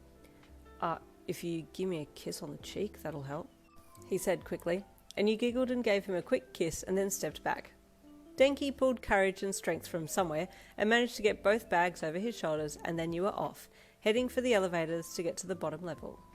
It was when you got to the elevator that you noticed it was a lot busier. Students were everywhere, and you looked at Denki and smiled. I didn't know we had so many people in our classes, you commented. I'm surprised too, Denki said, his core starting to quiver with the load of the 2 bags over his shoulders. I hope the bus is big enough, but if not, you can sit on my lap, he added with a cheeky smirk. You giggled and pushed his arm playfully. Shh, you hushed him with a small smirk. People could hear you. Just then the elevator dinged and everyone got in. It was crowded, so you were thankful that the ride was quick, and then you were all out the other side and headed for the bus. Momo was standing there with the driver of the bus when you arrived, and bags were being taken and loaded into the trunk of the bus. Oh, Yin, Kaminari, Momo greeted. Please do place your bags down and then take a seat on the bus. We're just waiting on a few more and then we'll go, she said with a smile. While you had been talking with her, others had come, put their bags down at the back of the bus and then hopped on, and it seemed like the bus was filling up very quickly. Hey Yin, the voice of Tetsu Tetsu called to you as he approached the bus with his bags. What's the go here? Oh, you put your bags down over there to be loaded and then you hop on the bus, you said to him. Oh, cool. Okay. Hey, is Kendo coming? He then asked, looking a little bashful about it. Yeah, she should be, if she isn't already on the bus, you mused, noting that you'd only really been focusing on Denki this week, so you hadn't seen much of her, if you're being totally honest. Ah, cool. Okay, I'll see you, he said before quickly dropping his bag down and then running onto the bus. You smiled at Denki and headed for the bus doors to get on. Are you gonna sit with me? He asked you as he followed you up the steps to get on the bus. You hummed. You really wanted to, but you thought maybe that you should sit with Kendo if she was by herself. But as you were humming unsurely, you looked up to see Kendo was indeed on the bus already, and the seat beside her had indeed already been taken by Tetsu. You smiled when you realised why he had been asking about her earlier, and at that moment Kendo looked up and saw you. She knew why you were smiling, and she had a small blush across her cheeks. Hi, Kendo, you said sweetly as you headed down the aisle past her and Tetsu. Hi, Yin. Don't you dare say it, she warned, and you giggled and shook your head. I won't, you replied with a cheeky look on your face. Tetsu had been chatting with Karishma, who was sitting behind their seat, so he hadn't heard your conversation with Kendo, and you looked back over your shoulder at Denki. I'll sit with you. I'm glad Kendo has someone to sit with, you said. I was wondering if she needed company, but it looks like she's already got it. And he's a good guy too, Denki said. I haven't spoken much to him, but he and my friend Karishma get along really well, so he must be okay. That's really nice, you said as you walked down the bus to the 2 vacant seats down the back and sat down. There were 2 girls sitting behind your seat that you didn't know, so you gave them a little smile as you went to sit down, but Denki knew them obviously and said hello to them. Hey Mina, hey Jiro, he greeted as he sat down next to you. Hey, one of the girls said as she poked her pretty pink face through the seats to continue talking. Hi, she then said, trying to turn her face towards you. I'm Mina, nice to meet you. She tried to squeeze her hand through the seats to shake your hand, but that was proving difficult, and she could only just get her fingers through. Hi, you greeted her back. My name's Yin. I'm in Class 1B. Oh, cool, she said, trying to wiggle her fingers when you tried to shake her hand. Do you and Denki know each other? She then asked, trying to work out why you and her classmate Denki were sitting together. Yeah, we do, you said with a smile at her, and then at him. Denki has been very kind to me since I started at school. Yeah, and now she's my unofficial babe, Denki said, which made you giggle. Denki, you're such a flirt. Stop teasing people, Mina chided. No, I mean it, he chuckled. Yin and I are almost dating, pretty much dating. We call each other unofficial babe. That's right, you added. You could have knocked Mina over with a feather. She was just so shocked. Y'all mean to tell me that there was tea happening and I did not clock it? She finally blurted out. Why didn't anyone tell me? We all kind of knew. The other girl, Jiro, chimed in as Mina pulled her head back from the crack in between the seats to look at her friend. How did you not know? You helped him with the poem, remember? Jiro asked. Wait, that was for this, Yin? This one right here? Mina screeched before shoving her face between the seats again. Damn, you are so cute. Yin, I didn't think Denki could pull a 10. No offense, Denki. Right? Denki replied emphatically. I'm telling you, I'm punching way above my weight here, he added. Yin, Denki is a good guy, I promise. He'll look after you well, and if he doesn't, you come to me and you tell me and I'll step in, Mina said, and you went from being a little embarrassed at them fawning over you to giggling. Okay, thank you, Mina, you said with a smile. Just then the speaker in the bus clicked on and Momo's voice came over the intercom. Hello, testing, can you hear me? You heard her say. Hurry up and get this bus moving, ponytail! You heard an angry voice call from near the front of the bus, and then heard Karishma's voice immediately after, chiding the one who yelled. Bro, be patient. We're gonna move soon, he said.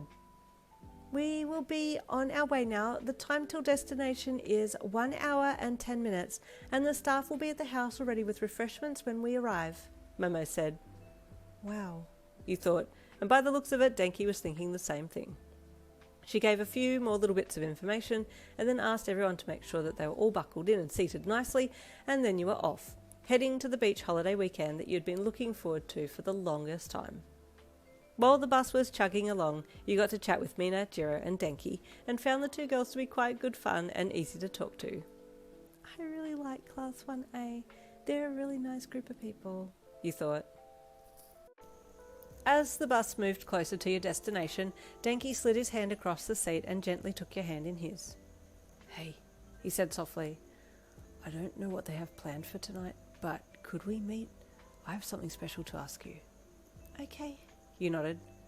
I wonder if this is when he's going to ask me to be his girlfriend, you thought, as the butterflies in your stomach that had been there before came back and invaded at full force. He smiled and squeezed your hand and then rested his head back against the backboard. "Oh, I'm so tired," he admitted. "I couldn't sleep last night. I was too excited for today." You giggled and squeezed his hand. I'm glad I wasn't the only one excited, you replied. It was only 10 more minutes and then the bus arrived, pulling up on the gravel driveway outside a 2-story mansion of a beach house with verandas that skirted the whole house on the lower deck and also one around the upper deck too. Before the bus stopped though, Momo was back on the speaker to give directions to people. "When you hop off the bus," she said, "I would like for the boys to head into the house on the main floor, and girls, please take the outside stairs to the left and head up to the second level. Thank you," she said, and then the speaker clicked off and the bus pulled to a stop. Everyone got off the bus in a relatively controlled manner and walked to their allocated spots, with the boys entering the bottom level and girls taking the stairs to the top. You gave Denki a quick goodbye as you headed for the stairs and watched as he walked into the bottom level while you made it up the stairs with Mina and Jiro behind you and Kendo up ahead. In single file, you girls all walked into the house and you nearly fell over. This place was far more upmarket than you ever thought possible. It was a very large, spacious room with a kitchen at one end and then a small hallway leading off down the other. "Down the hall is the bathroom and 2 bedrooms, Momo said. "I thought that maybe we could all sleep here in the open lounge. I've asked the staff to lay down tatami mats for us and we have enough futons for everyone," she said with an excited clap of her hands. "If you have any questions or concerns, please feel free to ask any of our staff here for help," she added as she gestured to 6 of the staff who were standing off to the side, and they bowed when she gestured to them. Wow, you thought, with a slightly sweat-dropped look on your face. "Now, I will see to it that your bags are brought up here, so that we don't have to walk down to get them," she said. "I had the staff take a picture each of your luggage bags earlier, so if you could come and point out your bags from the pinboard here, I'll see to it that they get brought up here immediately." Wow, again, you thought, as you stepped forwards, walking over to the pinboard that was set up with all the pictures of the bags on it, to point out your bag to her. The rest of that afternoon was just general setup and relaxing. From the balcony veranda you could see the beach and the ocean beyond. The beach was a stone's throw away, and the sound of the ocean could be heard loud and clear. "This is beautiful," you thought, as you stood on the back deck and took a deep breath in and closed your eyes, your hands resting on the railing there. "We have free time now until dinner at 7 p.m, Momo said as she walked up beside you. "Feel free to go down to the beach or go for a walk. I have some of the staff keeping an eye on everyone. They even have the area around here under surveillance, so we will know even where you are if you get lost," she said with a smile. "Thank you, Momo, and thank you for letting us come here. I already feel so relaxed," you said with a smile. "Oh, it's no trouble, Yin," she said with a sparkle in her eye. "I do so enjoy this kind of thing, where we can all be together and get along." "It will be a very good weekend," you said with a smile. Down below in the boys' quarters, Denki was hatching his plan to ask you to be his girlfriend, but he wanted it to be absolutely perfect and was trying to get others on board too. Koda, my man," he said as he swaggered over to his quiet classmate and slung an arm across his shoulders. "So, you know how you can call bugs? Can you call fireflies?" he asked. Koda nodded. Good. "And can you make them move in patterns?" he then asked. Koda thought for a second and then nodded again. "Excellent," Denki punctuated. "Okay, so, after dinner, I need your help with something." After all the girls had set up, it was decided that everyone was going to get their swimmers on and head down to the beach. There was still about an hour and a half to go before dinner, and the sun was still out, so why not take advantage of the afternoon? "Hey Yin!" Mina bubbled as she sprang over to you with her swimmers clutched in her hands. "What swimmers are you going to wear down to the beach? Has Denki ever seen you in swimmers before?" You could feel your face starting to burn with her sudden intrusive question, and you stuttered lightly as you fumbled with what to say. I'm going to wear my bikini, but it's not very revealing. I don't have a lot to show, but I do want him to like it," you replied bashfully, looking down at your bare toes as you replied to her. "Mina, don't make a fuss," Momo said strictly from where she was standing at the foot of her futon. "You shouldn't ask such questions." "Oh, but I love this type of thing," Mina pouted. "I'm wearing a bikini too, Yin," Komori said from behind you. "Look, it has little death cap mushrooms all over it. Aren't they cute?" You turned around to face her and looked at the bikini she was holding up to show you. Oh, I love her, You gushed. look, this is mine, but it's not as cute as yours. You held your little frilly bikini up and Komori gushed. I love the frills, they remind me of oyster mushrooms, she said with almost heart-shaped eyes, and you looked at the frills yourself. Yes, you're right, You said with a giggle. they do. I'm just going with straight up bikini top and bodies, Kendo announced. Yeah, Jiro replied to her. Same, except I'm going to keep my top on. I think I might do the same, Momo agreed with Jiro. I just feel like it might be better with Certain guys around, she sighed. Oh, you mean Mineta, Ribbit? Tsuyu said from over the other side of the room. You had met her briefly and liked her. She was sweet and very straightforward. Who? You asked. Mineta? Mina said. Have you not met him yet? He's short, purple ball-shaped things for hair. Oh, You said when you did remember a short guy and thought he was a child. yes, I remember him. Yeah, Jiro cringed. He's the actual worst. Don't worry, we'll keep him away from you. Oh, okay. He replied hesitantly. Don't worry, Mina said. I'm sure Denki's already got it covered. And covered he did.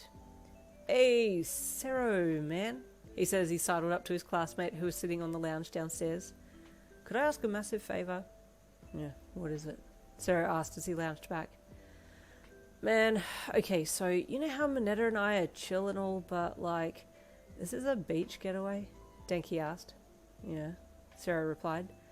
Well, chances are my baby girl's gonna be in something really cute. Swimmers, like cute swimmers, possibly. And he hummed, wanting to choose his words wisely. You want me to keep Mineta and his foul mouth under wraps?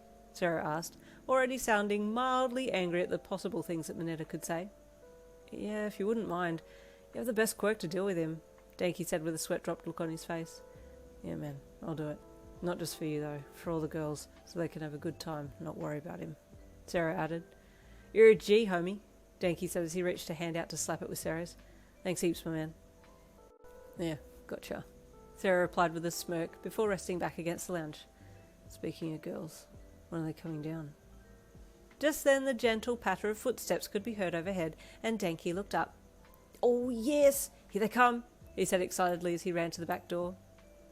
At seeing Denki run, the other boys also got up and followed, making their way out the back door as quickly as possible. Boys, we're headed to the beach now. Do you want to come? Momo asked as she brought up the rear of the girls as they all sauntered down the stairs. Denki had very quickly located you in the group, and his jaw nearly hit the floor when he saw you in your cute, frilly bikini, and he just stood there gaping at you. You were talking with Kendo as you came down, so didn't see him standing there with a deep blush on his cheeks, but Kendo saw him just before Sero got to his side. Cool, bro, Sero said as he slung an arm across Denki's shoulders, then used his hand to push up under Denki's jaw to close his mouth before walking off. Someone likes what they see, Kendo leered to you when she saw the look on Denki's face. You looked and then had to look away, feeling very self-conscious with his round eyes on you. Who's this cutie? Denki asked as Kendo left your side and walked off with a smirk and a wave, following the other girls, and you stopped in front of Denki. Hi Denki, you said shyly, and he chuckled. You really are cute. I love your swimmers, he said. The colour really suits you. Thanks, You started to say, but then saw that Denki was starting to get a nosebleed, and you let out a small gasp. Denki, your nose is bleeding. Eh? What? He shrieked. No, I wasn't thinking that, I promise. Wasn't thinking what, you daddy-minded little? Mina said, suddenly appearing beside you. Denki quickly covered his nose and crouched down while Mina called for some backup. Momo, we need tissues and a clean-up on brain aisle 3. It's Daddy, Mina called with a chuckle, and you quickly crouched down to placate Denki. There was a little bit of a commotion for a bit there, helping clean up Denki's nosebleed, but once things settled down and he had changed into his swimming gear, you and he were off walking side by side down to the sand. Everyone was having a great time, it seemed, playing beach volleyball or sitting on the sand relaxing, to some brave souls getting out there in the waves and running around. Do you want to go in? Denki asked, gesturing to the slowly rolling waves. Yes, I think so. Not too deep, though, you said, as you headed down to the water's edge, and he followed beside you. It might be a little cold for this time of day, he said, stopping right where the water was just lapping at his toes. Yikes! He shrieked. It's cooler than I thought it would be. It's not too bad, you giggled, stepping in a little deeper and laughing at his antics. He really did want to go in deeper, but was making such a fuss about it you couldn't help but giggle. Finally, you were both in about knee-deep and were able to wade around a bit. It's strong when the waves pull back, right? You commented, almost falling over as the water tugged against your legs. Denki could see you were struggling a little and reached out to grab onto you, holding your wrist and then quickly switching to your hand to pull you closer to himself. Stay close, so I can hold on to you, he said as he pulled you into himself. I wouldn't want to lose you in the surf. Thank you, you said as you smiled up into his face, the two of you just standing there in the water, smiling at each other. I wish they would just kiss already, Kendo groaned suddenly from where she was sitting on the sand with Momo and Mina and Jiro. She says they're technically not girlfriend and boyfriend yet, but they've been basically doing all the boyfriend and girlfriend stuff since like 3 weeks ago. Are you talking about the loved up couple standing in the water staring at each other? Mina asked with a smirk. Yes, that's exactly what I'm talking about, Kendo said with exasperation. It's so hard to sit and watch. I'm sure Denki has his reasons, Momo said politely. I don't care. If he doesn't make a move, I will, Kendo huffed. Ha! That's what I said to Yin before, Mina laughed, high-fiving Kendo. Hey! Kendo! Come! We're playing volleyball! Tetsu called, and Kendo looked over. Okay, I'll be right there, she replied. You girls want to come? She then asked those who were with her. Yeah, okay. Mina and Momo said together. Yeah, nah, thanks. Jiro said as she leaned back on her arms. I'm chill just here. Okay, Momo said as she stood up, following the other two. We'll be back. The afternoon moved on, with you and Denki spending plenty of quality time together in the water, chatting and giggling, and before long, it was time to head back to the house to get changed for dinner. Denki was starting to get nervous and was checking in with his crew to make sure that everything was a go for the plan to ask you out for real. Okay, got the necklace in my pocket, he said to Sero as they walked to the adjacent dining hall. Coda is all sweet, ready to go, and me. Yep, I'm here, he added, pointing to himself. Good luck, Sero said with a chuckle, patting Denki on the back. I'm sure everything's going to go fine. Yeah, thanks, man, Denki said with a nervous grin. Denki wanted to sit next to you at dinner and got the chance to, since Tetsu had chosen to sit next to Kendo again, so she already had a partner, and then the food started to come rolling out. Dish after dish was placed down in the middle of the long table, and your eyes nearly fell out of your head when you saw how much food was being sent out. How are we going to eat all of this? And who's paid for all of this? You wondered, as you waited to be told you could eat. Slowly, everyone started picking up food with the tongs and spoons provided and placing stuff on their plates, so you gingerly followed suit. Hey, Denki whispered to you. Should we do the gratitude thing? You know, hold hands and take a moment to think about the food? He asked. Like what you do at home. Oh, that would be really nice. Thank you, Denki, you said with a relieved look on your face. He grinned at you and gently took your hand in his, and then you both closed your eyes and took a moment to appreciate the food before you. It was lovely having someone to do that with. You often felt a little embarrassed to do it by yourself at school, but having Denki there by your side was lovely. The food was indeed amazing, and you could tell it was all home-cooked or prepared on site, and you ate your fill and then rested back. That was delicious, you sighed. Did you enjoy it? You asked Denki. Yeah, I did, he said, and you looked and saw that he had eaten some food, but not a lot, and you looked at him. Are you okay? You asked. You haven't finished your food. Huh? Nah, I'm cool. I promise, I'm just... He paused. Yeah, I'm all good, he said again, putting on his bravest smile and grinning at you. I'm glad you ate well. Everyone sat and chatted at the table a little more, and as everything started to die down, Denki nudged your arm lightly. Hey, can we go for a little walk or something? He whispered to you. Yes, okay, you replied, getting up to follow him. He gave both Coda and Sero a look before disappearing with you, and they waited a little before quietly getting up and leaving as well.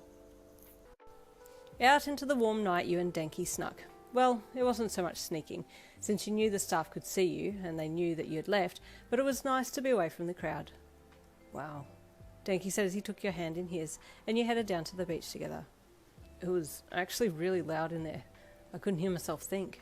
Same, you giggled. but I'm glad everyone's talking and getting along. I was a little worried that our Monoma would act up, but he seems okay so far. Oh, yeah. He and Bakugo got in each other's faces earlier when we were setting up our beds, but Kiri and Tetsu stepped in. I swear those two are the same guy. Oh, I'm so glad they stopped a potential fight, you said with relief, looking out over the ocean waters as you and Denki approached it.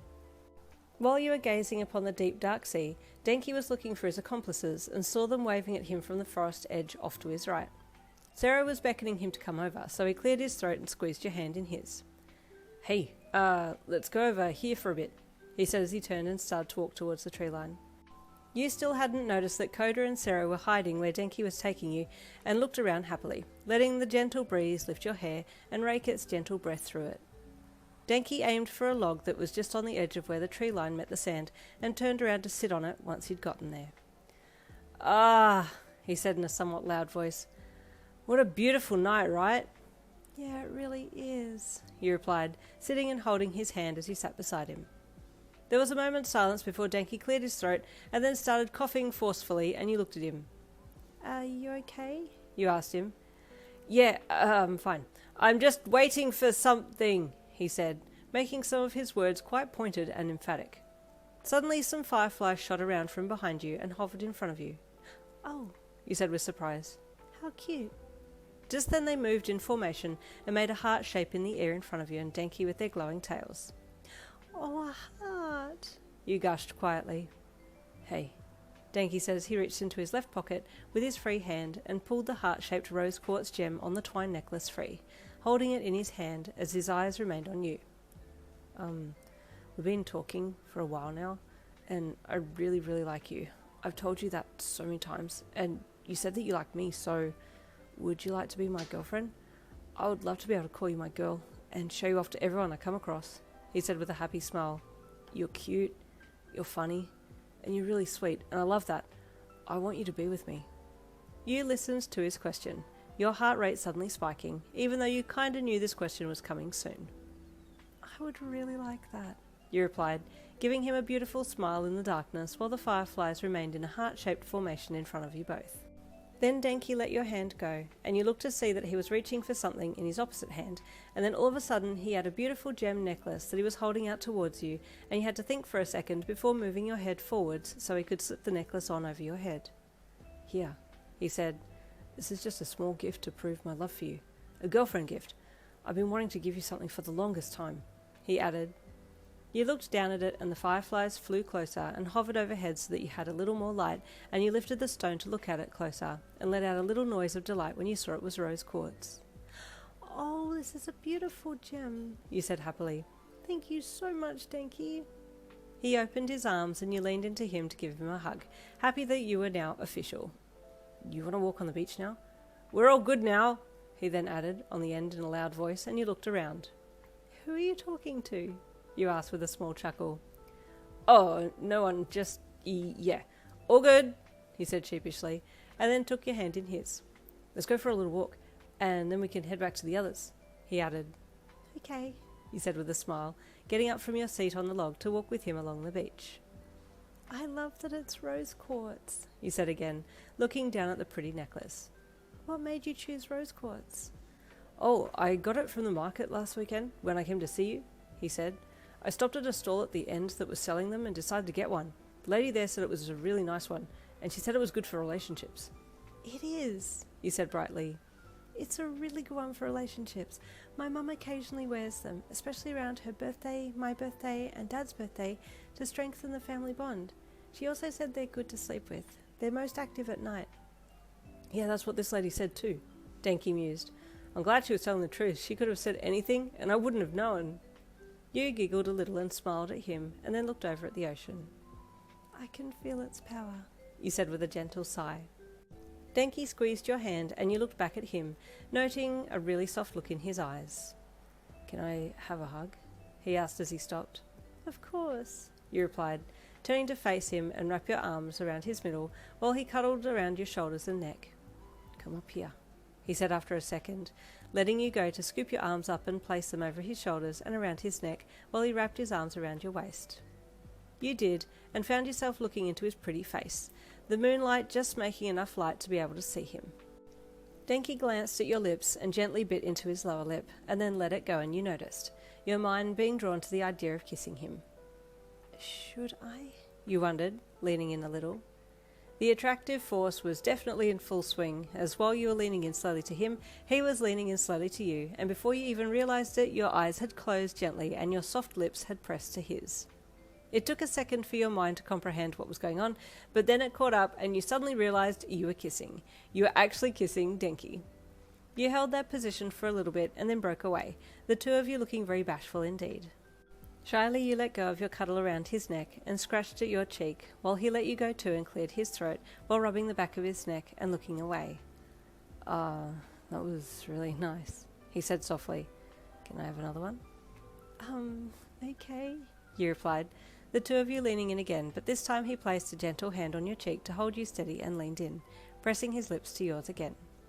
It was such a rush to be kissing Denki, and you placed one hand on his that was on your cheek and kept your eyes closed. Pure bliss. That kiss ended too, and Denki let out a little nervous yet elated chuckle.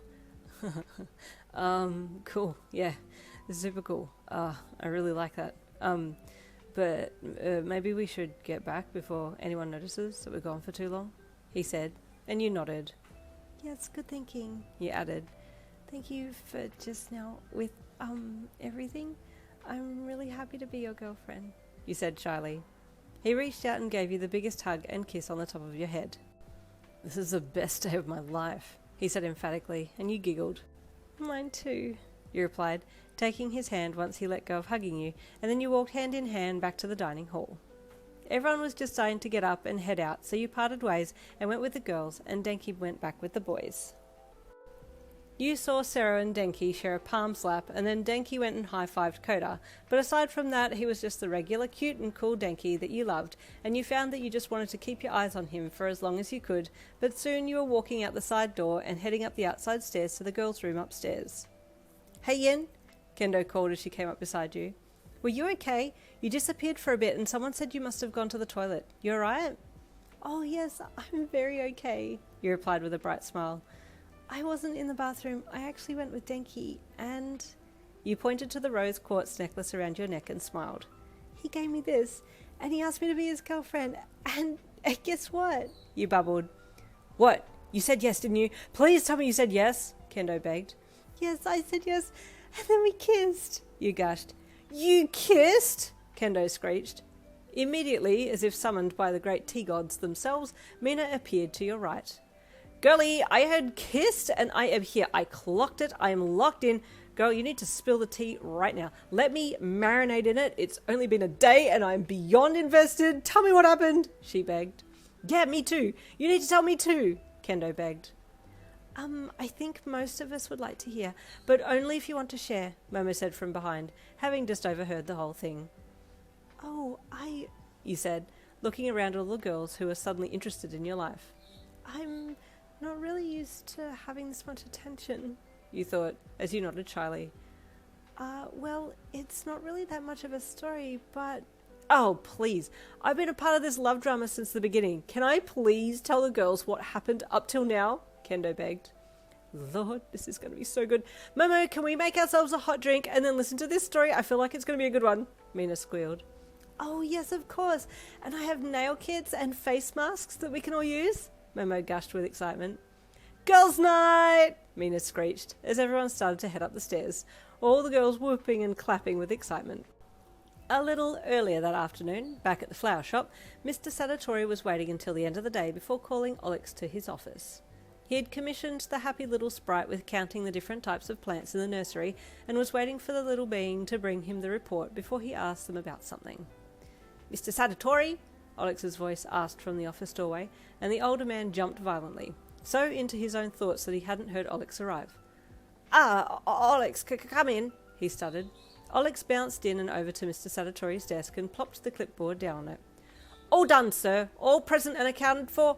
None have flown away or slipped out the side gate, they chuckled.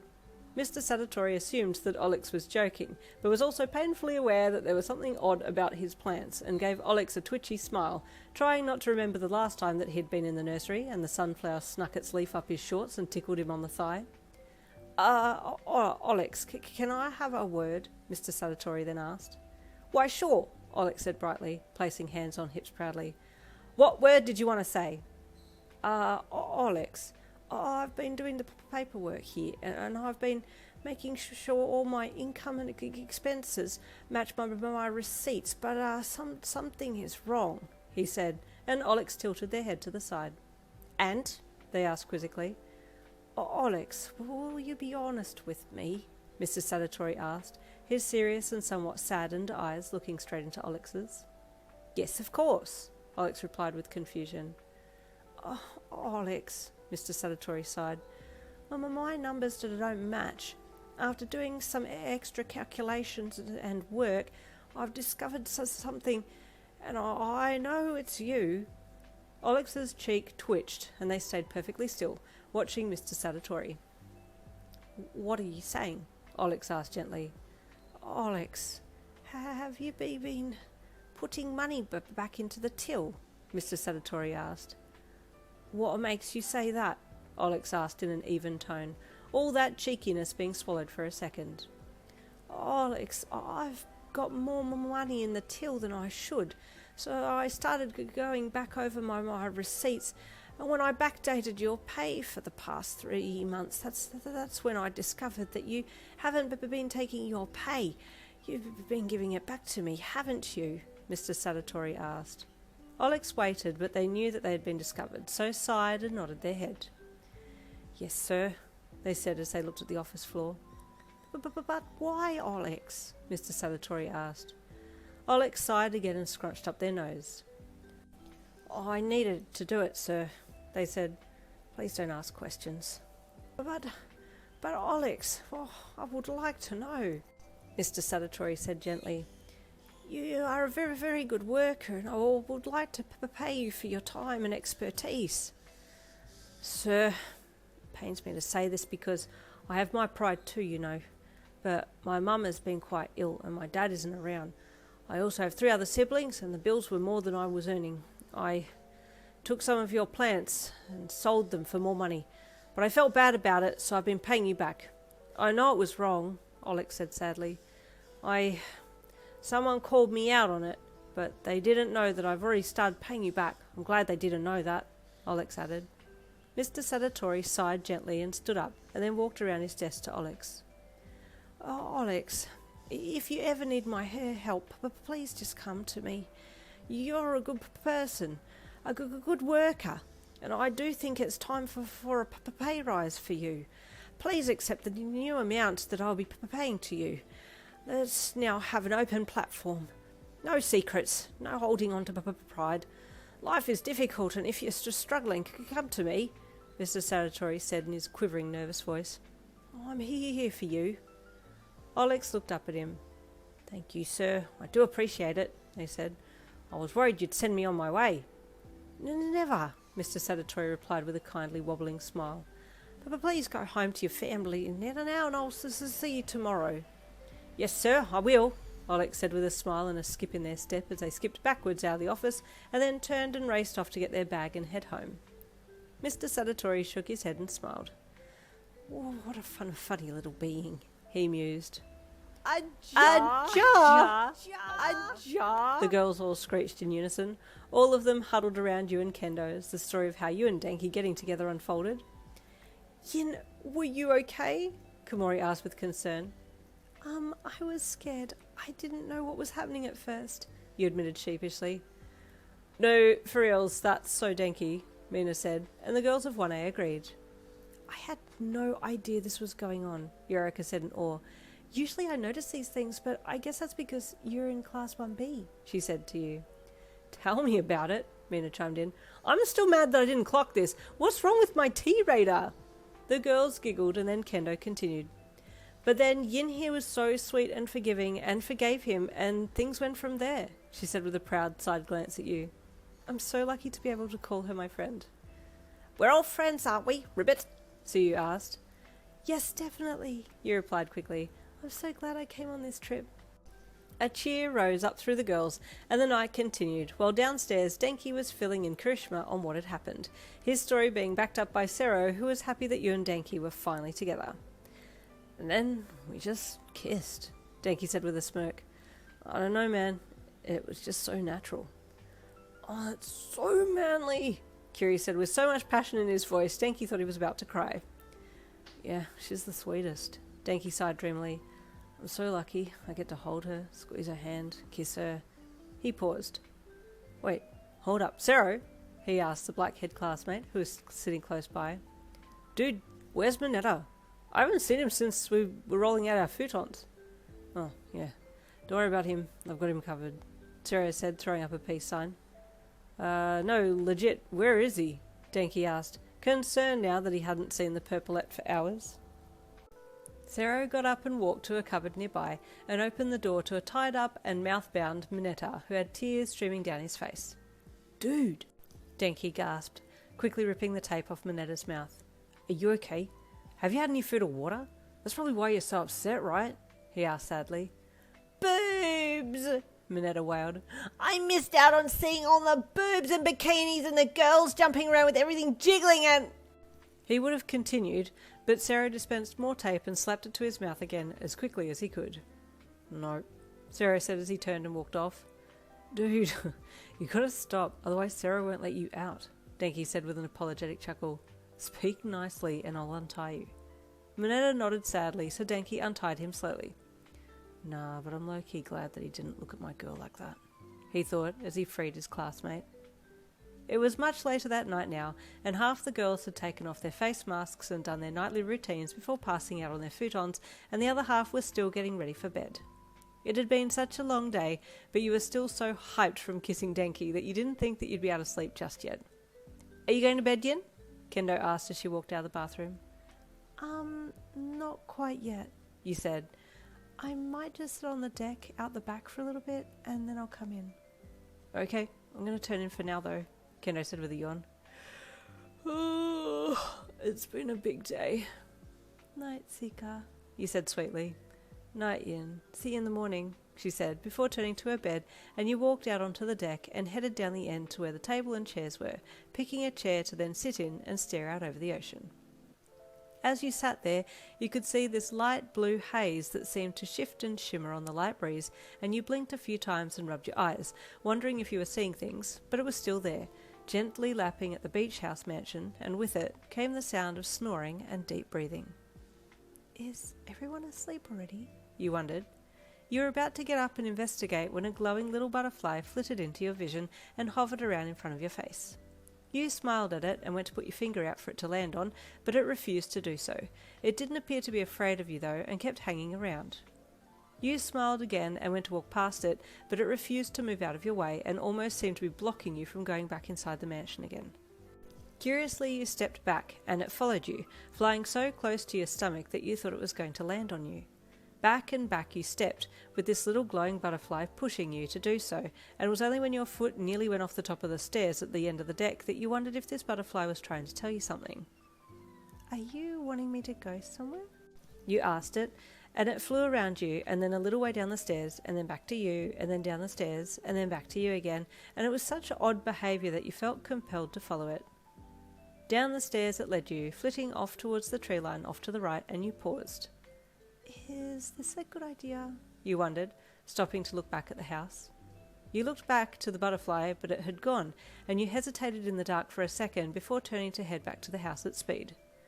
Princess, forgive me, see? A voice said, and you turned around to see a very handsome, human-sized fairy on one knee bowed towards you, with bow and quiver strapped to his back. But this fairy was refusing to leave the coverage of the forest, and was staying in the tree line. I don't mean to startle you, see, but if you'll give me a minute of your time, see? I don't know you, you replied, taking a step back. What if you're Fox Fury? The fairy looked up at you, and the pain in his eyes was so raw. My princess, I try not to be offended, see, but that really hurt, he said with tears in his eyes. Saria, she does not remember you. She's right to be cautious. She's also brazen to speak such names in the open. A calm and regal voice said from behind this fairy named Saria, and you squinted to try and see better into the darkness of the forest. My queen, see, Saria said as he bowed his head again and then shuffled off to the side. Queen? you thought, your heart starting to race. He called me princess, and he called her queen. Is this... You took a step towards the tree line and peered into the darkness. Saria, I will use light, the regal voice said, and Saria paused. My queen, I do not advise it, see, he cautioned. Will this little moonlight do, for you to see your granddaughter, see? You can see her a little, can you not? I wish for her to see me. She might remember my face. I pray she will remember my face, the voice said, and it felt so homely that you bravely stepped forwards. Saria looked up in surprise and shuffled back even more. Oh, my princess, please, he begged. I'm caught between my queen, see, and your beauty, see. But please allow me to move to the side, see. Oh, sorry, you said, not understanding protocol and how he didn't want to be too close to royalty. My sweet, my darling, Yin, the regal voice said to you, and you stepped even closer, as did this being. I laid eyes on you when you were but a baby. You smiled at me, she said fondly. I had you in my room, my royal room. Stepping closer still, you could now make out this lady's face, and your brows furrowed for a second, and then your eyes flew wide open. Grandma, you whispered in awe. I know you. I know your face. I know you're my grandma. Your room was yellow. I remember it. I remember it. Yes, she cried. Yes, it's me, Grandma. Oh, forgive me, you said suddenly. Do I call you by Queen? I'm so sorry. I'm not sure what to do. Come to me, she said, her arms open. I want you to call me Grandma, and I want to hug you again. Not as afraid now, you stepped forwards and embraced her, feeling her body being moved by the tears of joy. It was a joyous moment, and even Saria, who was silently kneeling off to the side, shed a happy tear at the long-awaited reunion. Princess, my granddaughter, the Queen finally said as she pulled back from the hug. Is your father well? My son, is he in good health? Yes, he is, you replied. I only just found out recently about his past. He really is ever so sorry for what happened. Please forgive him. Don't you worry, my darling princess. I hold no animosity towards him, the Queen said. We are aware of what happened, as the one responsible dared to come into our midst to gloat. But I have my faithful charges look into the matter, and we now understand what transpired. If it's not too much, I'd like to know the full story, you asked. Does my uncle know what happened? My father assumed he's the king now, but I think that maybe that's not so since you're still with us. The next in line for the throne, your father's brother, does not know the full story. He's unimpressed with his brother's actions, but I do not think he would go so far as to bring your father back for trial, the Queen said. I really hope not, you said sadly. Please, my darling, please tell your father that I'm still alive and that I care about him. I want him to know that all I hold is love inside my heart for him. Your eyes welled with tears, and you nodded your head. I'll tell him, I promise, you said. My Queen, see, Saria suddenly said, keeping his head down. Best to talk quick, see. I'll need to be taking you away soon, see, in case it's been discovered that you've vanished, see. Very well, Saria. Just give me a few minutes to explain the story to my dear granddaughter, and then we will regretfully be on our way, she sighed. Then she spoke to you. Come, my dear, take a seat so I can tell you the story.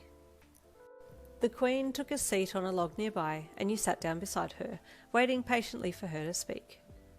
Your father was always a handsome and sturdy young man, the Queen said, her mind being cast back to those younger years when your father was a boy. He was quiet and thoughtful, and was always considering others. He claims that he lacked confidence, but those around him could see that he had plenty of it. She sighed. It was this desire of his to have more confidence that led him to seek for it in the wrong place. Yeah, that's what he told me, you said with a nod of your head. Someone must have told him of a witch who could grant him his desire for confidence if he went to her. As I found out, he was told she would feed him something to give him these powers of confidence. I assume he was wary. It wouldn't have been like him to go ahead without giving it careful consideration. He was destined to be a fine king. He told me the fear of having to stand above the others as their king with as little confidence as what he felt, drove him to seek this person out? You said. The Queen nodded. That does sound correct, she said. Unfortunately, the witch he sought out was of dark Fae origin. We don't like to speak their names freely, lest it summon them, the Queen said. But you mistakenly called Saria one before. That is the dark Fae who lured your father into her clutches. I'm so sorry, Saria, he said sadly. I did not mean to upset you so. You're a good Fae, I know that now. Princess, see, it's all been forgiven, see, Saria said with his head bowed. You nodded and then looked back at the Queen. And you said this being came and gloated to you afterwards? You asked. Yes, it had been a day and a bit, and your father had not been seen by anyone, so we started to put a search out for him, she said. It was while I was in the main hall on the throne that a royal purple haze appeared before me, and she stepped through. The Queen's face darkened as she remembered the memory clearly, and you waited to see what she would say. Any dark Fae we find we detain, but this one was very cunning. She kept applying protective magic barriers to stop my guards from seizing her, and in her hand she held the coat of the one she claimed my own dear son had killed, the Queen said sadly. On top of being worried about the well-being of my son, I then had to worry for his life. Was he still alive? Had this devil taken him from me? She asked, reliving the memory.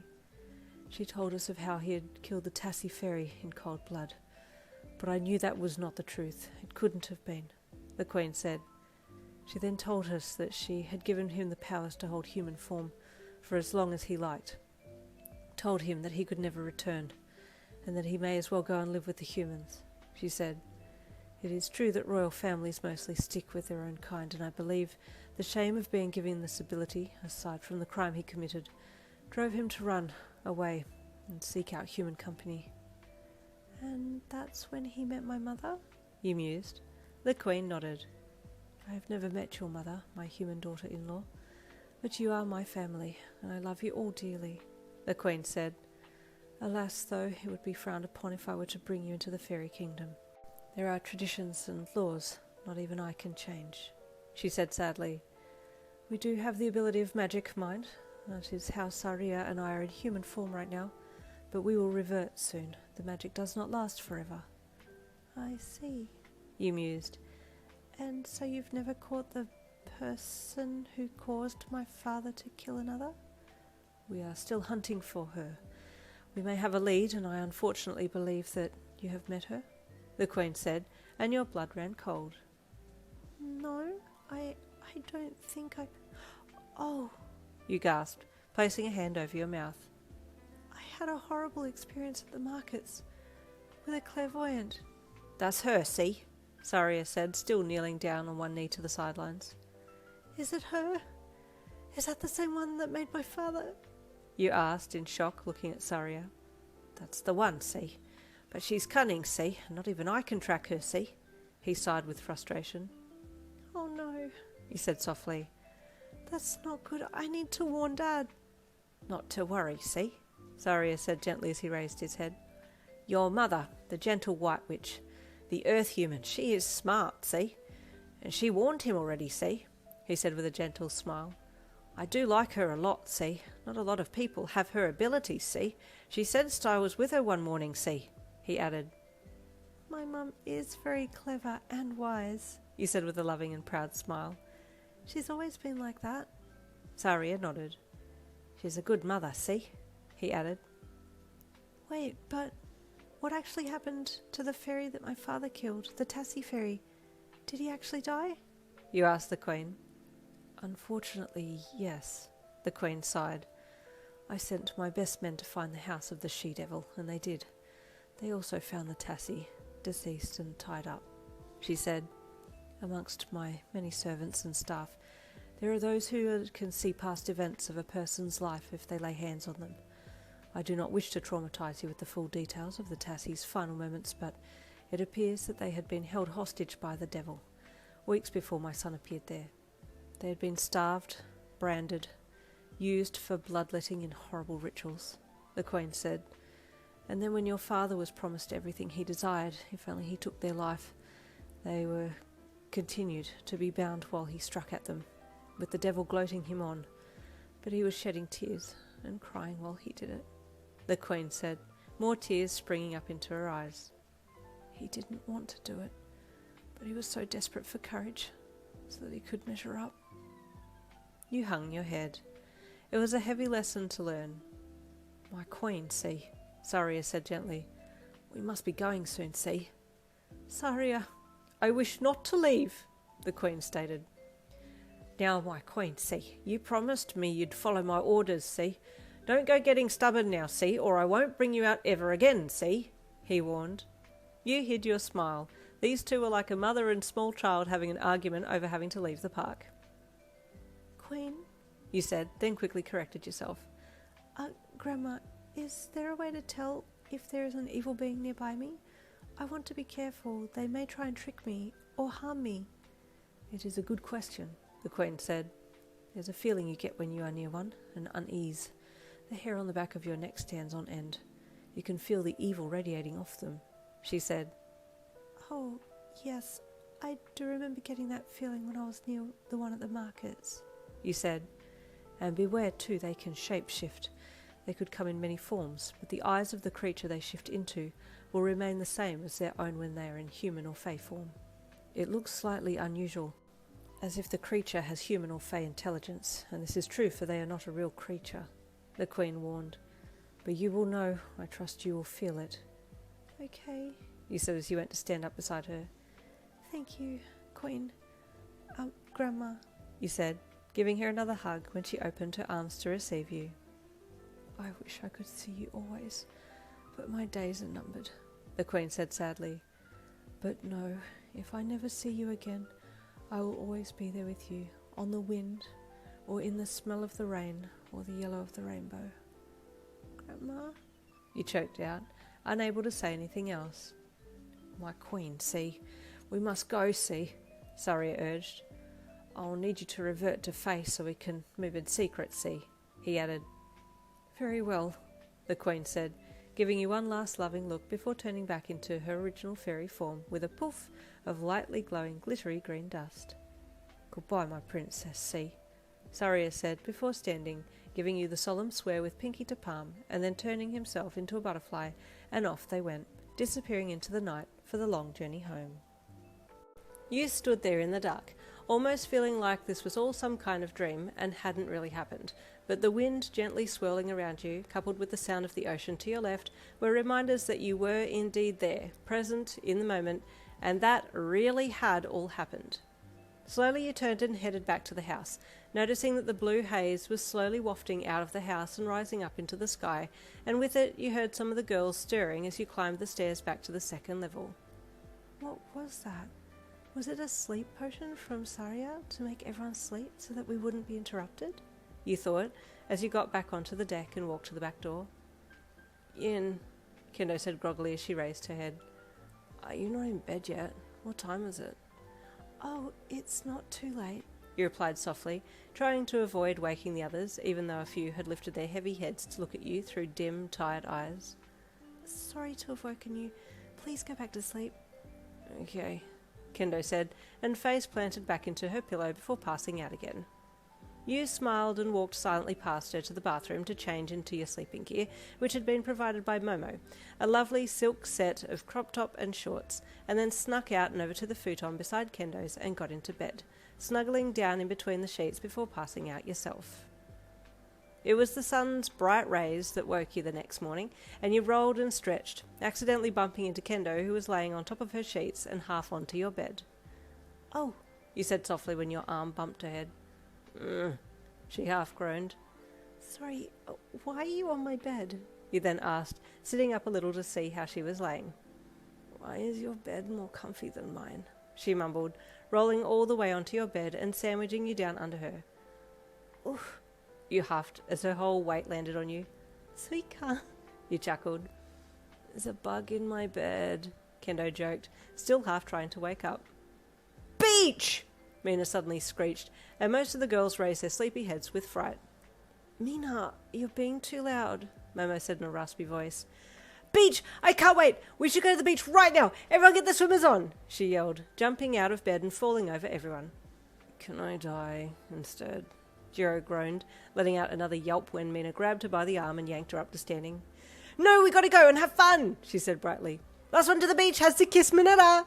All of a sudden, there was a flurry of activity from the girls of Class 1A, leaving the Class 1B girls mildly confused as they watched the girls race around, grabbing swimmers and towels and running to various corners of the room to change. What on earth? Kendo asked, looking at you to see if you had an explanation. Oh, Minetta is the creepy guy of Class 1A, I assume. I've heard talk of him and have met him, but I don't really remember anything. It might be the equivalent of having to sit next to Monoma on the bus and listen to him rant about Class 1A, you mused. Oh, hell no, Kendo yelped. I'm not going to be last. You giggled and jumped up. I'm going to beat you in changing, you threatened.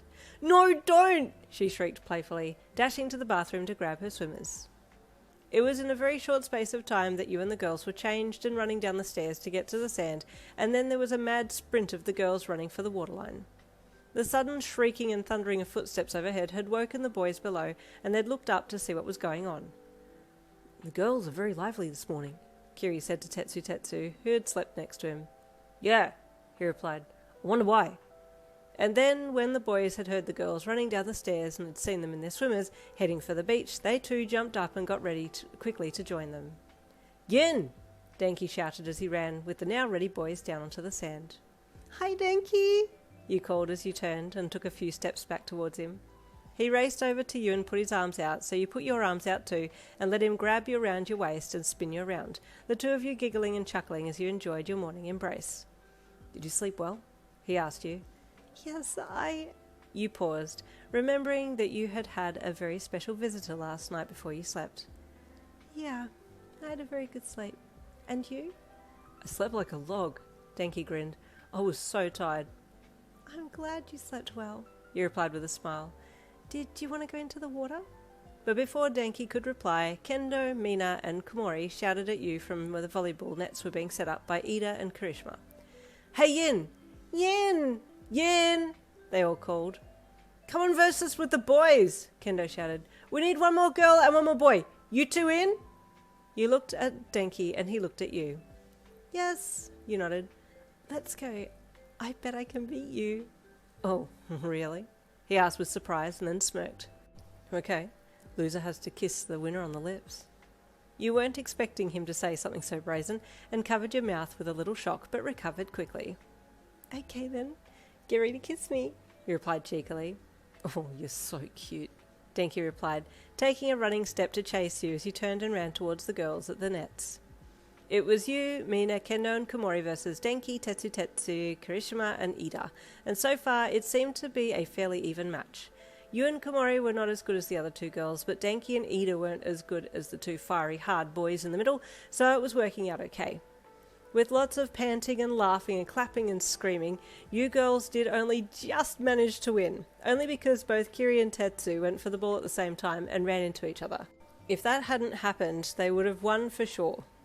Good game, Kendo said as she put her hand out under the nets for a handshake to Karishma, but Tetsu quickly pushed in and shook it first.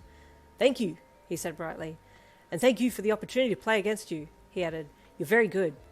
Oh, I'm not that good, she replied humbly, still shaking his hand. Oh, you're being too modest. You're very good. You're the best I've ever seen, he praised, and you raised an eyebrow curiously, watching their interaction. Okay, Kendo half chuckled, and finally managed to retrieve her hand, otherwise he would have wanted to shake it all day. Everyone, Momo suddenly called. Breakfast is ready, let's head to the hall. And everyone eagerly got up and started to head back up the beach and towards the hall for a good morning feed. Denki and the boys were all talking excitedly about something, so you slid over to Kendo and walked with her instead. Tetsu seemed very interested in your skills and that handshake, you teased lightly. He's been really close this weekend, Kendo replied. I kinda like it, but I'm just not used to the attention. It's nice, isn't it? You replied knowingly. Yeah, it kinda is, she replied with a little smile. Hey, Komori said as she bounced up beside both of you, her short bob bouncing slightly as she moved. Kendo, does Tetsu like you? Oh, he's making it so obvious. Kendo sighed. Oh, he does? Komori gushed. Do you like him? Yeah, I do, Kendo replied bashfully, and Komori squealed. Oh, I'm so excited. I want to drop little mushrooms everywhere, Komori gushed. Rhodotus palmaris comes to mind, He replied to her. Wrinkled peach mushroom? Oh, that's such a cute one. Yes, I want to drop them everywhere, she squealed, and you giggled with her. You two are definitely sisters in a past life or something, Kendo mused. You smiled and then looked ahead. Kendo on your right and Komori on your left, with all of your other friends and classmates around you, with your boyfriend behind you. I really love it here. I love my classmates, my friends. I love my boyfriend, you thought, looking over your shoulder to see where he was and noticing that he was looking straight at you. You smiled when you saw him looking, and he winked at you, making your heart flutter as you entered the hall. As you all walked into the hall, your eyes fell on the food there, spread out on the table. Everything you could ever want was there, and you eagerly took a seat, feeling Denki's presence beside you as he sat down too. Is the seat taken, cutie? He asked with a sly smile as he sat down and then pulled his chair in. It's for you, you replied, giving him a little giggle and smile. I got to give you that winner's kiss too. You guys did really well before, he said in a softer voice, so as not to be heard by others, and you felt your face heat up, but no one else heard. There was too much noise going on. You hummed shyly. Just then Momo announced for everyone to start eating, and it was like the starting gong of a race had sounded. People were grabbing for all different things, and you sat there stunned for a second. What do you want? I'll get it for you, Denki said, half standing up so he could reach over the table. Oh, you hummed, then quickly pointed out some food items, and he put them on your plate, then got some food for himself. Now with food on his plate and yours, he took your hand in his and turned to you. Okay, close your eyes. Time for the appreciation thing, he said, and you smiled and then closed your eyes with him. You both completed your gratefulness and then opened your eyes and started eating together. Thank you, Denki, you said after swallowing your first mouthful. For doing the gratefulness with me. Oh, I like it. It's fun and cool, he replied, and you smiled again before digging back into your breakfast. After breakfast, it was decided that you would all go for a walk in the forest to a lookout that Momo said was really nice, then come back for lunch, and then more beach after lunch, and then a special dinner on the beach since it would be the final night already. Then fun on the beach again Sunday morning, and back to the dorms by Sunday night. What a whirlwind weekend, you thought after you'd all participated in deciding the activities for the rest of the weekend. It's been amazing so far, and I even got to meet my grandma again. So, I did remember correctly. I wonder how old I was, and Saria said that Mum felt him close to her one morning. Should I ask my mum about it? I should have asked him more questions, but there was so much going on. I wish I'd had more time with them. Should I try and find the fairy village? I wonder what Dad will say when I tell him what the Queen said. Hey, you suddenly heard a voice say, Yin? Babe? You quickly looked up and to your left at Denki, who was talking to you, and you stared at him. You okay? He asked with concern. Yes, you replied quickly. You were spacing out real bad. I was calling your name for a bit there. What happened? He asked, his eyes searching yours. No, I'm okay, you replied with a smile. Sorry to have alarmed you. I promise I'm fine. Denki studied your face, but couldn't really tell if you were telling the truth or not, so decided to leave it. Okay, I was asking if it's okay if I can take your plate. They want to do washing up, he said. Oh, yes, please. I'm all finished now, you replied with another smile, letting him take your plate. He nodded and got up, taking your and his plates with him as he headed for the kitchen to hand the plates back. Is she okay? I still haven't asked about what that lady said at the markets. She called Yin a princess, and I'm pretty sure that wasn't her using a sweet name, because it spooked Yin pretty badly. Although, if some random called me handsome or prince, I might be a little weirded out, he thought as he walked. But if she hasn't told me yet, it must be something she doesn't want to talk about, or it's no big deal. But I'd like her to feel like she can trust me with anything, he thought as he reached the kitchen and put the plates down in the tub. But then again, my quirk drawback is something I don't want to talk about. He sighed as he turned and put his hands in his pockets. I guess I gotta tell her about my quirk thing first before I ask her about the lady. I feel like she's let me into her world more than I've let her into mine, he thought as he headed back to you at the table. You gave him a gorgeous smile as he approached you, and all of his thoughts and queries and concerns vanished in his mind as it latched onto your beauty. Jeez, I'm a lucky guy, he thought with a bright grin as he walked over and took a seat next to you. Hey cutie, he greeted you. I missed you. You giggled and he reached for your hand underneath the table. I'm looking forward to that walk later, he added with a wink. Once everyone had spent enough time chatting and finishing up, Momo called everyone's attention to organise the walk. There are some beautiful places along the way, so take your phones or cameras, she said, and Denki nodded eagerly. He definitely wanted to get some pictures of you and him together, maybe even a few kissing pics, and his face showed his mildly impure thoughts. Bro's really caught up, Zero thought as he looked at Denki and saw the blonde almost drooling. With instructions given, everyone went back to the mansion beach house to get changed into their walking gear, and then everyone headed out to the meet point to await more instruction before walking the path. It was another lovely day, and you and Denki held hands as you walked, happily chatting, surrounded by your other classmates. Kaminari! A sudden strict voice said from behind, and Denki looked back to see a blushing Ida staring at him through his glasses. Please, remove your hand from this young lady's. Oh, it's okay, Ida, we're dating, Denki said proudly, holding your clasped hand up between you both. Dating? Ida asked.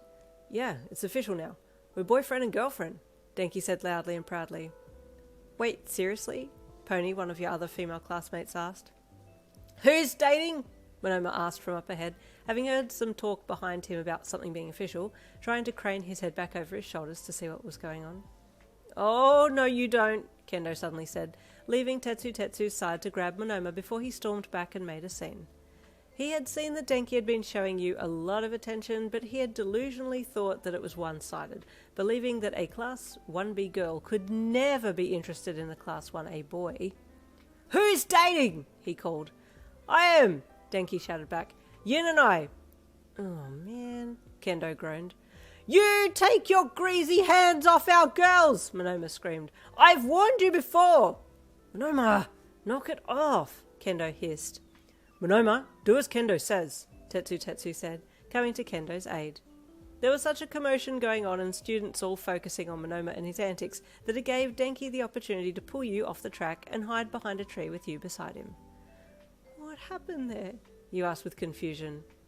Your classmate was going off, so I took the opportunity to get you alone, he panted, the stress of trying to disappear without being seen making his heart rate spike. Oh, he said shyly, as he backed you up against the tree and placed one hand beside your head, his other hand holding yours. I still need to give you that kiss, he said, and you could feel your own heart rate starting to spike too. He slowly leaned in, and you tilted your head up so that your lips could meet his, a gentle kiss ensuing while you stood there in the forest. Your body felt like it was being charged from the inside and the outside, and you let his hand go and reached up to wrap your arms around his neck, your mouths being pressed together a little more. Because Denki was still trying to catch his breath, he parted his lips a little, and you did so as well, your mouths deepening. This surprised both of you, and he pulled back quickly with a blush on his cheeks. Well, sorry, there was an accident, but I really liked that, he panted lightly.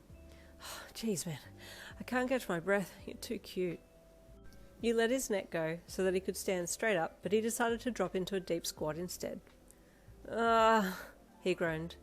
You're too much for me, and I can't stop thinking about you. You're on my mind all the time, and when we kiss, I find it hard to hold back. What do you mean by hold back? You asked curiously. Well, like, you know, Denki mumbled, standing back up again and avoiding eye contact as he pushed his hands into his pockets. I'm a guy, right? And we get ideas, and I just want to... he groaned, taking his hands from his pockets and pressing them to the sides of his head. I don't want to push you beyond what you want to do, and I don't want to scare you, but I'm just really, really into you, like crazy. If you asked me to fly to space and get you some stars, you know I'd do it, he said, dropping his hands and giving you a forlorn look. Do you feel that way about me too, or am I crazy? You stood there, still pressed back first against the tree trunk. Denki, I'm always trying to look to see where you are. I don't want to stop looking at you. I love your cuddles and your kisses, and I feel recharged when you hold me. I really, really like you too. I'm just still trying to get a hold of my feelings, but I know I really like you. Yin, he said, stepping forwards and placing both hands beside your head against the trunk. I know this might sound wild, but when we're older, I want to marry you. Can I make a promise to you right now that we'll get married? You're my everything. I love you. Your heart skipped too many beats you thought it was going to start beating backwards, and you placed your hands gently on either side of his cheeks. I want you to be with me for the rest of my life, he said softly as he leaned into you. I love you too. And your mouths parted and pressed together again. Your eyes had closed as he had kissed you, and you heard him take a deep breath in, and then he took one of his hands from the tree and wrapped it around your back, pulling your body to his. It felt nice to have his arms around you, so you slid your hands from his cheeks to around his neck and squished your front to his, while he let go of the tree entirely and wrapped his other arm around behind you too, giving you the biggest hug while your mouths remained locked together. He pulled his head back and then came back in again and did it again and again, your lips meeting and parting a few times before you felt the tip of his tongue touch yours. This was a whole new sensation for you, and you gripped onto him tightly, as he did onto you. You let the tongue kissing continue for a little bit, and then pulled back as he let you go. I'm sorry. Did I go too far? He asked with fear. That was amazing, but see, this is what I'm saying. I just can't hold back. I just want to keep kissing you all day. No, it's okay. It's just all really new to me, and I don't know what to make of it, but it makes me feel really nice inside, and I get tingly, you admitted shyly. Same with me, he said excitedly, stoked that you both appeared to be on the same page. But should we catch up?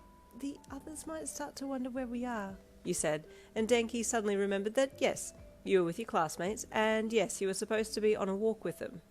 Whoops, he said loudly. Okay, yeah, better go. But I really want more of those kisses. Me too, don't worry. We can sneak away and have another kiss later today, you said, feeling devious for the first time in your life. Denki gave you a giant grin and then wiggled his eyebrows. I'm down, he replied with a sexy smirk. But for now, let's hold hands and run. Okay, you giggled, taking his hand in yours and sprinting with him around the tree and down the track to find the others. The group had stopped up ahead and were taking pictures when Ida had noticed that you and Denki had gone missing and was about to start sending out a search, but stopped when he saw you running along the track together. Where were you two? What happened? He asked, chopping his hand at Denki. I need to tie her shoelace, Denki said, pointing at you. You looked down to see sandals strapped to your feet, no shoelaces, and then looked up at Ida, who was now looking at your shoelaceless sandals too. Denki hummed, having seen there was no shoelaces on your shoes. Kaminari, there are no shoelaces, Ida said, chopping his hand at Denki again. I meant mine, he said quickly, and looked down to see his laces tucked inside his shoes instead of them being tied together. Oops. Still haven't tied them, he said, as he let your hand go and crouched to tie them up. Not sticking with the group is a punishable offence, Kaminari, and I will have to discuss the appropriate disciplinary measures with the appropriate adult, Ida said sternly, pushing his glasses further up on his nose with one hand, while the other hand chopped away mid-air. Excuse me, Ida, sir, I apologise, you said quickly. Denki, Kaminari was covering for me. The truth is, I had a sore stomach from overeating at breakfast time and then walking too fast. I needed to stop for a little bit to ease the cramping. I'm sorry, you said, looking him in the eye to see if he would buy your story. Oh, I do apologise then, Ida said with a small bow. I can understand the embarrassment of the situation. In future, please refrain from overeating. It is not good for your constitution and can cause stomach aches like you've experienced. Do you require medical assistance? He then asked. Oh, no, thank you kindly, but I'll be okay from here, you said with a polite smile. You are most welcome. See to it that you inform me if you feel ill again, he said, before bowing again and turning to face forwards on the track. Let us continue, he called to Momo, who was up the front leading the group, and started walking again. Everyone headed on and Denki stood up. Wow, he whispered to you. You actually handled him really well. I'm surprised you could tell a story like that. I don't think you've ever lied before, have you? he asked. You shook your head. I've never even thought about lying because Mum can read auras, so she could tell if I had done something I shouldn't have anyway, but mostly she taught me truth, and we've always lived with honesty at the heart of our family. It's not really a bad thing because it feels much better to tell the truth anyway, and I've never felt the need to lie, but I realised his quirk isn't the ability to read auras, so it would be okay to tell him a story and he wouldn't know. You said, well, you saved me. And you saved me from having to tie my shoes, because I don't know how to tie laces, Denki said with a pleading face. I just tucked the laces into my shoes. If he'd waited for me to tie them, I would have had a meltdown, he admitted with an embarrassed chuckle. I can teach you, you said with a smile. But you look cute with your laces tucked into the sides of your shoes. Oh, thanks, cutie, he replied as he retook your hand in his and squeezed it. Oh, just like all of you. You're just amazing. You giggled and pulled on his hand. Come on, let's catch up a bit and take some pictures, you said as you pulled him into a run. That mid-morning was amazing. The lookout was beautiful and so was the beach beyond. You and Denki took lots of pictures together, hugging, smiling, holding hands. It was everything that you'd hoped it would be, and by the time that you all got back to the beach house, you were a little tired and ready for lunch. Lunch, again, was top tier, and Ida even came over to make sure that you weren't going to eat too much, which you thought was very kind of him, and you felt a little bad for lying to him, but at the same time you were kind of proud of yourself for being able to think that quick. And then after lunch, you all had a little downtime. Momo had organised the staff members to set up some of the beach swings in the trees and some hammocks, and there was a giant hammock that you and Denki quickly occupied, squealing and laughing as you both tried to hop into it without flipping it over. It's quite big, Denki said once you had both gotten into it, the sides of it curling up and over you both like a cocoon. It's very cosy in here, you said as your body pressed into his side, your legs intertwined with his. Yeah, just how I like it, Denki said with a little smirk as he looked at you. You smiled and then moved your head closer to his so you could kiss.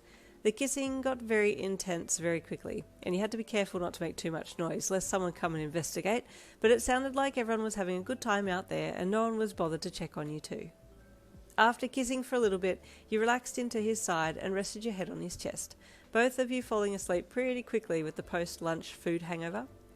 It was maybe an hour or so later that you woke and lifted your head, feeling a little stiff from falling asleep in such an awkward position.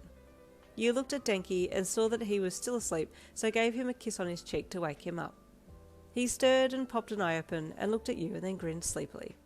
Well, I was not expecting to fall asleep like that, he rasped. I know, same, he replied. It must have been the post-food sleepiness. He hummed. I'm gonna get out and stretch my legs, you said, as you tried to get up on wobbly arms and get out of the hammock. Getting out was damn near impossible, but you managed to do it, and then you helped Denki get out as well.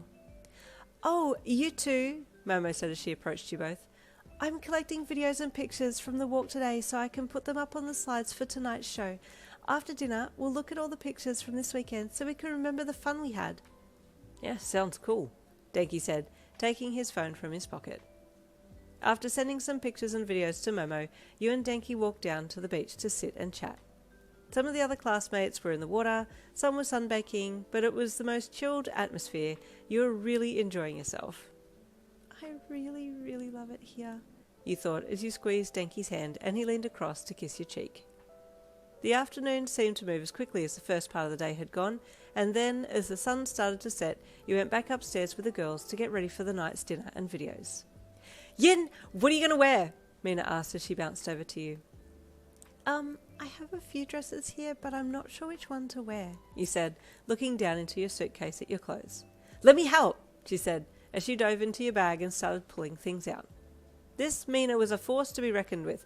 She was bubbly, fun, very sure of herself, and always wanted to be in the thick of it. A direct contrast, you felt, to yourself. Oh, she suddenly gasped as she pulled out a citrine green dress. Oh, this will look gorgeous on you. I feel like green is really your colour. Very interesting that she said that, you thought, as you took the dress from her. Put it on, please, Mina squealed, and you couldn't help but go along with her excitement. Okay, I'll put it on, you said, as you turned away and started to change.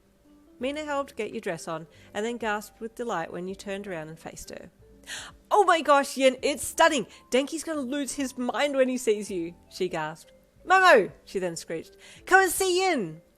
Momo and Kendo were getting changed in one of the rooms, and Momo poked her head out the door to see what all the fuss was about.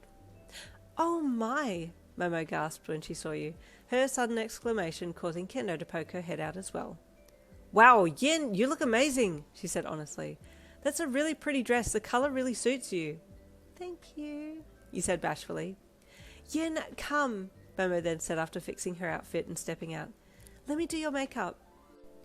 "Oh, can I come and see too?" Komori asked excitedly, wearing the cutest little mushroom dress you'd ever seen. "Yes, come," you said as you walked over to Momo and Komori joined you. "That's a lovely dress, Yin," Komori said. "You look like royalty in that." "Oh," you replied bashfully. "Thank you." You were pretty sure that Komori didn't know, so you excused her comment and took it like the compliment that she was hoping it would be, and then followed Momo to the bathroom to get your makeup done.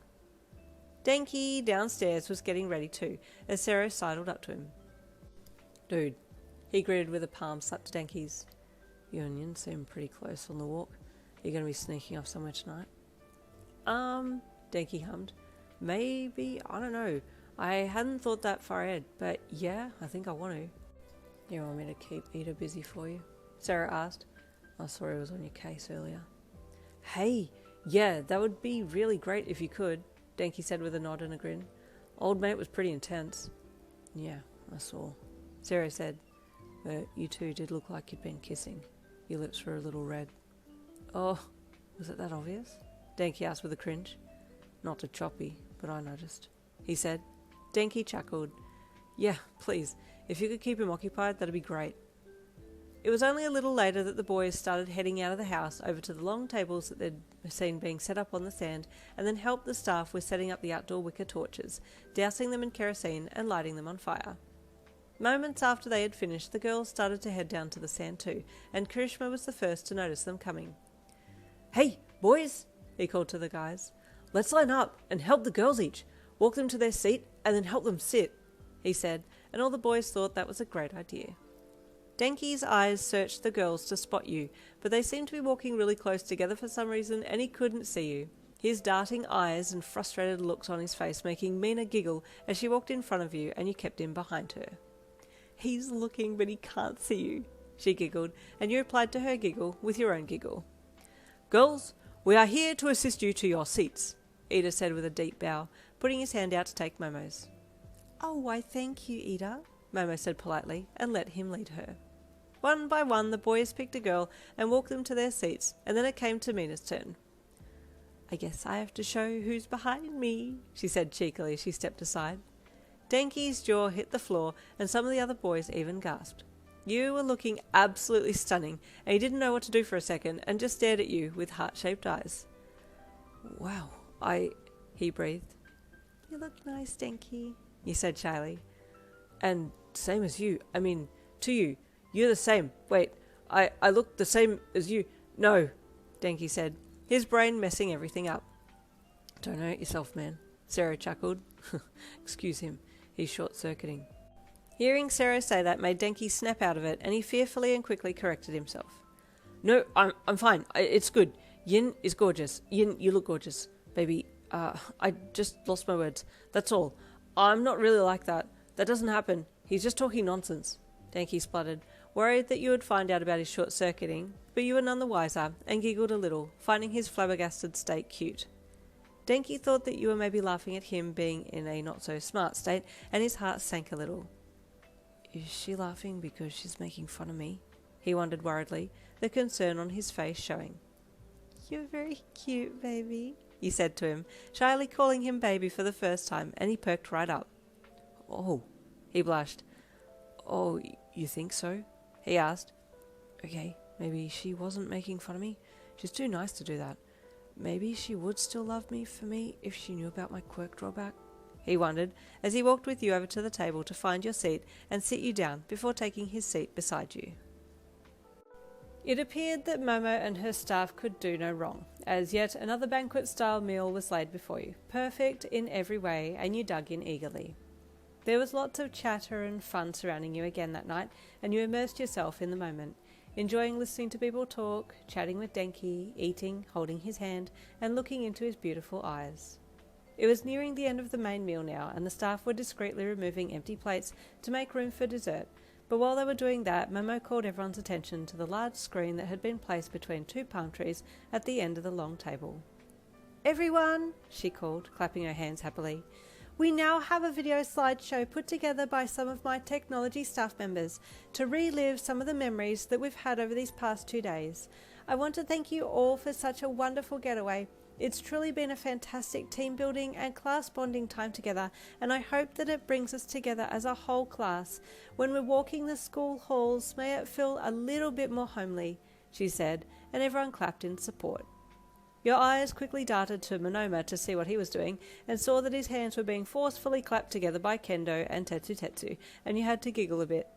"So please enjoy the getaway for Class 1A and Class 1B Hero Course UA," she said, and more clapping rose up. The music accompanying the slideshow pictures was very upbeat, and some even started to sing along with the song, and then the pictures started rolling on screen. There were funny pictures, sweet pictures, cool pictures, and everyone watching was making the appropriate reaction sounds to the images which made you smile. A picture came up of Denki returning the volleyball over the nets, and you clapped lightly for him, which made him grin and puff out his chest, and then sling his arm across the backrest behind your chair. Then shortly after that came a picture of you and him on the forest walk, holding hands and smiling into the camera. "Ooh!" Kendo and Mina teased loudly, while others clapped or whistled, and you and Denki tried to hide your embarrassed but smiling faces from the crowd. It was fun watching the pictures. There were a few more of you and Denki, and then one popped up of you and him asleep in the hammock together, and your eyes flew open with surprise. "When was that taken?" you asked Denki, and he shrugged, a light blush across his cheeks. "I don't know, but that's a cute pic. I want that one," he said. "I took that," Kendo admitted slyly from across the table. "Can I have it?" Denki asked her, and she nodded with a grin. "Yeah, sure. I'll airdrop it to you later," she promised. Dessert was served shortly after the pictures and videos had finished, and everyone went back to chatting, so when Denki squeezed your hand to get your attention and jerked his head off towards the trees, you nodded, and then you and he slowly got up and walked off, heading towards the forest track. Some probably did notice you two heading off, but no one said anything, and once you had gotten further in along the track and checked over your shoulder to make sure no one else was following you, you both let out a sigh and a little giggle. "This is so nice to be able to spend some time with you," you said to Denki as you walked hand in hand. "Yeah, I agree," he replied, bending his head to give you a quick kiss on the lips. You accepted it readily and kissed him back, and then you both smiled and kept walking together. "So, back to life as usual, huh?" He sighed. "I can't believe we're going back to the dorms tomorrow. I wish we could stay here forever." "Same," you said sadly. "but at least I'll get to see you each day at school, and we can hold hands and hang out in the common room." "Yeah, true. We could even have dinner together some nights if you're not too busy. Or we could even go out for dinner," he said excitedly. "That's true," you replied with a bright smile. "You're just so cute. I wish I could smuggle you into my room, keep you with me all the time," Denki said as he let go of your hand and reached both arms around you to give you a side hug, and then he lifted you off the ground and spun you around. You giggled like mad, and then had an idea and used your quirk, disappearing from within his arms and watching as he suddenly looked around, startled that you had vanished. "Yin, what happened?" he asked, suddenly seeing a little glowing green fairy before him, and he stopped. Oh, wow," he said softly as he raised his hand up and laid his palm flat for you. Gently you touched your delicate little feet down onto his palm, and he moved his face really close to be able to see you well, and he just stared and stared. "Wow, Yin, you're a beautiful little fairy," he said softly, just continuing to stare at you in awe. You smiled and then gently walked over closer to his face and leaned forward so he put his face closer to you too, your little hands resting on his nose as you leaned in and kissed him gently. "Oh, wow," he said softly, pulling back a little to look at you again. "You're really cute as a fairy, and also as a human," he added. You were enjoying showing him your fairy quirk. The only other time that he had seen you in this form was when he had captured you in the jar, and you remembered that as you spun on his palm and did a little fairy dance like what you did with Onyx when you were dancing under the leaves in Mr. Sadatori's greenhouse at work. "I'm not afraid at all now," you thought as you danced, flicking your little wings open and closed as you delicately moved around. After a little while, you changed back into human form and Denki grabbed you into a big hug. "You're so beautiful, Yin," he said as he held you. "You're just perfect. Thank you for showing me your fairy form. I know I've seen it before, but I didn't really get a chance to fully appreciate it then." "I know," you replied as you looked up into his eyes. "I just wanted you to see it again when I wasn't afraid and trying to escape you." "It's beautiful. You really do look like a little firefly, you cutie," he said, bending his head to rub his nose against yours. You started. "I'd like to see you using your quirk one day, but I know it's a little dangerous." "Ah," Denki said, and his reaction was a little more than you were expecting it to be. Yeah, I don't want to accidentally hurt you, so maybe better if I do it in a controlled environment. I need to work on controlling it a little better too, so once I've got it sorted, I'll show you, yeah?" "Of course," you replied with a smile. "It's a deal." "Oh, for sure, cutie, my little firefly," he said with a loving look in his eye before he bent his head down to kiss you. The kissing continued for quite some time, while others back at the beach were all starting to pack up. It was well and truly dark now, and the moon was resting over the waters. Perfect time to head back inside and chill for a bit before going to bed. "Hey," Kendo said to Mina. Yin and Denki back? I saw them sneaking off before, but I didn't see if they came back yet." "Nope, I don't think they're back," Mina said, looking towards the forest where she had seen you both disappear to. "Should we go and find them?" Kendo asked. "Maybe," Mina mused. "I'll see if any of the staff know where—" Oh, hang on," she said, pointing to two figures who were walking back out of the forest. "Speaking of these two..." Kendo and Mina watched as you both walked out a little sheepishly, your lips both looking very kiss-swollen and both your hair messed up a little. It looked like Denki's shirt was a little askew and your dress shoulder strap was hanging off your shoulder a little bit. Looks like someone had a good time," Kendo mused with a smirk to Mina. "I'll say," Mina replied with a devious chuckle. "Looks like we'll be pinning you down for some details later tonight." You looked up as you and Denki were approaching the beach end closer to the beach house and saw Mina and Kendo standing there smirking at you two as you approached them. "Hello, children," Mina said in a teasing voice. "What have we been doing out this late? Kissing in the woods?" The fact that she had nailed it first go had your face feeling hotter than the sun, and Denki coughed and looked away. Just having a little time together," he said vaguely, but Mina and Kendo knew what was up. Mina hummed. "Well, thank you, we'll take it from here, Danks. Have a good night," she said as she grabbed for your arm and pulled you away from him, and Kendo slung her arm around you too, the pair of them heavily escorting you away from Denki. "Bye, Denki," you called back over your shoulder, trying to stop and see him, but the girls were on a mission to get you away and back to the house so they could ask you some questions, and you had to give him a quick wave and then just give in to being politely kidnapped. Denki waved sadly and watched you get taken away, and then headed into where the boys were all playing various board games. "Hey," Sarah greeted him as he entered. "You want to play? You just got back with Yin, right? How was it?" "Dude, it was amazing," Denki sighed as he sat down and picked up some cards to join the card game. "Her kisses are the best." "Oh," Sarah said with a smirk. "I didn't know you two had gotten that close. You're kissing regularly now. I thought that was a once-off." "Nah, this is the real deal," Denki said with a smirk as he checked his cards. "We're official now, so it's green lights all the way." "Not all the way though, right? Or is that on the cards?" Sarah asked with surprise. "Oh, nah man, no, just all the way as in kissing. Yin's too special, too good. I wouldn't want to make her go that far. Maybe when we're older or married or something." "You thinking about marriage already?" Sarah asked with surprise. "Yeah, I've already promised her," Denki said with a grin. "Wow, you guys move fast," Sarah said in awe. "You'll be on your third child by the time I get a girl of my own." Denki laughed. "Yeah, I want at least 3 with Yin. 3's a good number." Upstairs, Mina and Kendo had you wrestled to the ground. "We're not letting you up until you tell us what you and Denki did," Kendo warned. "But can't I get changed first?" you asked, wriggling to try and get free of their grasp. "Nope, you need to tell us now," Kendo said, holding your arms. You giggled and then quickly activated your quirk and flew off. What the? Ah! Where'd she go? Mina screeched. It's her quirk, Kendo cried. She can evade us in fairy form. Fairy? Mina said with surprise. Oh, she's a fairy? Wow, I didn't even think to ask what her quirk was. Get her! Kendo laughed, jumping up to chase your floating form around the room. Most of the girls were in the bathroom brushing their teeth or chilling on the deck or rooms, so there was a sudden influx of girls into the upper level when all they could hear was screaming and giggling going on inside the main room. What's happening? Komori asked when she saw Kendo jumping around the room trying to catch the little flying thing.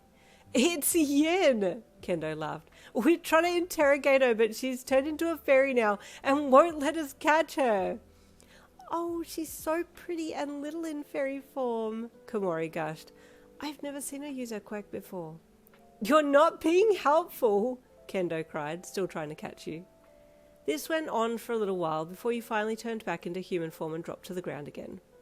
Wait, okay, I'll tell you, but I want to get changed first, you laughed as Kendo engulfed you in a cuddle. Promise, Mina begged. I promise, you replied with a smile. The girls did let you change, but then you did get drilled, answering question after question, rapid-fire style from Mina and Kendo. But then after that, you switched the tables and started asking questions of Kendo, quizzing her on Tetsu and how things were progressing with him. He's very forward, Kendo said with a blush. He's been very attentive to me this weekend. That's so cute though, he replied. This weekend has been really good. It really has been, Kendo sighed. Now I just have to find someone and we'll all be set, Mina said with a stretch of her arms overhead. But honestly, I think I prefer hearing about other people's lives. You really do, don't you, Mina? Kendo chuckled. You giggled along as well. These girls were all so much fun. The next day was the final day of your little getaway, and it had been decided that the bus would leave the beach house at 2 p.m, so that you could all be back in the dorms at a decent hour and hop into bed early for school the next day. The morning was spent on the beach a little, then packing, then back on the bus you all hopped to head back to Heights Alliance. Bye, beach, Denki said, looking out the window of the bus as it slowly did a turn in the driveway and headed out onto the road. Bye, Forest, you said, thinking back to the times that you had spent in there and the people that you had met, having a little quiet smile to yourself as the bus moved along. But hello to us being official, Denki said, squeezing your hand in his.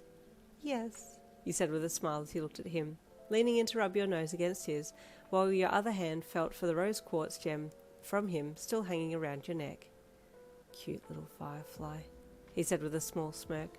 I'm so glad you're mine. The trip back to the dorms went very quickly, and then you were unpacking and back in your rooms, and it felt like you hadn't even left at all. It was a little sad to be back there already, so you called your mum to tell her about the fun that you had had so that you could extend it a little more in your mind. I'm so glad you had a lovely time, she said in her gentle, calm voice. I really did, he replied with a smile. I think I'll wait until I can talk to her in person before telling her about meeting some special people, you thought. After talking to her for a bit, you then messaged Mr. Sadatori to see how he was faring with stocktake, and he asked you to come in on Wednesday if you could. Yes, of course. I'll ask for leave and I'll come after school, you said. Thank you. That would be wonderful, he replied. I'll hear from you then. Okay, you replied, ending the conversation there. Shortly after that, you went to sleep. It had been a huge day, and you were well and truly tuckered out. I'll see Denki tomorrow, you thought, as you drifted off to sleep. And see him you did. First thing in the morning, he was knocking on your door to walk you to school, and then gave you a kiss on the cheek before heading to first class. I'll see you at lunch, you said to him, and he nodded eagerly. Okay, cutie, I'll see you then, he replied, and you smiled and parted ways, walking to your respective classrooms. Denki greeted his classmates as he entered the room, and then took a seat, and shortly after that, Aizawa, their homeroom teacher, walked in. I heard there was a lot of slacking off done over this weekend, he said in his bored tone. So I'm here to tell you that next weekend is a school-issued camp. This one is a training camp, working on your quirks. Denki sat up a little at hearing this. Oh, good, he thought. This is what I need. We'll be joined by Class 1B as well, to get to know them and their quirks, Aizawa added, and Denki's heart sank. Oh no, he thought, so get ready to train hard and go beyond. Aizawa added, all of your parents have already been contacted and their permissions have been granted, so there's no excuse for not attending this camp, he said sternly. Denki hung his head into his hands. Oh, this is really not what I had in mind, he groaned internally. Zero looked over from across the classroom at his classmate and frowned. I know Denki still hasn't told Yin about his quirk drawbacks. How's he going to navigate this one? He's going to have to tell her sooner or later, or is he planning on just letting her see for herself? He wondered. Zero kept an eye on Denki that class, and when the bell sounded for the first break, he made a beeline for his classmate's desk. Dude, he said when he approached the blonde. You good? Is Yin going to see your quirk in action? Bro, I don't know what to do. Do I tell her about it beforehand? Denki asked with furrowed brows. Or do I let it see it when and if it happens? That's what I was wondering too. Sarah asked. Maybe it might be okay. Maybe I might get it under control before then and she won't see that side of me? He asked hopefully. If I keep training beforehand, I should be okay, right? Zero shrugged. Maybe, he replied.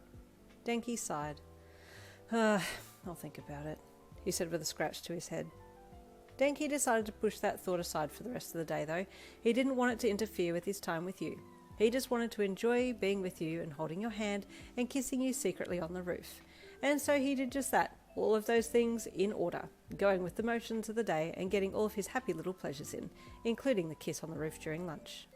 After school, you and Denki walked back to the dorms together, hand in hand, chatting about the day and upcoming class camp.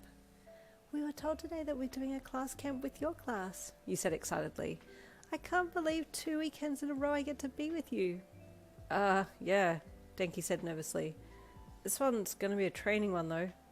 Yeah, you sighed. Sounds like it's going to be a little bit more intense than the weekend that we just had. We might not get a chance to sneak away as much, but I'll still try and get some kisses and cuddles in, Denki said, squeezing your hand. I'd like that, you replied with a giggle. Into the Heights Alliance building you walked, and then headed for the elevator and got in, waiting for the doors to close before you both reached for a hug and a kiss, letting your tongues play and slide together as you made out in the privacy of the elevator. As soon as the doors dinged open on your level, you let each other go and stepped out, trying to look as inconspicuous as possible as you walked down the hall together. Thanks for that. I feel great now, Denki said brightly, and you laughed. Me too, and you're welcome, you said with a smile. You want to eat together later? Oh, also I have to help at the shop on Wednesday night, so I'll be out. But we can hang out now, tomorrow, Thursday, and then Friday we have camp. Oh, so much hanging out, Denki said, trying not to get worried about camp again and just focus on the good times with you. Yep, you said with a bright smile, and he softened and bent his head down to yours to rub his nose against yours. My cutie, he whispered. I love you, my little firefly. I love you too, Denki. I'll see you later. I'll message you, you said as you unlocked your dorm room door and stepped in. Yeah, hear me up, Denki said with a wink as he leaned one hand on your doorframe. Hit you up? You asked with confusion. Oh, it's like, let me know when you're free, he said. Oh, yes I will, you replied with a smile. Bye, Denki. Bye, in, he said, and stepped back as the door closed. With a small sigh, he turned and headed for his room. Life was going to be a little uneasy for him for the next little bit until he told you about his quirk drawback, but the man just couldn't do it right then. Later that night, you did hang out with Denki, and the following night too, but then Wednesday after school you changed quickly and left the school grounds to head to Mr. Sadatori's flower shop to help with the stocktake. Mr. Sadatori, you said as you stepped into the shop. The old man was bent over some plants and nearly put his back out when he went to straighten up. He got such a fright when he heard your voice that he moved too quickly. Ouch! He hissed as he grabbed for his back and slowly straightened the rest of the way up. Oh, Yin, it's you. Hello. Hi, sir. Are you okay? Do you need a hand? You asked with concern. Oh, I'm quite all right, he replied. But we're moving the fertilizer bags to the front of the greenhouse. Would you mind helping Alex? Yes, of course, you said politely, before heading past him to go and find your friend. It had been a while since you'd been in the shop greenhouse, and you smiled and took a deep breath in as you stepped in amongst the greenery. Alex, Mr. Sanatori is rightly frazzled today. What did you do? You asked into the greenhouse. Sung him songs, a red tulip said to your left. Is that all? You asked suspiciously. And dropped some caterpillars onto him and had them chant, one of us, the tulip added. Alex, this is terrible. The poor man's going to have a heart attack one day, you said, standing there, now with hands on hips. Alex suddenly appeared out of nowhere and jumped onto you, giving you a giant cuddle before jumping off you and doing a kickstand up onto one hand. Ah, but he needs to smile more. I'm just trying to help him smile, Alex replied with a grin before jumping onto their feet and bowing from the waist. You're welcome. No, I wasn't complimenting you, you said with a chuckle, but then stopped when Alex suddenly looked up at you and stared. Well, what? You asked, touching your face with your hand. You kissed! Alex suddenly shouted, and your face ran hot. Shh! Don't yell so loud, you hissed with fear, looking over your shoulder to make sure Mr. Sanatori hadn't been close enough to hear. How can you tell? I just know these things, Alex said proudly. Kiss me too! Alex, you chided. You don't just go around kissing everyone. You kiss a special someone. You're a special someone, Alex said with an exaggerated head tilt to the side, their ear studs glistening in the afternoon sun. So let's kiss. No, you chuckled. You kiss someone you really, really love and you want to be with them forever. Your eyes sparkled and shone, showing a new softness in them that Alex had never seen before. But, they said softly, the happy look on their face fading a little. That's what I want. Oh, Alex, please don't be sad. You're an exception. You'll always be with me, even without kissing, because I care about you and you're a very, very good friend to me, you said, stepping forward to give them a hug. Alex readily accepted your hug and then giggled. I hope your boyfriend doesn't mind me moving in then, they said cheekily. We can all live together. I wouldn't mind kissing him too. He has a very pretty face, like mine, they said, pointing to their face. Oh, Alex, you cheeky sprite. You just want to kiss everyone, you chided them playfully. Is that such a bad thing? With all the evil in this world, shouldn't we be trying to overcome it with good? They asked. Well, that is true, I guess, but there's appropriate ways to do it, and going around scaring old men with your quirk and kissing people isn't the right way, you lectured lightly. Oh, bummer, Alex said with a click of their fingers. Well, anyway, we need to move bags of fertilizer, don't we? You asked, getting on with the evening's activities. I suppose, Alex sighed. I've been trying to get the birds to do it, but the bags are too heavy. Alex, you chided with a chuckle. You're a terror. It was heavy-going work, pulling and carrying bags to the front of the greenhouse, but you and Alex worked hard and managed to move all of them within the hour, much to Mr. Sanatori's delight. Ah, fine job, he said with a nod of his head when he saw all the bags lined up against the wall of the greenhouse. I suppose that'll be all for today. I'll see you tomorrow, Alex, and thank you, Yin, for your help this afternoon, and it's been most appreciated. Oh, you're welcome, sir, you said with a polite smile. Alex, if I may have a quick word with you in the office, Yin, you're free to go home, Mr. Sanatori then said. Thank you, sir, you replied, giving Alex a smile before heading off to get your bag. You hadn't meant to have heard anything that was said in the office, but as you went to walk past again with your bag, you caught the tail end of a conversation happening in there and noted that Alex had been given a wad of money. Now, please, don't put this money back in the till. This is yours. What's happened has happened, and all's been forgiven, you heard Mr. Sanatori say. Oh? You wondered as you went to walk past the door but paused. I promise I won't, sir, you heard Alex say, and then all of a sudden they rolled backwards out of the office door and stood up right in front of you. Oh, you said with surprise. Ah, Alex said, and then froze on the spot. There was a moment of tense silence. You didn't know if you should acknowledge what you had just heard or pretend like you hadn't and carry on. You had to choose. Selecting B, pretend like you hadn't heard it and carry on, you did just that and smiled at Alex. Have a good afternoon, Alex, you said as you went to step around them, but they grabbed you on the arm as you went to walk past and you looked at them. They refused to look you in the eye. Will you come with me a minute? They said, their fingers twitching a little around your arm. Yes, you replied, turning to walk with them back to where you stored your bags. They let go of your arm and you walked behind them, curious as to why they felt the need to bring you away. Is everything okay? You asked softly, once out of earshot of Mr. Sadatori. You heard, didn't you? Alex said, with their back turned to you. Well, I heard that you had been putting money back in the till, which is lovely, but a little strange, you said with a small half chuckle, trying to keep things at least a little light-hearted. Yin, Alex said, turning to face you with pain showing in their eyes. I think we need to have a little chat. What's happened? You asked fearfully. I don't know where to start, but we need to chat about our little secrets, I think, Alex said. I don't want there to be any secrets between us.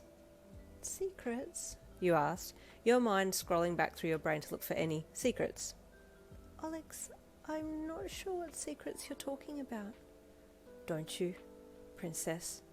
Alex asked, and your face paled. How do you know about that? You asked numbly. That weekend at the markets, Alex said slowly. I got caught in a clairvoyance tent. You quickly covered your mouth with your hands. Oh no, you whispered. They told me everything, Alex said with tears in their eyes. I hate them. I hate that they told me. But I want you to know that you're still my special yin, and nothing's going to change that. Your eyes welled with tears. Did they tell you about my dad? You asked sadly. Alex nodded. Unfortunately, they sighed. Please don't tell him you know. Please don't tell anyone that you know. I've only just found out recently myself. That day that I asked about, a certain entity, and it made you upset, that's when I'd found out about my dad's past. You admitted. Alex nodded. It was the same one who made him do it, Alex said. They told me so. Now, look, I know they can't be trusted, but when it comes to gloating about their evil schemes, they always tell the truth. I don't want to say too much, and please don't ask, but I know it was the same one. Don't worry though, I believe they will be punished for their crimes eventually, you said. But I need to ask, what has all of this got to do with you putting money back in the till? Alex sighed and shifted their weight from foot to foot. Well, you see, I was not always a very good sprite. I did some things I shouldn't have at the hands of these evil beings, but I managed to get away, and they didn't like that. I believe they put a curse on my mum, and I had to work real hard to pay some medical bills for her, as well as put food on the table for my siblings.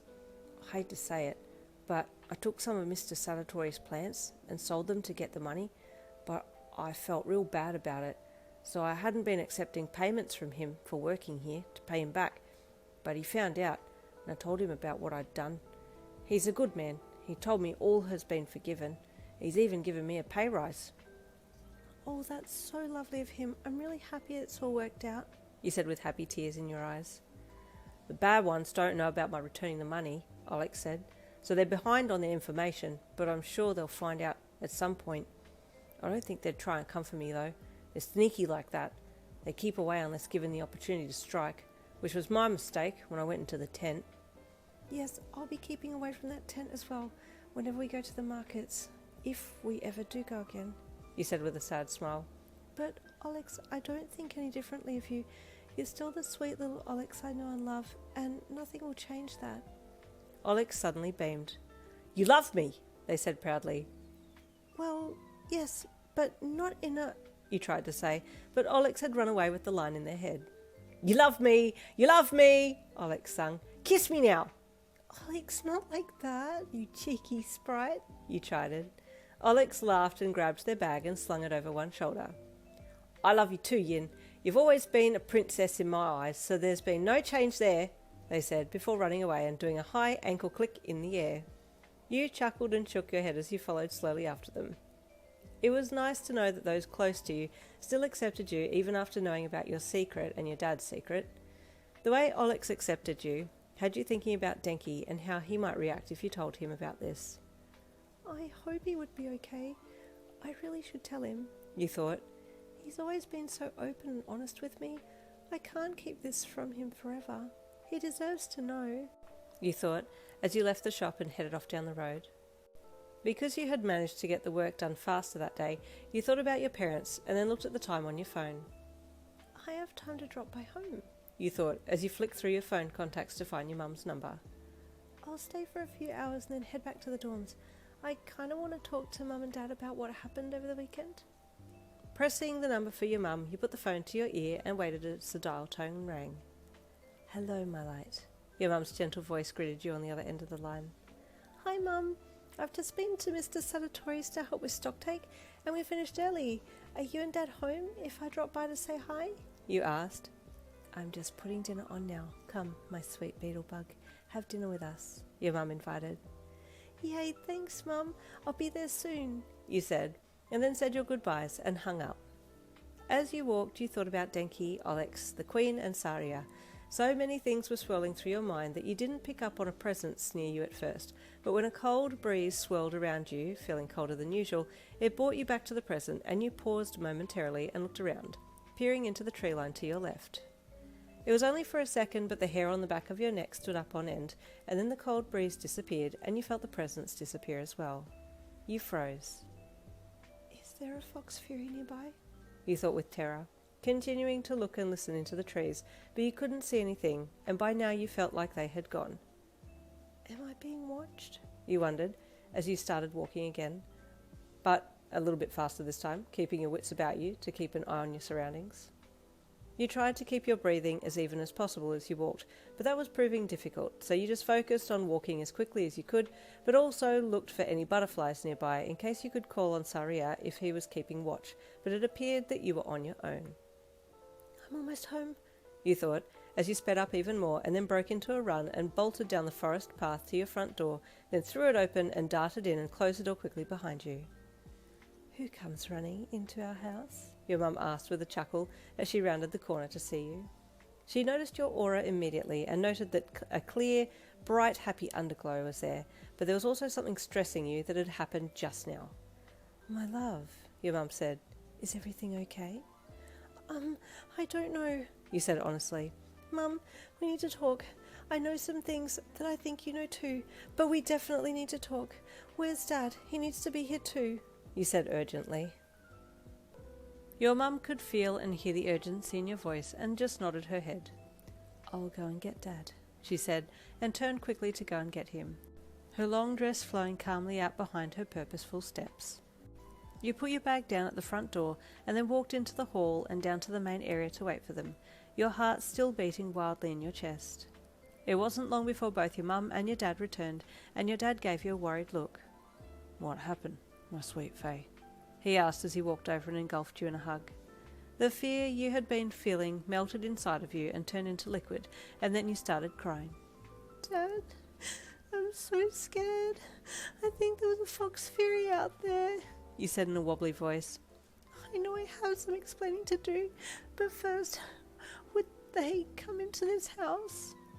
I have put up strong magical barriers around this house, your mum said. The crystals protect us, but if you feel we need to burn some sage, then I will do so for your sake. I would like that. If it's okay, Mum, I'm just really scared, you said in a wobbly voice, wiping your eyes of the tears as soon as your dad let you go, but being unable to keep up with the flow. Come and sit, your dad said to you, and then turned to look after your mum. Sweet, would you mind making some passiflora? The water is already boiling, my love. I've got 3 mugs set out, your mum called politely over her shoulder as she headed for the apothecary to get some sage. Come, Petal, your dad said gently. Let's head to the dining table. Yes, please.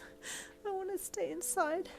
I don't want to go out onto the deck, you said with a shudder. Your mum returned with some sage, already lit, and walked around the table, encircling you and your dad with the cleansing smoke while you sat there watching silently. I also bought these up for you, your mum said as she opened her hand to show you a gem bracelet that she had made for you. Thank you, Mum, you said softly, sniffing lightly as you took the bracelet from her and put it on your left wrist and then looked down at it, the clear, almost transparent stones shining in the overhead light, and you looked up at her. Satin Spar Celatine, to help remove any negative energy from around you, as well as to promote your own spiritual growth, your mum said, seeing for the first time the rose quartz necklace around your neck. She was going to point it out, but thought it best to wait until that part of the conversation came up. For now you needed to talk about what was bothering you. Taking a seat beside you, your mum gently placed the burning sage in a tray in the middle of the table and then took a deep breath in, then out, reaching for your hand to hold it while she spoke. We are here for you, my sweet girl. Please speak your heart, hold nothing back, and may you feel lighter than the sparrow on the summer breeze, she said gently, squeezing your hand. You gave her a teary smile, and then you looked at your dad. I don't know where to start, but Dad, your mum is still alive. The Queen, she's still alive, and she wants you to know that she still loves you, you said, more tears springing into the corners of your eyes and spilling down your cheeks. Your dad immediately welled up with tears as well and broke down, placing both his hands over his whole face to hide his ugly crying, and you started bawling. I think I'll get the tea, your mum thought as she got up and left silently, leaving you and your dad to be together in this moment. I know this, because I met her, you wobbled out. You what? Your dad asked incredulously, dropping his hands from his face, his red eyes staring at you. You nodded. It's a bit of a long story, but I wanted you to know that first. And Dad, I recognized her. I recognized her face. Dad, I have a memory of seeing her face and her room. It was yellow, and she confirmed that. Did you ever take me there when I was little? You asked. Your dad shook his head. No, I never did, he replied with confusion written all over his face. Just then your mum returned with the tea, and he turned to her. Love, please listen to this. He beckoned of her. Petal, please tell her, he urged of you. You repeated what you'd said to him about recognizing the Queen, and your mum hummed. I'm not sure, she said, but I know they protect us. There are butterflies. Oh, yes, Saria, yes, you replied brightly, and your mum blinked at you. Yes, Mum, the fairy guards conceal themselves as butterflies. I met Saria. He is the Queen's right-hand fae, you said brightly. He spoke highly of you and said you noticed him near you. She nodded. Yes, that is true, although I wasn't completely sure if I was correct, but it was a strong feeling I had. She replied, I also hypothesized that if they have magic, they might also be able to install a memory into your mind by touching you. She mused. It could be that a butterfly touch may have put the memory into your head, so that if they ever did reveal themselves to you, you would recognize them. Your mum mused. Because as far as we are aware, you've never been to the fairy village. You hummed. I suppose. I wish I'd asked them how I got the memory. The Queen did say that she had me in her room. Your mum and dad just looked at each other. Surely you hadn't been taken there without them knowing. Anyway, sorry, Mum. I should keep telling the story. It was during the getaway weekend. You started, retelling the story of how you had been encouraged away by a glowing butterfly and had met the Queen, and how she had told you everything about your dad's past, and he nodded sadly. It's all true, he said as he hung his head. I try not to think about it, he added. I'm so sorry, Dad, you said sadly. But that clairvoyant at the markets, it's her. It's the one who made you do what you did. She's the one. Your dad looked startled. We knew who she really was, your mum said, but we didn't know that she was the exact self-same one. Yes, it's her. Saria is doing his best to track her, but she's sneaky apparently, you mused. Well, your mum said, there has been a lot going on. Oh, and also the Queen told me how to watch out for, bad, fae, and I got the feeling she spoke about when I was walking home. That's why I was so scared when I got here. I don't know if she's going to try and do something to me, you said nervously. Your dad looked at your mum, and your mum sighed. This is why speaking of such entities excites the winds and disrupts the energy flow, your mum said wisely. Even speaking vaguely, if spoken for long enough, draws them near, and although I do understand that we need to talk today, the more the tongue moves with their names and business, the more they enter closer. She said, we are protected within this great oak, but mind that you keep your gemstones on you when you are out, your mum said, gesturing to your wrist and necklace. It was then that you remembered the necklace and smiled as you touched your hand to it. Also, I have news, you said with a gentle, loving smile. Denki and I are dating.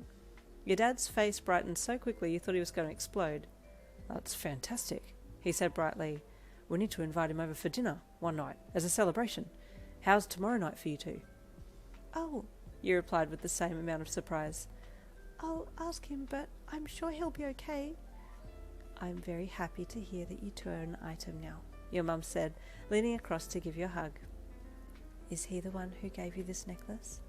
Yeah, You said with a loving smile. he got it at the markets. He picked well. You added. He most certainly did, she replied with a smile in return.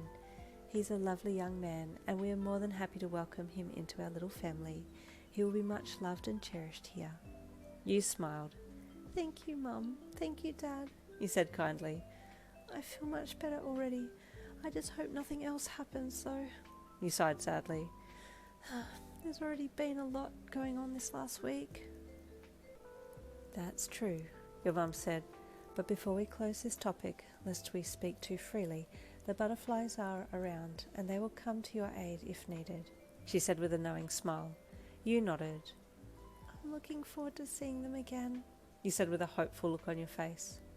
Your mum shifted the conversation then, and you told her stories from the getaway weekend, leaving out the kissing of course, but telling her that life was really good. Mum, I remember when you said that there might come a time where I was enjoying being in the dorms, and I didn't think I'd ever get to that point, but I'm there now. I love my friends, I love Denki, and I love school. It's really good, you said with a smile. I'm glad, my little Fae, your dad said from across the table after having a sip of his drink. You've grown so much since starting there. She really has, your mum said with a smile. Your aura is so bright and stable now. You know what? I can feel it, you said. Let me serve dinner and then we can continue to talk, your mum said as she got up. Surely you're hungry after releasing so much negative tension. Yes, I am, you said with a smile. I need to recharge on food. Later that night, after dinner, your dad dropped you back to the dorms with the neighbour's van. He didn't trust you walking alone at night, especially if there could be Fox Fury around. Can never be too careful, he said as he drove you along. I could never forgive myself if anything were to happen to you. Thanks, Dad, you said with a pat to his arm. While you were headed back to the dorms, Denki texted you to make sure you were okay. He had missed you that afternoon and was wanting to maybe see you for a tiny bit before you all had to be in your rooms for the night. Hey baby, he messaged. Are you safe? I'm just checking in on you. It's getting a little late. You felt your phone vibrate in your pocket in the van and pulled it out to have a look at who had messaged you. Oh, Dad, it's Denki. He's asking how I am. I'll just tell him you're bringing me back now. Yes, let him know. And I'd also like to extend my congratulations to him as well, if he wants to come out and meet you at the van, your dad said brightly. You smiled. Okay, I'll tell him, you said, sending Denki back a message. Denki was only too happy to meet you at the gates, and he was already standing there eagerly as your dad pulled the van up and you jumped out to give your man a hug. Your dad hopped out as well and walked around to the passenger side of the van to greet your boyfriend. Denki, your dad said, walking over and holding his fist out to the blonde. Oh, hey, Mr. Lin, sir, Denki replied, holding his fist up and bumping your dad back and giving your dad a big smile. Oh, I hear congratulations is in order, your dad said brightly. Allow me to welcome you into the family. Oh, thank you, Denki replied brightly. It's an awesome family to be in too. I'm glad you think so, your dad said happily. Please accept the invitation from my wife and I to come over for dinner tomorrow night, you and my yin. I thought he was just going to invite Denki for a second there, you thought with an internal chuckle. Oh, that'd be dope, sir. Yes, please, I'm down, Denki said brightly. Down? Your dad asked, tilting his head slightly. He's up for coming over, you translated quickly. Oh, your dad replied. Well, that's mega dope then, he said proudly, and Denki chuckled and held his fist out again. Solid, he said as your dad bumped his fist. I'm solid, your dad said proudly to you, and you had to stifle a full-on laugh. Yes, you replied, trying to keep your chuckling in check.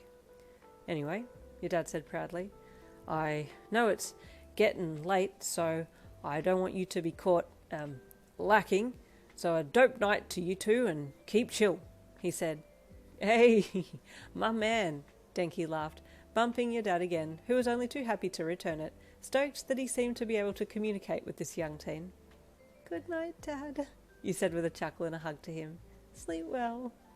And you too, my sweet, he said, hugging you back. Oh, and Denki, I'm all over the gram now. Hit me up if you need anything, your dad said. Sick, Denki replied, another fist bump occurring between the two males. Will do, boss. I'm boss now, your dad stated proudly to you. We need to go before you learn any more slang, Dad, you giggled.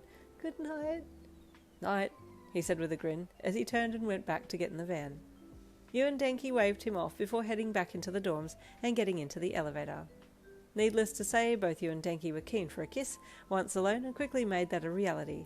Then Denki walked you to your dorm room door, and you said a quick good night before going to bed. The next afternoon, you and Denki left the school grounds together to head to your place for dinner, your first dinner together at your house after making things official. So then, Karishma said, if I lay really still, he'll think I'm a rock, Denki said, retelling a story from the day that happened during a class activity. And then, he chuckled, and then Kiri lay down, and Bakugo walked around the corner and actually tripped over him. Denki had started laughing really hard by now, and you giggled along, finding his amusement more amusing than the story itself. It was the funniest thing I've ever seen, Denki said, still half laughing. Oh, too good, he said, wiping tears from his eyes. That does sound very funny, you said. Our class doesn't act up much. There's not a lot of funny things, but Tetsu sometimes thinks strength is the only way to solve problems, and one time a fly landed on Monoma's pants in the middle, you said, pointing to your crotch. And Tetsu punched him there to try and kill the fly. You giggled when you remembered the memory. Monoma screamed so loud I thought his soul was going to leave his body, you said with an apologetic chuckle. I'm sorry. I shouldn't laugh, but it was quite funny. That is pretty funny, Denki laughed. I can see that happening too. You smiled and squeezed his hand. I like being with you, you said happily. You're just so easy to talk to. And so are you, my baby girl, he replied, leaning his head down to kiss you on the temple. You smiled and leaned into him while you walked. You had the best boyfriend. You reached your house pretty quickly after that and called out as you entered. Hi, Mum. I'm home and Denki's here too, you called. Hi, Mrs. Yin's mum, ma'am, Denki called as he took his shoes off. Welcome home, both of you, and congratulations, your mum said, walking down the hall to give both of you a greeting hug. You hugged her and then stepped back so that Denki could have a hug as well. Last night had been a bit of a whirlwind and you hadn't remembered hugging your mum, so this was the first time that you hugged her since you and Denki had become official. Her hugs were still very nice, that was for sure, but they didn't recharge you like they used to. Denki's hugs were now more appealing than hers, and you pondered that a bit as your mum offered for you to both head into the house. You took his hand in yours and headed into the house, but you didn't get very far before your dad appeared and held his fist out to Denki. Hey boss, Denki greeted brightly to your dad. Worker, your dad gingerly replied back to him. No, Dad, you said with a chuckle. You can call him boss back or something else, but not worker. The embarrassment. Son, your dad said, and Denki's eyes flew open. You'd call me son? You'd actually call me son? He asked, getting a little emotional about it. Oh, well, yes, I've never had a son before, but I would have liked to have had one, your dad said. Would you let me call you son? That'd be super dope. Do I call you Dad? Denki asked nervously. Totally cool if not. I get it. Call me Dad, your dad said quickly, and your eyes flew open with surprise. You two move quickly, you said with surprise. We're bros, Denki replied. Is that a bad thing? Your dad said sadly. I'm finally cool now, right, son? Yeah, Dad, Denki replied to him, and they fist bumped again with smirks on their faces. Mom, you called. I think you need to come here. The boys are being weird. Your dad laughed and Denki cracked a smirk, and then they both looked at each other. They will never understand, right, son? Your dad said to Denki. Yeah, girls. Am I right? Denki replied, and they fist bumped again. You thought this was very cute and giggled just as your mum entered the room. There's a lot of inner children playing freely in here, she said as she looked at each of you. Inner children need to be set free from time to time. Come and feed your inner child over here. Let us sit for dinner, she said, gesturing towards the general direction of the table. You took Denki's hand and started to walk him there, making sure to get between him and your dad. He's my boyfriend, remember? You teased as you passed your father. But he's my son too, your dad replied, following on behind. You all took your seats at the table and then chatted about plants and Instagram and school and a few other different things while your mum entered the room over and over, bringing many different food items to the table, some Denki had never seen before. Oh, he said as she put some stuffed capsicums down on a tray in the middle of the table. This looks good. What is it? It's wild stuffed capsicum, your mum said. It's stuffed with couscous, sun-dried tomatoes, sautéed garlic and onion, wild red rice and spices, she said. Your mouth started watering. You loved your mum's cooking. As soon as she was ready and seated, Denki put his hand up. Okay, now, if you would all hold hands, we'll show our gratefulness for the food before us, he said solemnly. You had to curb your giggle. He was so cute, leading the charge like that. Your dad grinned and reached for your mum's hand beside him, and then across the table to reach for your hand, while Denki took your other hand and reached across the table to take your mum's hand. Please take a moment now, with eyes closed, to appreciate and accept the food's role in nourishing our body, Denki said, and you were impressed that he remembered every line, and he actually sounded very smart when he said it. You indeed took the time and focused on the food that you were about to eat, feeling its life from beginning till now, and then Denki cleared his throat. Mother Nature, Mother Earth, we thank you for this food. We thank you for providing, and we acknowledge our place in understanding that from ashes to ashes and dust to dust, we're human and will return to you one day. May it be so. He finished. You had never heard such a poetic ending to the time of appreciation, and you opened your eyes and stared at him with shock, but also pride, and he looked at you and grinned. Well, let's eat, he said, and you blinked and then turned to get some food. It was a very impressive ending there, son, your dad said to Denki. I must agree, your mum added as she picked up some wild cooked mushrooms to eat. You said it very well. Did you read that somewhere? You asked him. Denki sat back with a smirk on his face and looked at all three of you in turn. No, a magician never tells his secrets, right? He said with a smirk. Just say this was a Denki special. Your dad chuckled. Okay, keep your secrets then, he said. Denki lit up. Wait, was that a meme? Did you just quote a meme? He asked with excitement. I might be old, but I do surf the net a little, your dad said with a proud smirk, and Denki leaned across the table for yet another fist bump, which was becoming their thing now. Mum, stop them, you said with a chuckle. The earth is in motion, your mum said. Not even the tides can hold it back. You chuckled and sighed while the two boys chatted excitedly about the memes.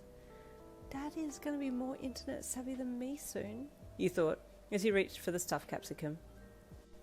Dinner was amazing and filling, as always, and although Momo's dinner on the getaway weekend was amazing, it really wasn't your mum's cooking, and you were glad you got to eat her food again. Nothing topped your mum's food.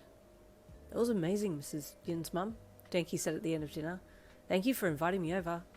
You're always welcome here, Denki, she said as she picked up the plates and started to head to the kitchen with them.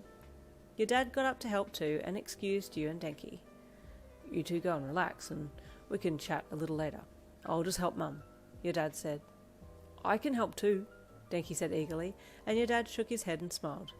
No, I've got this one, son. You go and rest, he said as he picked up the few dishes and then left the room. Did you want to come to my room? You asked. Oh, yeah, that'd be sick. Your room is cool, Denki said as he got up from his chair and followed you to the spiral staircase.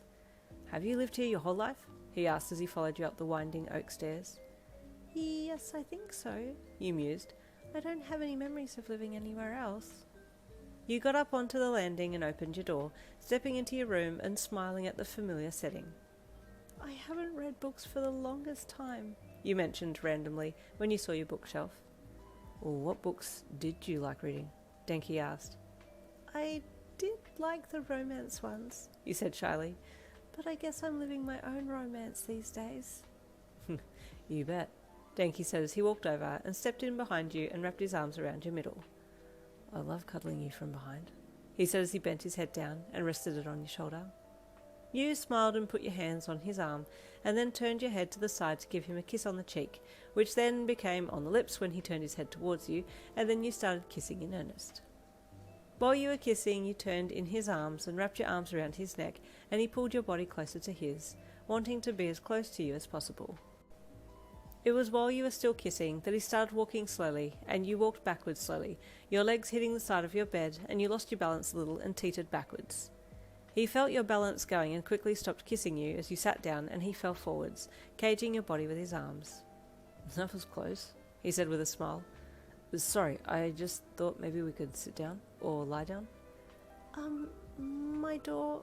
You pointed to your door that was still wide open, and he quickly pushed off the bed and ran over to close it, and then came back and got onto the bed beside you while you pushed yourself around on the bed and lay beside him. We can snuggle like we did in the hammock, he said, and you giggled and snuggled up close to him, his arm around you pressing into your back and holding your body to his. I liked that time with you, you said shyly. Well, we can recreate it here, he said softly as his lips captured yours again.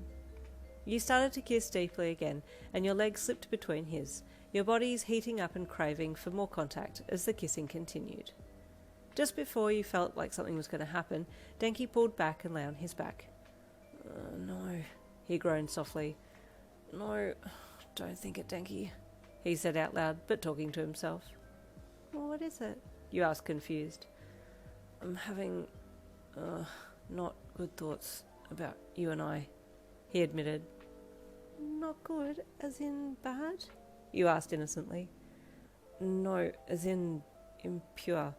I'm thinking about other things I want to do with you, he admitted with a blush on his cheeks. I want to see what your face looks like when we... The blush on his cheeks deepened, and he covered his eyes with his hands. What? You asked, your poor, sweet brain being unable to connect the dots. Making babies, Denki mumbled, still unable to look you in the eye. Oh, you suddenly gasped. No, I'm definitely not ready to be making babies, you said with fear. No. Oh, I'd never do that, but my silly brain keeps telling me to have these ideas. But when we're older and we get married, would you want to have babies? He asked, hesitating a look at you. Now it was your turn to be embarrassed. You mumbled, looking away slightly. Yes, I want babies. I think 2 or 3. Oh, serious? I was thinking 3, so that's amazing, he said with delight. I want 3 girls, all pretty little fairies, just like you, he said, as he did a half crunch and sat up to kiss you on the lips.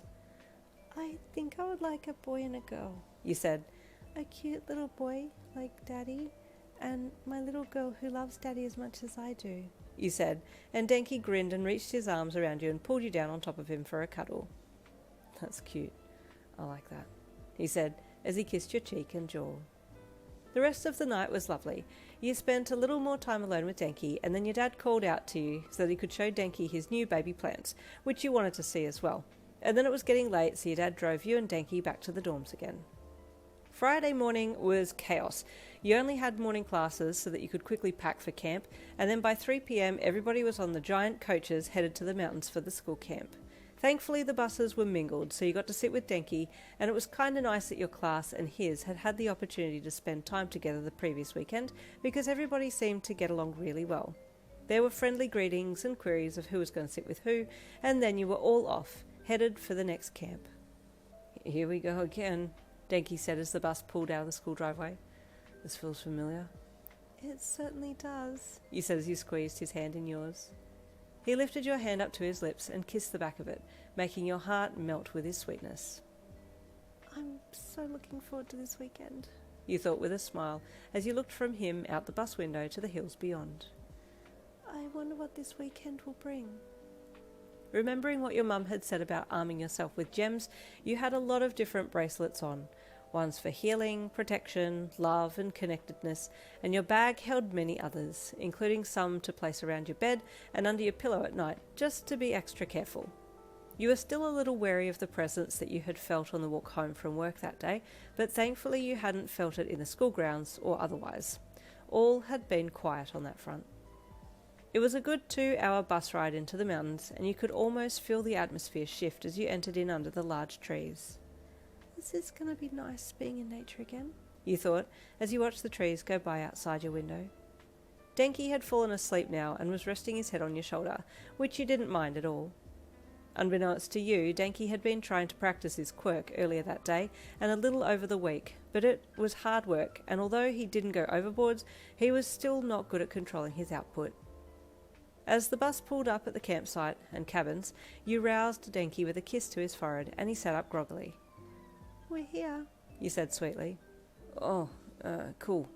Yeah," he replied in a sleepy voice, and you giggled. "I think you're very cute when you're a little sleepy and not quite awake yet," you said to him, and he smiled with half-lidded eyes. "Thanks," he half-chuckled. "Well, I guess that's kind of good, right? I'm not perfect in this state, but she still likes me. But I guess me being a little sleepy is a lot different to me drooling and punching the air." He sighed internally. The bus pulled to a stop and everyone got up and filed out to get their bags, everyone grabbing their things before being directed to the girls' cabins or boys' cabins. You and Denki smiled at each other as you parted ways and headed to your respective cabins, with you remembering what you and Denki had been talking about the night before. Thinking about us, making babies. Your brain echoed his words, and you hung your head as your face burned. "If we slept in the same bed here, would we end up doing that?" you wondered, trying to stop your brain from bringing up images associated with it. "Oh, no, stop. This has never happened before," you cried internally. "Yin?" Kendo's voice asked, and you looked up at her quickly. "I'm sorry, it's not that," you replied, and she tilted her head at you.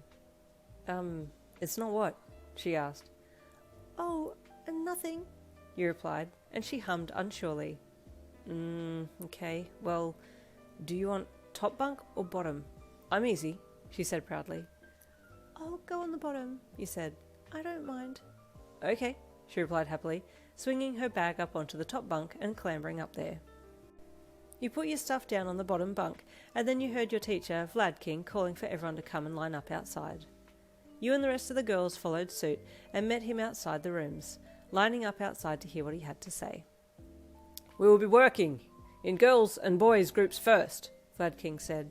"If you are familiar with your quirks, then please go and do what you need to do to start strengthening or extending your quirk time," he said. "For those who are unsure, please come and see me, and we'll talk about the best course of action." "Maybe that's me," you thought. "I know I can hold fairy form, and 1 hour is maximum, but I don't know how to extend it beyond that." While the other girls started to spread out and do their practices, you approached Vlad King for help. "Sir, I don't know how to work at extending my quirk time," you said to him. "Would you be able to give me some ideas?" "I need to work on bigger output," Denki thought as he looked around. Aizawa had told the boys that they would be working with only the boys for the first bit, but Denki, in his paranoia, didn't want you to see him possibly overload, so he did another quick look around before letting off a charge. All appeared to be going well, but then all of a sudden he felt the tingle all through his body, and the next thing he knew he was just starting to come out of his derp mode and could feel his limbs jerking randomly and his mouth moving in awkward clicky jaw movements. Damn, it happened again, he thought as he raised a jerky limb to his face and wiped the saliva off his cheek. I need to be so careful. Still unable to do his training well, he went to Aizawa to ask for some help. He was praying hard that he wouldn't see you at all during the training portion of the trip. That would be way too embarrassing. Friday night dinner was very quiet. Everyone had been pushing the limits of their quirks just a little earlier, and you sat beside Denki to eat, but both of you were very tired and subdued. "How did you go with training?"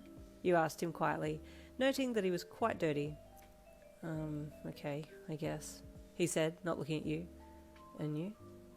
"It was okay. I don't really know how to improve my quirk, but I did some fitness training under the guidance of Lad King.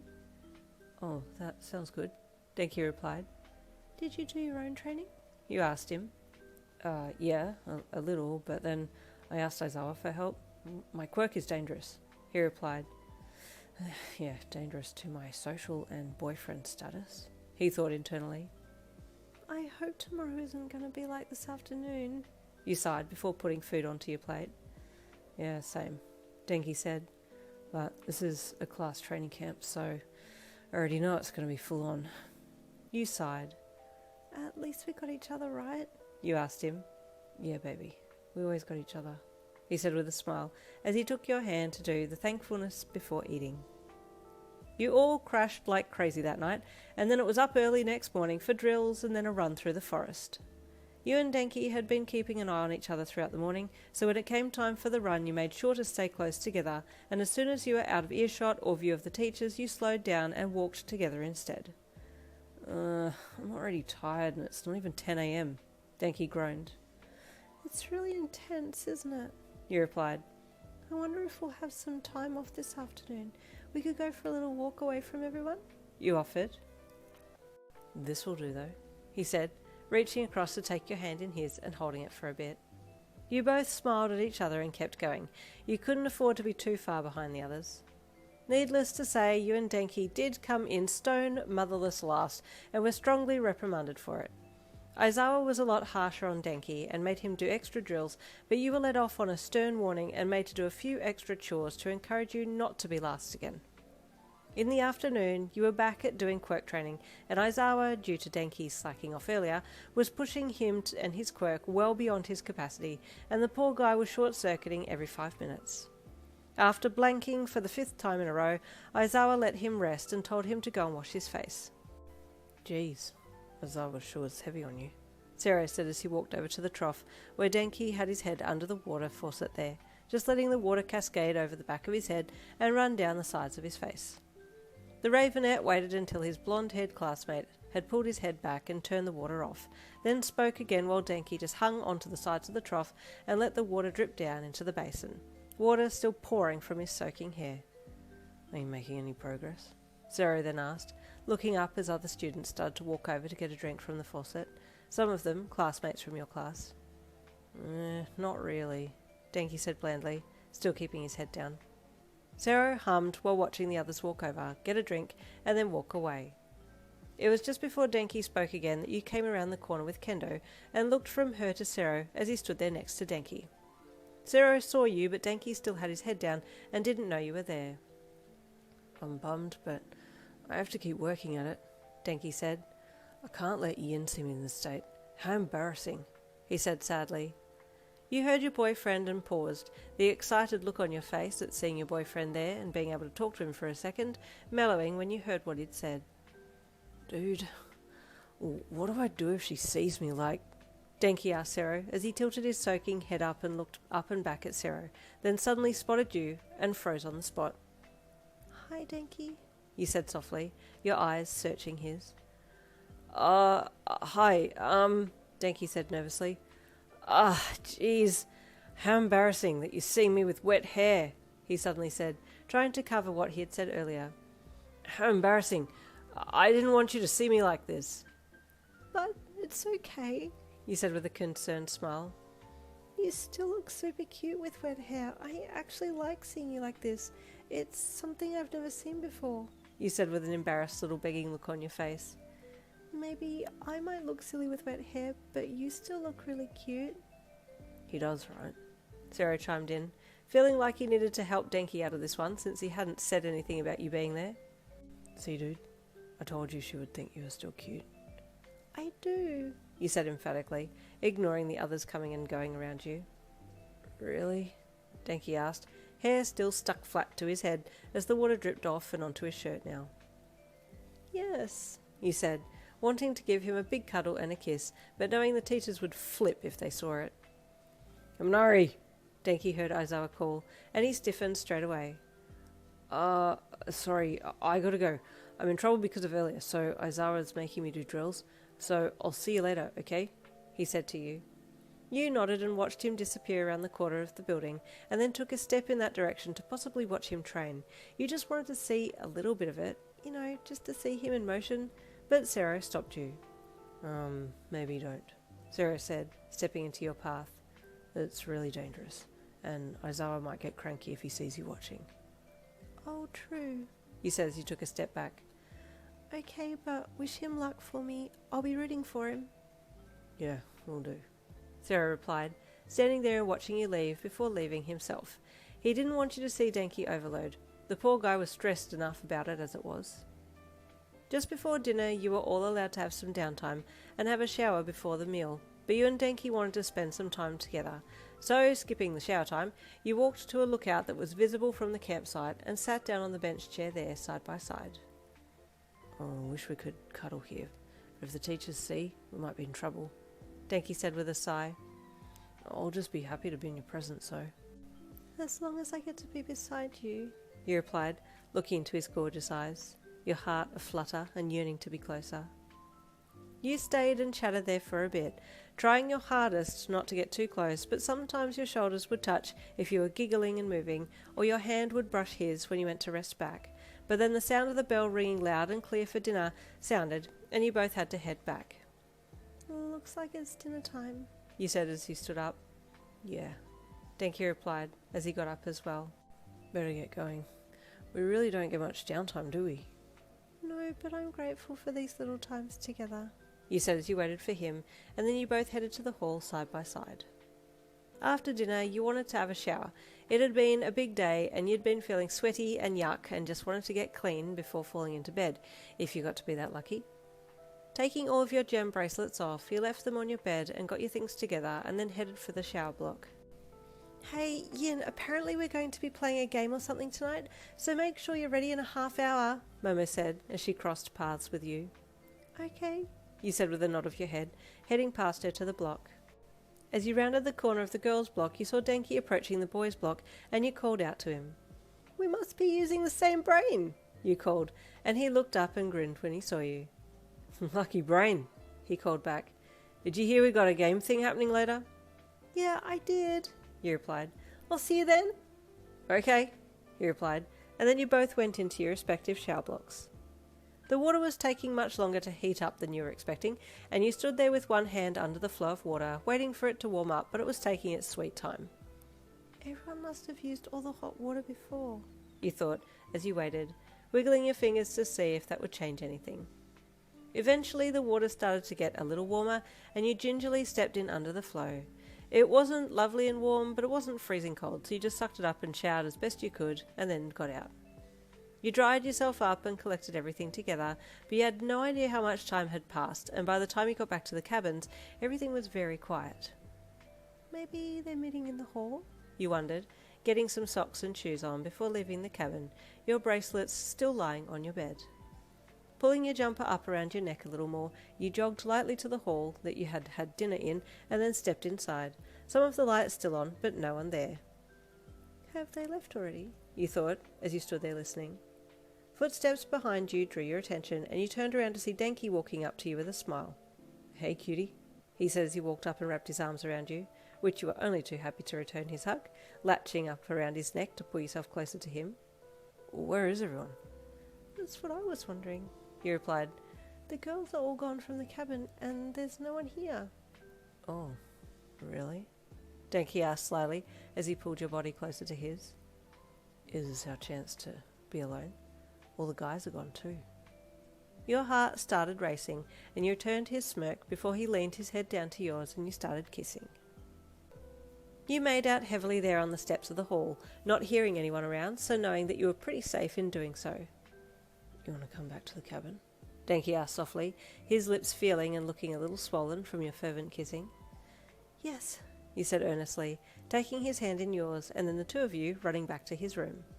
Denki threw the door open and you both ran in and closed the door behind you, making a beeline for his bed and then falling down onto it in a heap before intertwining your legs and bodies and making out heavily. Denki knew not to take it too far, and you were also trying to keep it respectful, but not being able to kiss and touch each other much after last weekend being so free was the driving force behind this intimate session, and you both revelled in your private time together until Denki pulled back a bit, panting like crazy. Oh, Yin, wow, oh my god, my mind's gone completely into the gutter. I'm so sorry, he panted. I don't even want to mention anything that I was just thinking right now because it would probably make you hate me or something.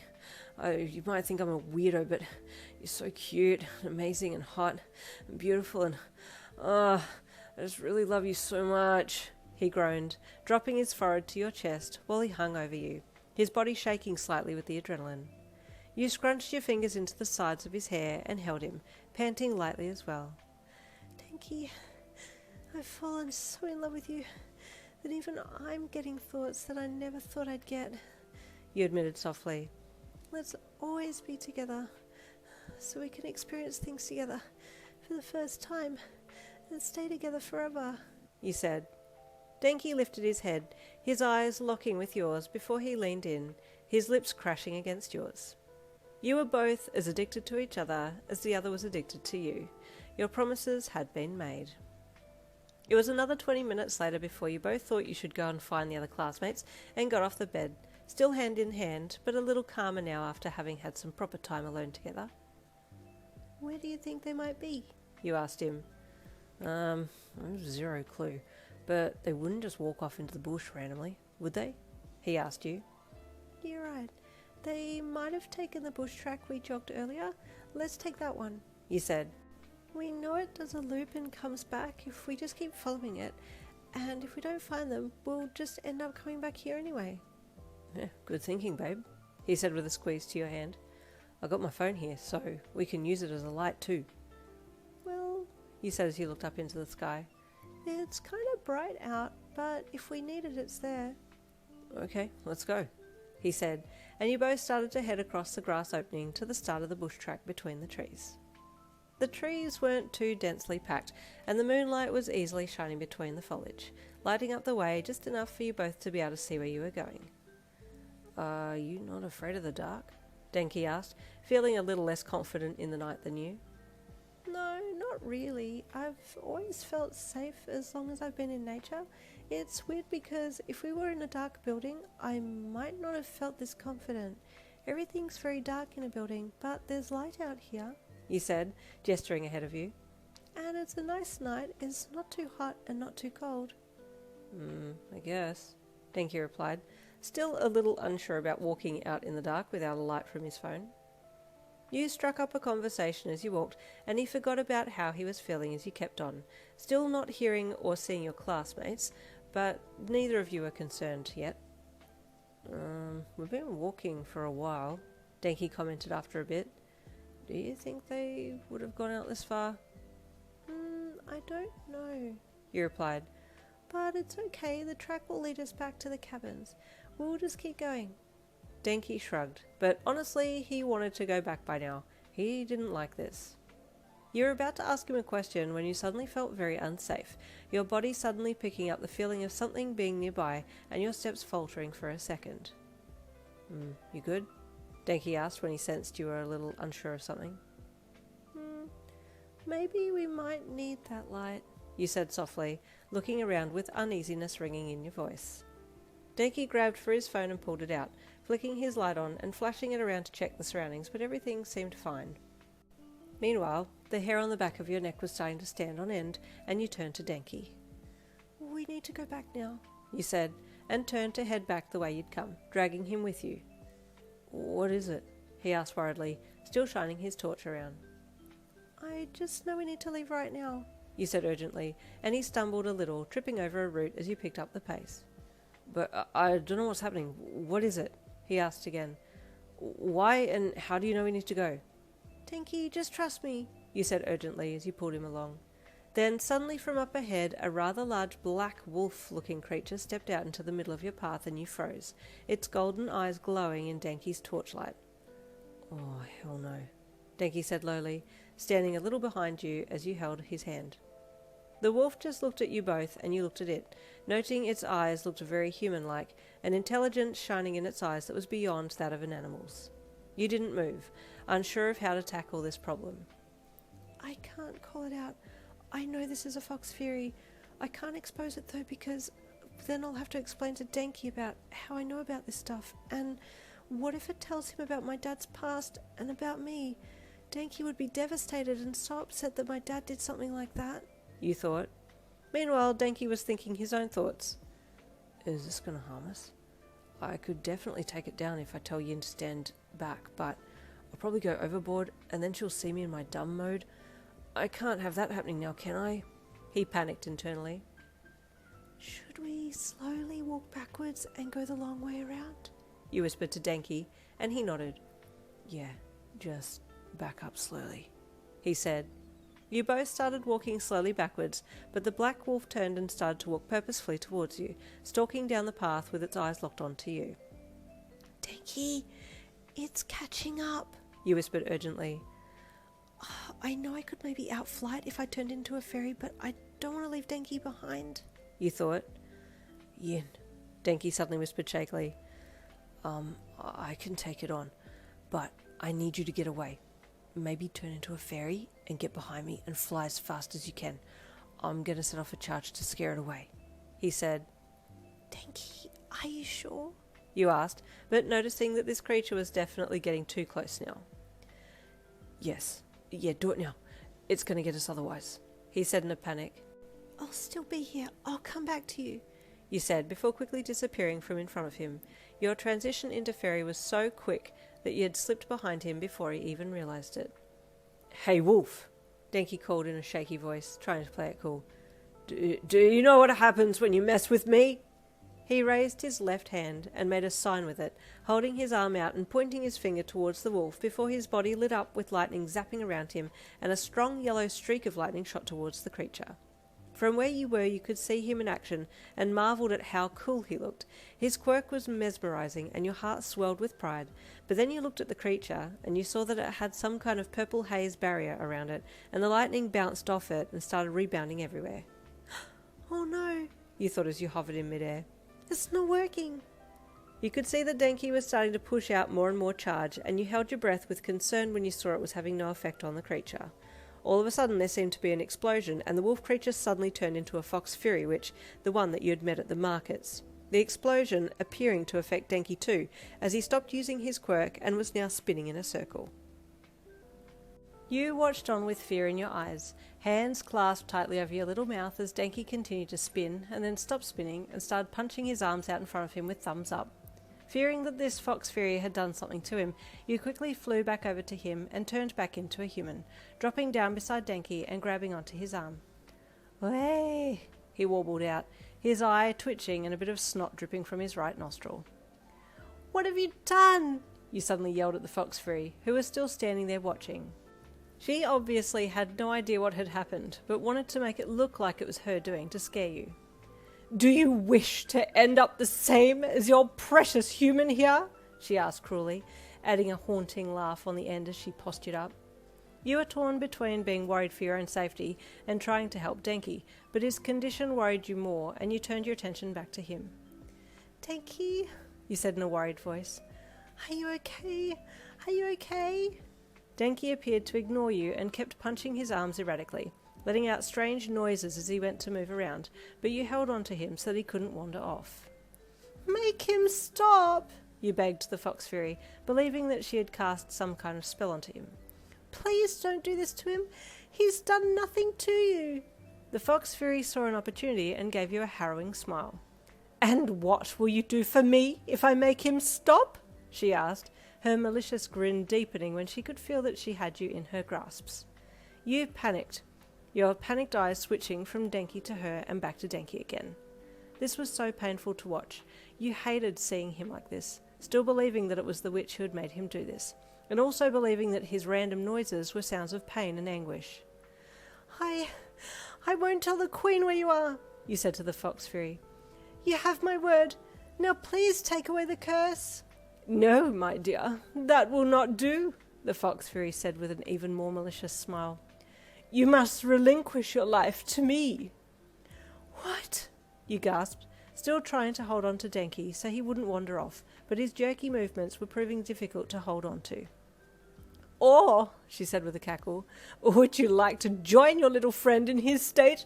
I can arrange for that, she said, raising her hand in a bluff to pressure you into giving in quickly and agreeing to her terms. You didn't know what to do. You couldn't sign your life over to her, but you also didn't want to see Denki hurt more or be in a position where you couldn't help him. No, you shouted at her. You will do neither, but you will listen to me. As rightful royalty of the Citrine Fairies, I demand you lift your curse, or I'll punish you for your crimes. The Fox Fury stopped for a second. Never had she had anyone stand up for themselves before her like that. This was new. She looked at you. Although you were still in human form, she could see the royal glow around you as you stood there firmly on your word. Ha! She laughed. You hold no such power over me, child. You will never catch me, and they will never catch me. Saria! You shouted. Come now! The Fox Fairy paled slightly, and her raised hand faltered. She knew that name, and she knew who would come, but did this human child have such connections? How did she know that name? You were calling her bluff, obviously. You didn't know if Saria was around. You hadn't seen any butterflies or felt any presence, but you were hoping beyond hope that he would somehow magically appear and make this nightmare go away. There was a stalemate as the Fox Fury waited, but nothing happened. It appears I must do away with you then. You are of no use to me. Maybe in your death I can find your father and have him do my bidding again. Have him beg for me to release you from hell. Where you are going, she hissed, a purple haze ball starting to glow in the palm of her hand, growing in size as you stood there still trying to hold on to Denki, but shielding him as well. Saria! Saria! You shouted, still trying to use his name as a bluff. No one's coming to save you, she shouted, and then let the haze ball go. You could see it coming straight for you and tried to get out of the way as well as move Denki, but something knocked you into you and you went sprawling onto the ground, covering Denki with your body as a sudden person entered the scene. Believing it to be one of the teachers or maybe a student, you were shocked and elated to see Saria standing in front of you, his bow and arrow raised up as he let an arrow fly, catching the Fox Fury in the leg. She quickly pulled her hands together, doing some kind of magic sign, and turned herself into an owl. Oh, that old trick won't work this time, you see, Saria said as he clicked his fingers, and the arrow that he had shot into her leg turned into a lead weight, forcing the Fox Fury to the ground while she desperately flapped her wings to get into the air.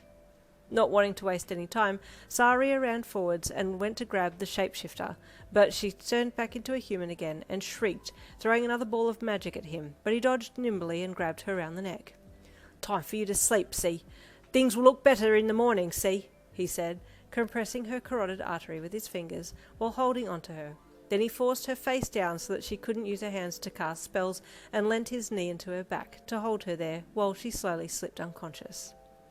My princess, are you all right, see? Saria called to you. Don't be alarmed, see? I don't wish to kill her here, see? She must stand trial back home, see? He said. I'm okay, Saria, but thank you for coming. Did you hear my call? How did you notify me? You asked, knowing that this hadn't been orchestrated at all from your end, but you were damn grateful that he had come. I'd been tracking the Fox Fury, see, and I knew she'd found you, see. She'd been following you a bit, and that worried me, see. So I asked the Queen if I could come out here, see, and keep an eye on you, see. I'd been scouting around and I'd picked up her tracks, see, and then here's where I found you, see, he said, reaching into his pocket and pulling something out. My fellow guard, Dillian, is around here too, see. I'll just call for him, see, so he can help me with this dreaded being, see. Can't be too careful, see. You nodded, feeling Denki's twitching under you subside slightly, and he groaned in a voice that was more like his own. Getting up off him, you rolled him over on the ground and peered into his face in the dark. Denki, you asked gently. Are you okay? Can you hear me? Ian, he asked, still coming out of his short-circuited mode. Are you okay? Where's the wolf? He asked, his arm twitching a little. He looked up as a glowing butterfly flitted by, and then suddenly it turned into a large, human-looking fairy, and he sat up quickly, suddenly noticing that there was another human-sized fairy kneeling on a person on the ground. Ian? He said with concern. You're here, Thillian, see? Saria greeted the newcomer. Saria, people, watching, Thilian said, glancing behind him to look at you and Denki. Don't mind them, see, Saria said with a smirk. Just help me with this devil, see? Yen? Denki hissed at you. Who are they? Should we run? Are they going to hurt us? Thilian looked around at you both and shook his head. Not hurt. We take this. He pointed to the witch on the ground. Then go. You say no word to anyone. You nodded and Denki nodded too. His nod was out of fear from this giant ripped-looking being, and you nodded out of understanding. Saria knew that Thilian had no idea who you were and was keen to play a joke on him. Thilian, you don't recognise the girl, see? He asked his fellow guard as he took some rope from his back pocket and started tying the witch. Thilian looked at you and shook his head. No, he said blandly. Aye, but you do so love the royalty. I thought you would have recognised the Queen's granddaughter, see? He said with a knowing smirk. Saria, lies, Thilian said pointedly, and you smiled. Nice to meet you, Thilian, you replied. I know I may not look it, but it's true. Let me show you my fairy form, you said, patting a very confused Denki on the shoulder before standing up and turning into a fairy before Saria and Thilian. You glowed, just as they glowed in their butterfly form, and then you turned back into a human again and dropped to the ground. Thilian's jaw dropped. Saria, is true? He asked incredulously as he looked back to Saria, who was still getting the witch ready for transport. Yep, see? This here is Yin, see? She's the half-human, half-fairy princess, see? Saria said with a smirk. We followed her mother the other day, see? I did not recognise, Thilian gasped, dropping down to one knee and then hands and knees and then lying face down before you. Saria laughed away in the background. You big oaf, he chuckled. Get up, see? You embarrass yourself, see? You have seen the Princess Yin before, have you not, see? In daytime, see, Thilian said, still face down on the ground. I apologise. I apologise, my princess. He begged. It's okay, Thilian. Saria likes to joke with you, I see, you said, encouraging him to get up off the ground. He doesn't see too well in the dark, see? Saria said with a laugh as he placed his hands on the witch, and she started to glow and shrink down. And his memory isn't that great either, see? Saria, close your mouth, Thilian hissed as he got back up onto all fours and then knelt back on one knee. That's the most natural sentence he can say, see? Saria replied. He's keen to have this devil seen to, Saria added. She and her kind have caused him all lots of grief, see? They slit his vocal cords and tongue when he was a baby, see? He can only say short sentences, see? And struggles to say words, see? Thilian nodded. True, he said sadly. Don't worry, Thilian. Saria has this devil now, and the Queen will make her pay, with her life, be it so, you said knowingly. Thilian nodded and got up and then turned to Saria. Let me carry, he said, allowing Saria to place the shrunken down witch in his hands. Then Thilian did some other form of magic, and she became encased in a glowing orb. We'll be off now, see? Will you be all right to get back to the other humans, see? They were doing some training to the west of here, see? Saria said, pointing in the direction. I think we might just head back to camp, you said, looking at the stunned Denki who was sitting on the ground and gawking at you all. Might be a good idea, see? Saria said with a nod. We'll be going now, see? He added, doing the solemn swear with pinky to palm, as did Thilian, who also bowed and then turned to go. Please tell the Queen I delivered her message to my father, you called just before Saria turned into a butterfly, and he nodded. Will do, see? He replied, turning into a butterfly and leaving a very confused Thilian standing there for a second before he also switched forms and then followed his glowing butterfly companion off into the bush. Saria has some explaining to do, I think, you giggled.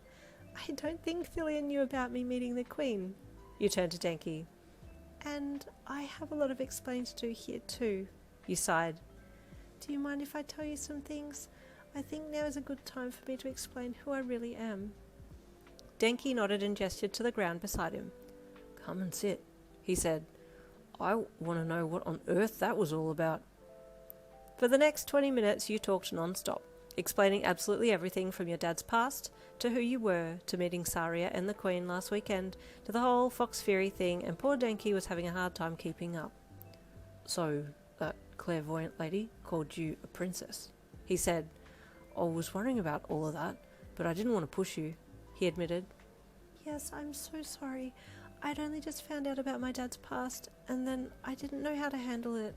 I'm so sorry I didn't tell you straight away, you said sadly. No, that's completely understandable, he replied. And so, wow, you really are a princess. Well, yes, but I can't ever go back or use my title, so I'm like a rebel princess or outcast princess, I guess, you said with a sad smile. But you're my princess, he said as he leaned in and kissed your cheek. Well, I'm just glad that you're okay now.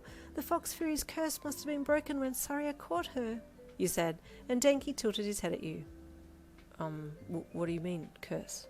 He asked. Oh, you said. Just after you were using your quirk, the Fox Fury must have done something to you, and you started to get real jerky arm movements, and it sounded like you were in pain, you said sadly. I'm so sorry. I was trying to get her to remove her curse from you so you could go back to normal, but she wouldn't do it. Was it kind of doing stuff like this? Denki asked, copying the movements he'd been doing earlier. Yes, you said. Do you remember doing them? Yin, I have something to tell you too, Denki said with a sheepish scratch to the back of his head. That's what happens when I overuse my quirk. I go dumb. My brain fries a bit and I short circuit. He sighed. It's really uncool and I don't want you to see it, ever. I made sure to never show you to you on my Insta, only just showing how my quirk looked when I looked cool. And then I've been hiding away to practice my quirk here so you wouldn't see it either. It is a dangerous quirk, but I was more worried that you'd see me in my dumb mode and break up with me, he said as he hung his head. What? You gasped. Break up with you? I could never do that. I love you. I don't want to be away from you. If anything, I want to be here for you to keep you safe and protect you when you're recovering from your quirk. I don't think you look dumb. You just need some time to recover, that's all, you said, your begging eyes looking into his. Even in the night, he could see the earnest look on your face, and he reached his arms around you and hugged you. I love you so much, he said softly, but feeling so much lighter after getting that off his chest. I love you more, Denki. I'm sorry I kept all of that from you. From now on, I'll be sure to tell you everything. No secrets. But please don't tell my dad that you know about his past. That stays between you and me. Oh, of course. We can keep secrets together, Denki said with a smile. Yes, you said as you stood up. And we should probably start heading back to camp now before they start putting out a search for us. You and Denki made it back to the camp before the others did and got into your cabins before they arrived. It had been a big night for you and you were exhausted, so fell asleep almost instantly. You vaguely remembered the girls coming back into the cabin and some voices saying that you were okay and that you were sleeping, and then that was it until morning. That next morning you felt very refreshed. The longer sleep had done you well, by the looks of it, and also comparing how you felt to how the other girls looked. Hi, Kendo, you said brightly as you looked up over the side of the top bunk to your friend above. No, she groaned. I just want to sleep. But it's morning now. Time to get up, you said brightly. It's too early, she groaned, the sound of the bell for breakfast sounding in the background, waking the other girls up. What did you do last night? You were out late, you said to her. Yeah, what happened to you? We thought that you were with us, and then when we came back here you were asleep in your bed, Kendo said with a yawn. I swear I spoke to you on the walk out, Mina said as she bounced over to you in her pyjamas. But it was dark, so maybe I had the wrong person, she mused. I wonder if the Fox Fury made it look like I was with them out there, so they didn't come looking for me so she could capture me alone? You wondered. Anyway, I'm glad you're safe, Kendo said with a smile and a stretch. There was no slacking off that morning. You had more drills and more quirk training, and then Aizawa and Vlad King called everyone together for the team game. Before we have lunch and head back to the school grounds, we're going to break into teams of 2 and have a relay race, Aizawa said. Oh, that sounds fun, Kendo said from beside you. Sounds pretty easy, actually. You hummed, looking across to Denki, who was already looking at you and gave you a wink and a smile in return. The relay race will be through the bush, Aizawa continued. Okay, that's a little harder, Kendo muttered. and there will be similar robots to the entrance exam that will be hunting you down and shooting red-dyed paintballs at you.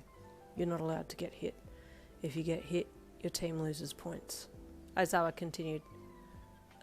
Okay, this difficult, Kendo muttered, a little angrier than before. The other half of your relay team will be in a clearing in the bush.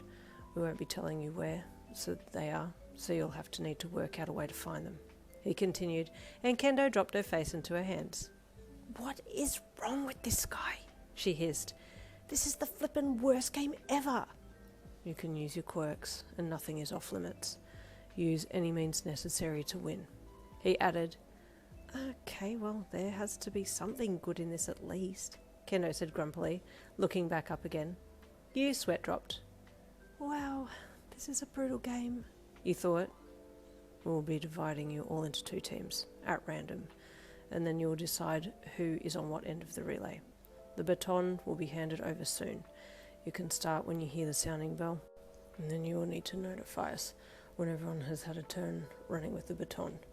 Again, you need to figure out a way to get the information to us. He added, Okay, teams. Vlad King then produced a hat filled with all of your names on paper, and Aizawa started to pick them out one at a time. I hope we're together, Kendo said quickly to you. Yun, you are team 1. Aizawa called. Kendo, you are team 2. Ugh, so much for that, Kendo moaned, as she stepped forwards to walk up beside Aizawa, with her on one side of him and you standing on the other. Aizawa then started calling all of the classmates out at random, and you watched as people started to walk over and line up behind either you or Kendo. Denki still hadn't been picked yet, and you were crossing your fingers, your toes, and even your nose to somehow make it that you and he would be on the same team. Kaminari, Aizawa called, and you looked up. Wait, he's going to be on my team, you shrieked internally, noting that the last person who had been called had been sent to Kendo's team. Team 1, Aizawa called, and the look on Denki's face said it all. You were both super happy to be on the same team, but had to play it cool a bit. You didn't want Aizawa to change his mind when he saw how happy you were, so you remained as calm as possible. Fancy seeing you here, Denki said with a cheeky smirk as he passed you at the front of the line. You just giggled and did your best to hold your head up. It was a good feeling having him with you. The rest of the classmates were all called, and then you turned around to assess your team. You had a fair number of good people on your team, some from your class and some from Denki's. You weren't super familiar with all of the quirks present, but you were glad that you had Denki to help devise a plan with. What would you like to do now, Yin? Ribbit? Sui asked as she walked over to you. You're our team leader. Me? You squeaked. I'm not good at being a team leader. Aizawa picked your name first, Komori said, walking up beside Tsuyu. That doesn't mean I'm the leader, you squeaked again. Come on, Yin. Let's get a move on. The other team's going to win, and I have to beat Kendo, Tetsu said urgently. I have something hinging on this. Oh, you thought internally. How interesting. I haven't quizzed Kendo on how things have been, but it sounds like there's been advancements, you thought slyly. Okay, Aizawa called. I'll now be breaking your teams into 2 and taking one lot into the clearing where you'll be running to exchange the baton. He said, There are 20 in each team. Break into 2 groups, please. Oh no, you panicked internally. Momo? You called. Yes, Yin? She asked as she walked over. Please go with the group that's going into the clearing. Send up a flare when you hear the starting bell so we know where to run to, you said. Okay, she nodded. That's a good idea. Who else should go in the second group, Yin? Denki asked you, seeing that you appeared to have a decent handle on this already. You looked at your group of teammates for this relay game. You had Momo Yaoyorozu, Tetsu, Juzo Honenuki, Tenya Ida, Yosetsu Awase, Shihai Kuroiro, Mezu Shoji, Nirengeki Shoda, Togaru Kamakiri, Jurota Shishida, Fumikage Tokoyami, Sen Kaibara, Kinoko Komori, Yui Korai, Mina Ashido, Rikido Sato, Tsuya Atsui, Denki Kaminari, Kyokajiro, and yourself, Yin Lin. Sorry, I just switched into the Japanese way of saying all of them, my bad. Okay, everyone, you called. we don't have much time, so can I get you into 2 groups of 10, please? The groups that will go with Momo will be going into the clearing. The other group will stay this side with me, you said, and everyone quickly got themselves into 2 groups. Yin, if I may, would it be acceptable for me to act as second in charge while we're in the middle of the clearing, making decisions from our end? Momo asked you respectfully. Oh yes, of course, please do, you begged her. I don't really know what I'm doing, and I'd love some help, you admitted. Oh, I would love to. I won't let you down, I promise, she said with sparkly eyes, obviously excited to have some kind of role in this. If I need to send you a message, I'll create a pen and paper with my quirk and send it with the person who's running to exchange the baton, she said. Okay, that would work perfectly, you said with a nod of your head. Okay, group's ready, Aizawa said. Follow me. Momo and her group of the other 9 people followed her off after Aizawa, and you watched them go. In that group was Momo Yagirozu, Tetsu, Juzo Honenuki, Tenya Ida, Yosetsu Awase, Shihai Kuroiro, Mezu Shoji, Nirengeki Shoda, Togaru Kamakiri, and Jutaro Shishida. You knew a lot of them were from your class, and you trusted that they would work well with the few 1A classmates, and were excited to see how you would all go. As they were walking away, you saw Owase, your male classmate, come up beside Momo and start chatting as they walked. They would make a really good couple, actually, you thought as you watched them go. Okay, fearless captain. What do you want to do with the rest of us? Denki asked as he stepped up beside you with his hands in his pockets. You say the word, and it'll be done. Thank you, Denki, you said with a heartfelt look on your face. This was going to be a real test for you. Okay, first we need to work out a plan of attack, you said, getting into leader mode. Mina, Tsui, you called, 2 of Denki's classmates. Could you help me with a plan of attack? Who should go first?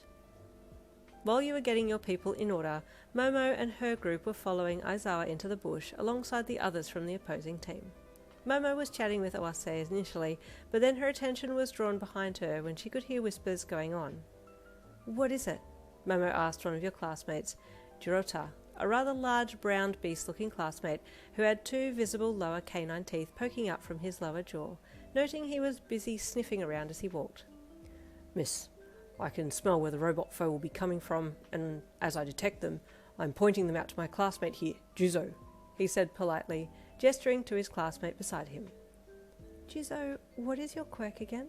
Momo asked the spiky beige-haired male, who gave her a rather sharp stare, his very visible large teeth sitting well outside of his skull as he stared at her for a bit. I can soften things, and swim through them if need be, he said. I'll soften the ground in front of the robots when they come out, and let them fall into the mud, gluing them in place, he said proudly. That's very good, Momo said, impressed that her fellow teammates were being so proactive. She then turned to Ida, who was walking close by, and waved to him to come over so that she could talk to him. You're the fastest on our team, she said quietly. What do you think would work best for you, going last, if we disarm and disable all the robots so you don't have to worry about them? That would be ideal, he said with a firm nod of his head. But if it slows everyone else down to be engaging and neutralizing the robots, then we must consider their speed as well. Good point, Momo said, pressing her finger to chin while she thought. I wonder what plan Yin has from her end. She'll be given the baton first. Back at your end, most of your teammates had come up with a plan. As long as they knew the vague direction to run in, they would be fine. Your only concern was Denki, who you knew had a rather large drawback if he used his quirk. Denki, do you think you and I should go together? You asked him. If you end up using your quirk to jam the robots and go overboard, you'll be stuck in the bush not knowing where to go. Yeah, that's a good idea actually, Mina piped up, walking over to assist the conversation. But then you need to run twice, Yin, she said, because you can't say that you and Denki were a single run. We'll be disqualified. You hummed. I would need to get back here super quickly, and I don't think turning into a fairy and flying would make me any faster. Also, I'm liable to get eaten by a bird or something if I'm in fairy form for too long and flying around out in the open. Wait, Mina said suddenly. Ida is on the other end of our team, right? Ida it, Denki suddenly said excitedly. Oh, speed! You said with excitement. You knew what Ida it was. Okay, maybe Denki and I will go first as the possible slow team, and then I'll catch a ride on Ida for the way back and can tell him where to go. I have an idea too, Komori said as she bounced into the conversation. I'll give you some mushrooms to drop along the way so you can follow a trail back here. That's great, you said ecstatically. We're ready for this. Aizawa and Vlad gave you about 10 more minutes before go time, and then Vlad walked over to you and handed you the bright, pink, lightweight baton, noting that you were also holding some bright red mushrooms in your other hand, as was Denki. Okay, he said. Take this. When you hear the start bell, you can run. Okay, you said, standing with Denki beside you. Are you both running? Vlad asked. You do realize you all have to do a run at least once for it to count, and you can't run with someone else. You'll have to do another run on your own if this one is counting as his run, Vlad said, pointing at Denki. I know, sir. I have a plan, he said with a smile, and he nodded. Okay, good luck, he added. You both thanked him and then waited nervously for the start bell to ring. All your senses were tingling now, feeling for that bell. Suddenly a loud buzzer sounded and you looked up, waiting for the flare from Momo. There it is, you said to Denki as soon as you saw the pink flare heading skyward, and Denki grabbed your hand eagerly. Let's go, he shouted, running into the bush, heading straight for the flare. Good luck, you two, Komori shouted after you. Go, Yen! Go, Denki! Mina shouted. You can do this, Ribbit! Tsuyu called, their cheering being backed by the others on the team who were also shouting and whistling their support. We can do this, you thought, as you headed in as straight a line as possible, dodging trees but also keeping one eye on the sky for that flare trail. Denki was keeping an eye out for any robots, and so far so good, but he knew that they wouldn't be sitting in plain sight either. That would be too obvious. As you ran, you dropped a mushroom, putting them in places you felt would be really obvious, but also hoping that none of the forest creatures would come by and eat them. I think we're making too much noise around here for any creatures to want to be close, you thought as you dropped another one. As the mushroom fell to the ground, you stumbled, your stumble pulling on Denki's hand and making him duck a little, but as you both bobbed your heads down, you heard something whiz overhead, and Denki reached out to pull you close and shield over you. What was that? You asked, having heard the noise above you. I think it was one of the robots shooting at us, he said, as he kept his arm over your head. Keep down. I'll look around. You felt him crouch up a little bit, and then heard another shooting sound and flinched. Yep, he said as he ducked back down again. There's a robot to our left. It's still a distance away, but it's seen us. If we get up and run, do you think it will follow us? You asked. Yeah, it's got some kind of tracker in it, he said, as he looked up again and got shot at again. It can sense when I'm there. Just then you heard mechanical whirring start up and a dull thudding following the sound, and you looked at Denki. It's coming this way, he hissed after looking up and seeing it moving towards you both. Okay, we need to stop it because if we don't, we're going to get shot at and lose points, you replied. Do I have to use my quirk so early on? Denki panicked. No, I have an idea. I can make myself small enough to fly inside of it and pull a wire out, you said. But you just need to keep safe until then. I don't know if it's got a heat-seeking ability, but if you stay out of its sight, you should be fine, right? We don't have time, Denki panicked. Quick, I'll try and distract it while you attack it, he said, and you nodded and made yourself into a fairy, shrinking down and then quickly flying around behind a tree and using it as coverage as you slipped from tree to bush to tree to get around behind the robot so as not to be seen. It appeared that the robot hadn't seen you and was only focused on Denki, which was good as it gave you time to get right around behind it and slip between the neck part and the body part of the machine and find a wire to pull. Thankfully, the mechanics of this machine were easy, and you grabbed for any wire that you could touch and yanked it, pulling two out in one go. The machine made a funny noise and then shut down, and you quickly flew back out and around to where Denki was hiding behind a tree. Quick as a flash, you switched back to human form and grabbed his hand. Let's go, you said excitedly, elated that you had managed to sort that robot out super fast. He grinned and pushed off the tree. Let's go, cutie, he replied, running with you as you took off again. There were two more robots that you came across and narrowly missed getting shot at, but you managed to neutralize them too. Do you think we're getting close? You panted at him as you continued to run, getting low on your mushroom drop supply as well. I don't know, he panted in reply. Should we call out to see if anyone replies? What if the robots can sense us? You asked. It should be okay, he replied. Momo! He shouted into the bush. Are you around here? You both stopped running for a second to listen, but there was no reply. Damn, he grunted, still panting heavily. Just as you started to move again, you heard a noise and stopped. Wait, Denki, I think there's another But your sentence was cut short as a flurry of red-dyed pellets shot at you and Denki, and you both had to hit the ground heavily. Oh, damn. This one's an automatic? Denki hissed. You slowly popped your head up and looked around to locate the robot and saw that it was a different-looking one to the previous ones.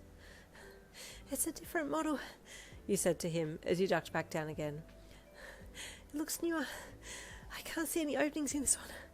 I'll try and see if I can shrink down and get inside of it, but if not, we might need to look at outrunning it, or you might need to use your quirk. Oh, damn. Denki grunted. Neither of those options sound good. Let me see if I can stop it first, you said as you prepared to shrink down to fairy size. He nodded and you turned into a fairy and then flew up, but this robot had more accurate sensing technology than the others and started firing as soon as it spotted you. Oh no, you gasped internally when you saw a torrent of pellets coming for you. If those hit me, I could be seriously hurt. Denki, immediately concerned for your safety, jumped up to grab you and caught you in between his hands and then yanked you down, one of the pellets smacking him in the shoulder and splattering everywhere with a squelch as he dropped to the ground again. Denki! You gasped as you turned back into human form, curled up on his lap in his arms with him cradling you like a baby. Sorry, he panted, wincing as he moved his arm. I just saw it was starting to shoot again, and if those bullets hit you, you could have been caused some serious damage because of your size. I was so worried. He hugged you close, the relief of having you safe washing over him. It looks like I might have to try and sneak around it, you said, still within his embrace. Okay, I'll try and distract it, he said, with another wince as he moved, and that's when you saw the red dye across his arm. Oh no, Denki! You gasped. Are you okay? You got hit. It's really painful, but as long as I took it for you, then I'm okay, he replied with a grimaced smile. I'll fly around low behind it, you said. Stay here, and if it looks like it's spotted me, then try and keep it occupied, you added. He nodded. Okay, will do, but please be safe, he begged. You nodded. I'll be okay, you promised. Shrinking down again, you kept low this time and skirted around the trees and bushes and stayed out of sight of the robot. You figured if you couldn't see it couldn't see you, and this appeared to be the case since you managed to get around behind it without it knowing that you were there. Slowly and keeping your wits about you, you flew silently up behind the robot and tried to look for an opening to slip into, but it had no spaces. All of its panels were locked right together with no areas to access. I can't get in this time, you thought, as you snuck away slowly and made a wide circle back around to find Denki again. Spotting him in a clearing, you flew over and crouched beside him before turning back into a human again. Oh, he said with surprise at seeing you suddenly there. Did you get in? No, I'm sorry, you said sadly. There's no gaps. I can't get inside and pull any wires. So, it's up to me now? He asked worriedly. I believe in you, Denki, you said encouragingly. But if you're not up to it, we can find another way around this. I could keep it busy while you run, you offered. No, it's too dangerous, Denki said. I don't want you to get hurt in human or fairy form. I'll take it on. I just need you to stay back. I can do that. Don't worry about me, you said with a smile. Okay, he said, his brows furrowed with worry. I'm honestly more worried about hurting you than my short-circuiting now, he said honestly. I'll be safe. I can stay airborne, so I'm not touching anything, you reassured him. I'll stay back so I'm out of your range. Okay, he sighed. You nodded and shrunk down and then flew back along the ground as best you could, then around behind a tree and flew up it so you could peek around from behind it to keep an eye on Denki. There, from your safe spot, you stopped and then hovered to watch. Denki stood up from where he had been crouching and then adopted a fighting stance, squaring off with the robot even though he looked terrified. "You know what time it is?" he called to the robot. The robot responded by shooting pellets, rapid-fire style at him. "It's... Ah!" Denki hissed, copping a pellet to his other arm. "Okay, no time to banter. I have to do this!" Throwing his hand out, he discharged quickly, his quirk shooting lightning from his hand in the direction of the robot and zapping it pretty firmly. The robot twitched slightly and its aim swiveled off kilter. A little more, you thought, scrunching your nose as you willed for the robot to give up. "Come on," Denki hissed, pushing out some more electricity. 10,000 volts! He shouted. Suddenly his area of impact widened and the air around you filled with static. The robot that had been once shooting pellets so confidently was now jerking around wildly and then made loud buzzer noise and collapsed, signalling for Denki to stop. But unfortunately he had now overdone his quirk and was standing there staring off into nowhere. "Denki!" you called as you flew over and turned into human form, getting to him just as his short-circuiting effect kicked in. "Hey," Denki warbled, punching his thumbs up at you. "Oh, are you okay?" you asked sadly. "It's okay. You're safe now. And you stopped the robot, so well done." "Way," he sung again, snot dribbling down his face. "You're still so cute," you said as you kissed his cheek and kept a firm hold of his arm to stop him wandering off. "It's okay. We'll wait here until you recover. The others can't be far away now." "Yin?" you heard someone call, and you looked up and around but couldn't see anyone. "We're here," you called back. "You're not far from the base," the voice said, and you recognized it as Shihai, your classmate who could merge with anything dark. "Shihai?" you called. "Where are you?" "I am one with the shadows," he replied cryptically. "Momo sent me to look for you, as she deducted that you would be close by, and we heard shots being fired." "Yes, we're okay now. Denki stopped the robot, but..." You looked at Denki beside you as he twitched and made erratic movements. "He's just recovering from his quirk at the moment. I'll try and lead him. Can you tell me which direction to go in?" "This way," Shihai said, suddenly poking his head out from the shaded side of a tree nearby. You jumped with fright, which he appeared to enjoy, having a slightly sly and sadistic side to him. Thank you. I might be a little slow," you said, trying to encourage Denki to walk in the direction you wanted to go. It was slow going, but then you started moving more purposefully as Denki was gaining his cognizance again.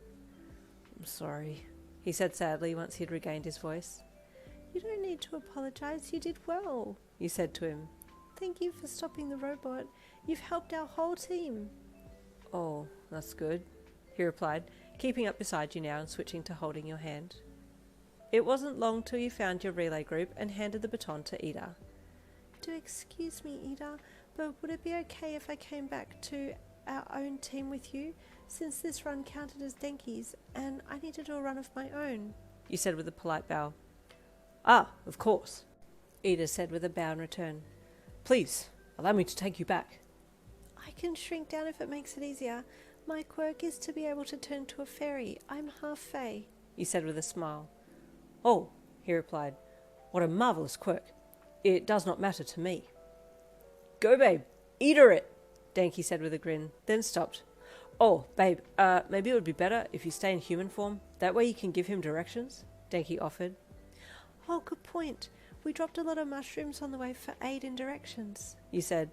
"Okay, human form it is." "Okay, guys, go, go," Momo said urgently. "We're losing time." "True," you gasped, jumping up onto Ida's back. "Okay, go," you said urgently, and he took off running. Denki watched you and Ida disappear into the bush and smiled to himself. She told him that she was half fae. That's the first time I've ever heard her voluntarily tell someone her heritage. You and Ida flew back through the bush, and you were moving so fast that you almost missed your mushroom markers, but you still managed to spot a few, and in a matter of seconds you were back to your other team, and Ida passed the baton to Komori. "We took out all the robots," you said to her as you jumped from his back. "So you don't have to worry, unless they've put out more, but we didn't see any on our way over." "Okay," she said, taking the baton and turning to the bush. "I'll be going now. I'll follow my mushroom babies." "Good luck, Komori," you shouted as she left, your cheer being backed by your teammates. It was relatively okay going from there, and it felt like a long time, but all your teammates finally went through, as well as yourself, and then you sent up a flare to let Aizawa know that you had finished. Unfortunately though, your team came in second to the other team. They had already finished a good 5 minutes earlier due to Todoroki's ice quirk making an ice path through the bush and freezing all the robots in place. Your team also lost points for Denki getting hit twice, but you personally felt like he was MVP of that day. I don't care that we came in second, You said to him as you sat side by side eating lunch together later.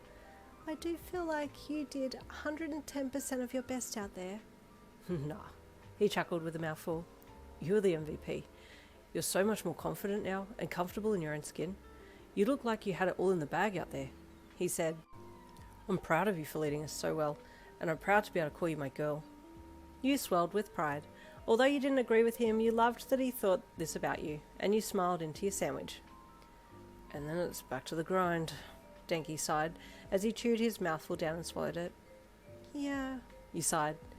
but at least I have the assignment on Quirk family history done. I can hand that in when we get back. Oh, crap, Denki hissed. I totally forgot about that. When's it due? This Wednesday. You replied. Damn, he said firmly. Now I got to get onto that. I can help you if you like. You offered. Would you come to my room? He asked with a sly look and an eyebrow wiggle. Your face flushed and your cheeks felt hot, so you had to look away to hide the look on your face. But I need to make sure that you do your assignment and we don't get, You hummed. Sidetracked? He asked with a chuckle. It's so easy to be sidetracked when you're around me, babe, he said. You gave him a shy smile and reached for your necklace that he'd given you, still hanging around your neck. Oh, You suddenly gasped. I had my bracelets off when we, were out that night and the, bad person got us. You said evasively, trying not to say too much or the wrong thing. I haven't told Mum about it because I don't have any phone reception out here, so I'll have to get her help restoring my aura when we get back, if my aura is all out of place. You said. Yeah, she'll know what to do, Denki said with a nod. She always does. You replied with a smile, taking his hand in yours under the table and continuing to eat your food. That afternoon you all packed up and got back on the bus again to go home. You were looking forward to a shower and your own bed, but you had enjoyed this camp. It wasn't as much fun, obviously, as the beach getaway, but you felt like you and Denki were much closer now and you could rely on him for anything. In another few hours you had all packed your things, boarded the bus and left the campgrounds, and the bus had pulled back up outside Heights Alliance, and then you all got off and got your bags. Do you need a hand? Denki offered, getting your bag for you and slinging it over one shoulder, not wobbling as much this time when he lifted it. You've gotten stronger, You commented as you watched him walk with it. It's the power of love, baby, he said back over his shoulder to you. It's because you're here with me that I can help you like this. Denki, let me know when you need me to release my quirk to put the bag down, Yorika said as she walked alongside him for a bit. Oh, you cheeky boy, You gasped. Achako, is he using your quirk? Oh, was I not supposed to say anything? Was it supposed to be a secret? Sorry, Denki, She said apologetically. Ah, damn, Denki grunted. I had a foolproof plan. No, you didn't. Sarah laughed from the other side. You giggled and took your bag from Denki once Yorika had let her quirk go. You don't need to try and be anything for me. You chided your man. You're perfect just the way you are. Thanks, baby, he said as he slung an arm around your shoulders and bent his head to kiss you on the top of your head. You smiled and let him pull you close. You loved your man. That night you rang your mum and she answered the phone eagerly. Oh, thank the powers above, She whispered. I had a bad feeling on Saturday night, so I held a vigil in your honour. She said. Hi, baby, your dad greeted from the other end of the line as well, obviously standing next to your mum as she had her phone on loudspeaker. How are you? Your mum's been worried about you. She was getting all kinds of signals and to turn this house into an apothecary. I can hardly see for the smoke, he said. Oh gosh, You gasped and then giggled. Mum, I'm okay. Something did happen though, but I'm okay. Thank you for sending positivity and protective energies into the air. Did you have your gems on? Your mum asked. I'm so sorry, Mum. All I had on was the rose quartz from Denki. You admitted. I should have kept all of my negative energy absorbers on, but I had a shower and I took them all off. That's okay, my love. Come home tomorrow night so I can ground you and make sure you're okay, your mum said. How's Denki?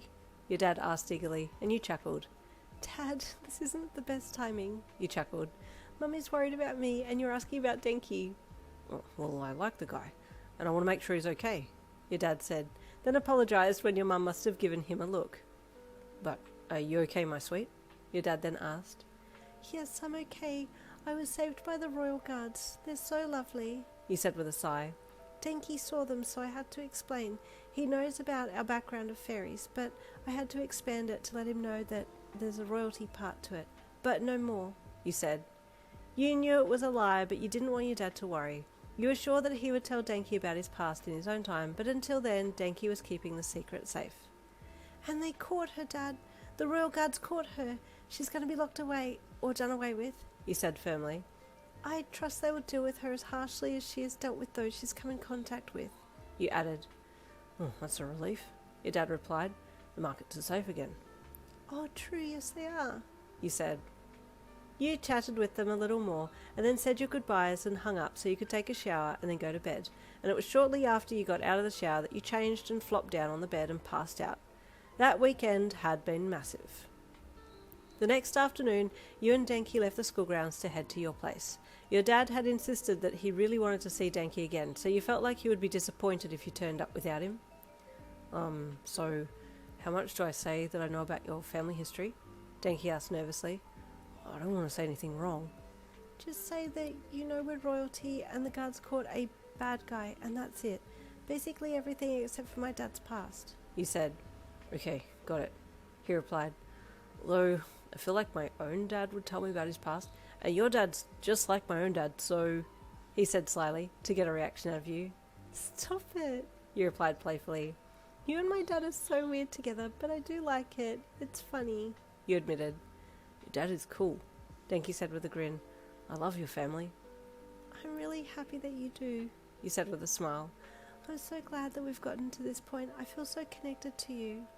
Same with me, Denki replied with a squeeze of your hand and a quick kiss to your lips. And to think it all started with a cute little love letter. I know, who'd have thought? You replied emphatically. Oh, and also Tetsu and Kendo are dating.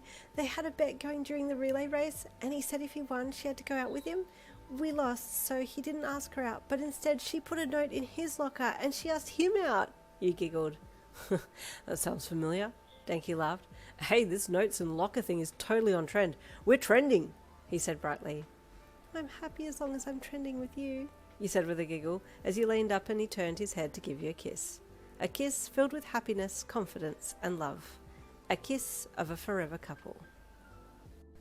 Your mum delicately placed the crown of gems on your head, a beautiful golden wire wreath intertwined with all of the gems for prosperity and love. Rose quartz, vibrant green malachite, deep purple amethyst, royal citrine yellow, and of course the deep red garnet for passion and commitment, placed at the centre of your adorning. With a tear in her eye, your mum stood back to look at you. Oh, my sweet girl, she said with tender love in her voice. What a beautiful being you are, inside and out. Thank you, Mum, you said lovingly, trying not to tear up as well. Your father is going to be so proud to walk you down the aisle. He's going to fall over when he sees you, she said. You giggled a little and tenderly wiped an eye. I'm so excited, but nervous, you said with lightly furrowed brows. You may feel that way, but your aura is showing a clear and calm colour, your mum said knowingly. You know you've made the right choice, and we love Denki dearly. You leaned in and hugged your mum. She really was the sweetest. There was a knock on the door then, and your mum and you both looked over at it. Mrs. Lin and Miss Yin, we are ready for you, the voice said from the other side of the door, and you smiled. Thank you, Mr. Furuo. We'll be there soon, you called. We will wait with patient excitement, he replied from the other side, and you smiled. Won't be long, you said again. Well, my love, your mum said with a squeeze to your hand. Best not keep your man waiting too long. You smiled and walked with her to the door to head out into the hall. As you walked out, your beautiful white wedding dress flowed out behind you. Your mum had made it herself, crafting it from the finest silk that she had been collecting for months from a colony of silkworms deep in the forest behind your house. She had lovingly cared for them and bought many foods for them to eat, and in exchange she took some silk, making sure that she wasn't over-farming them. Down the hall you walked with her, the olden archways giving the place a medieval feel as you made your way to the doors that would lead out to the courtyard beyond. When you and Denki had been looking for a place to have your wedding, you'd both decided on an outdoor setting. Denki had very sweetly suggested that maybe your extended fairy family would like to watch from the safety of the trees, and he wanted them to feel like they were welcome. You had thought this was a very sweet gesture, and had readily agreed, since you'd been hoping for an outdoor wedding yourself. You'd seen the glowing butterflies a few times over the years, and had taken comfort in knowing that they were always close and always keeping watch over you.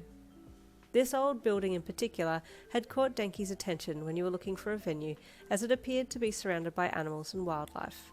Although it wasn't open to the public anymore, he tracked down the owner and asked if he could use it for his and your wedding. The owner agreed, finding this to be a sign of good luck and wanting to possibly market this place as a wedding venue if it was successful for you and Denki. You reached the giant iron doors that led to the courtyard beyond and waited, smiling at the two who were waiting for the signal there. "Wait, and I will get your father and take a seat in the venue myself," your mum said. "Also, your reception garment is already in the wedding carriage to go with you to your photo shoot place," she added, patting your arm gently before walking off into a side passage. She disappeared from sight, and you heard her speak to your father, who was waiting there round the corner, and then he stepped around from behind the wall and looked at you. At first he just froze, his wide eyes taking you all in before he raised a hand to his mouth and his eyes filled with tears. "You look beautiful, my Fae," he whispered in a shaky voice as he approached you, almost too scared to walk into your presence. You tearfully smiled back and held a hand out to him. "Come on, Dad, it's just me," you said with a smile. He walked over and took your hand and then wrapped your arm gently around his so he could escort you, and then he turned to the door and nodded at the guards. "We're ready. Are you ready?"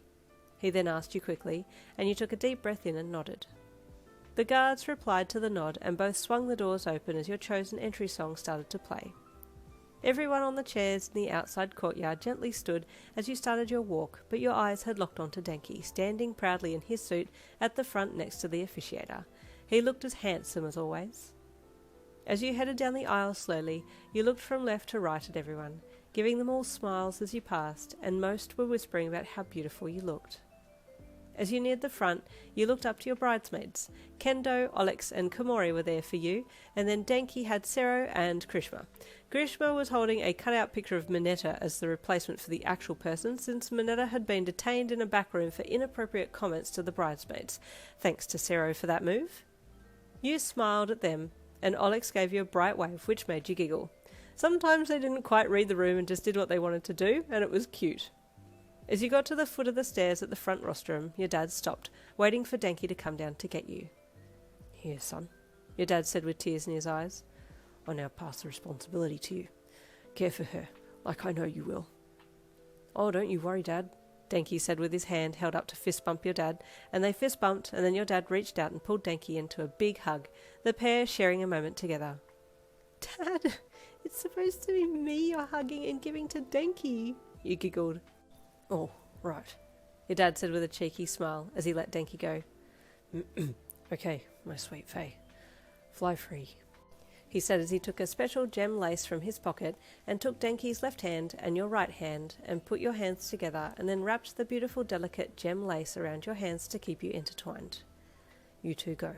Go together into the future and stay by each other's side," he said as he let you go. Denki grinned at you and then led you gently up onto the podium and stood facing you holding your hands in front of the officiator, who smiled at you both and then signalled for the music to stop playing. "We are gathered here today," he said in a loud voice, "to pay respects and to delight in the joining of Denki Kaminari and Yin Lin, who are today becoming one." There were some polite claps and whistles at his opening line, and he continued. "As it has been told to me, these two had an interesting start to their relationship," he began. While he talked about how you and Denki had met at UA, two glowing butterflies flitted around you and Denki and then landed lightly on your golden gemmed wreath crown, and Denki looked up at them, his face brightening. "They're here," Denki whispered to you, and you nodded with tears in your eyes. "I hope Grandma's here too," you thought. "Saria, Thillian, Please tell her I'm getting married to the love of my life. The officiator continued, and you tuned back in when he started talking about the part where Denki had wanted to find out who had been dropping cute little love letters into his locker. And so, the officiator said with a small chuckle, he caught her in a jar. There was a ripple of disbelieving chuckles and gasps through the crowd, and you looked at everyone and nodded. It's true, you called out. But hey, the officiator said, it's worked for this young man. He now has himself a beautiful fiancée and soon-to-be wife, but maybe it's not recommended for everyone. Maybe this is only to be attempted by professionals, he added cheekily, which caused another round of giggles. He continued on telling about how you and Denki had just gotten slowly closer and closer together over the years, to where you had graduated from UA together, and then how you went on to be pro-heroes together. We have ourselves 2 beautiful pro-heroes, the officiator said, and we hope for little heroes to come from these 2 in the future too. Hear, hear, your dad called, which made people giggle and chuckle at his comment. The ceremony continued on until it got to the vows, and then the officiator handed over to Denki to say his vows first. Oh yeah, Denki said, reaching for his pants pocket with his free right hand and fishing around in there looking for the paper that he had written his vows on, but he was unable to find them. He hummed, unable to let your other hand go to feel in his other pants pocket because of your hands being tied by the delicate lace gem. Zero, could you... Oh, yep, gotcha, Zero said as he felt into Denki's other pants pocket from behind him. Anything there? Denki asked, his pants being pulled askew by Zero fishing around in there. Nope, Zero replied as he pulled his hand out. Try the top pocket, Denki asked. So Sarah reached over Denki's left shoulder and felt into his top coat pocket. Is it there? Denki asked again, suit jacket being swished this way and that. No, Sarah said sadly. Man, where did I put my vows? Denki said out loud. Oh, dude, I have them in my pocket, Sarah suddenly said, reaching into his own top pocket and pulling them out. Oh, Denki said, and Kendo and Komori's face palmed while Alex cackled away. Silly, you giggled as Sarah handed the piece of paper over Denki's shoulder for him to grab with his right hand.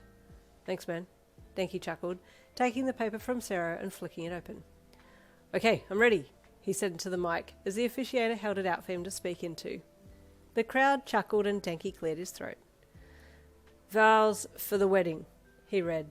Oh, wait, you already know that, he said, obviously reading the title that he had written at the top of the paper. You giggled. Yin, he said, looking down at his paper. I tried to write down everything that I wanted to say to you, he said as he looked up at you, but this paper wouldn't be able to hold everything. You gave him a teary smile. I can show you what I've written here, he said as he turned the paper around to show you. Yin, would you read it to the audience? The officiator asked you, and then held the mic out for you to speak into it. It says, you are my world, you said. There was a series of awes and ahs from the crowd of onlookers, and you gave Denki a heartfelt look. So, what does someone do when their world is in one person? Denki then asked as the mic was put back in front of his mouth. You want to cherish your world. Feed it, care for it, give it all the best things in life, right? Because if you give, it'll come back to you. The world provides you with belonging and meaning. Your world is where you live. If you love where you live, you take care of it. So with that in mind, know that you're my world and I would do anything for you. If you're sick, I'll be there for you. If you're well, I'll be there beside you enjoying the good times, he said. You teared up again. He had thought so much into this, it was really sweet and surprising that he'd put that much effort into his vow. You squeezed his hand that was in yours and the mic was switched over to you. Denki, you said gently. My vows are so boring in comparison to yours, but I feel the same way. Did you want to read your vows? The officiator asked you, and you shook your head. No, I think this is perfect as it is, you replied. Well, we'll move on then, the officiator said. With the powers bestowed upon me as the official celebrant of this matrimony, I now pronounce thee husband and wife. You may now kiss, he said, and Denki grinned and stepped forwards, bending you backwards as his lips locked with yours. There was a brilliant cheer among the onlookers, and you kissed for a bit before he stood you back up and your lips broke apart. Everyone started clapping as you and Denki did a quick switch of sides so that your joined hands were in the middle and you turned to face the crowd. "We're official now," Denki said brightly, and you grinned at him, the two of you raising your gem-laced hands into the air as a sign of "we did it," and more cheering erupted. The song to walk out started, and you and Denki headed down the steps first, followed by your bridesmaids and groomsmen, and shaking people's hands and sharing quick hugs to your most favourite people on your way out to the courtyard and into the foyer. It was the most joyous occasion, and everyone was in high spirits as they entered the foyer. "Yin, you forgot your bouquet," Alex said as they bounced over to you and placed a beautiful bouquet into your hands of mixed flowers from Mr. Sadatori's flower shop. Oh, thank you, Alex. There was so much going on, you said as you took the bouquet from your sprite friend. "You did look beautiful out there," Alex said with a grin. "There's also another that is looking rather lovely here," they said with a wink to you, and you pulled a surprised and curious face. "Who, Alex?" you asked. "The beautiful mushroom girl. I might ask her to dance with me," Alex said with a sly giggle. "Oh, Komori. Yes, we didn't get to spend much time together as a group when we were getting ready for the wedding, did we? You were always late," you teased. "Well, I'm technically in charge of the flower shop now since Mr. Sadatori's retirement, so I don't have a lot of time on my hands," Alex replied. "But I do wish that I had come a little more often. But not to worry, I'll work my charm in the short time that we have today." "I'm sure you will," you replied with a smile. "Yin, my wife," Denki said brightly as he turned to you after talking to some other people. "The photographer is calling for photos." "Oh, yes," you replied with a smile. "Let's go." "Everyone," Denki shouted, "photos outside!" And you and he led the way while everyone else followed after. "Yin, my love, you have some cute little butterflies on your crown. Let me shoo them before the photo," Mrs. Zenso said as she bustled over to you. "Oh, please," you begged. "They're very special. Leave them there, please. I would like them to be in the photo," you said. "Oh, are they tame ones?" she asked. "They've been on your crown the whole time. I watched them." "They're not tame, but I do love them so," you replied with a smile to her. "Well, it is your special day today, so if you want them there, then you shall have them there," she said with a quick kiss to your cheek, and then she bustled herself off. The photographer started calling out names of groups, and slowly photos were taken. There was you and Denki with Class 1A, and then you and Denki with Class 1B, and then you and Denki with the market vote, then families, then extended families, and the list went on until everyone had had their turn at photos with you and your new husband.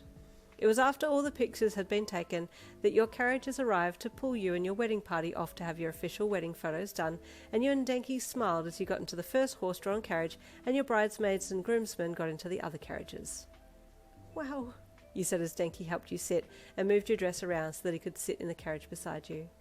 "This has been a very busy morning so far." "I know, right?" Denki replied as he sat down and closed the carriage door, and then you both waved out the doors to those standing by and waving at you. The carriage pulled away when you were all ready and took you down the road to a lovely national park where you'd have your photos taken in nature. For the next 3 hours, you and your small wedding party had pictures taken in all different places, but your favourite one was you and Denki standing in knee-deep water, kissing as the water sprayed up behind you. You had known that you were going to get wet, and so had a change of outfit for the reception, which your mum had placed in the wedding carriage for you, thankfully. Alex, too, had a change of clothes, since they had been the one to duck down behind you in the water pick and spray water up to get the effect that you wanted. After changing, you were back in the carriages and heading to the reception venue that was being held in a refurbished barn. It had a lovely rustic feel to it and was set up especially for wedding receptions, and you and your crew got out of the carriages and waited at the doors, ready to start the second phase of the night, the reception. "Everyone ready?"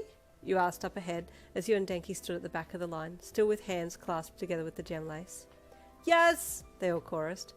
"Boys?" Denki asked. "Yeah, dude," they replied in various answers. "Minetta, you gonna behave?" Denki asked, looking at the purpleette who had been released for the reception under strict watch of Sero. "Yes," he sung with resignation. "Okay, let's go then," Denki said excitedly, waiting with you by his side, your hands still intertwined with the gem lace. The keepers on the door waited until the MC inside knew that you were all at the doors and waiting, and then called the attention of everyone in the room. The reception place came with their own MC, Master of Ceremonies, so this man was just making sure the proceedings went well. "Ladies and gentlemen, and those of other persuasions, realms, and entities," he greeted.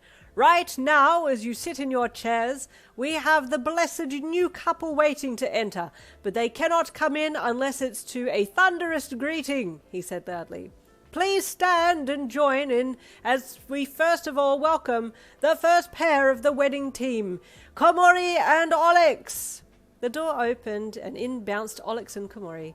Komori did cute little swishes of her dress to the timing of the backing music, and Alex damn near bust a hip. They were dancing so hard and cartwheeling and doing all kinds of crazy things, which had everyone in the barn alive with laughter and whooping. Once they made it to the wedding party table up front, the next couple were announced. "Kirishima and Mineta!" The two boys came walking in, and Kirishima looked very dapper in his suit as he waved to everyone, and Mineta waved as well. "Aren't they supposed to walk in as one from the bridesmaids group and one from the groomsmen's group?" One of the ladies in the crowd asked the lady next to her. "I've heard the little one can be a bit of a handful with the ladies, so they decided to walk him in with the boys," the other replied. "That's why he was represented as a cardboard cutout at the ceremony," they added. "Ah," the first replied, clapping politely as the next and final couple were announced to enter. "Kendo and Sero!" the MC called, and the doors opened again to have the handsome pair enter.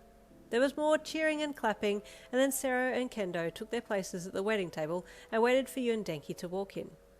"And now, folks, the couple you've all been waiting for, the new Mr. and Mrs. Yin and Denki Kaminari," he called. The crowd erupted as you and Denki walked in, still hand in hand with the gem lacing around your clasped hands, and you smiled and waved as you walked down the middle aisle to get to your table with your wedding party. "Oh, she's grown so much," one of the market ladies said to your mum as they stood side by side at their table. "She's beautiful," your mum replied as she watched you and Denki walk to the table to take your seat. Kendo took your bouquet of flowers and placed them at the front of your wedding table and helped you sit, while Denki also fussed over you from the other side, fixing your dress and arranging the chair for you.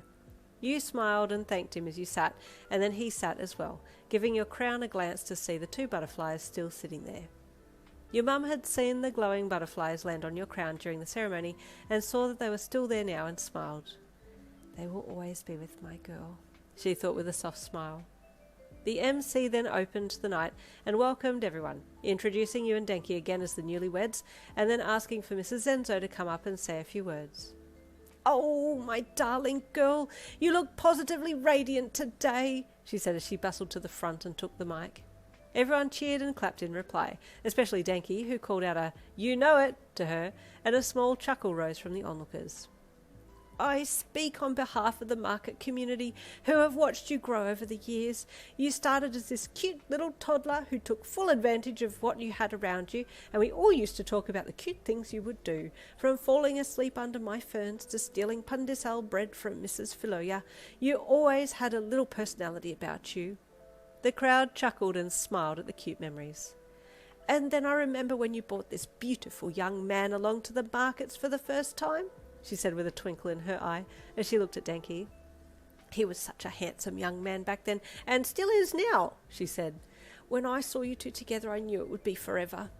An awe rippled through the crowd, and Denki gave them a big grin and the peace sign, which made everyone laugh.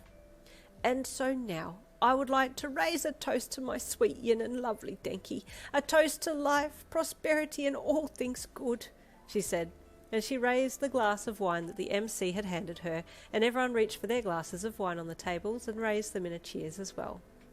"Cheers!" Mrs. Zenzo said, and everyone replied with the call of cheers, and the sounds of clinking glasses rose through the barn as everyone came together to push that good vibe into the universe. Once she had said her piece, she handed the mic back to the MC and took her seat, and he took over. "Thank you, Mrs. Zenzo, that was lovely," he said. "We will now be bringing around entrees, so sit tight while they come out and enjoy some music in the meantime. There's a signing booth over to your left if you would like to leave a message for the couple in the book, and there's also a picture booth on my right here if you'd like to have your photo taken. It will be placed in a wedding album for the newlyweds, and they'll be keeping that as a keepsake from today," he said. "I'll be back with more later." He then sat the mic down and stepped back, and the waiters and waitresses started flooding in with food on trays galore. You and your mum had gone to an organic wedding food wholesaler and tried some of their food and found it to be very good, so had asked for them to provide for your wedding, which they were only so happy to do so. Entrees were wild rice stuffed mushrooms, gorgonzola stuffed zucchini flowers, arancini balls and pumpkin scones, and your mouth started to water when the waitress approached your table with food. Thank you so much, you said to her as you took some of the items from her tray and placed them on your plate. It's no trouble, see, she said politely, and you looked at her when you recognised the familiar speech pattern. She was looking directly at you, and you noticed a green hue in her irises and slightly pointed, delicate little ears. Siblings, she said to you with a smile. He's my half-brother, see. He asked me to come today. Oh, you said with a gentle smile. It's lovely to meet you. This isn't my real form. He gave me magic to use today, see? She said with another smile. Anyway, I must keep on. The Queen sends her highest regards, she added, and then she stepped aside to let the others on your wedding table pick some food. Thankfully, the others on your table had been preoccupied, so they didn't hear the waitress when she spoke to you, but Denki had heard a little bit of it, and he leaned over. Hey, he whispered to you. Is she a fairy? Yes, you nodded with a smile as you leaned in to reply to him. She's Saria's half-sister. I wonder how many other fairies are here today to help with the wedding to make sure it goes well. She said the Queen sends her regards, so she knows we're getting married. Oh, that's super cool, Denki said. And the butterflies are still here, he added, looking up at them as they sat happily on your crown. Thanks, you too, he said, as he smiled up at the butterflies, watching as they opened and closed their wings in reply to his thanks. You smiled at him when he looked back into your eyes, and you squeezed his hand, which he returned. Hey, Mrs. Kaminari, you're looking pretty gorgeous today, he said with a grin. And you too, Mr. Kaminari, he replied with a giggle and a cute little smile. From the table close by, your parents were watching you and him, and your mum smiled when she saw both your auras blending and complementing each other. They will be a beautiful couple forever, she thought. They both have a beautiful light that cannot be dulled, especially when they're together. Once the entrees had gone around and everyone had eaten their fill, the MC got up again to continue the evening. Okay, we have more speeches now, folks, he said. I'd like to ask Mr. and Mrs. Lin to come up now, the mother and father of the bride. They have a few words they'd like to say. You and Denki clapped loudly, followed by the others in the reception barn, as your mum and dad made their way to the front and your dad took the mic from the MC. Good evening, everyone, he said into the mic, and he got some replies from the crowd. How lovely it is to have all of our closest, nearest and dearest together today to celebrate the marriage of my daughter to this amazing man, he said, throwing Denki a giant grin. You know it, Dad, Denki called, and a smattering of chuckles rose up from the crowd. I could talk all day about why my yin is the perfect daughter, but tonight I want to tell you all about how I know Denki is the perfect man, he said, and you squeezed Denki's hand and he smiled at you. I first met Denki when I was helping my girl move into the dorms, and when I tell you I saw sunshine walking towards the van itself, your dad said with a chuckle, which others also joined in with. I just knew he was going to be the one. It was very clear that he had a soft spot for my girl, and she had a very soft spot for him too. She couldn't look him in the eye, which was a very big sign to me that she liked him. Girls are funny like that, he said, and your mum nudged him. Oops, sorry dear, he joked, which made the crowd laugh again. Then he continued. Over the next few months, Denki became a household name for us. He's an expert at Instagram, so he came around to show me the ropes, and I think that's when I started to fall for him too, your dad joked. Dad, you whined with a big grin on your face. Denki burst out laughing. I'm joking, your dad said with a chuckle, while everyone else laughed as well. Anyway, at first I couldn't understand him. He spoke a language all his own, but thanks to the internet I now know how to speak like an OG. Right, Denki? He said with a giant grin on his face. Facts, Denki called out, and your dad handed the mic quickly to your mum and then ran over to fist bump Denki and then ran back again, which everyone found very amusing, and burst out laughing again. Your mum was just silently watching on with an amused look on her face, and you shook your head with a grin. You boys, you said to Denki, who was still laughing.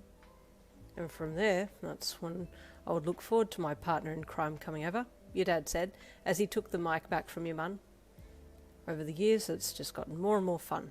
Last year we went on a family trip together to the beach and had Denki come along. I don't think I've ever laughed so hard trying to paddle a canoe in all my life, your dad recalled. You laughed, reliving the memory of those two in a canoe struggling to get it to go in a straight line, while you and your mum did just fine and had a wonderful time. Denki, your dad said, after the laughter had died down. We are proud to have you as part of our family now, and I am so honoured to get to be able to call you my son. You'll do well by our precious Yin. I know she's in safe hands, he said, tears welling in his eyes as well as your mother's, while you desperately tried to hold back tears of your own.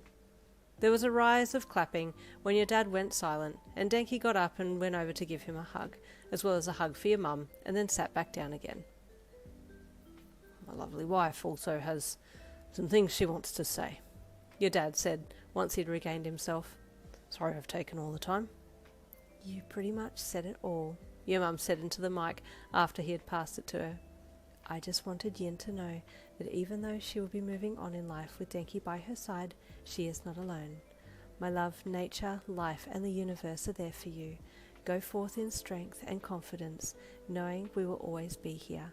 See, everyone in this room is here to help in continuing to guide you, nourish you, and support you.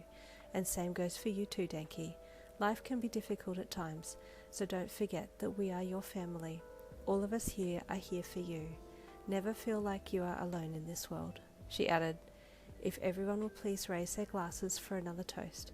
This one is to the bond, the strength, and the love between these two, she said, raising her glass and encouraging everyone else to do so as well.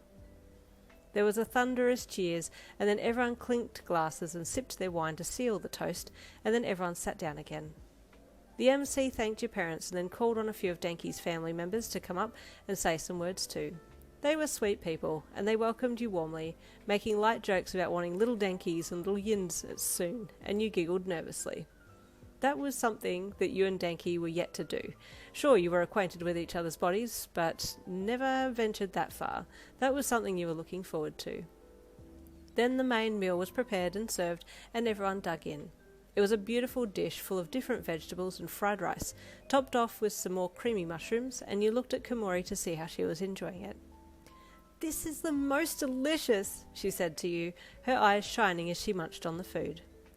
I do love mushrooms, Alex suddenly said loudly, and she turned to them. Oh, you do? What's your favourite mushroom? She asked them, and you giggled to yourself. Alex has definitely got an in if they can talk mushrooms, you thought. After everyone had eaten, the MC then called Sero to the mic to say his speech. And now we will hear from the best man, the one who's seen our groom at his best and his worst, the MC said, and the crowd chuckled. Sero got up and took the mic and then turned to Denki. So, the jar thing ended up being a good idea, he joked. He then turned to the crowd and explained what had happened leading up to the point where Denki had decided to try and catch you in the jar. Truth be told, you'd never asked about the lead up to that point, so you were fascinated to know what the backstory was. I warned them, Kirishima called out, and you leaned forwards and looked down the line at him and giggled. It seemed like Kiri was the only one who was careful in that regard. Denki and Sero appeared to be more do now think later type people. Sero then shared funny stories of Denki in high school and out of high school, telling you that it wasn't too late for you to run now, which he was joking about. He knew you and Denki were meant to be. And then after Sero's speech was Kendo's, she gave a beautiful speech about how you had grown as a person next to Denki, how he had pulled out the best in you, and how your confidence had skyrocketed over the years. If you compared our Yin to what she was in high school to now, you wouldn't recognise her. She's a completely different person now, in a good way. And Denki, she said, addressing your new husband, I know I was harsh on you for catching Yin in a jar, but sometimes you just gotta do what you gotta do, right? To get the one that you want.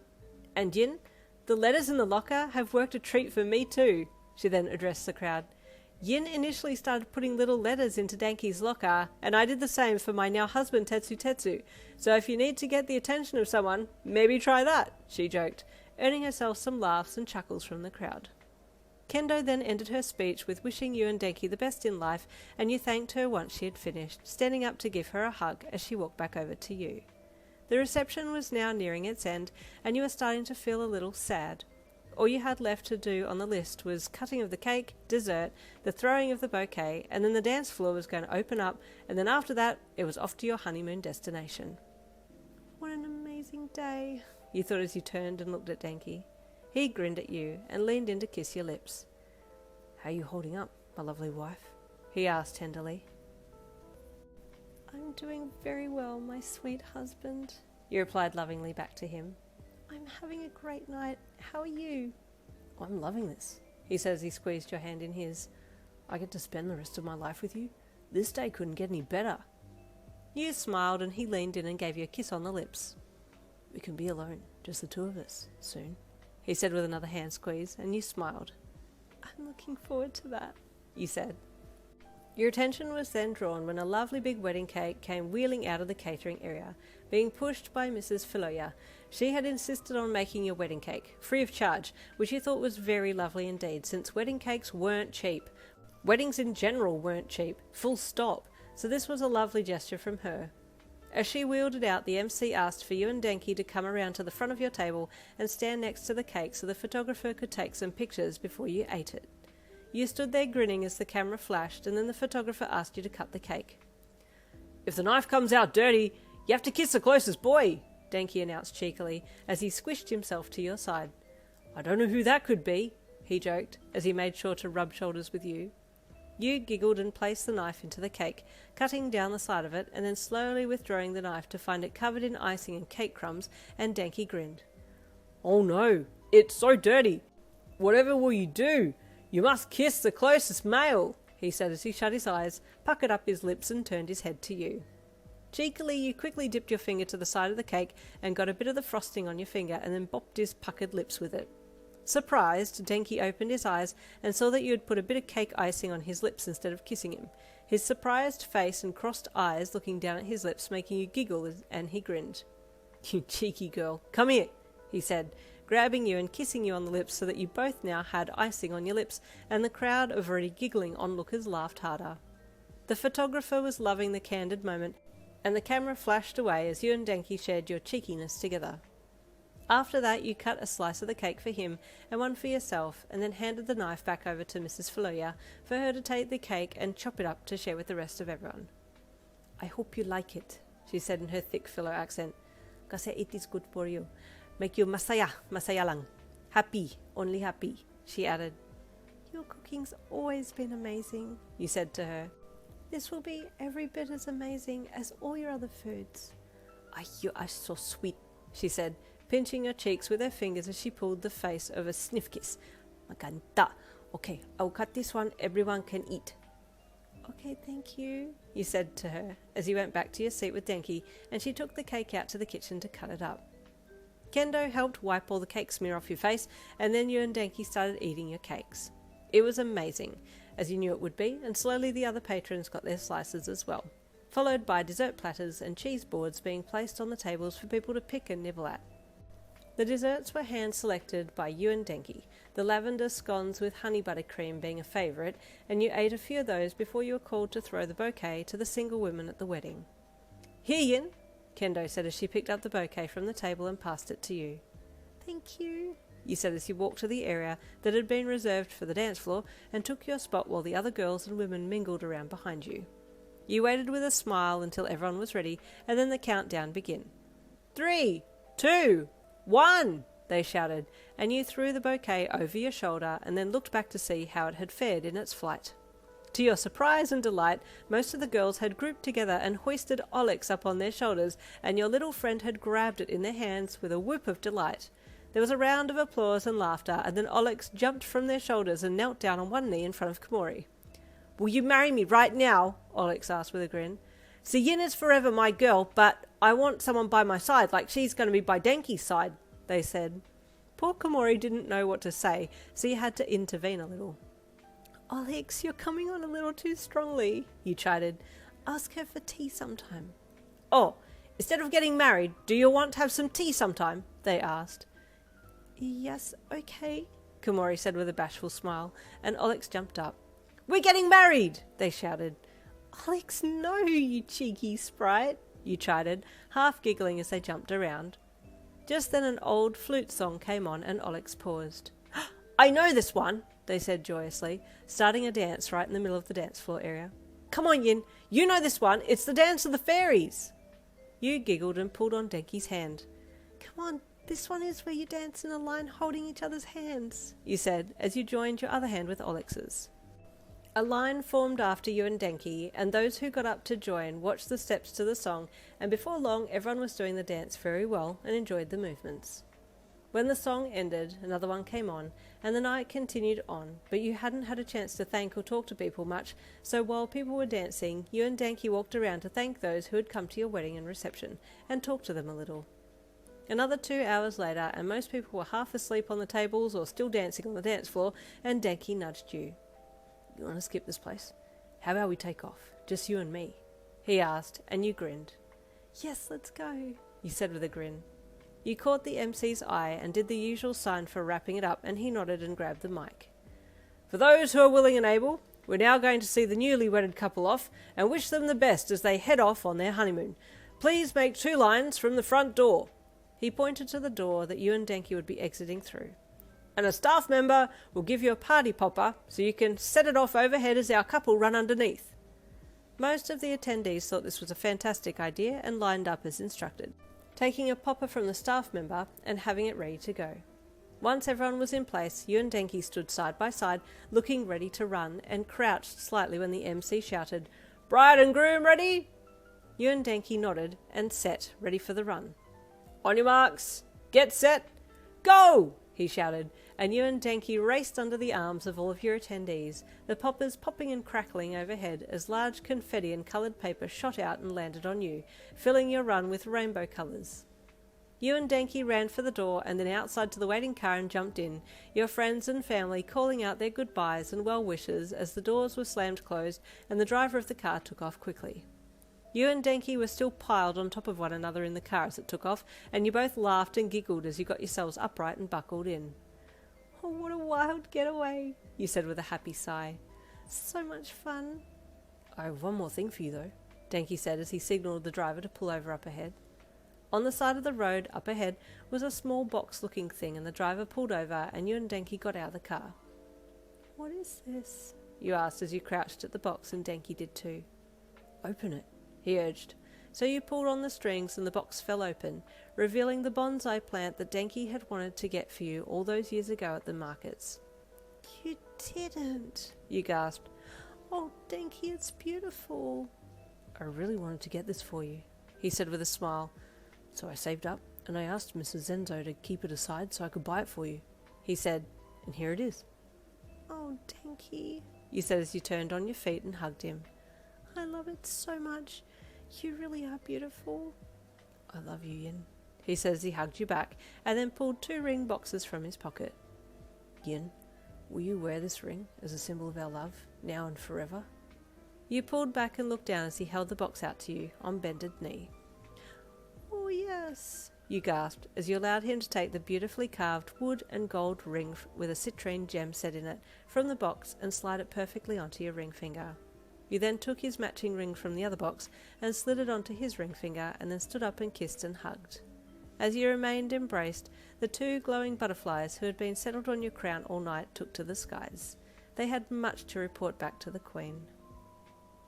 And there ends the completed book of cute little love letters. This next little part is what you'd probably call a prequel or a bit of a side story about how Yin's mum in the story and Yin's dad in the story met in the forest. You are welcome to keep listening to that, or you can turn it off now and go to a different book. If you're staying on, keep listening. I'll see you there. He ran blindly, his heart pounding in his chest. Tree limbs and bracken were smacking him in the face, making his skin sting, but he didn't feel it. The adrenaline was so high. He wasn't used to this feeling. His legs felt wobbly and oh so long. His arms felt like they were 3 meters long. It was weird. It didn't feel good at all. Stumbling over a proud tree root, he tripped and fell, smacking his right knee heavily into the ground. With a loud thud and a cry of pain, he hit the dirt and rolled. Having run for so long, finally being forced to stop felt good, and so he lay there panting rapidly, holding his right knee and staring up at the foliage overhead, trying to work out what to do next. Ragged, pained breaths stole a little of his life force, and he rolled on his side and squeezed his palm around his right knee. He looked down. There was blood everywhere. He removed his hand from his knee as he sat up and turned his palm to face him. His palm was covered in blood, and then he looked down his front.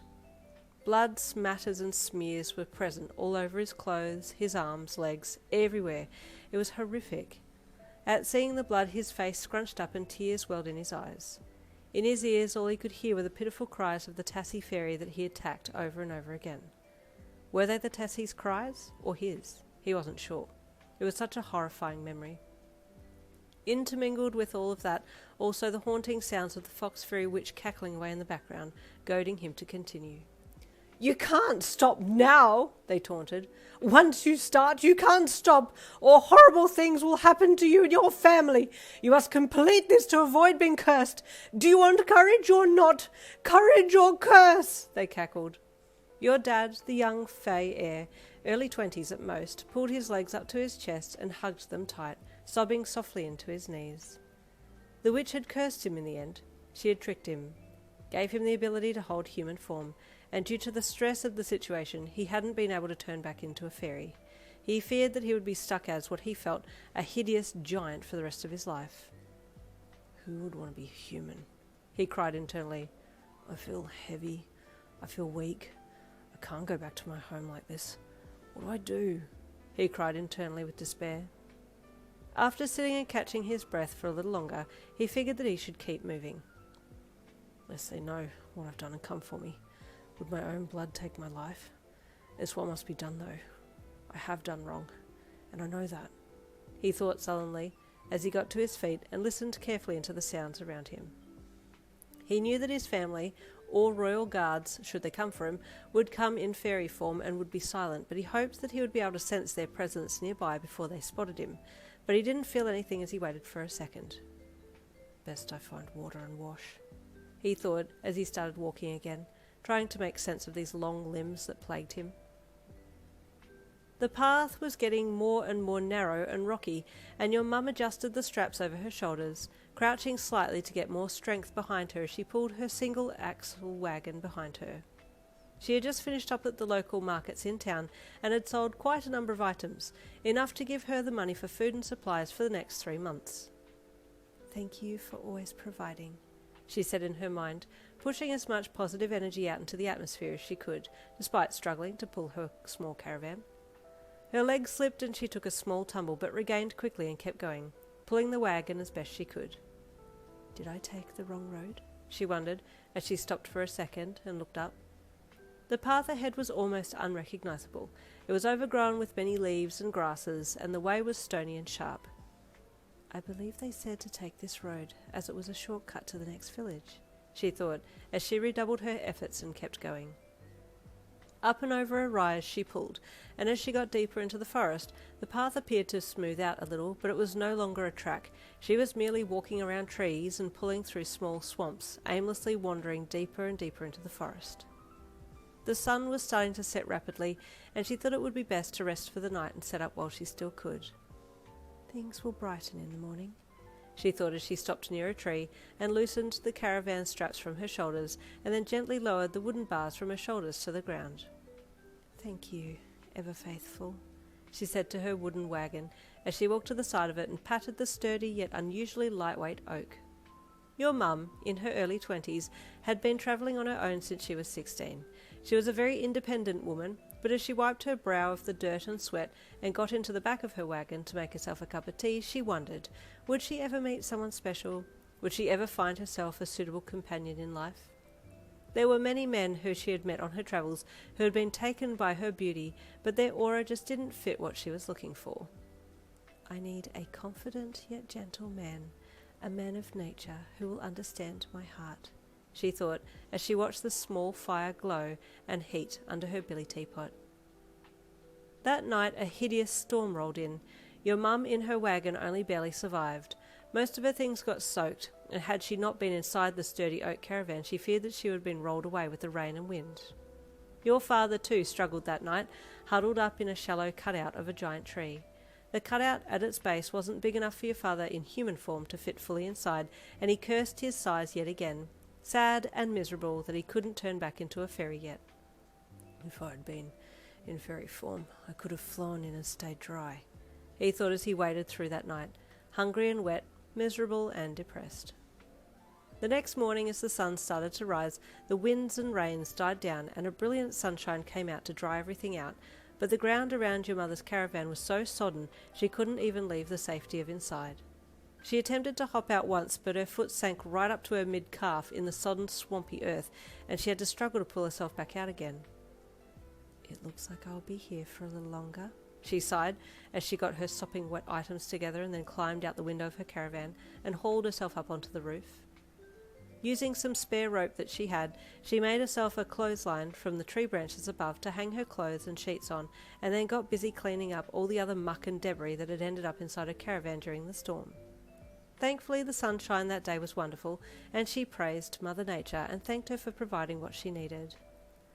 "Although I cannot leave my caravan, at least I have supplies for the next week here and can dry my clothes," she thought as she pulled some dried foods from her food locker and ate them tenderly. "Another day or two and I'll be able to pull myself out of here," she thought. The next day was intense for your dad. The ground everywhere was sodden, and some places were so wet he sank right into the ground up to his thighs.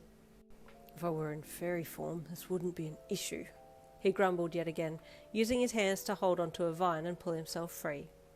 Your dad was a fairly fit young man. He had trained with the Royal Guards, and his physique showed his dedication. His arm muscles bulged as he pulled himself free, hand over hand, climbing up the vine until he was free of the mud. Then he used that vine to swing himself to a more sturdy point on the ground. After moving on a little more, he stopped. "I'm going to need some food," he thought as he looked around to find something to eat. Nearby there was a wild berry patch growing, so he made his way over and ate some of the berries, filling his stomach with some sustenance. After having had some food, he felt a little better and tried using his transformation skill. This time it worked, and he shrunk down to fairy size and flew up and around. "Oh, this is good. This is very good," he thought as he flew in a loop and then headed off further into the bush. That night remained dry, and your dad bunkered down under a large mushroom to sleep for the night, using some soft grasses as his bed and a large leaf to snuggle in under, lest a forest creature find him particularly interesting and food-like and wanting to have a small taste of him to see what he was. And your mum slept well, new dry sheets on her bed and her previously wet clothes all dried and packed away again. The clean out of her caravan had been good. It gave her a chance to tidy up a little and give the inside a good scrub down. That next morning, your mum was up early inspecting the earth around her caravan, and although it was still a little muddy in places, it was better than yesterday, and she softly walked around barefoot to inspect how her caravan had fared. It had held out well, but the large spoke wheels were more than half covered in thick mud and had sunk quite a lot into the ground before it had started to harden. "I should probably try and dig it out," your mum thought, climbing back into her caravan to grab a shovel to try and dig her wagon free so she could keep moving. Starting with one of the back wheels, she started digging into the soft earth with her shovel, only to watch with horror as the soft earth filled in quickly from where she had tried to dig her caravan free. "Oh," she thought as she stopped and stood back, watching the earth swallow her wheel up again. "This will not do. Perhaps I should try and find a wheel that's stuck in more dried dirt so that I can move it more readily." Walking to the front of the wagon, she checked the status of the wheels there and found the front left one appeared to be stuck in earth that was more dry, so she attempted to dig it out, only to find the earth underneath was still sodden and it sank in as soon as she started to dig in it. Your mum stopped and sighed. "Well," she thought as she stood back, "best I set up to stay here for a few weeks until the earth is completely dry and I can dig my way out properly."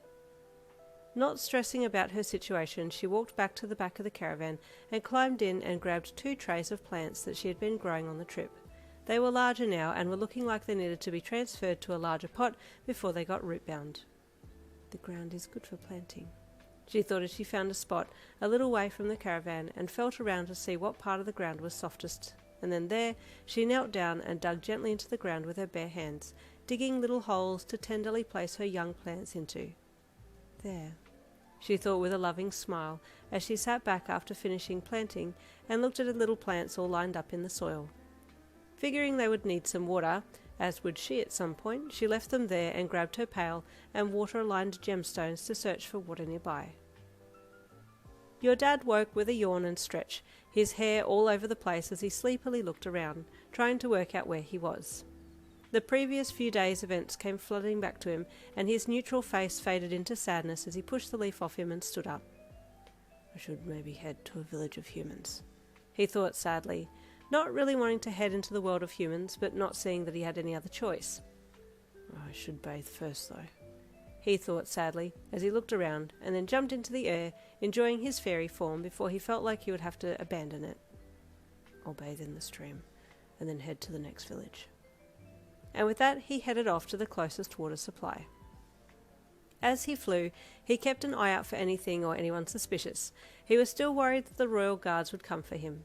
He believed that his family had now found out about his crime and were out to behead him. He also worried that the fox Faerie would come for him herself and do something else to him. He wasn't sure, but he was just paranoid and still shaken from what had happened. Gingerly approaching the stream, he flew down low and landed on the earth there, waiting and watching before turning into a human, but before he switched forms he felt vibrations in the earth and stopped himself. Looking around, he backed back up against a young fern and waited. The vibrations felt like they were a little distance away, but he didn't want to risk anything, so he stayed hidden. After a while, the vibrations disappeared and he waited again. What was that? Was it an animal? A human? It felt like it was bipedal, he thought, before turning into a human and looking around.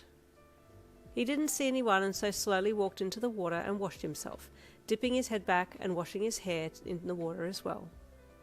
Once he had washed as well as he could, he stepped out of the water and turned back into a fairy and started to fly again, making as straight a line as he could towards the nearest human village.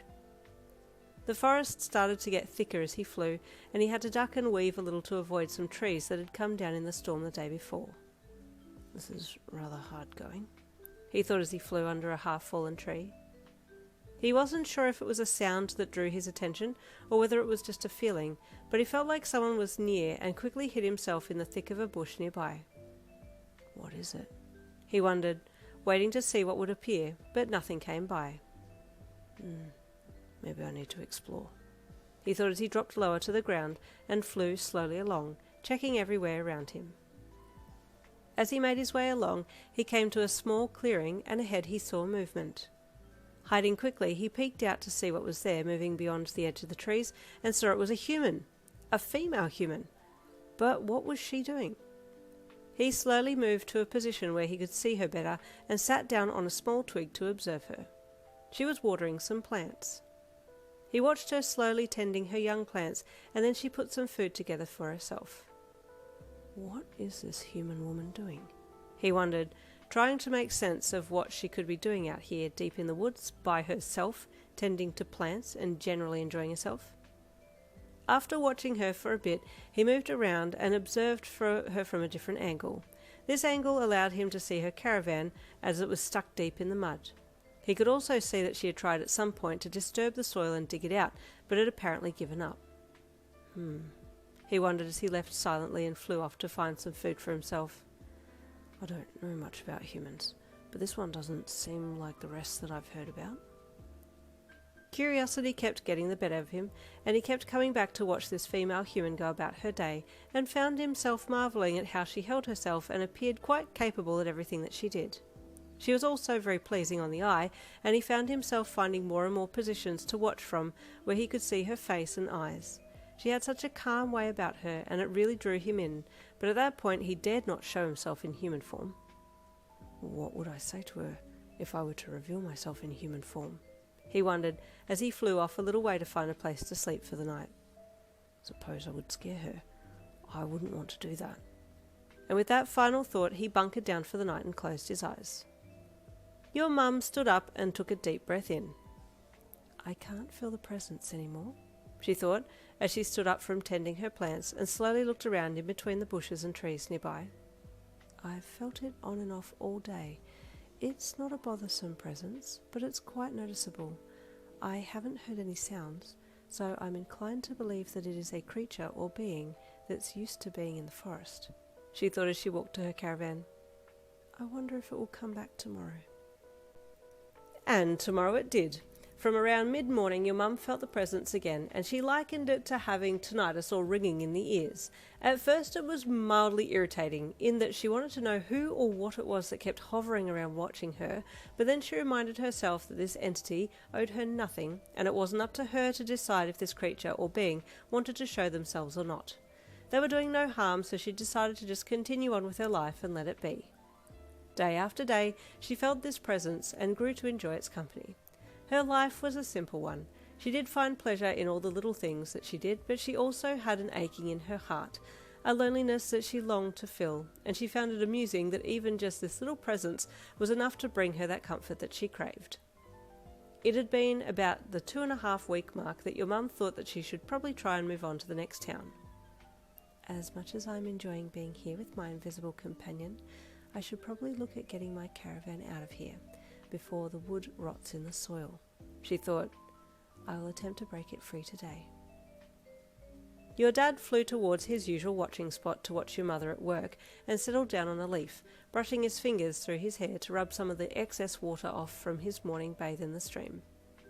She really is a beautiful human, he thought with a smile as he watched her tend her plants and then pick some leaves from them to use for her morning tea. I wouldn't mind trying her tea. It looks delicious, he thought, his heart aching in his chest. It had been a while since he had had anyone to talk to, and was starting to feel rather lonely in the bush. Back home in the royal palace, he always had people around.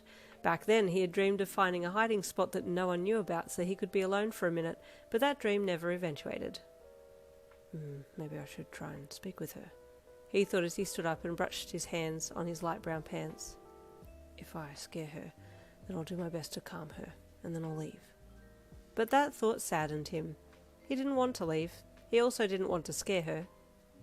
Gathering all the courage he had, he flew to behind a tree and turned into human form, standing there with a heavily beating heart as he debated on what to say first up. I'll just ask her what she's doing here, he thought, looking down at his hands and body, checking to make sure that he really was indeed in human form. He didn't want her to know his true identity. Taking one final breath in, he stepped out from behind the tree and looked at your mum, who was crouched down side onto him, gently watering her plants again. A lady such as yourself shouldn't be alone here in the woods, he said in his best royal accent, trying to look strong and capable, expecting to possibly sweep her off her feet with such a beautifully spoken line. But this woman didn't even look up at first. It was almost as if she had expected him. She finished tending her plants and then stood up and faced him. It was only then that she paused for a second, her beautiful eyes calmly gazing into his.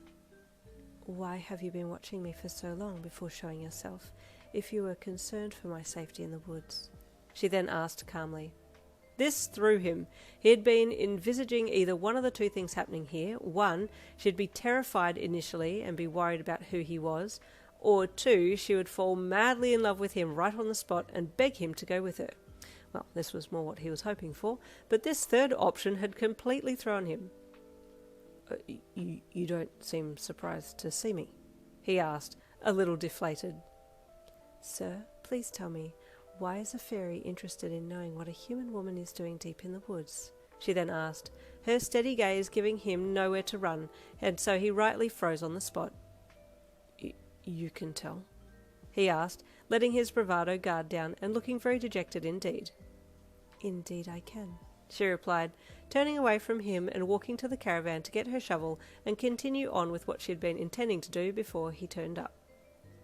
At first your dad didn't know what to do. She had taken the wind right out of his sails, and he stood there watching as she hopped back out of her caravan with the shovel in hand and walked to the front left wheel of her wagon and started to dig. He watched for a little bit and then came to his senses and hesitantly walked over. May I be of some assistance? He asked softly. She looked up at him and nodded, and then handed the shovel to him. My caravan got stuck in the storm a few weeks back and has sunk deep into the earth, she said. I tried to dig it out a day after the storm, but the earth was too soft and it was a futile mission. I figured it best to wait till the earth set and then dig it out. Your dad nodded and plunged the shovel into the earth near the wheel and pushed it deep in with his foot on the back of the shovel's nose. The soil is good now, he said as he pried the earth away from your mum's wheel and lifted it in the shovel and then tossed it aside. It shouldn't take too long. Thank you kindly, your mum said as she stood back. Your dad worked faithfully and silently, and your mum watched. She was trying to keep an eye that he didn't damage her wheel, but his rather nice muscular physique kept catching her eye, considering that he had no shirt on. How is it moved, this caravan? Your dad asked after digging for a bit. I pull it myself, your mum said with a proud smile. Yourself? Your dad asked with a wide-eyed wonder, his green-hued eyes staring into hers. Yes, your mum nodded. I am a traveller, a nomad. I move from market to market, selling my wares and reading auras to earn my keep. Fascinating, your dad said as he got back to work. Do you enjoy your work? Oh, very much so, your mum said with a smile. The conversation died then, and your mum kept watching as he worked, also noting that this handsome fairy human had a very sad tinge to his aura. She could tell he had been through something traumatic, but she wasn't sure exactly what. She could tell it had some very strong implications to it, though, like he could never return to something, and she concluded that that was the reason he was alone in the woods like this. She was intrigued as to how he was able to hold a human form for so long, but she also knew that fairies possessed powers, and figured this must have been his own magic. Your dad expertly got the front left wheel free of the dried mud, and then went to work on the front right wheel. Good sir, your mum asked as she walked around to watch him on the right-hand side of the caravan. Would you like some food? It is tiring work, is it not? Your dad stopped and wiped some sweat from his brow, one strand of his fringe falling across his forehead, and he flicked his head to move it back before giving your mum a smile. That would be lovely, he said with a kind smile. Thank you for your hospitality. Your mum's heart skipped a beat, but she remained calm and nodded, and then turned to walk away back to the caravan. Your dad called as he stopped again. Forgive me, miss, but may I know your name? Your mum gave it, and then asked for his in return. Your dad happily gave it, and then returned to his work with a grin on his face, and your mum's steps to the caravan were a little lighter. After your dad got the other wheel free, he then stopped to have some food. Your mum had somehow cooked up a wild rice risotto with baby spinach leaves, wild mushrooms, and some dried spiced pumpkin that she had kept in her caravan storage, and your dad nearly fell over when she presented it to him. How did you make this? He asked with genuine surprise and awe in his voice. I have had many years of practice, your mum said as she passed it to him. Please accept this as a token of my appreciation for your help this morning. Oh, the pleasure is all mine. It's been a while since I had company, your dad admitted, then quickly tried to cover it up. Oh, I mean, human company, he added with averted eyes. Your mum decided not to pry, and so just hummed and got her own bowl for lunch, and then they sat down on the wooden bench seat she had made for herself from the fallen logs in the storm. Where are you headed next? Your dad asked after he had taken a mouthful of the food that she had made. I head to the next town over, Endlebrae, she said. I just came from Tallow and was told there was a shortcut through the forest, but I may have taken a wrong turn, she admitted. I should say that's correct, your dad said with a small chuckle. Oh, do excuse me. I do not laugh at your misfortune. I see the comedic side of this, seeing that Endlebrae is quite in the opposite direction from here. I fear you are doing a loop, he said with a kind smile, and his sincere smile took your mum's breath away. Never had any male made her feel this way. This food is very delicious, might I add, your dad said again, being genuine in his compliment, and your mum could feel it. I do hope it gives you the strength to get me out of this mess I've made for myself, she said with a little twinkle in her eye. Please do not feel obliged to help me, though. I've gotten myself into this predicament. Oh, it is no trouble, he replied quickly. He was worried your mum was trying to move him on, but he didn't want to leave this lovely young woman. He had already grown quite fond of her. Your mum was about to ask if his family were worried about him, but decided not to. She determined that she wasn't going to pry. They ate in silence for a little longer, and then your dad stood up. Do leave your empty dishes with mine. I will wash them in the river later, he said. Please rest for now, while I continue to dig your caravan out. Your mum nodded. He seemed to be determined to finish the job, so she let him take charge of that role. While she finished eating, she enjoyed the sun as it shone down between the leaves, occasionally stealing glances at this handsome fey human as he helped her. A few times their eyes met, and she was quick to look away, mildly embarrassed that she kept getting caught looking at him, but also being unable to stop from doing so. It was nearly the second half of the day now, and he finally freed all 4 wheels, and your mum walked around to inspect them. They were all in perfect form, a little dirty, but fine nonetheless. Thank you for your fine work, your mum thanked him politely once he had finished. If it is not too much, I would so enjoy your company for dinner this evening, if you wouldn't mind staying. Please do not feel obligated to do so, she then added. Oh, I would very much appreciate staying, he said quickly, and she almost laughed at how eager her and he both seemed to be in each other's company. Very well, she said with a smile, taking the shovel from him. For now, please rest. Dinner will not be served until a little later. Please do not rush yourself. I can wait, he said with another dazzling smile, and she cleared her throat and looked away. I will wash the dishes for lunch now. I'll be back shortly, he added, as he walked past her and picked up the dishes on the log bench and then headed off into the bush in the direction of the stream. Your mum watched him go and sighed. Oh heart, why must these feelings come now when I make plans to leave? I cannot stay here, she thought. Your dad returned with another kind smile and handed your mum the cleaned dishes. Thank you kindly, she said, and then placed them back in the caravan, and then came out and made her way over to a small herb and vegetable garden. Basil, mint, passiflora, carrots, spinach, lettuce, and green beans, your dad said as he stopped beside her. She looked at him in surprise. You know plants? She asked him. Oh yes, he said as he crouched down. These plants are well cared for. You planted them as saplings, yes? Your mum nodded. This part here is too shaded, he commented, pointing to the basil plant. It needs more sun. See how the leaves bubble? Your mum nodded. Excuse me a moment, I'll make more light, he said, and quick as a flash turned into a fairy and flew up into the tree nearby that was shading the basil plant too much. Your mum watched as your dad expertly removed some twigs and leaves from the tree above to allow just enough light to penetrate to the earth and warm the plant, and then smiled as he came back down to her height and switched back to human form.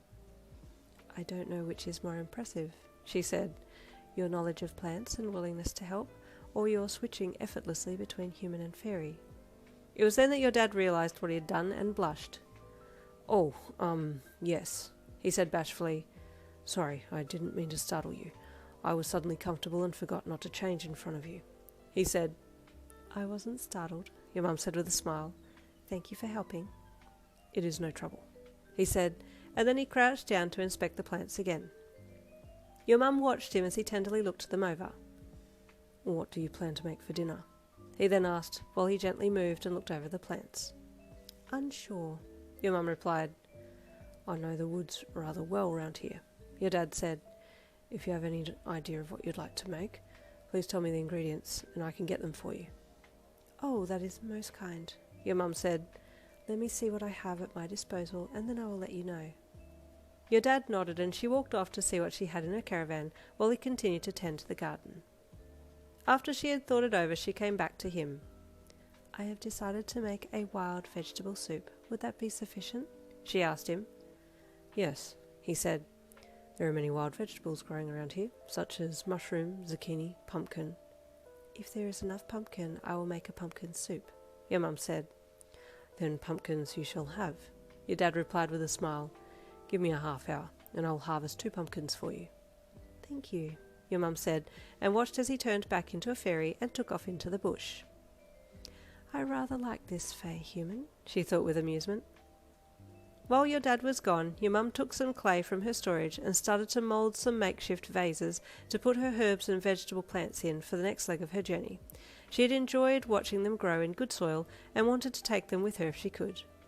She didn't have enough clay to make enough pots to carry all of her plants, but she had enough to take half with her and figured that should be enough, and then got to work making them. Your dad returned after a half hour, as promised, and transformed back into human form.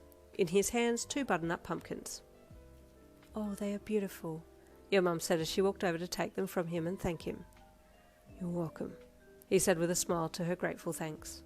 He then spied her clay work and curiously walked over. What are you making? He asked her, crouching down to closer inspect these odd objects. I am making clay pots to take my plants with me on the next part of my journey, your mum said as she put the pumpkins in the caravan for a little bit. Unfortunately, I don't have enough clay to take all of my plants with me, so I will harvest what I can and leave the rest behind. Your dad frowned. All your hard work, he said to himself. When do you plan on leaving? Would you stay a little longer and allow me to find more clay for you?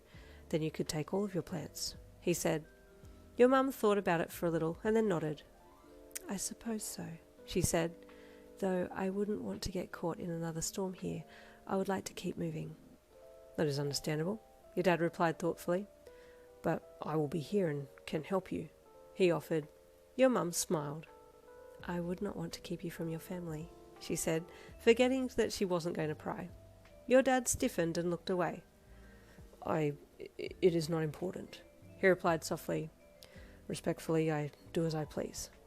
Very well, your mum said gently. Then do stay for dinner and do stay for tea afterwards. Your dad looked at her and saw the soft look in her eye. Thank you kindly. I would very much like that, he replied with a smile. True to her offer, your mum did indeed make dinner for the two of them, along with a small dessert and then a sweet tea afterwards.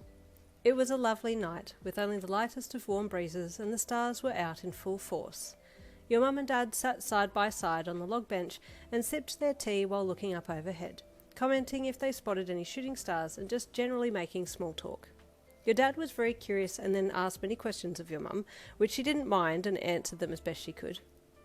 I must say, your dad said after taking another sip of his tea, I've not had many interactions with the female of the human race, but I had always been told that they could be, and please, I mean not to offend, as I am a rather naive male fae, but a little erratic in their emotional state and somewhat dramatic at times, but it appears that I am wrong, he mused. Your mum chuckled. Nay, sir, she said with a knowing smirk on her face. I would not say that you are wrong at all, for I know the ones you speak of, but it is much like any race. Personalities and expressions know not the bounds of gender or other. Everyone is free to express themselves as they see fit. We are to govern our own emotions. We cannot govern for others.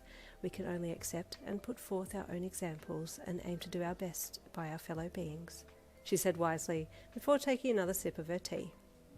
Your dad stared at her side profile for the longest time. It was safe to say that he had fallen for this human. Just then an owl flew low overhead, hooting its presence, and he looked up to watch it fly by. Wise old owl, he said softly with a smirk pulling at his lips.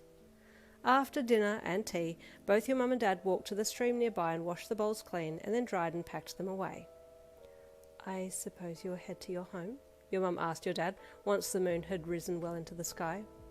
No, your dad said with a shake of his head. I will sleep here to guard you. I may not look it, but I've had training with those skilled in defensive arts. I've taken on creatures twice my size and won, he said. He wasn't gloating, he was merely stating facts, and your mum nodded, trying not to let her eyes travel down his chiselled front. I believe you, she said plainly. Very well, I have a spare blanket here. Where will you be sleeping? I will sleep at the door to your caravan, he stated, at my post. Your mum hid a smile. He was taking this very seriously. Very well, I will get the blanket for you now, she said, as she got into her caravan and then got the spare blanket and passed it out to him. He thanked her and placed it around his shoulders before sitting down on the ground and resting his back against the back wheel of the wagon. Your mum did feel extra safe with him there, she had to admit. He was strong, intelligent, and a capable young man, and she liked him being around, but she wondered what had brought him so deep into the woods on his own. She fell asleep with these thoughts, only to be woken a few hours later by some strong oral fluctuations. Laying awake in her bed, she waited and then sat up, listening and feeling with her quirk. What is that? She wondered as she silently got out of bed and tiptoed to the door of her caravan and pulled the curtain aside to look out. It was a bright night and she looked around but didn't see anyone, and so looked down to check on your dad and make sure he was okay, and that's when she could see his aura fluctuating. He was in a deep sleep and his aura was shifting with his dreams. They must have been terrifying dreams as his aura shifted gears quickly through fear, panic, and then landed on a strong murderous aura that was laced with sadness. In his dream your father whimpered and it pulled on your mum's heartstrings. Something had happened to this man that he didn't want to have had happened, and someone had possibly died. Noiselessly she snuck back to her bed and lay down again, trying to sleep but being unable to do so for a little while. It was later than usual that she woke the next morning, and she got up and walked to the door to look out. Your father was already awake and tending the plants, and she smiled and got out of the caravan and walked barefoot over to him. Good morning, she greeted sweetly. Did you sleep well? Yes, I did, he replied as he stood up, and she could feel that he wasn't knowingly lying. Does he not remember his nightmares? She wondered. She invited him to have breakfast with her, and then they talked about the things that they wanted to do that day. I will help you find clay, your dad said excitedly. There are some lovely places around here that I'd like to show you as well. That would be very nice, your mum replied with a smile. I don't have much else to do. Your dad grinned in reply. He was excited for another day with your mum. That day they went for some lovely walks, found clay, picked wild vegetables, and had a little dip in the stream, and by the end of the day they were both feeling rather tired. Happy, but tired. Will I help with dinner? Your dad offered. You rest, your mum said to him. I can make dinner. I shan't be long, she said. Will you be sleeping here as well? Yes, I would like to make sure you're okay again, he said with a smile, and she nodded. Very well, I'll give you the blanket again, she said. Much appreciated, he replied with another smile, and your mum's heart melted. Another few days passed like this, and then your mum started to really put the pressure on for leaving. She never intended for him to want to come with her. She still thought that he should be going back to his own kind, not knowing his backstory. Your dad watched with mild worry as she started to dig her plants up and put them in the now dried clay pots and bustled around her silently. Your mum could feel his concern, but determined not to ask or say anything until he made mention first, so she went about her business and just let him stew on it. I will get some water to boil for my trip, she said, as she picked up her pail and started to head off towards the stream, and he meekly followed her, acting like a lost puppy. Would you not consider staying? He asked a little sadly from behind her as he followed. We have had this conversation, your mum replied. You already know the reasons I must move on. I understand, but, he said with furrowed brows, isn't it nice here? Forgive my straightforwardness, your mum said as she stopped in her tracks, making him stop also a little way behind her. But tell me, why do you follow me and not go back to your own kind? I like being with you, he admitted sheepishly. She turned and walked back to him, her gentle yet firm gaze looking up into his eyes. Feeling her intense look, he turned his head away and looked down, avoiding eye contact with her. I believe you, but there is something else you are not telling me, your mum said to him, getting a little tired of him not revealing anything about himself. His eyes quickly found hers again, and he paused, wondering if he should admit his wrongdoings and what she would think of him if he told her the truth. He really did like this human woman. She was gentle and kind, yet firm and determined, much like the women of his own family, and unlike the human women that he had heard about. You have a good heart, no matter your works, your mum said after she had seen him pause for so long. Your dad looked at her with surprise. It was almost like she had already known what he had done, and his wide eyes continued to stare at her before he found his voice again. And what if I told you I had killed someone? Your dad asked hesitantly, his worried eyes searching hers. It is not in your nature to do something like that, but storms often shift nature, twisting limbs and tearing down foliage, your mum said wisely. There is always a story to be told. Why don't you tell me your story? Your dad hesitated. She seemed to be an accepting and trustworthy woman. She was endlessly kind and wise. Surely she would be understanding. Your dad took a deep breath in and then let it out slowly. I'll tell you everything, but first let us get your water and then we can sit down. I might need to sit. This has all happened in the last moon and the memories still haunt me, he said sadly. Your mum nodded and turned away, walking purposefully towards the stream, and your dad continued to follow. Your mum got her water quickly, and your dad carried the bucketful back to the caravan, and there she quickly set up a fire to boil her water clean for drinking, and then they sat down to talk while she tended to her fire. You are not obligated to tell me anything, your mum said as they sat silently side by side. But I will admit, I am curious about you. I have met many human males in my time, and many have asked to travel with me, but I have refused, as they just didn't suit. But you are very different. Granted, you are not pure human, but I do so enjoy your company, your mum admitted. Your dad looked at her, the pensive look on his face melting away at her compliment. The feeling is mutual, he said with a dazzling smile.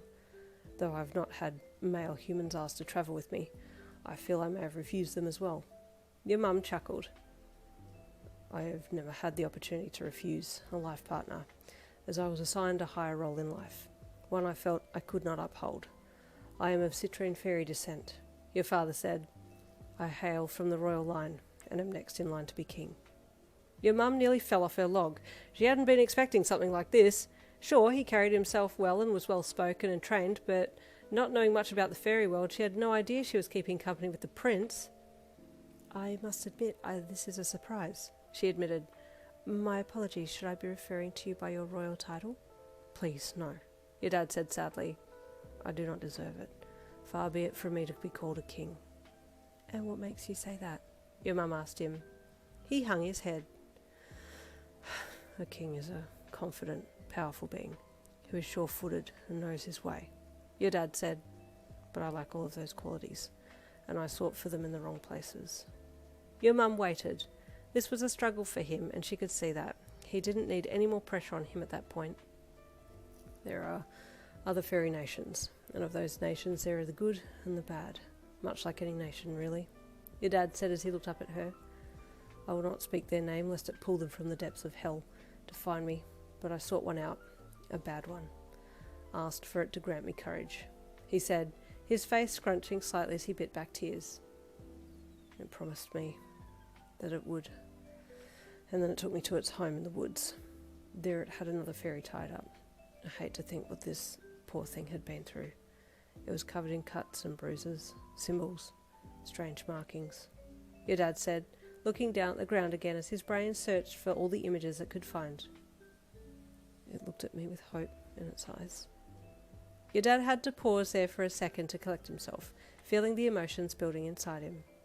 Tenderly your mum reached out and placed a gentle hand on his bare back, her warmth making him want to break down, but he held it together as best he could, flexing his jaw muscles as he ground his teeth together. It asked me to help it, your dad said in a broken voice, a small whimpering cry escaping from between his quivering lips.